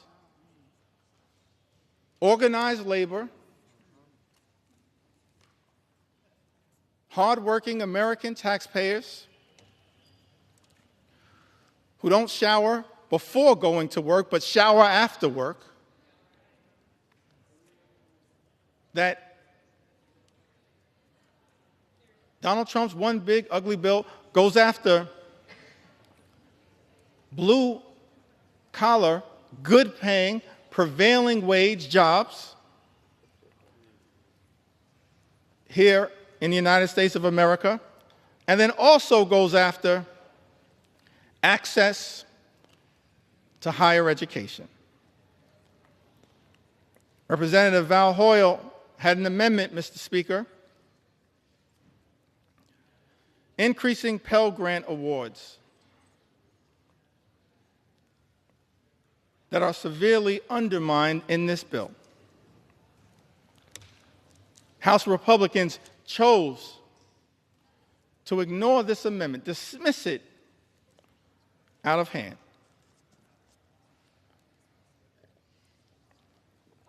This is another one of those areas where our commitment to experiencing the American dream, whatever path you choose, whether that's through career and technical education, as has been the case by many members in their experience or their family experience. Don Norcross, one of our leaders in this regard, Debbie Dingell, others, Mark Pocan, part of the Labor Caucus, leaders in this regard. Mark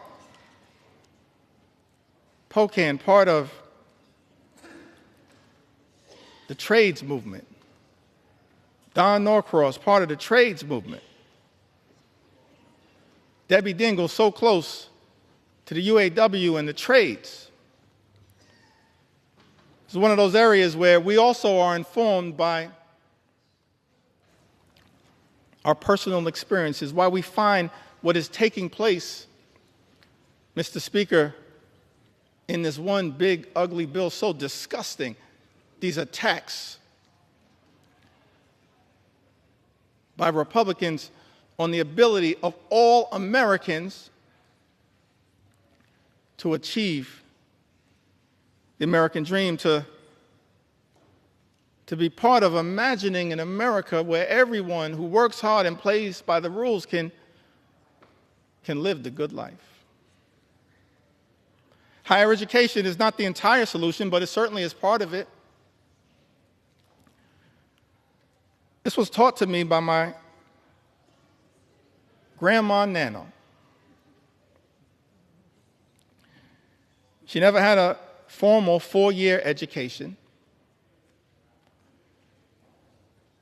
but perhaps she was the wisest woman I've ever known. And she was determined to make sure that her two grandsons had the ability, as best she could,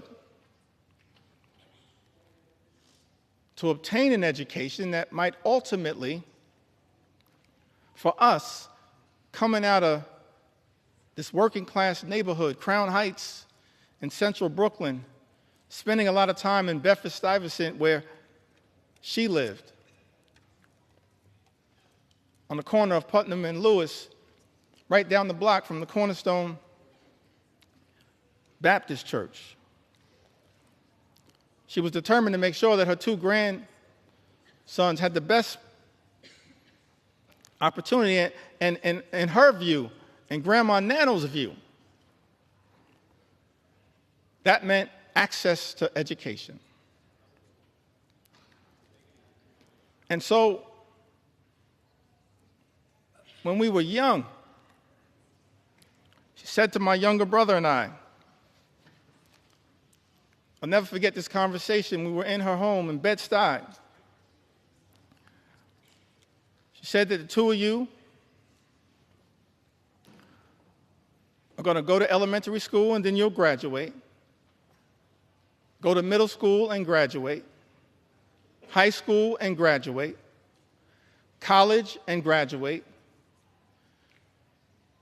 And then she dreamed about us going to graduate school, get a law degree, a PhD, a medical degree, an MBA, some form of advanced education. We were like, Grandma, we're going to be in school our entire lives. And she was so committed to that journey that every single time we graduated, this is a woman of modest means, she gave my younger brother and I, whoever was the graduate, $500 in cash. I still don't know where Nano got that money from.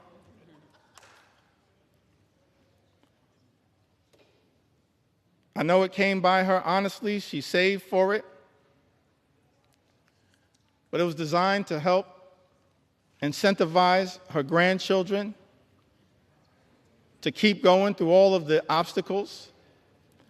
And Mr. Speaker, I made the mistake one day of telling that story, this $500 incentive, in front of my two sons. And they said, Dad, you've been shortchanging us our entire lives. Access to education is a part of the journey for many of us. Shocking to me that this one aspect, not the only aspect, this one aspect that Thomas Jefferson, the author of the Declaration of Independence, once articulated, the father of the University of Virginia. Ben Franklin, the father of the University of Pennsylvania, others saw an important role for enlightened education as just one path that we as House Democrats are trying to protect, while also making sure that every single hardworking American can get the type of career and technical education if they choose that path to experience the American dream. Mr. Speaker, as I perhaps approach the end of this particular journey,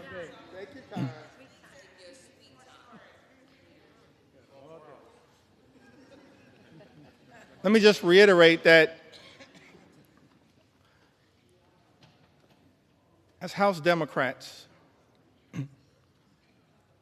we maintained from the very beginning of this Congress. We acknowledged the election of President Donald Trump, offered to work with our colleagues on the other side of the aisle whenever and wherever possible in order to make life better for the American people, to stand up for the things that matter, not as Democrats, independents, or Republicans, but as Americans. But the route, Mr. Speaker, that has been taken by House Republicans is to go it alone and to try to jam this one big ugly bill filled with extreme right-wing policy priorities down the throats of the American people. That's why, in good conscience, we can't stand here, Mr. Speaker, and support this effort, this one big, ugly bill that hurts everyday Americans and rewards billionaires with massive tax breaks. America is too expensive. Housing costs are too high. Grocery costs are too high. Child care costs are too high. Energy costs are too high. Insurance costs are too high. America is too expensive. President Trump and House Republicans promised to lower costs on day one. Mr. Speaker, but costs aren't going down, they are going up. The policies unleashed by the Trump administration have been so chaotic, so all over the place, so much uncertainty has been created that the economy is being run off track, and nothing has been done to lower the high cost of living.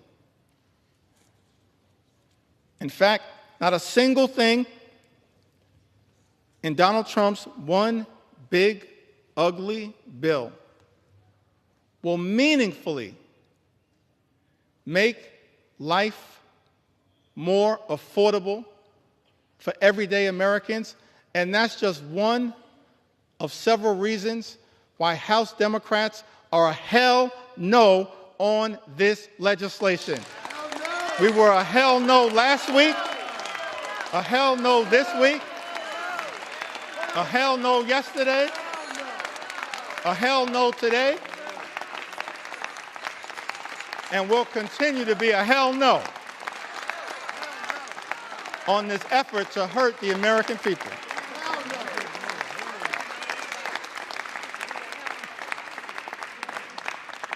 And I note for the record, Mom, hell is in the Bible.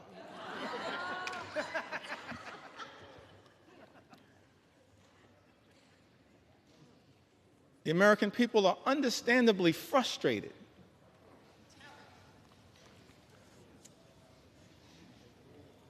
by the high cost of living. Yes, they're frustrated by the unprecedented assault on the American way of life, on our democracy,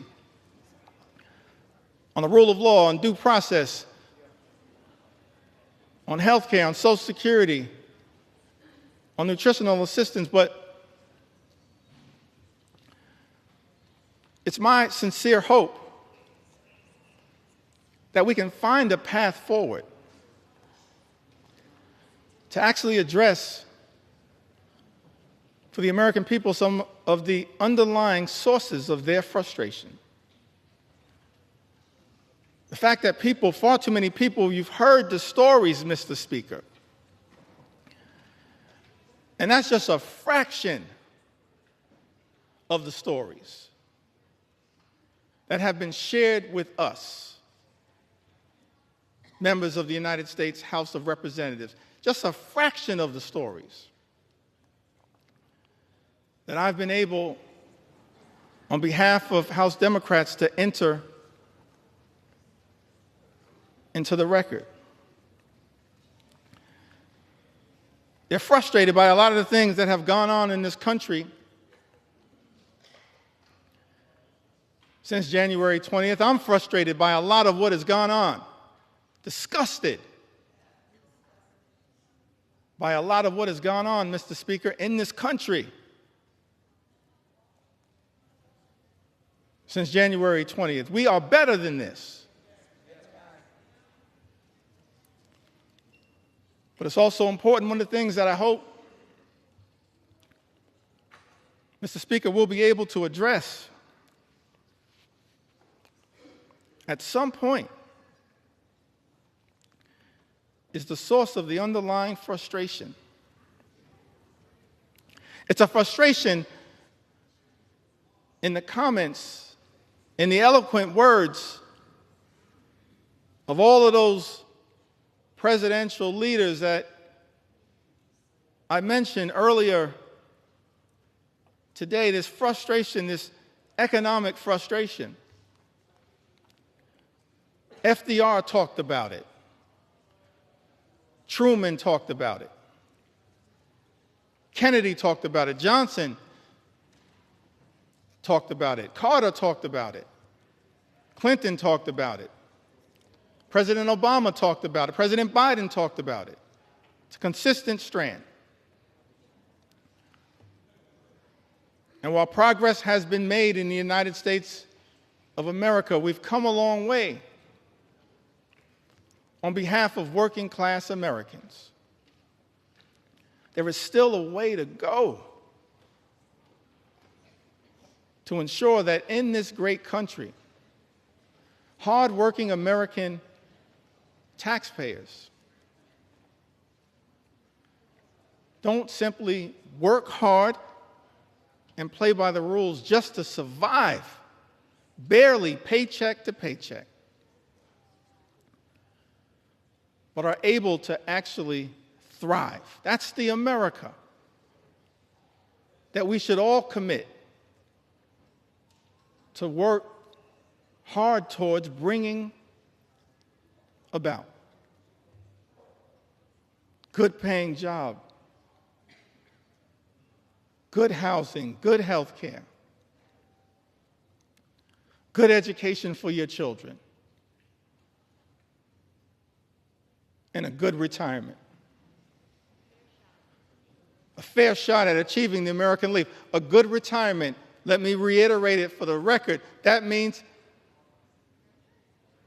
Mr. Speaker, that people in this town need to keep their hands off the Social Security and the Medicare of the American people. Keep your hands off Social Security, Medicare, Medicaid, all of the things. Hands off.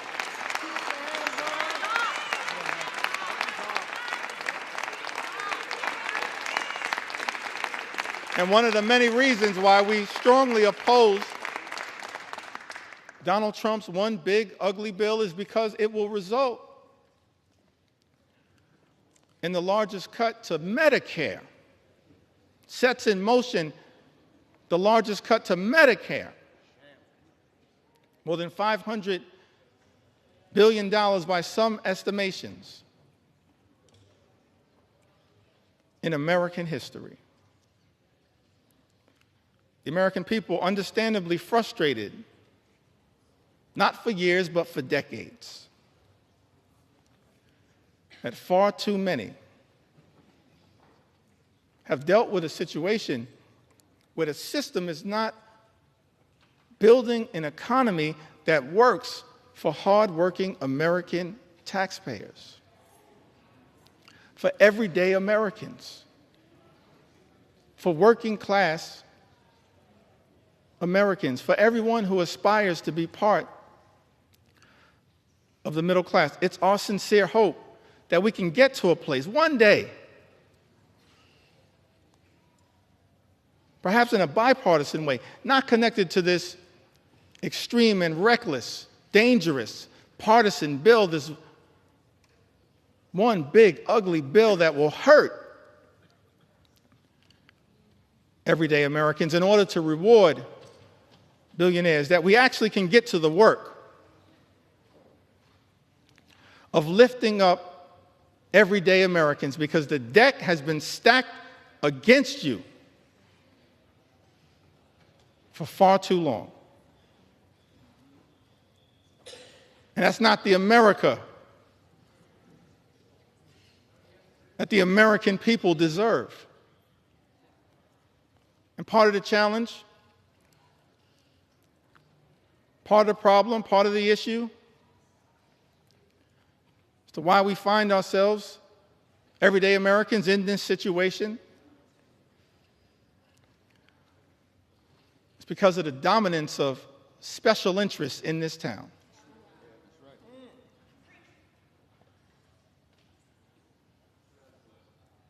And this one big, ugly bill represents a massive giveaway to special interests in this country. And we reject special interests, because our job here in the United States of America, Mr. Speaker, is to protect the public interest at all times, today, tomorrow, always, and forever.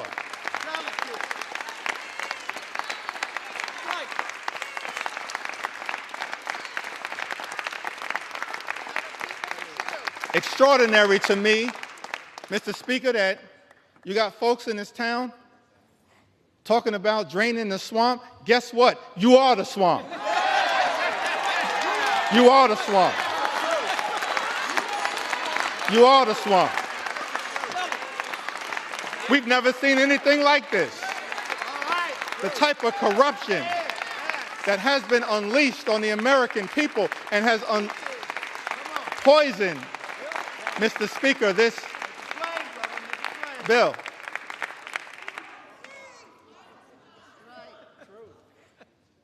See, you're consulting the parliamentarian, I think. I said people in this town.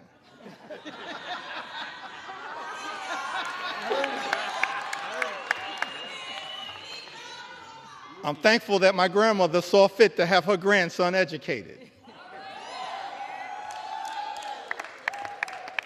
We've never seen a level, Mr. Speaker, of this type of corruption unleashed on the American people that has made its way into this one big, ugly bill.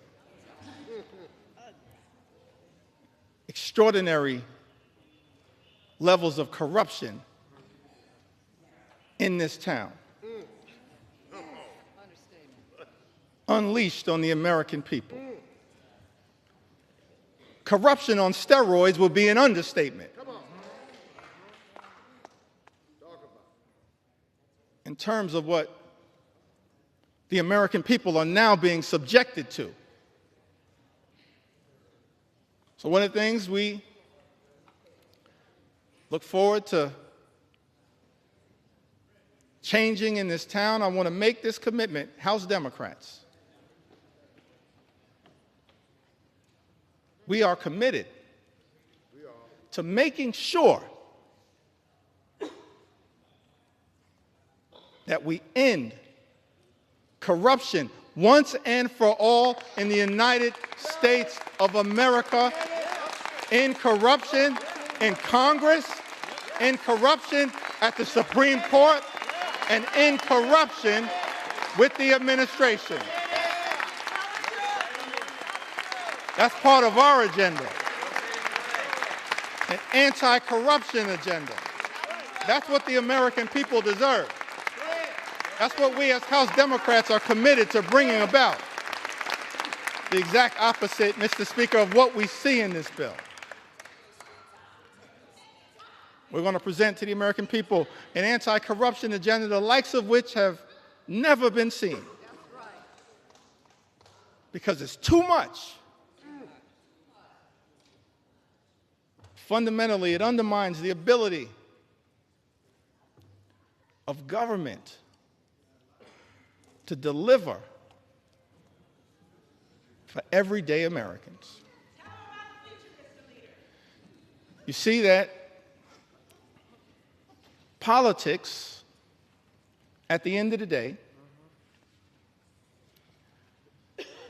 is about the management of public money. That's why we need everyday Americans to participate in your democracy. Because politics, at the end of the day, is about the management of public money. It's about how taxpayer dollars are going to be managed. And what's extraordinary about this one big, ugly bill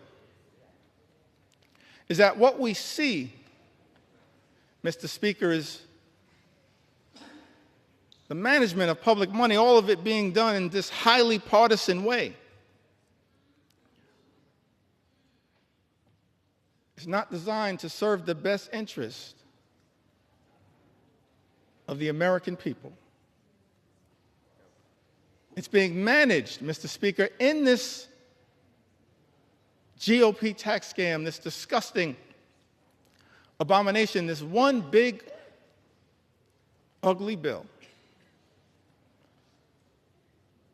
The management of taxpayer money being misused and abused to hurt everyday Americans in order to reward billionaires with massive tax breaks. That's a dereliction of duty. Mismanagement of public money. It's an abuse of the privilege that all of us as members of the United States Congress have. And so one of our promises to the American people as we look toward the future, we will always be stewards of your money to make sure that we are allocating taxpayer dollars in a way designed to lift up the American people, not tear the American people down. That's the type of Congress that the American people deserve. The public interest over special interest. The public interest over special interest. The public interest over special interest. That's one of our promises to the American people. And we're going to work hard to earn your trust as we move forward and look toward the future. I mentioned earlier in my remarks that I wanted to talk a little bit about faith.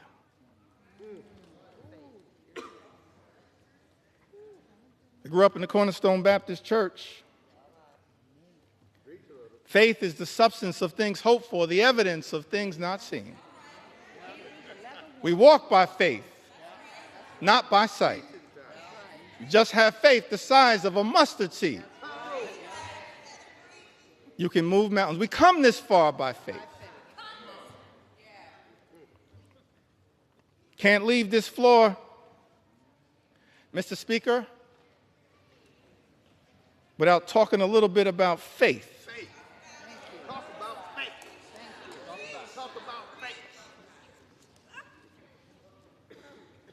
And I use faith in the broadest sense of the word.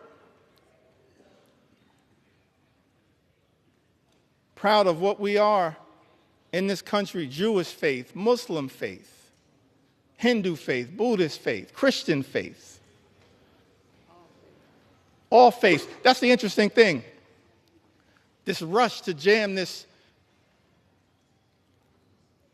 reckless bill down the throats of the American people, all of it somehow connected to our 249th birthday that we're going to celebrate tomorrow,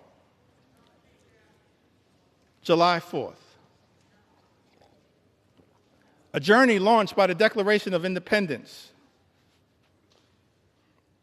And ultimately, this principle embedded in the First Amendment around the importance of faith, but also at the same time the importance of separating church and state. It's all in the First Amendment as interpreted by the Supreme Court. Don't have time, I think, to really deeply go into it, but you've got...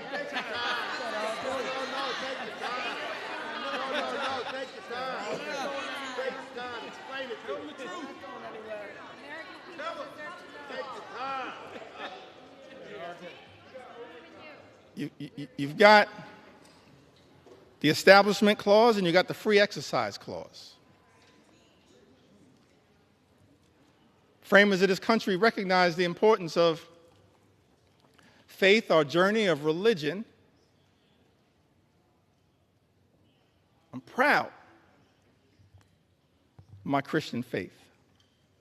But I also recognize the importance of the plurality of all of us, men and women of faith, different religions, and also of the fact that here in America we embrace the religious and the secular.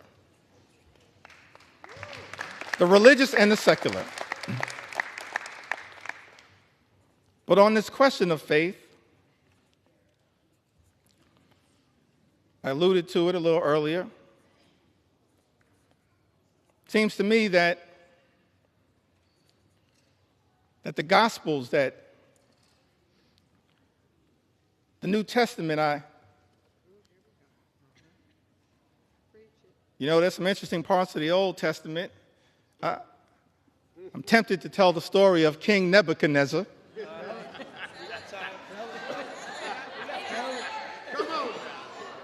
Mr. Speaker, a lot of parallels to what's going on right now. But I'm gonna focus at this moment on the New Testament prescription, the Gospels. I think it was mentioned earlier by one of my colleagues. I think Don Beyer mentioned it earlier. Matthew, the 25th chapter, verses 35 and 40. I think it's important that at this time, in this moment, in this debate, before I leave the floor of the House of Representatives, that this Scripture be entered into the congressional record. For I was hungry, and you gave me something to eat. I was thirsty, and you gave me something to drink. I was a stranger, and you invited me in. A stranger, and you invited me in. E pluribus unum, out of many, one. I needed clothes, and you clothed me. I was sick. I had medical problems. Maybe I needed Medicare or Medicaid or the Affordable Care Act or the Children's Health Insurance Program or Planned Parenthood. I was sick, and you looked after me. I was in prison, and you came to visit me. We have a right as members of Congress to visit people who are detained. It's not just in law, it's right here in Matthew.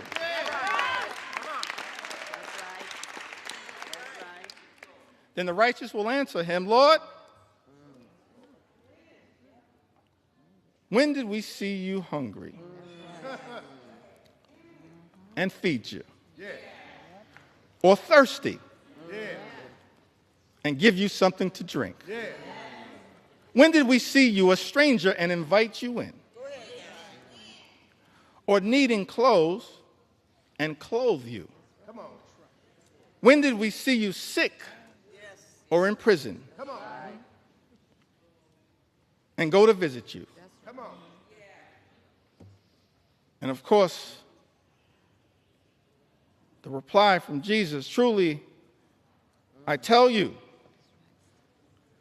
whatever you did, whatever you did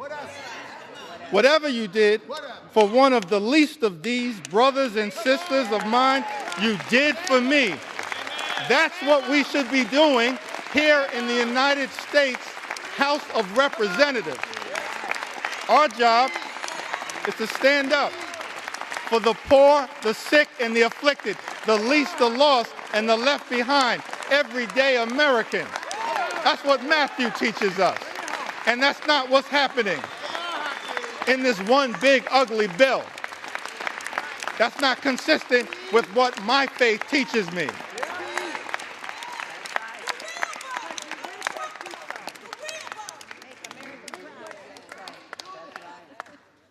I'm not down with this situation. I'm not down with this situation.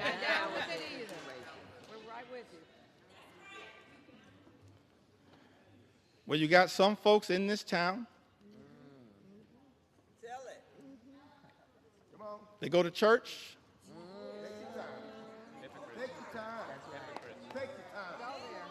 Mr. Speaker, I said some folks in this town, they go to church.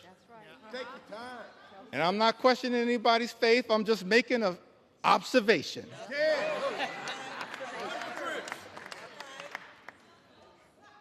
Got some folks in this town, they go to church and they pray on Sunday. P-R-A-Y. And then they come to Congress and pray P-R-E-Y on the American people. I'm not down with that kind of faith.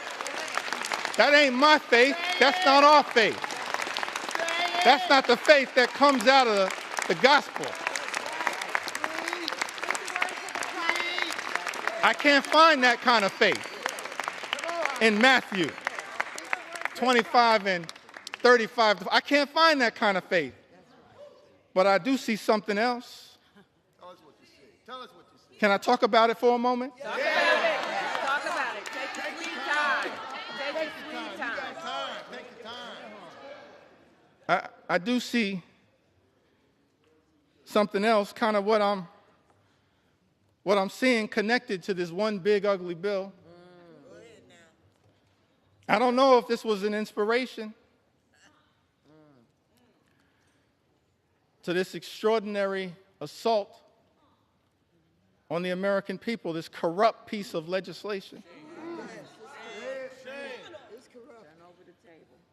But when I look over my Bible, and this is going to come from John, it's not going to come from 2 Corinthians, although the Apostle Paul has a lot to say about that. And, Mr. Speaker, I said 2 Corinthians, not 2 Corinthians.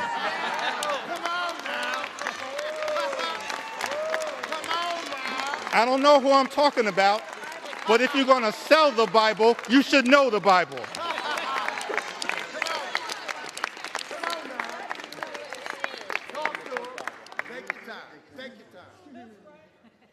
Trying to figure out, because it's not in Matthew. That's right. 25, 35 to 40, but I did see something in John. Go ahead now. Tell us what you said. Tell us what you said. John 10 and 10. This frightens me in this moment that we're living in. It says the thief comes only to steal, kill, and destroy. It's incredible to me that we're here dealing with a piece of legislation literally that steals money from everyday Americans, from hardworking American taxpayers, steals money from Medicaid, Medicare, the Affordable Care Act, supplemental nutritional assistance, steals money from Pell Grants, from the education of our children, from energy assistance programs. Thief comes only to steal and kill. I don't say this lightly, Mr. Speaker, but we stand behind this point. That when you try to take health care away, what this bill does, taking health care away from everyday Americans, more than 17 million, this unprecedented assault on Medicaid, on the Affordable Care Act, on Medicare, on children's health insurance. What you effectively are doing, hurting everyday Americans, hurting children, hurting women, hurting older Americans, seniors, people with disabilities. Nursing homes will close. Hospitals will shut down. Community-based health clinics unable to operate. We're actually here debating legislation, Mr. Speaker, that will result in tens of thousands of everyday Americans losing their lives because of the inability to get health care that they now have and is being ripped away from them. John 10:10, the thief comes only to steal and kill and destroy.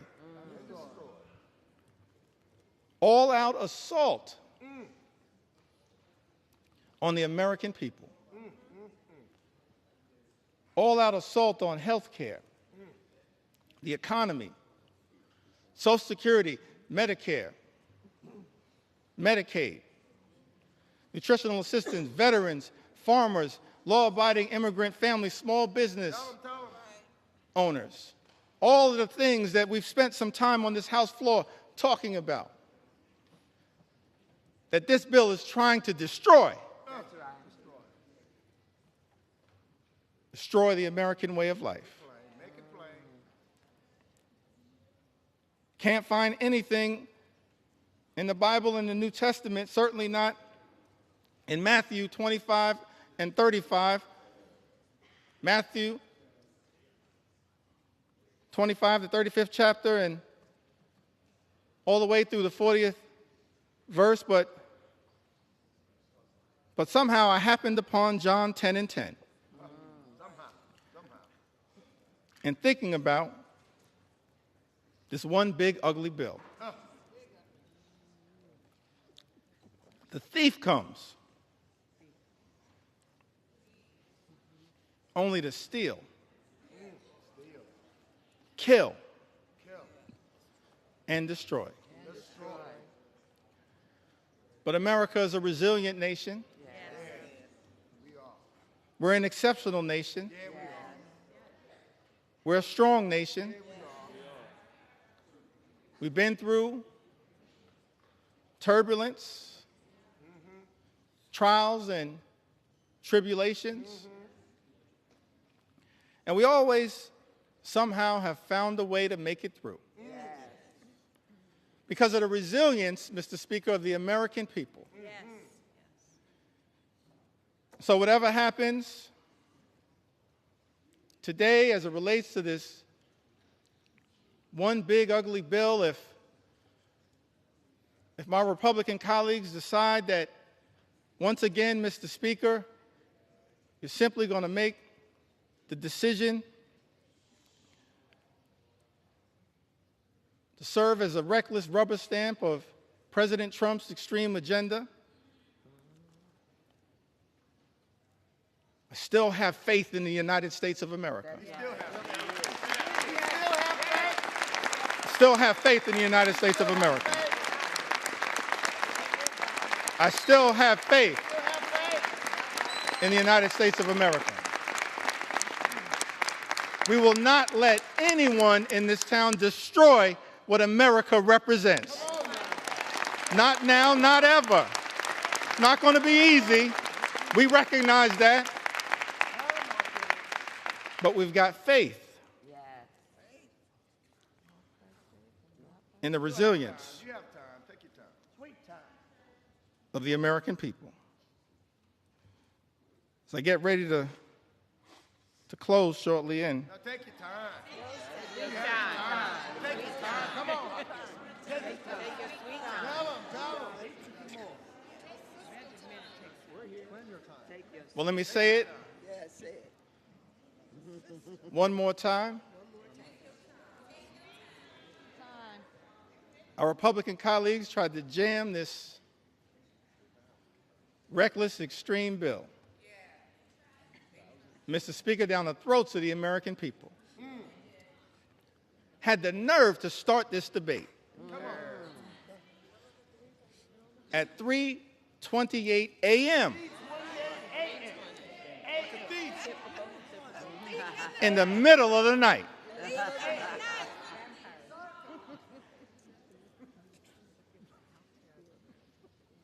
But we made clear that we were going to expose all of the things that are being done to harm the American people. Not in the dark of night, but in the light of day.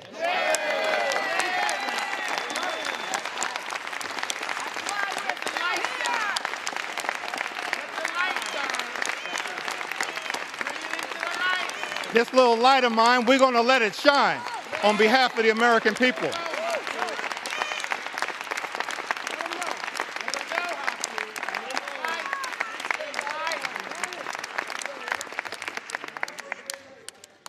Incredible to me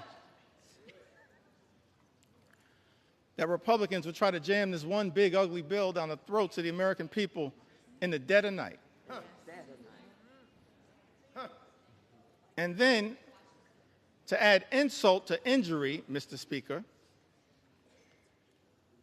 allocate 15 minutes. 15 minutes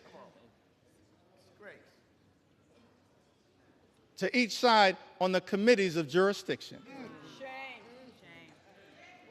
15 minutes to the Ways and Means Committee on each side.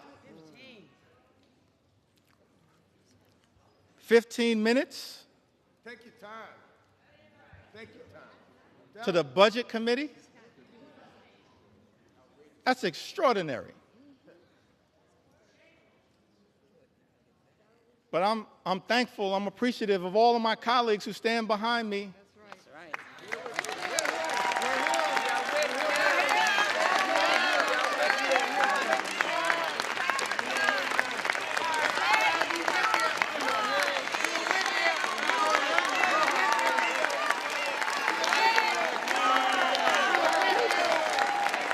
I'm thankful.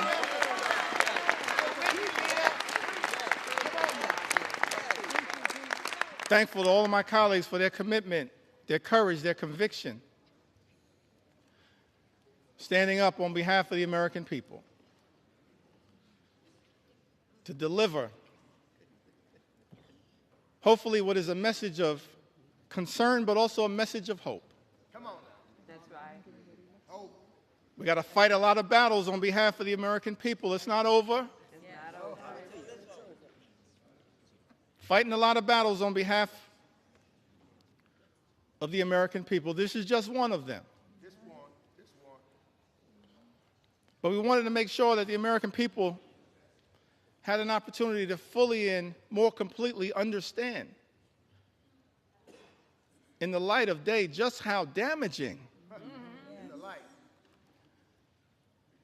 this one big, ugly bill will be to the American people. And I plead with my colleagues on the other side of the aisle, Mr. Speaker.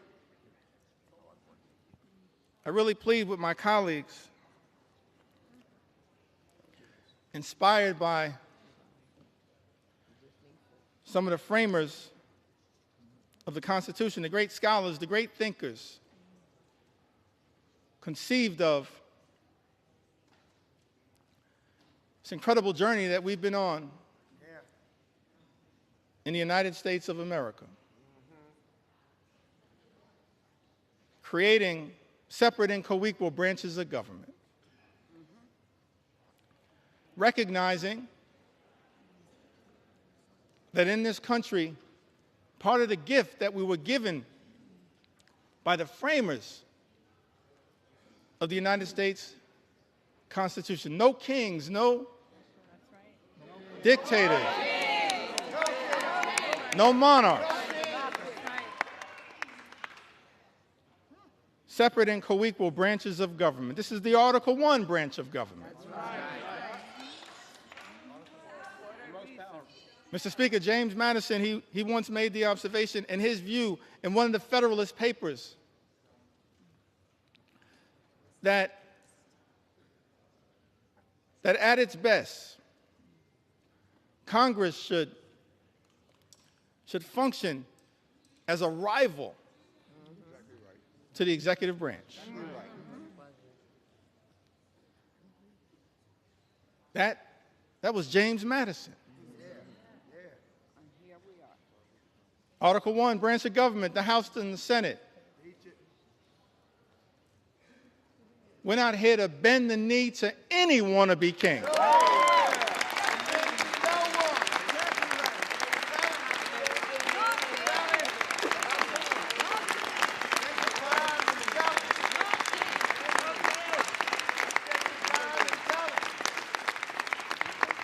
Mr. Speaker, we're not here to bend the knee to any wannabe king.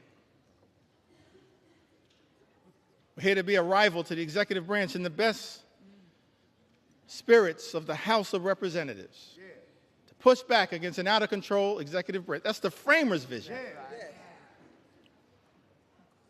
I said that's the framers' vision. That's what they said. The framers' vision. And so as we prepare to take this consequential vote, Mr. Speaker, I just urge many of my colleagues in government, my colleagues on the other side of the aisle,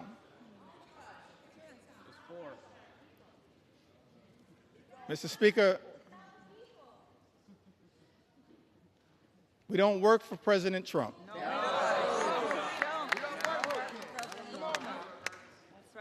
We don't work for J.D. Vance.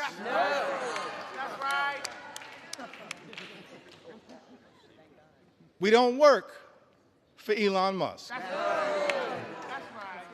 Mr. Speaker, as all of us prepare to cast this vote, I hope my Republican colleagues will come to the conclusion that we work for the American people.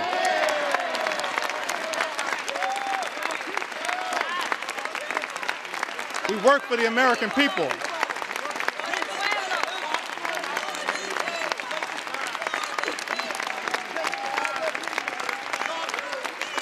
We don't work for any president. We work with American presidents.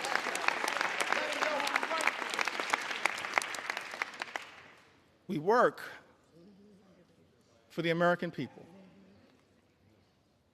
So it's my hope that as you evaluate this bill, all of the harm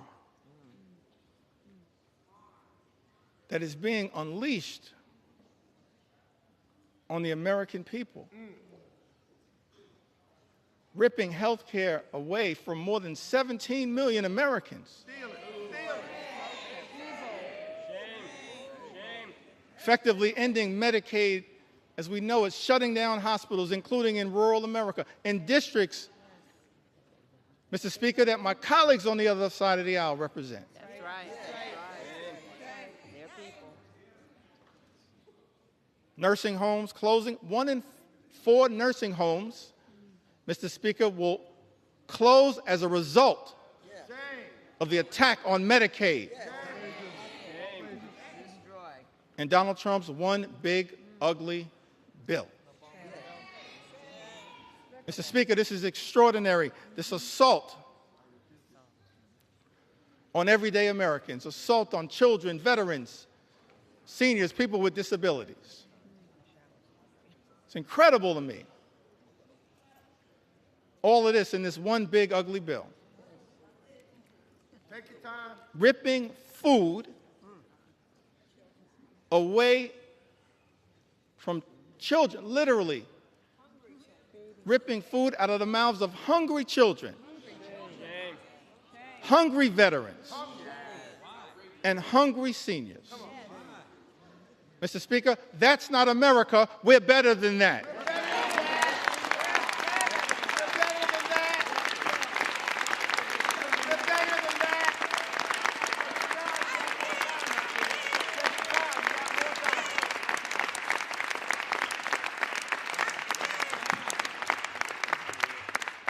Mr. Speaker, we're better than that. Ripping food out of the mouths of vulnerable Americans. That's extraordinary that's what we're doing. Extraordinary. And all of this is being done, this unprecedented assault on everyday Americans is being unleashed on the American people. Mr. Speaker, on the most vulnerable amongst us. All of this is being done to provide massive tax breaks to billionaire donors. Shame on this institution if this bill passes. That's not America. We're better than this. We are better. We are better.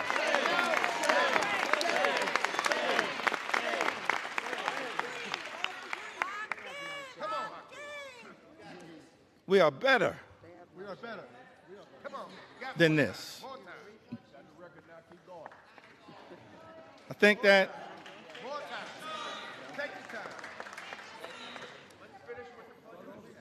as we prepare to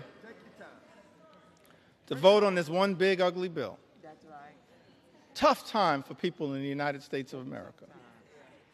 It's extraordinary extremism unleashed on the American people. Mr. Speaker, my colleagues on the other side of the aisle promised to address the high cost of living. Nothing in this bill will meaningfully lower the high cost of living in the United States of America. Nothing. It's incredible to me. All of the promises that were made by some people in this town.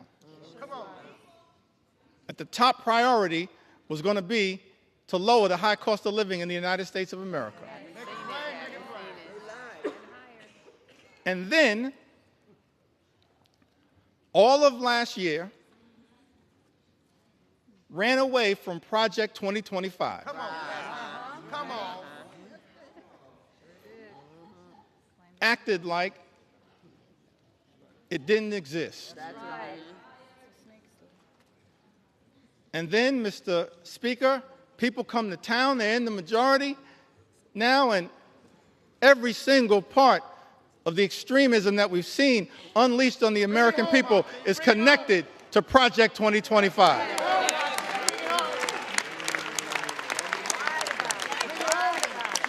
Every single part. But here's why I still got hope, optimism. I referenced this earlier today as we prepare to experience the 249th birthday of the United States of America. Yeah. Take it back to that original document. Yeah. Declaration of Independence, 1776. Mr. Speaker, it had the aspirational part. We hold these truths to be self-evident, that all men are created equal, come on now. Bring it home. Endowed by their Creator with certain unalienable rights, that among these are life, liberty, and the pursuit of happiness. That's the aspirational part of the Declaration of Independence. And as House Democrats, we're committed, no matter what it takes, to bring that about. Imagine an America where everyone who works hard and plays by the rules can live the good life, afford to live the good life.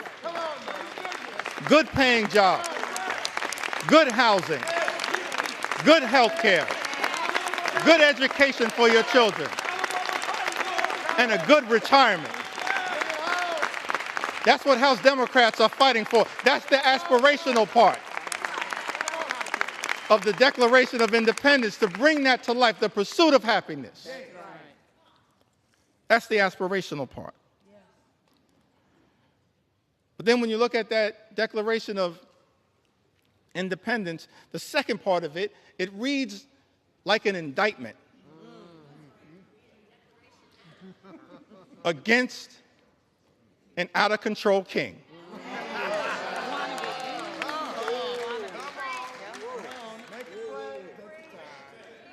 Reads like an indictment against an out-of-control king. I commend all Americans, perhaps sometime tomorrow, I'm going to do this myself, read that document in its entirety. And why was that indictment issued? I think it was because the framers of this great country, they were fed up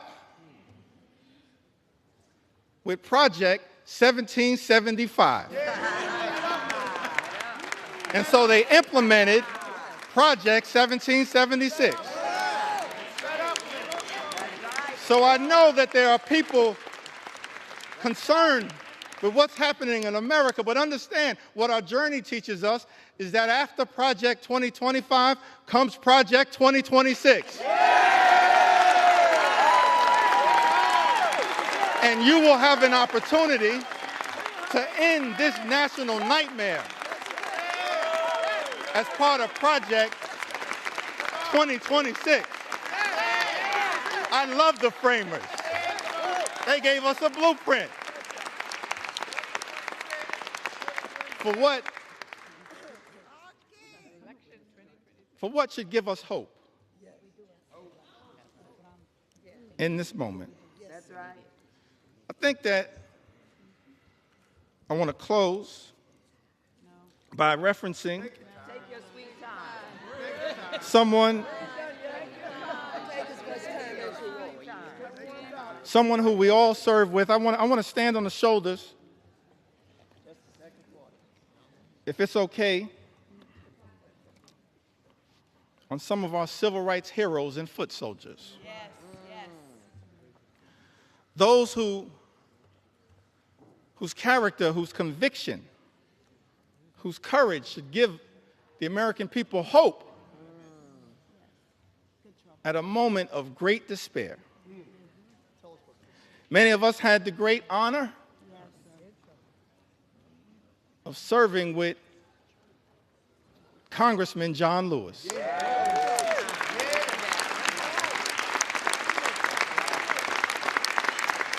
The great honor, Mr. Speaker, to serve with Congressman John Lewis. That's right. And I came across something that John Lewis said in June of 2028, that hopefully, no matter what the outcome of this vote, will give people some hope. Great John Lewis said, "Do not get lost in a sea of despair. Be hopeful. Be optimistic. Our struggle is not the struggle of a day, a week, a month, or a year. It is the struggle of a lifetime." That's our struggle. No matter what, Mr. Speaker, you decide to do today, that's our struggle. Standing on the shoulders of John Lewis, that's our struggle. Never, ever be afraid to make some noise and get into good trouble. Good trouble. Good trouble. Necessary trouble. Standing on the shoulders of giants, John Lewis would often talk to us about his admiration for Dr. Martin Luther King Jr. Dr. King, who would refer to John Lewis as the boy from Troy. The boy from Troy. Now, what's interesting to me, that civil rights movement, we can learn a lot from it. Started December of 1955, and Rosa Parks sat down on that bus so that all of us could have the courage to stand up. That's right. Wasn't an easy struggle. All the odds were stacked against these civil rights heroes and foot soldiers. And during the early days of the movement, a difficult part of the movement, Dr. King, after they've been targeted, arrested, beaten, harassed by the authorities,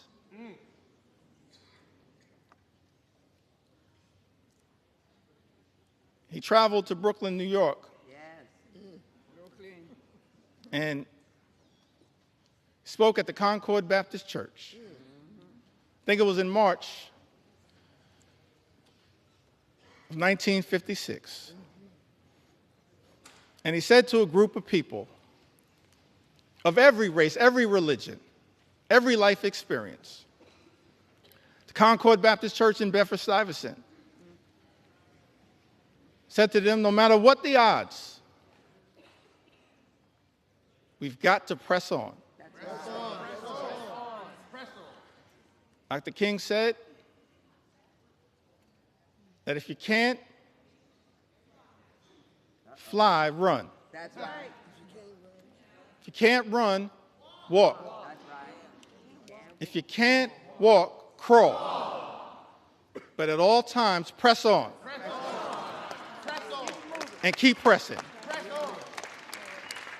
And so as I take my seat, I just want to say to the American people that no matter what the outcome is on this singular day, we're going to press on. We're going to press on. We're going to press on.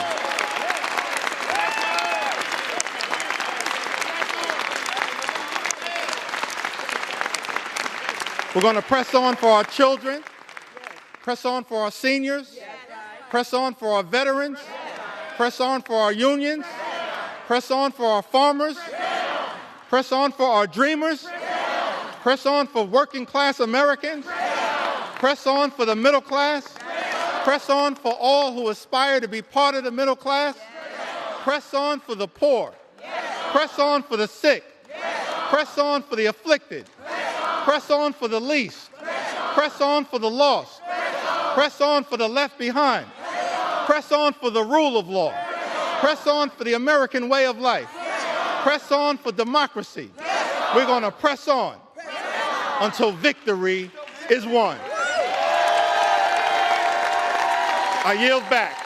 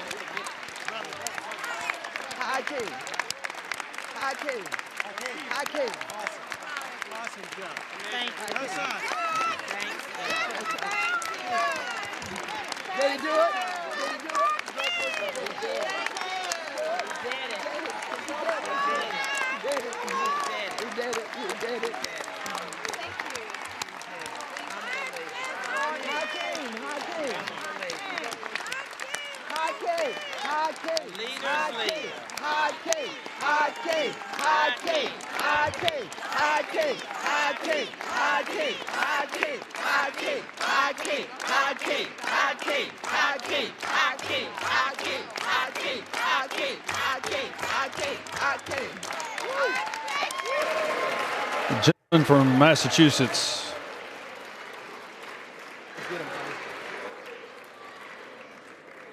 You don't need to take an hour. This gentleman from Eight Massachusetts. hours. Gentleman I from think it's, Massachusetts. Mr. Speaker, I think it's fair to say the leader has done his part.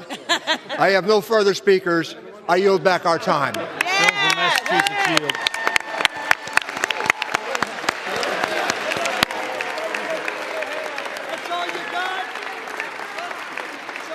Gentleman from Missouri is recognized for 1 minute. You have 2 minutes remaining. Mr. Speaker, could we have order? The House will be in order.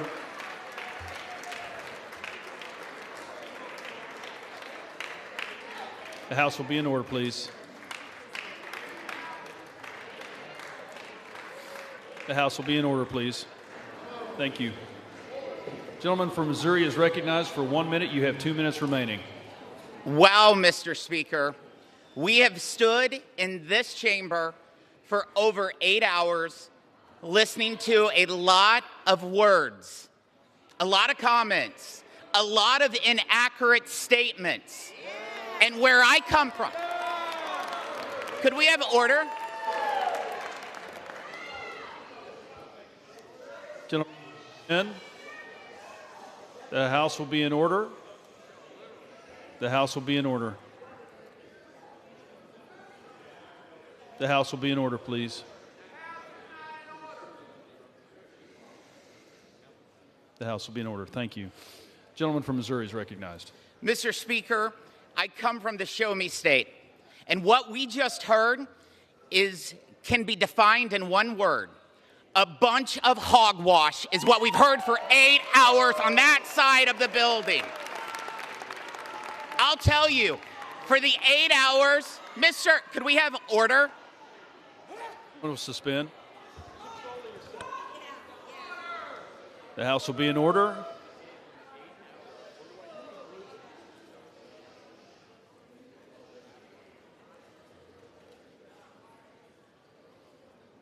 Thank you. He's recognized. Mr. Speaker, the 8 hours of hogwash that we just heard will not change the outcome that you will see very shortly when we deliver historic tax relief for working families, small business owners, and farmers.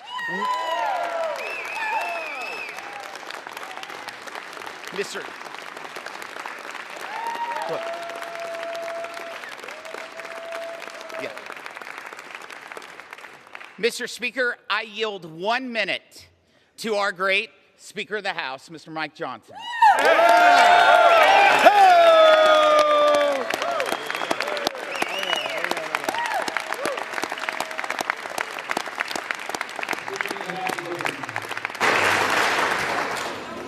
I thank the gentleman from Missouri. I thank you, Mr. Speaker.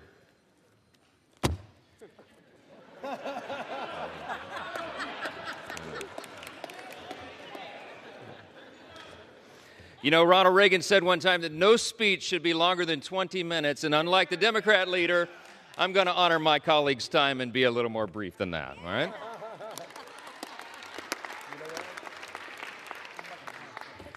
I just want to say something that many of us learned when we were children. We were taught, you know, it takes a lot longer to build a lie than to tell the simple truth.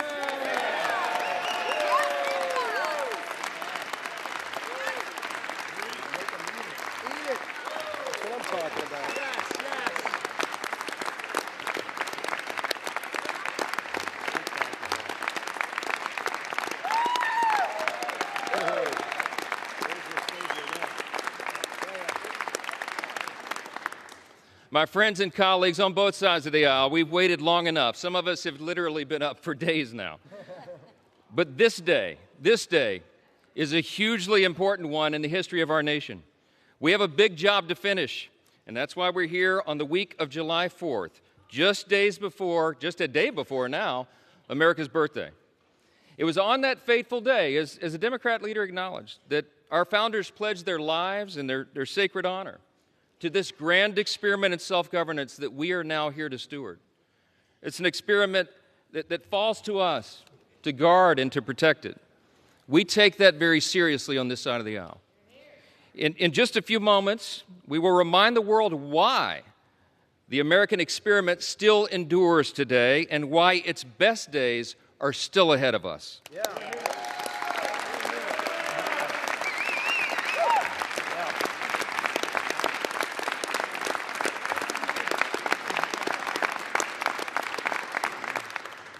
Mr. Speaker, with one big, beautiful bill, we are going to make this country stronger, safer, and more prosperous than ever before. And every American is going to benefit from that. Yeah.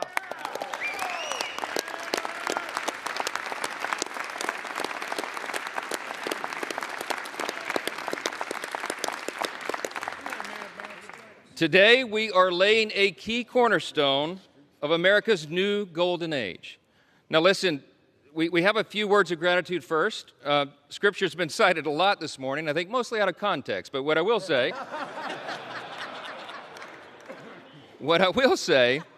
one thing that we know about Scripture is that we're supposed to give honor where honor is due, and that's what we do on this side of the aisle. I want to thank every single member of the House Republican Conference for their pouring their time and their heart and their expertise and experience into this process. I want to thank all of our amazing staff members, all of them. Yes.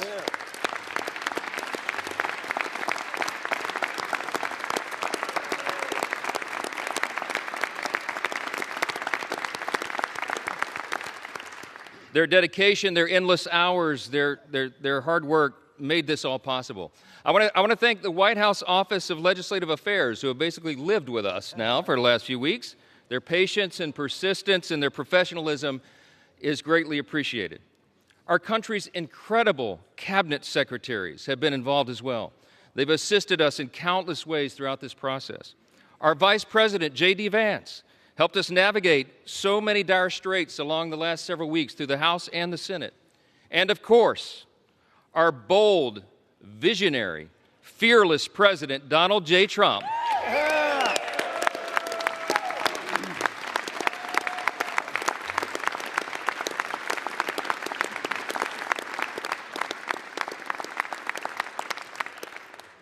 President Trump is the creator and the champion of the America First agenda. We will deliver upon that today. We come a long way. We began this process really about 15 months ago. We had a sense and we believed that we would have unified government. We would have this moment where the Republican Party would be given control of the White House and the Senate and the House. And we determined to ourselves that we would not waste that historic opportunity. We've had spirited debates, we've had months of deliberation, and now we are finally ready to fulfill our promise to the American people. That's what we are doing today. Now, look, before I respond to the allegations from across the chamber, I just want to take us back to a day that most of us will remember so very fondly for the rest of our lives, and that's November 5th of 2024. That was Election Day, a fateful one for America. The reason that was so important, the reason it was such a turn in history is because the American people spoke with unmistakable clarity. We sensed it as we were all out campaigning. We saw that there would be a demographic shift in America, and that is exactly what the election yielded. We, in our party, had a record number of Black and African American voters come to the Republican Party. We had a record number of Hispanic and Latino voters come to the Republican Party, a record number of Jewish voters and union workers and suburban women and urban voters. They came out in record numbers to join the Republican Party and the America First agenda with President Trump.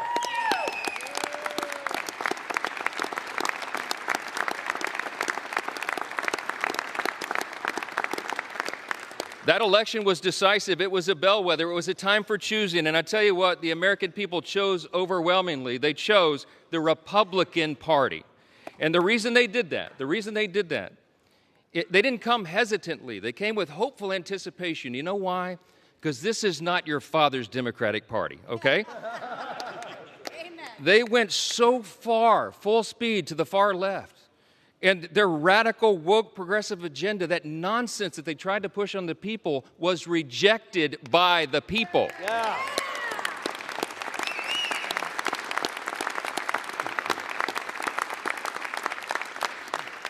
These new voters came to us. They had enough of the Biden-Harris madness and all the things they were trying to hoist upon the American people that they just don't believe in their hearts. And they were hopeful. They came to us with hope. They wanted us to restore common sense and accountability, and we promised to them that we would do just that. Those new demographics came to the Republican Party because of open borders wreaking havoc on their communities. They came because of weakness at home that fueled instability abroad, and because trillions in reckless spending put the price of gas and groceries further out of the reach for hardworking Americans. It wasn't right. President Trump and our Republican majority in Congress are fixing all of that right now. President Trump said this week, we're the hottest country in the world again.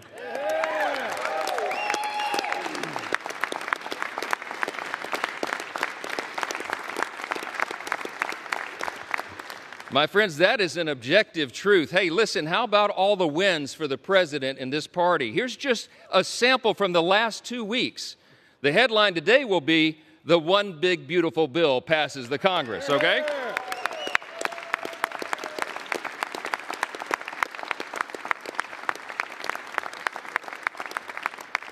You got to hold your applause. There's too many wins. Are you tired of winning yet? No. Fourth jobs report in a row exceeds expectations. A sample of the headlines. Lowest monthly border encounters in U.S. history. We closed the border.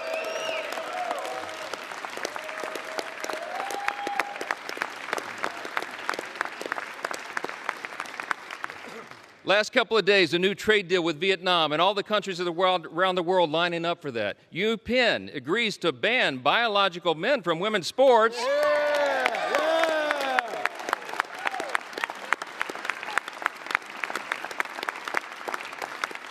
And they ought to give a personal apology to every female athlete impacted by that nonsense. Gas prices are at a 4-year low, my friends. The Air Force and Space Force both hit their 2025 recruiting goals 3 months early. Israel is agreeing to a 60-day ceasefire with Hamas. Successful strike on Iranian nuclear sites handles that problem. That's exactly right.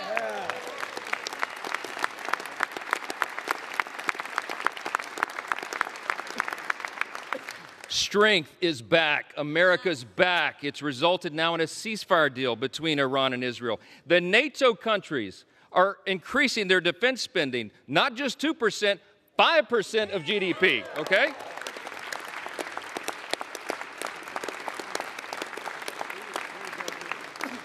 The president got in charge and got a Rwanda-Congo peace deal. The Supreme Court ended nationwide injunctions. How about that?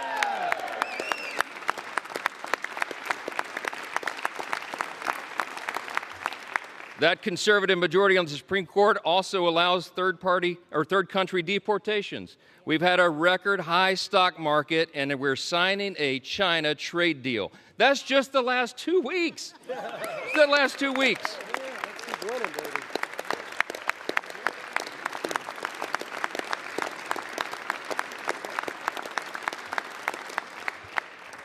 So many simple truths to share and so little time to do it, because I I want everybody to have a break here. But I just want to say this. It's really nice to hear my Democrat colleagues suddenly take an interest in working Americans again. Did you pick up on that theme today? Let's be clear. Working Americans stopped trusting Democrats a long time ago. That is a fact. They're looking to this side of the chamber. They're looking to the Republican Party and our principles to deliver the relief and the reform that they have long demanded and they most certainly deserve. This big, beautiful bill fulfills all the promises of the America First agenda. It is the people's bill. It is made for and shaped by the most diverse coalition of American voters in American history.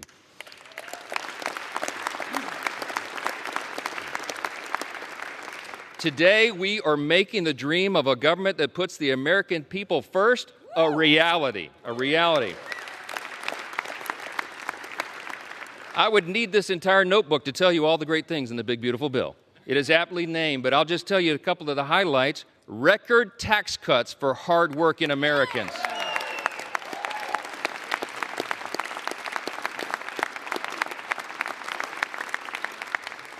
Historic savings at the same time to end reckless spending. We got energy dominance coming back to power our future. We have a secure border to protect American families. We have a strong military to restore peace through strength. And we have a government that is now accountable and responsive to the people once again. That's what we're delivering.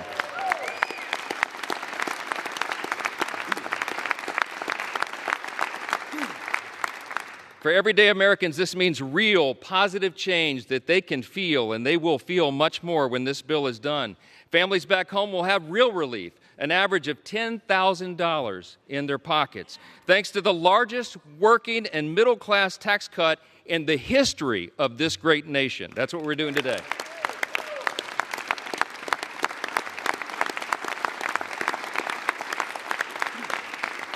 You got hardworking Americans like our waiters and our bellhops and our hairstylists. They're going to keep 100% of their tips and overtime pay. That is money they earned. It does not belong to the government. It belongs to them, and they deserve to keep it.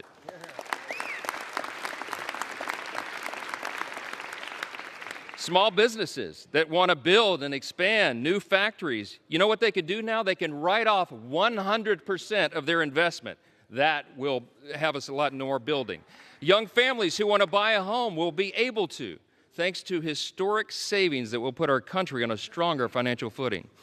Pregnant women, children, seniors, single mothers, the disabled, and the low-income Americans among us receiving Medicaid and SNAP will have the peace of mind of knowing that we've made these safety nets stronger with our reforms.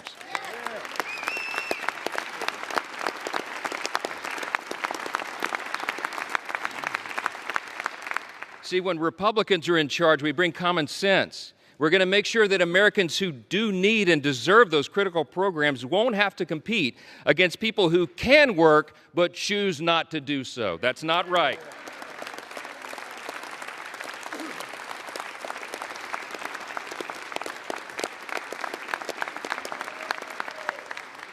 This bill is going to put fairness back in the system. We are returning to common sense. We're returning to what is good and decent that people know in their hearts, and that's why they support it. More Americans will be working, volunteering, and serving their communities because modest, common sense work requirements will restore dignity and purpose to those on taxpayer-funded benefits. The bill will also mean that safer streets are available in every zip code around the country because our border will remain fully and totally secure.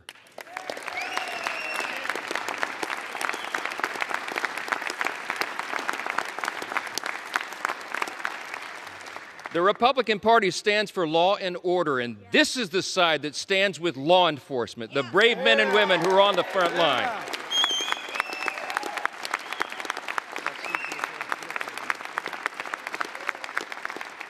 The idea that those who put their own lives on the line to protect us would be assaulted for doing their jobs is unconscionable.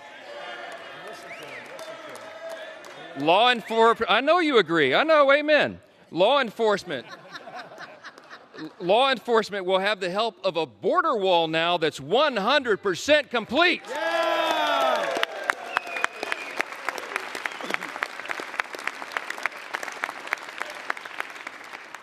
Our immigration enforcement officers will get a boost from more manpower and resources and detention space so that detained illegal aliens are not released back into the streets like they were for the last 4 years.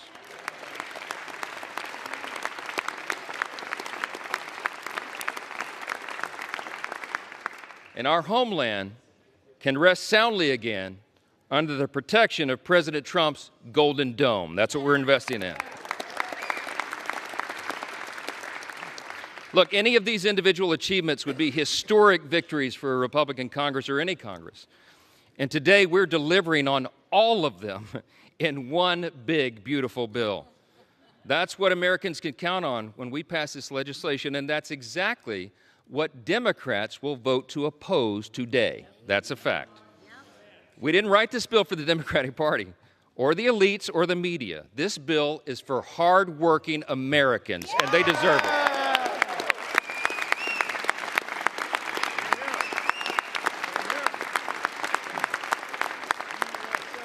I'm going to just say this as plainly as I can. This is a simple truth. If you're for a secure border, safer communities, and a strong military, this bill is for you. If you're for common sense fiscal responsibility and reducing the deficit, this bill is for you.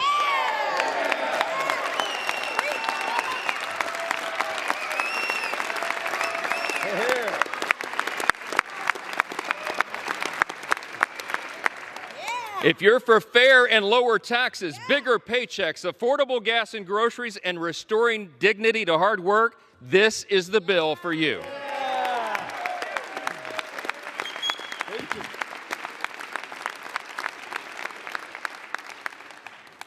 It makes no difference whether our colleagues on across the chamber speak for 25 minutes or 25 hours. They can't change the truth. And today was about performance for some of them. But today for us is about results. Results that improve the lives of Americans, regardless of their race, religion, color, or creed. It does not matter.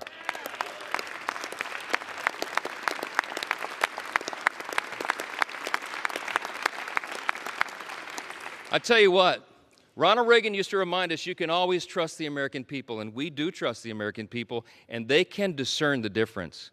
What they saw on display here today is that Democrats deliver performances and Republicans deliver results.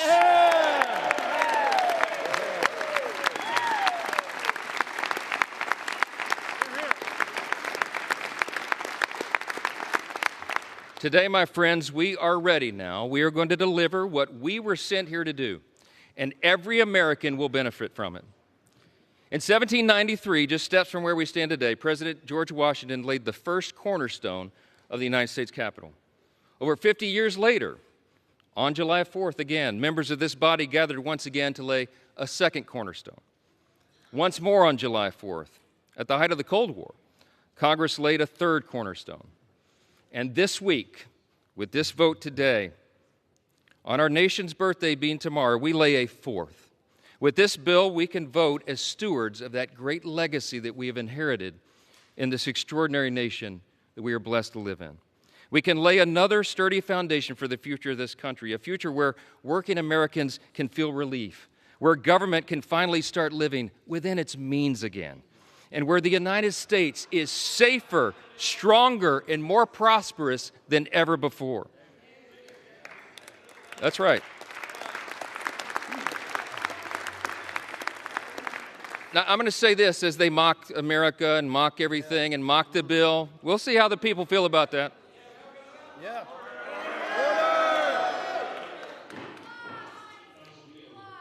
So listen, seriously, as friends and colleagues, really, across the aisle, what we celebrate tomorrow is the nation's birthday. Let's put the politics aside for a minute, and let's reflect on our blessings. No kidding, really. Tomorrow is the 249th birthday of our nation, and that's right.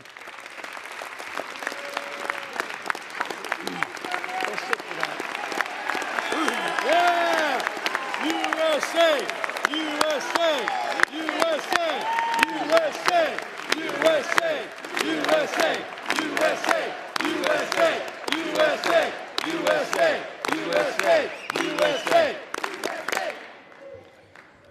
I mean this sincerely. I thank my colleagues for standing. We all should be united in that. We are. We have squabbles, we have partisan debates and all of this, but at the end of the day, we're all Americans, man. And we gotta believe that. We gotta know it. We gotta recognize that we live in the greatest nation in the history of the world. It's not even close.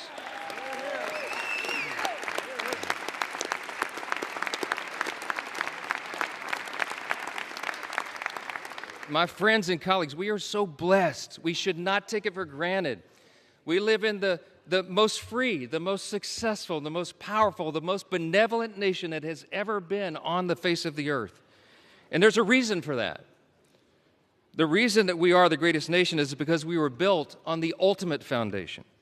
And the bold declaration that my friend Hakeem Jeffries articulated earlier is true. We unite under that. The bold declaration that we do hold these truths to be self-evident. What is a self-evident truth? It's something that's obvious. We hold these truths to be self-evident that all men are created equal. It does not say born equal, it says created equal. And that it is our Creator, yes. It is our Creator that gives us our rights. See, the powerful thing about that is we're the first nation in the history of the world that acknowledged that our rights do not derive from government. They come from God Himself.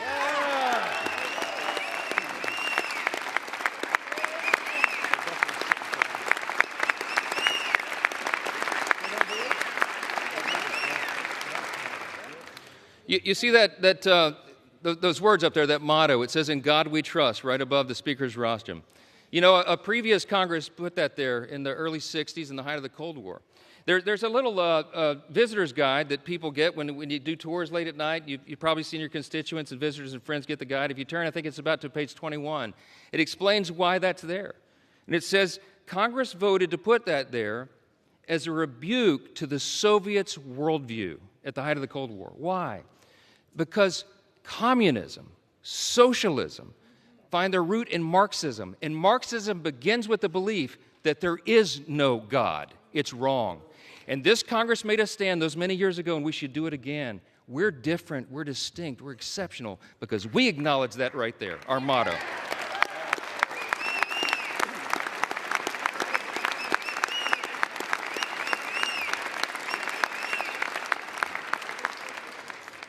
It doesn't say in government we trust. It says in God we trust. And we better remember that. He has blessed us with His grand experiment in self-governance now for almost 2.5 centuries. And by God's grace, we are working hard and we are delivering on our promise to make America great again.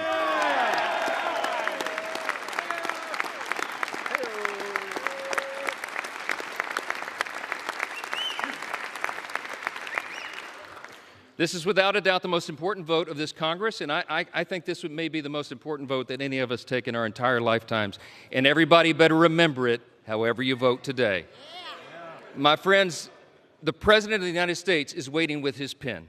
The American people are waiting for this relief. We've heard enough talk. It's time for action. Let's finish the job for him. Vote yes on the bill.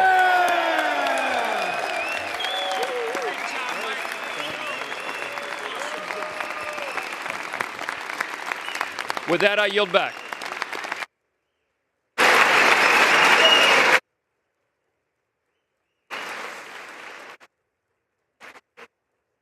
The gentleman yields, and all time for debate has expired.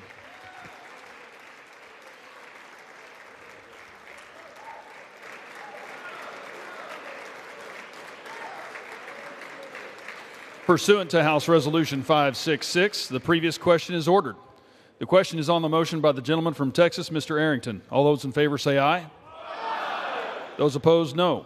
No. The ayes have it. The motion is agreed to. For what purpose does the gentleman from Massachusetts seek recognition? Vote is requested. Those favoring a recorded vote will rise. A sufficient number having risen, a recorded vote is ordered. Members will record their votes by electronic device. This will be a 15-minute vote.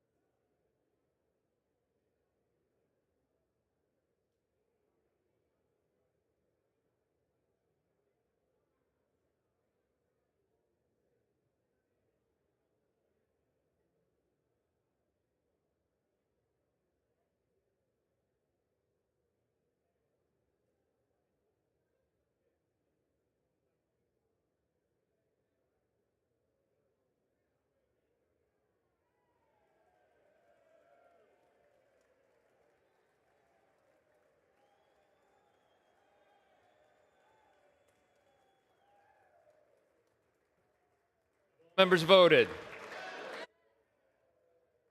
Or wish to change a vote? No.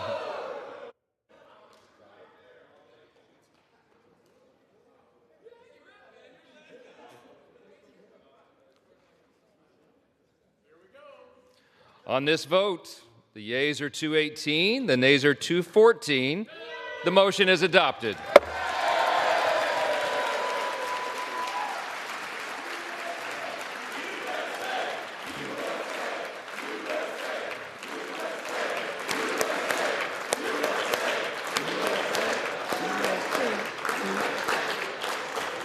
Without objection, the motion to reconsider is laid on the table.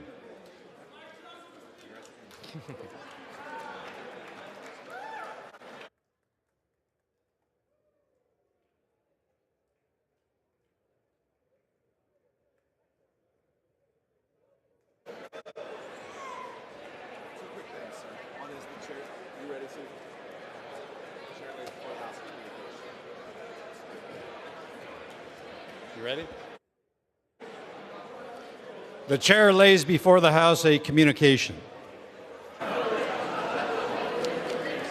The Honorable Speaker, House of Representatives, sir, pursuant to the permission granted in Clause 2H of Rule 2 of the Rules of the U.S. House of Representatives, the clerk received the following message from the Secretary of the Senate on June 27, 2025 at 3:36 p.m. that the Senate passed Senate 98, Senate 257, that the Senate agreed to relative to the death of Frederick W. Smith, Senate Resolution 308, Appointments, Board of Visitors of the U.S. Military Academy. Signed sincerely, Kevin F. McCumber, Clerk. Do what I have to do? To Clause 13 of Rule 1, the House stands adjourned until 10 a.m. on Monday, July 7, 2025.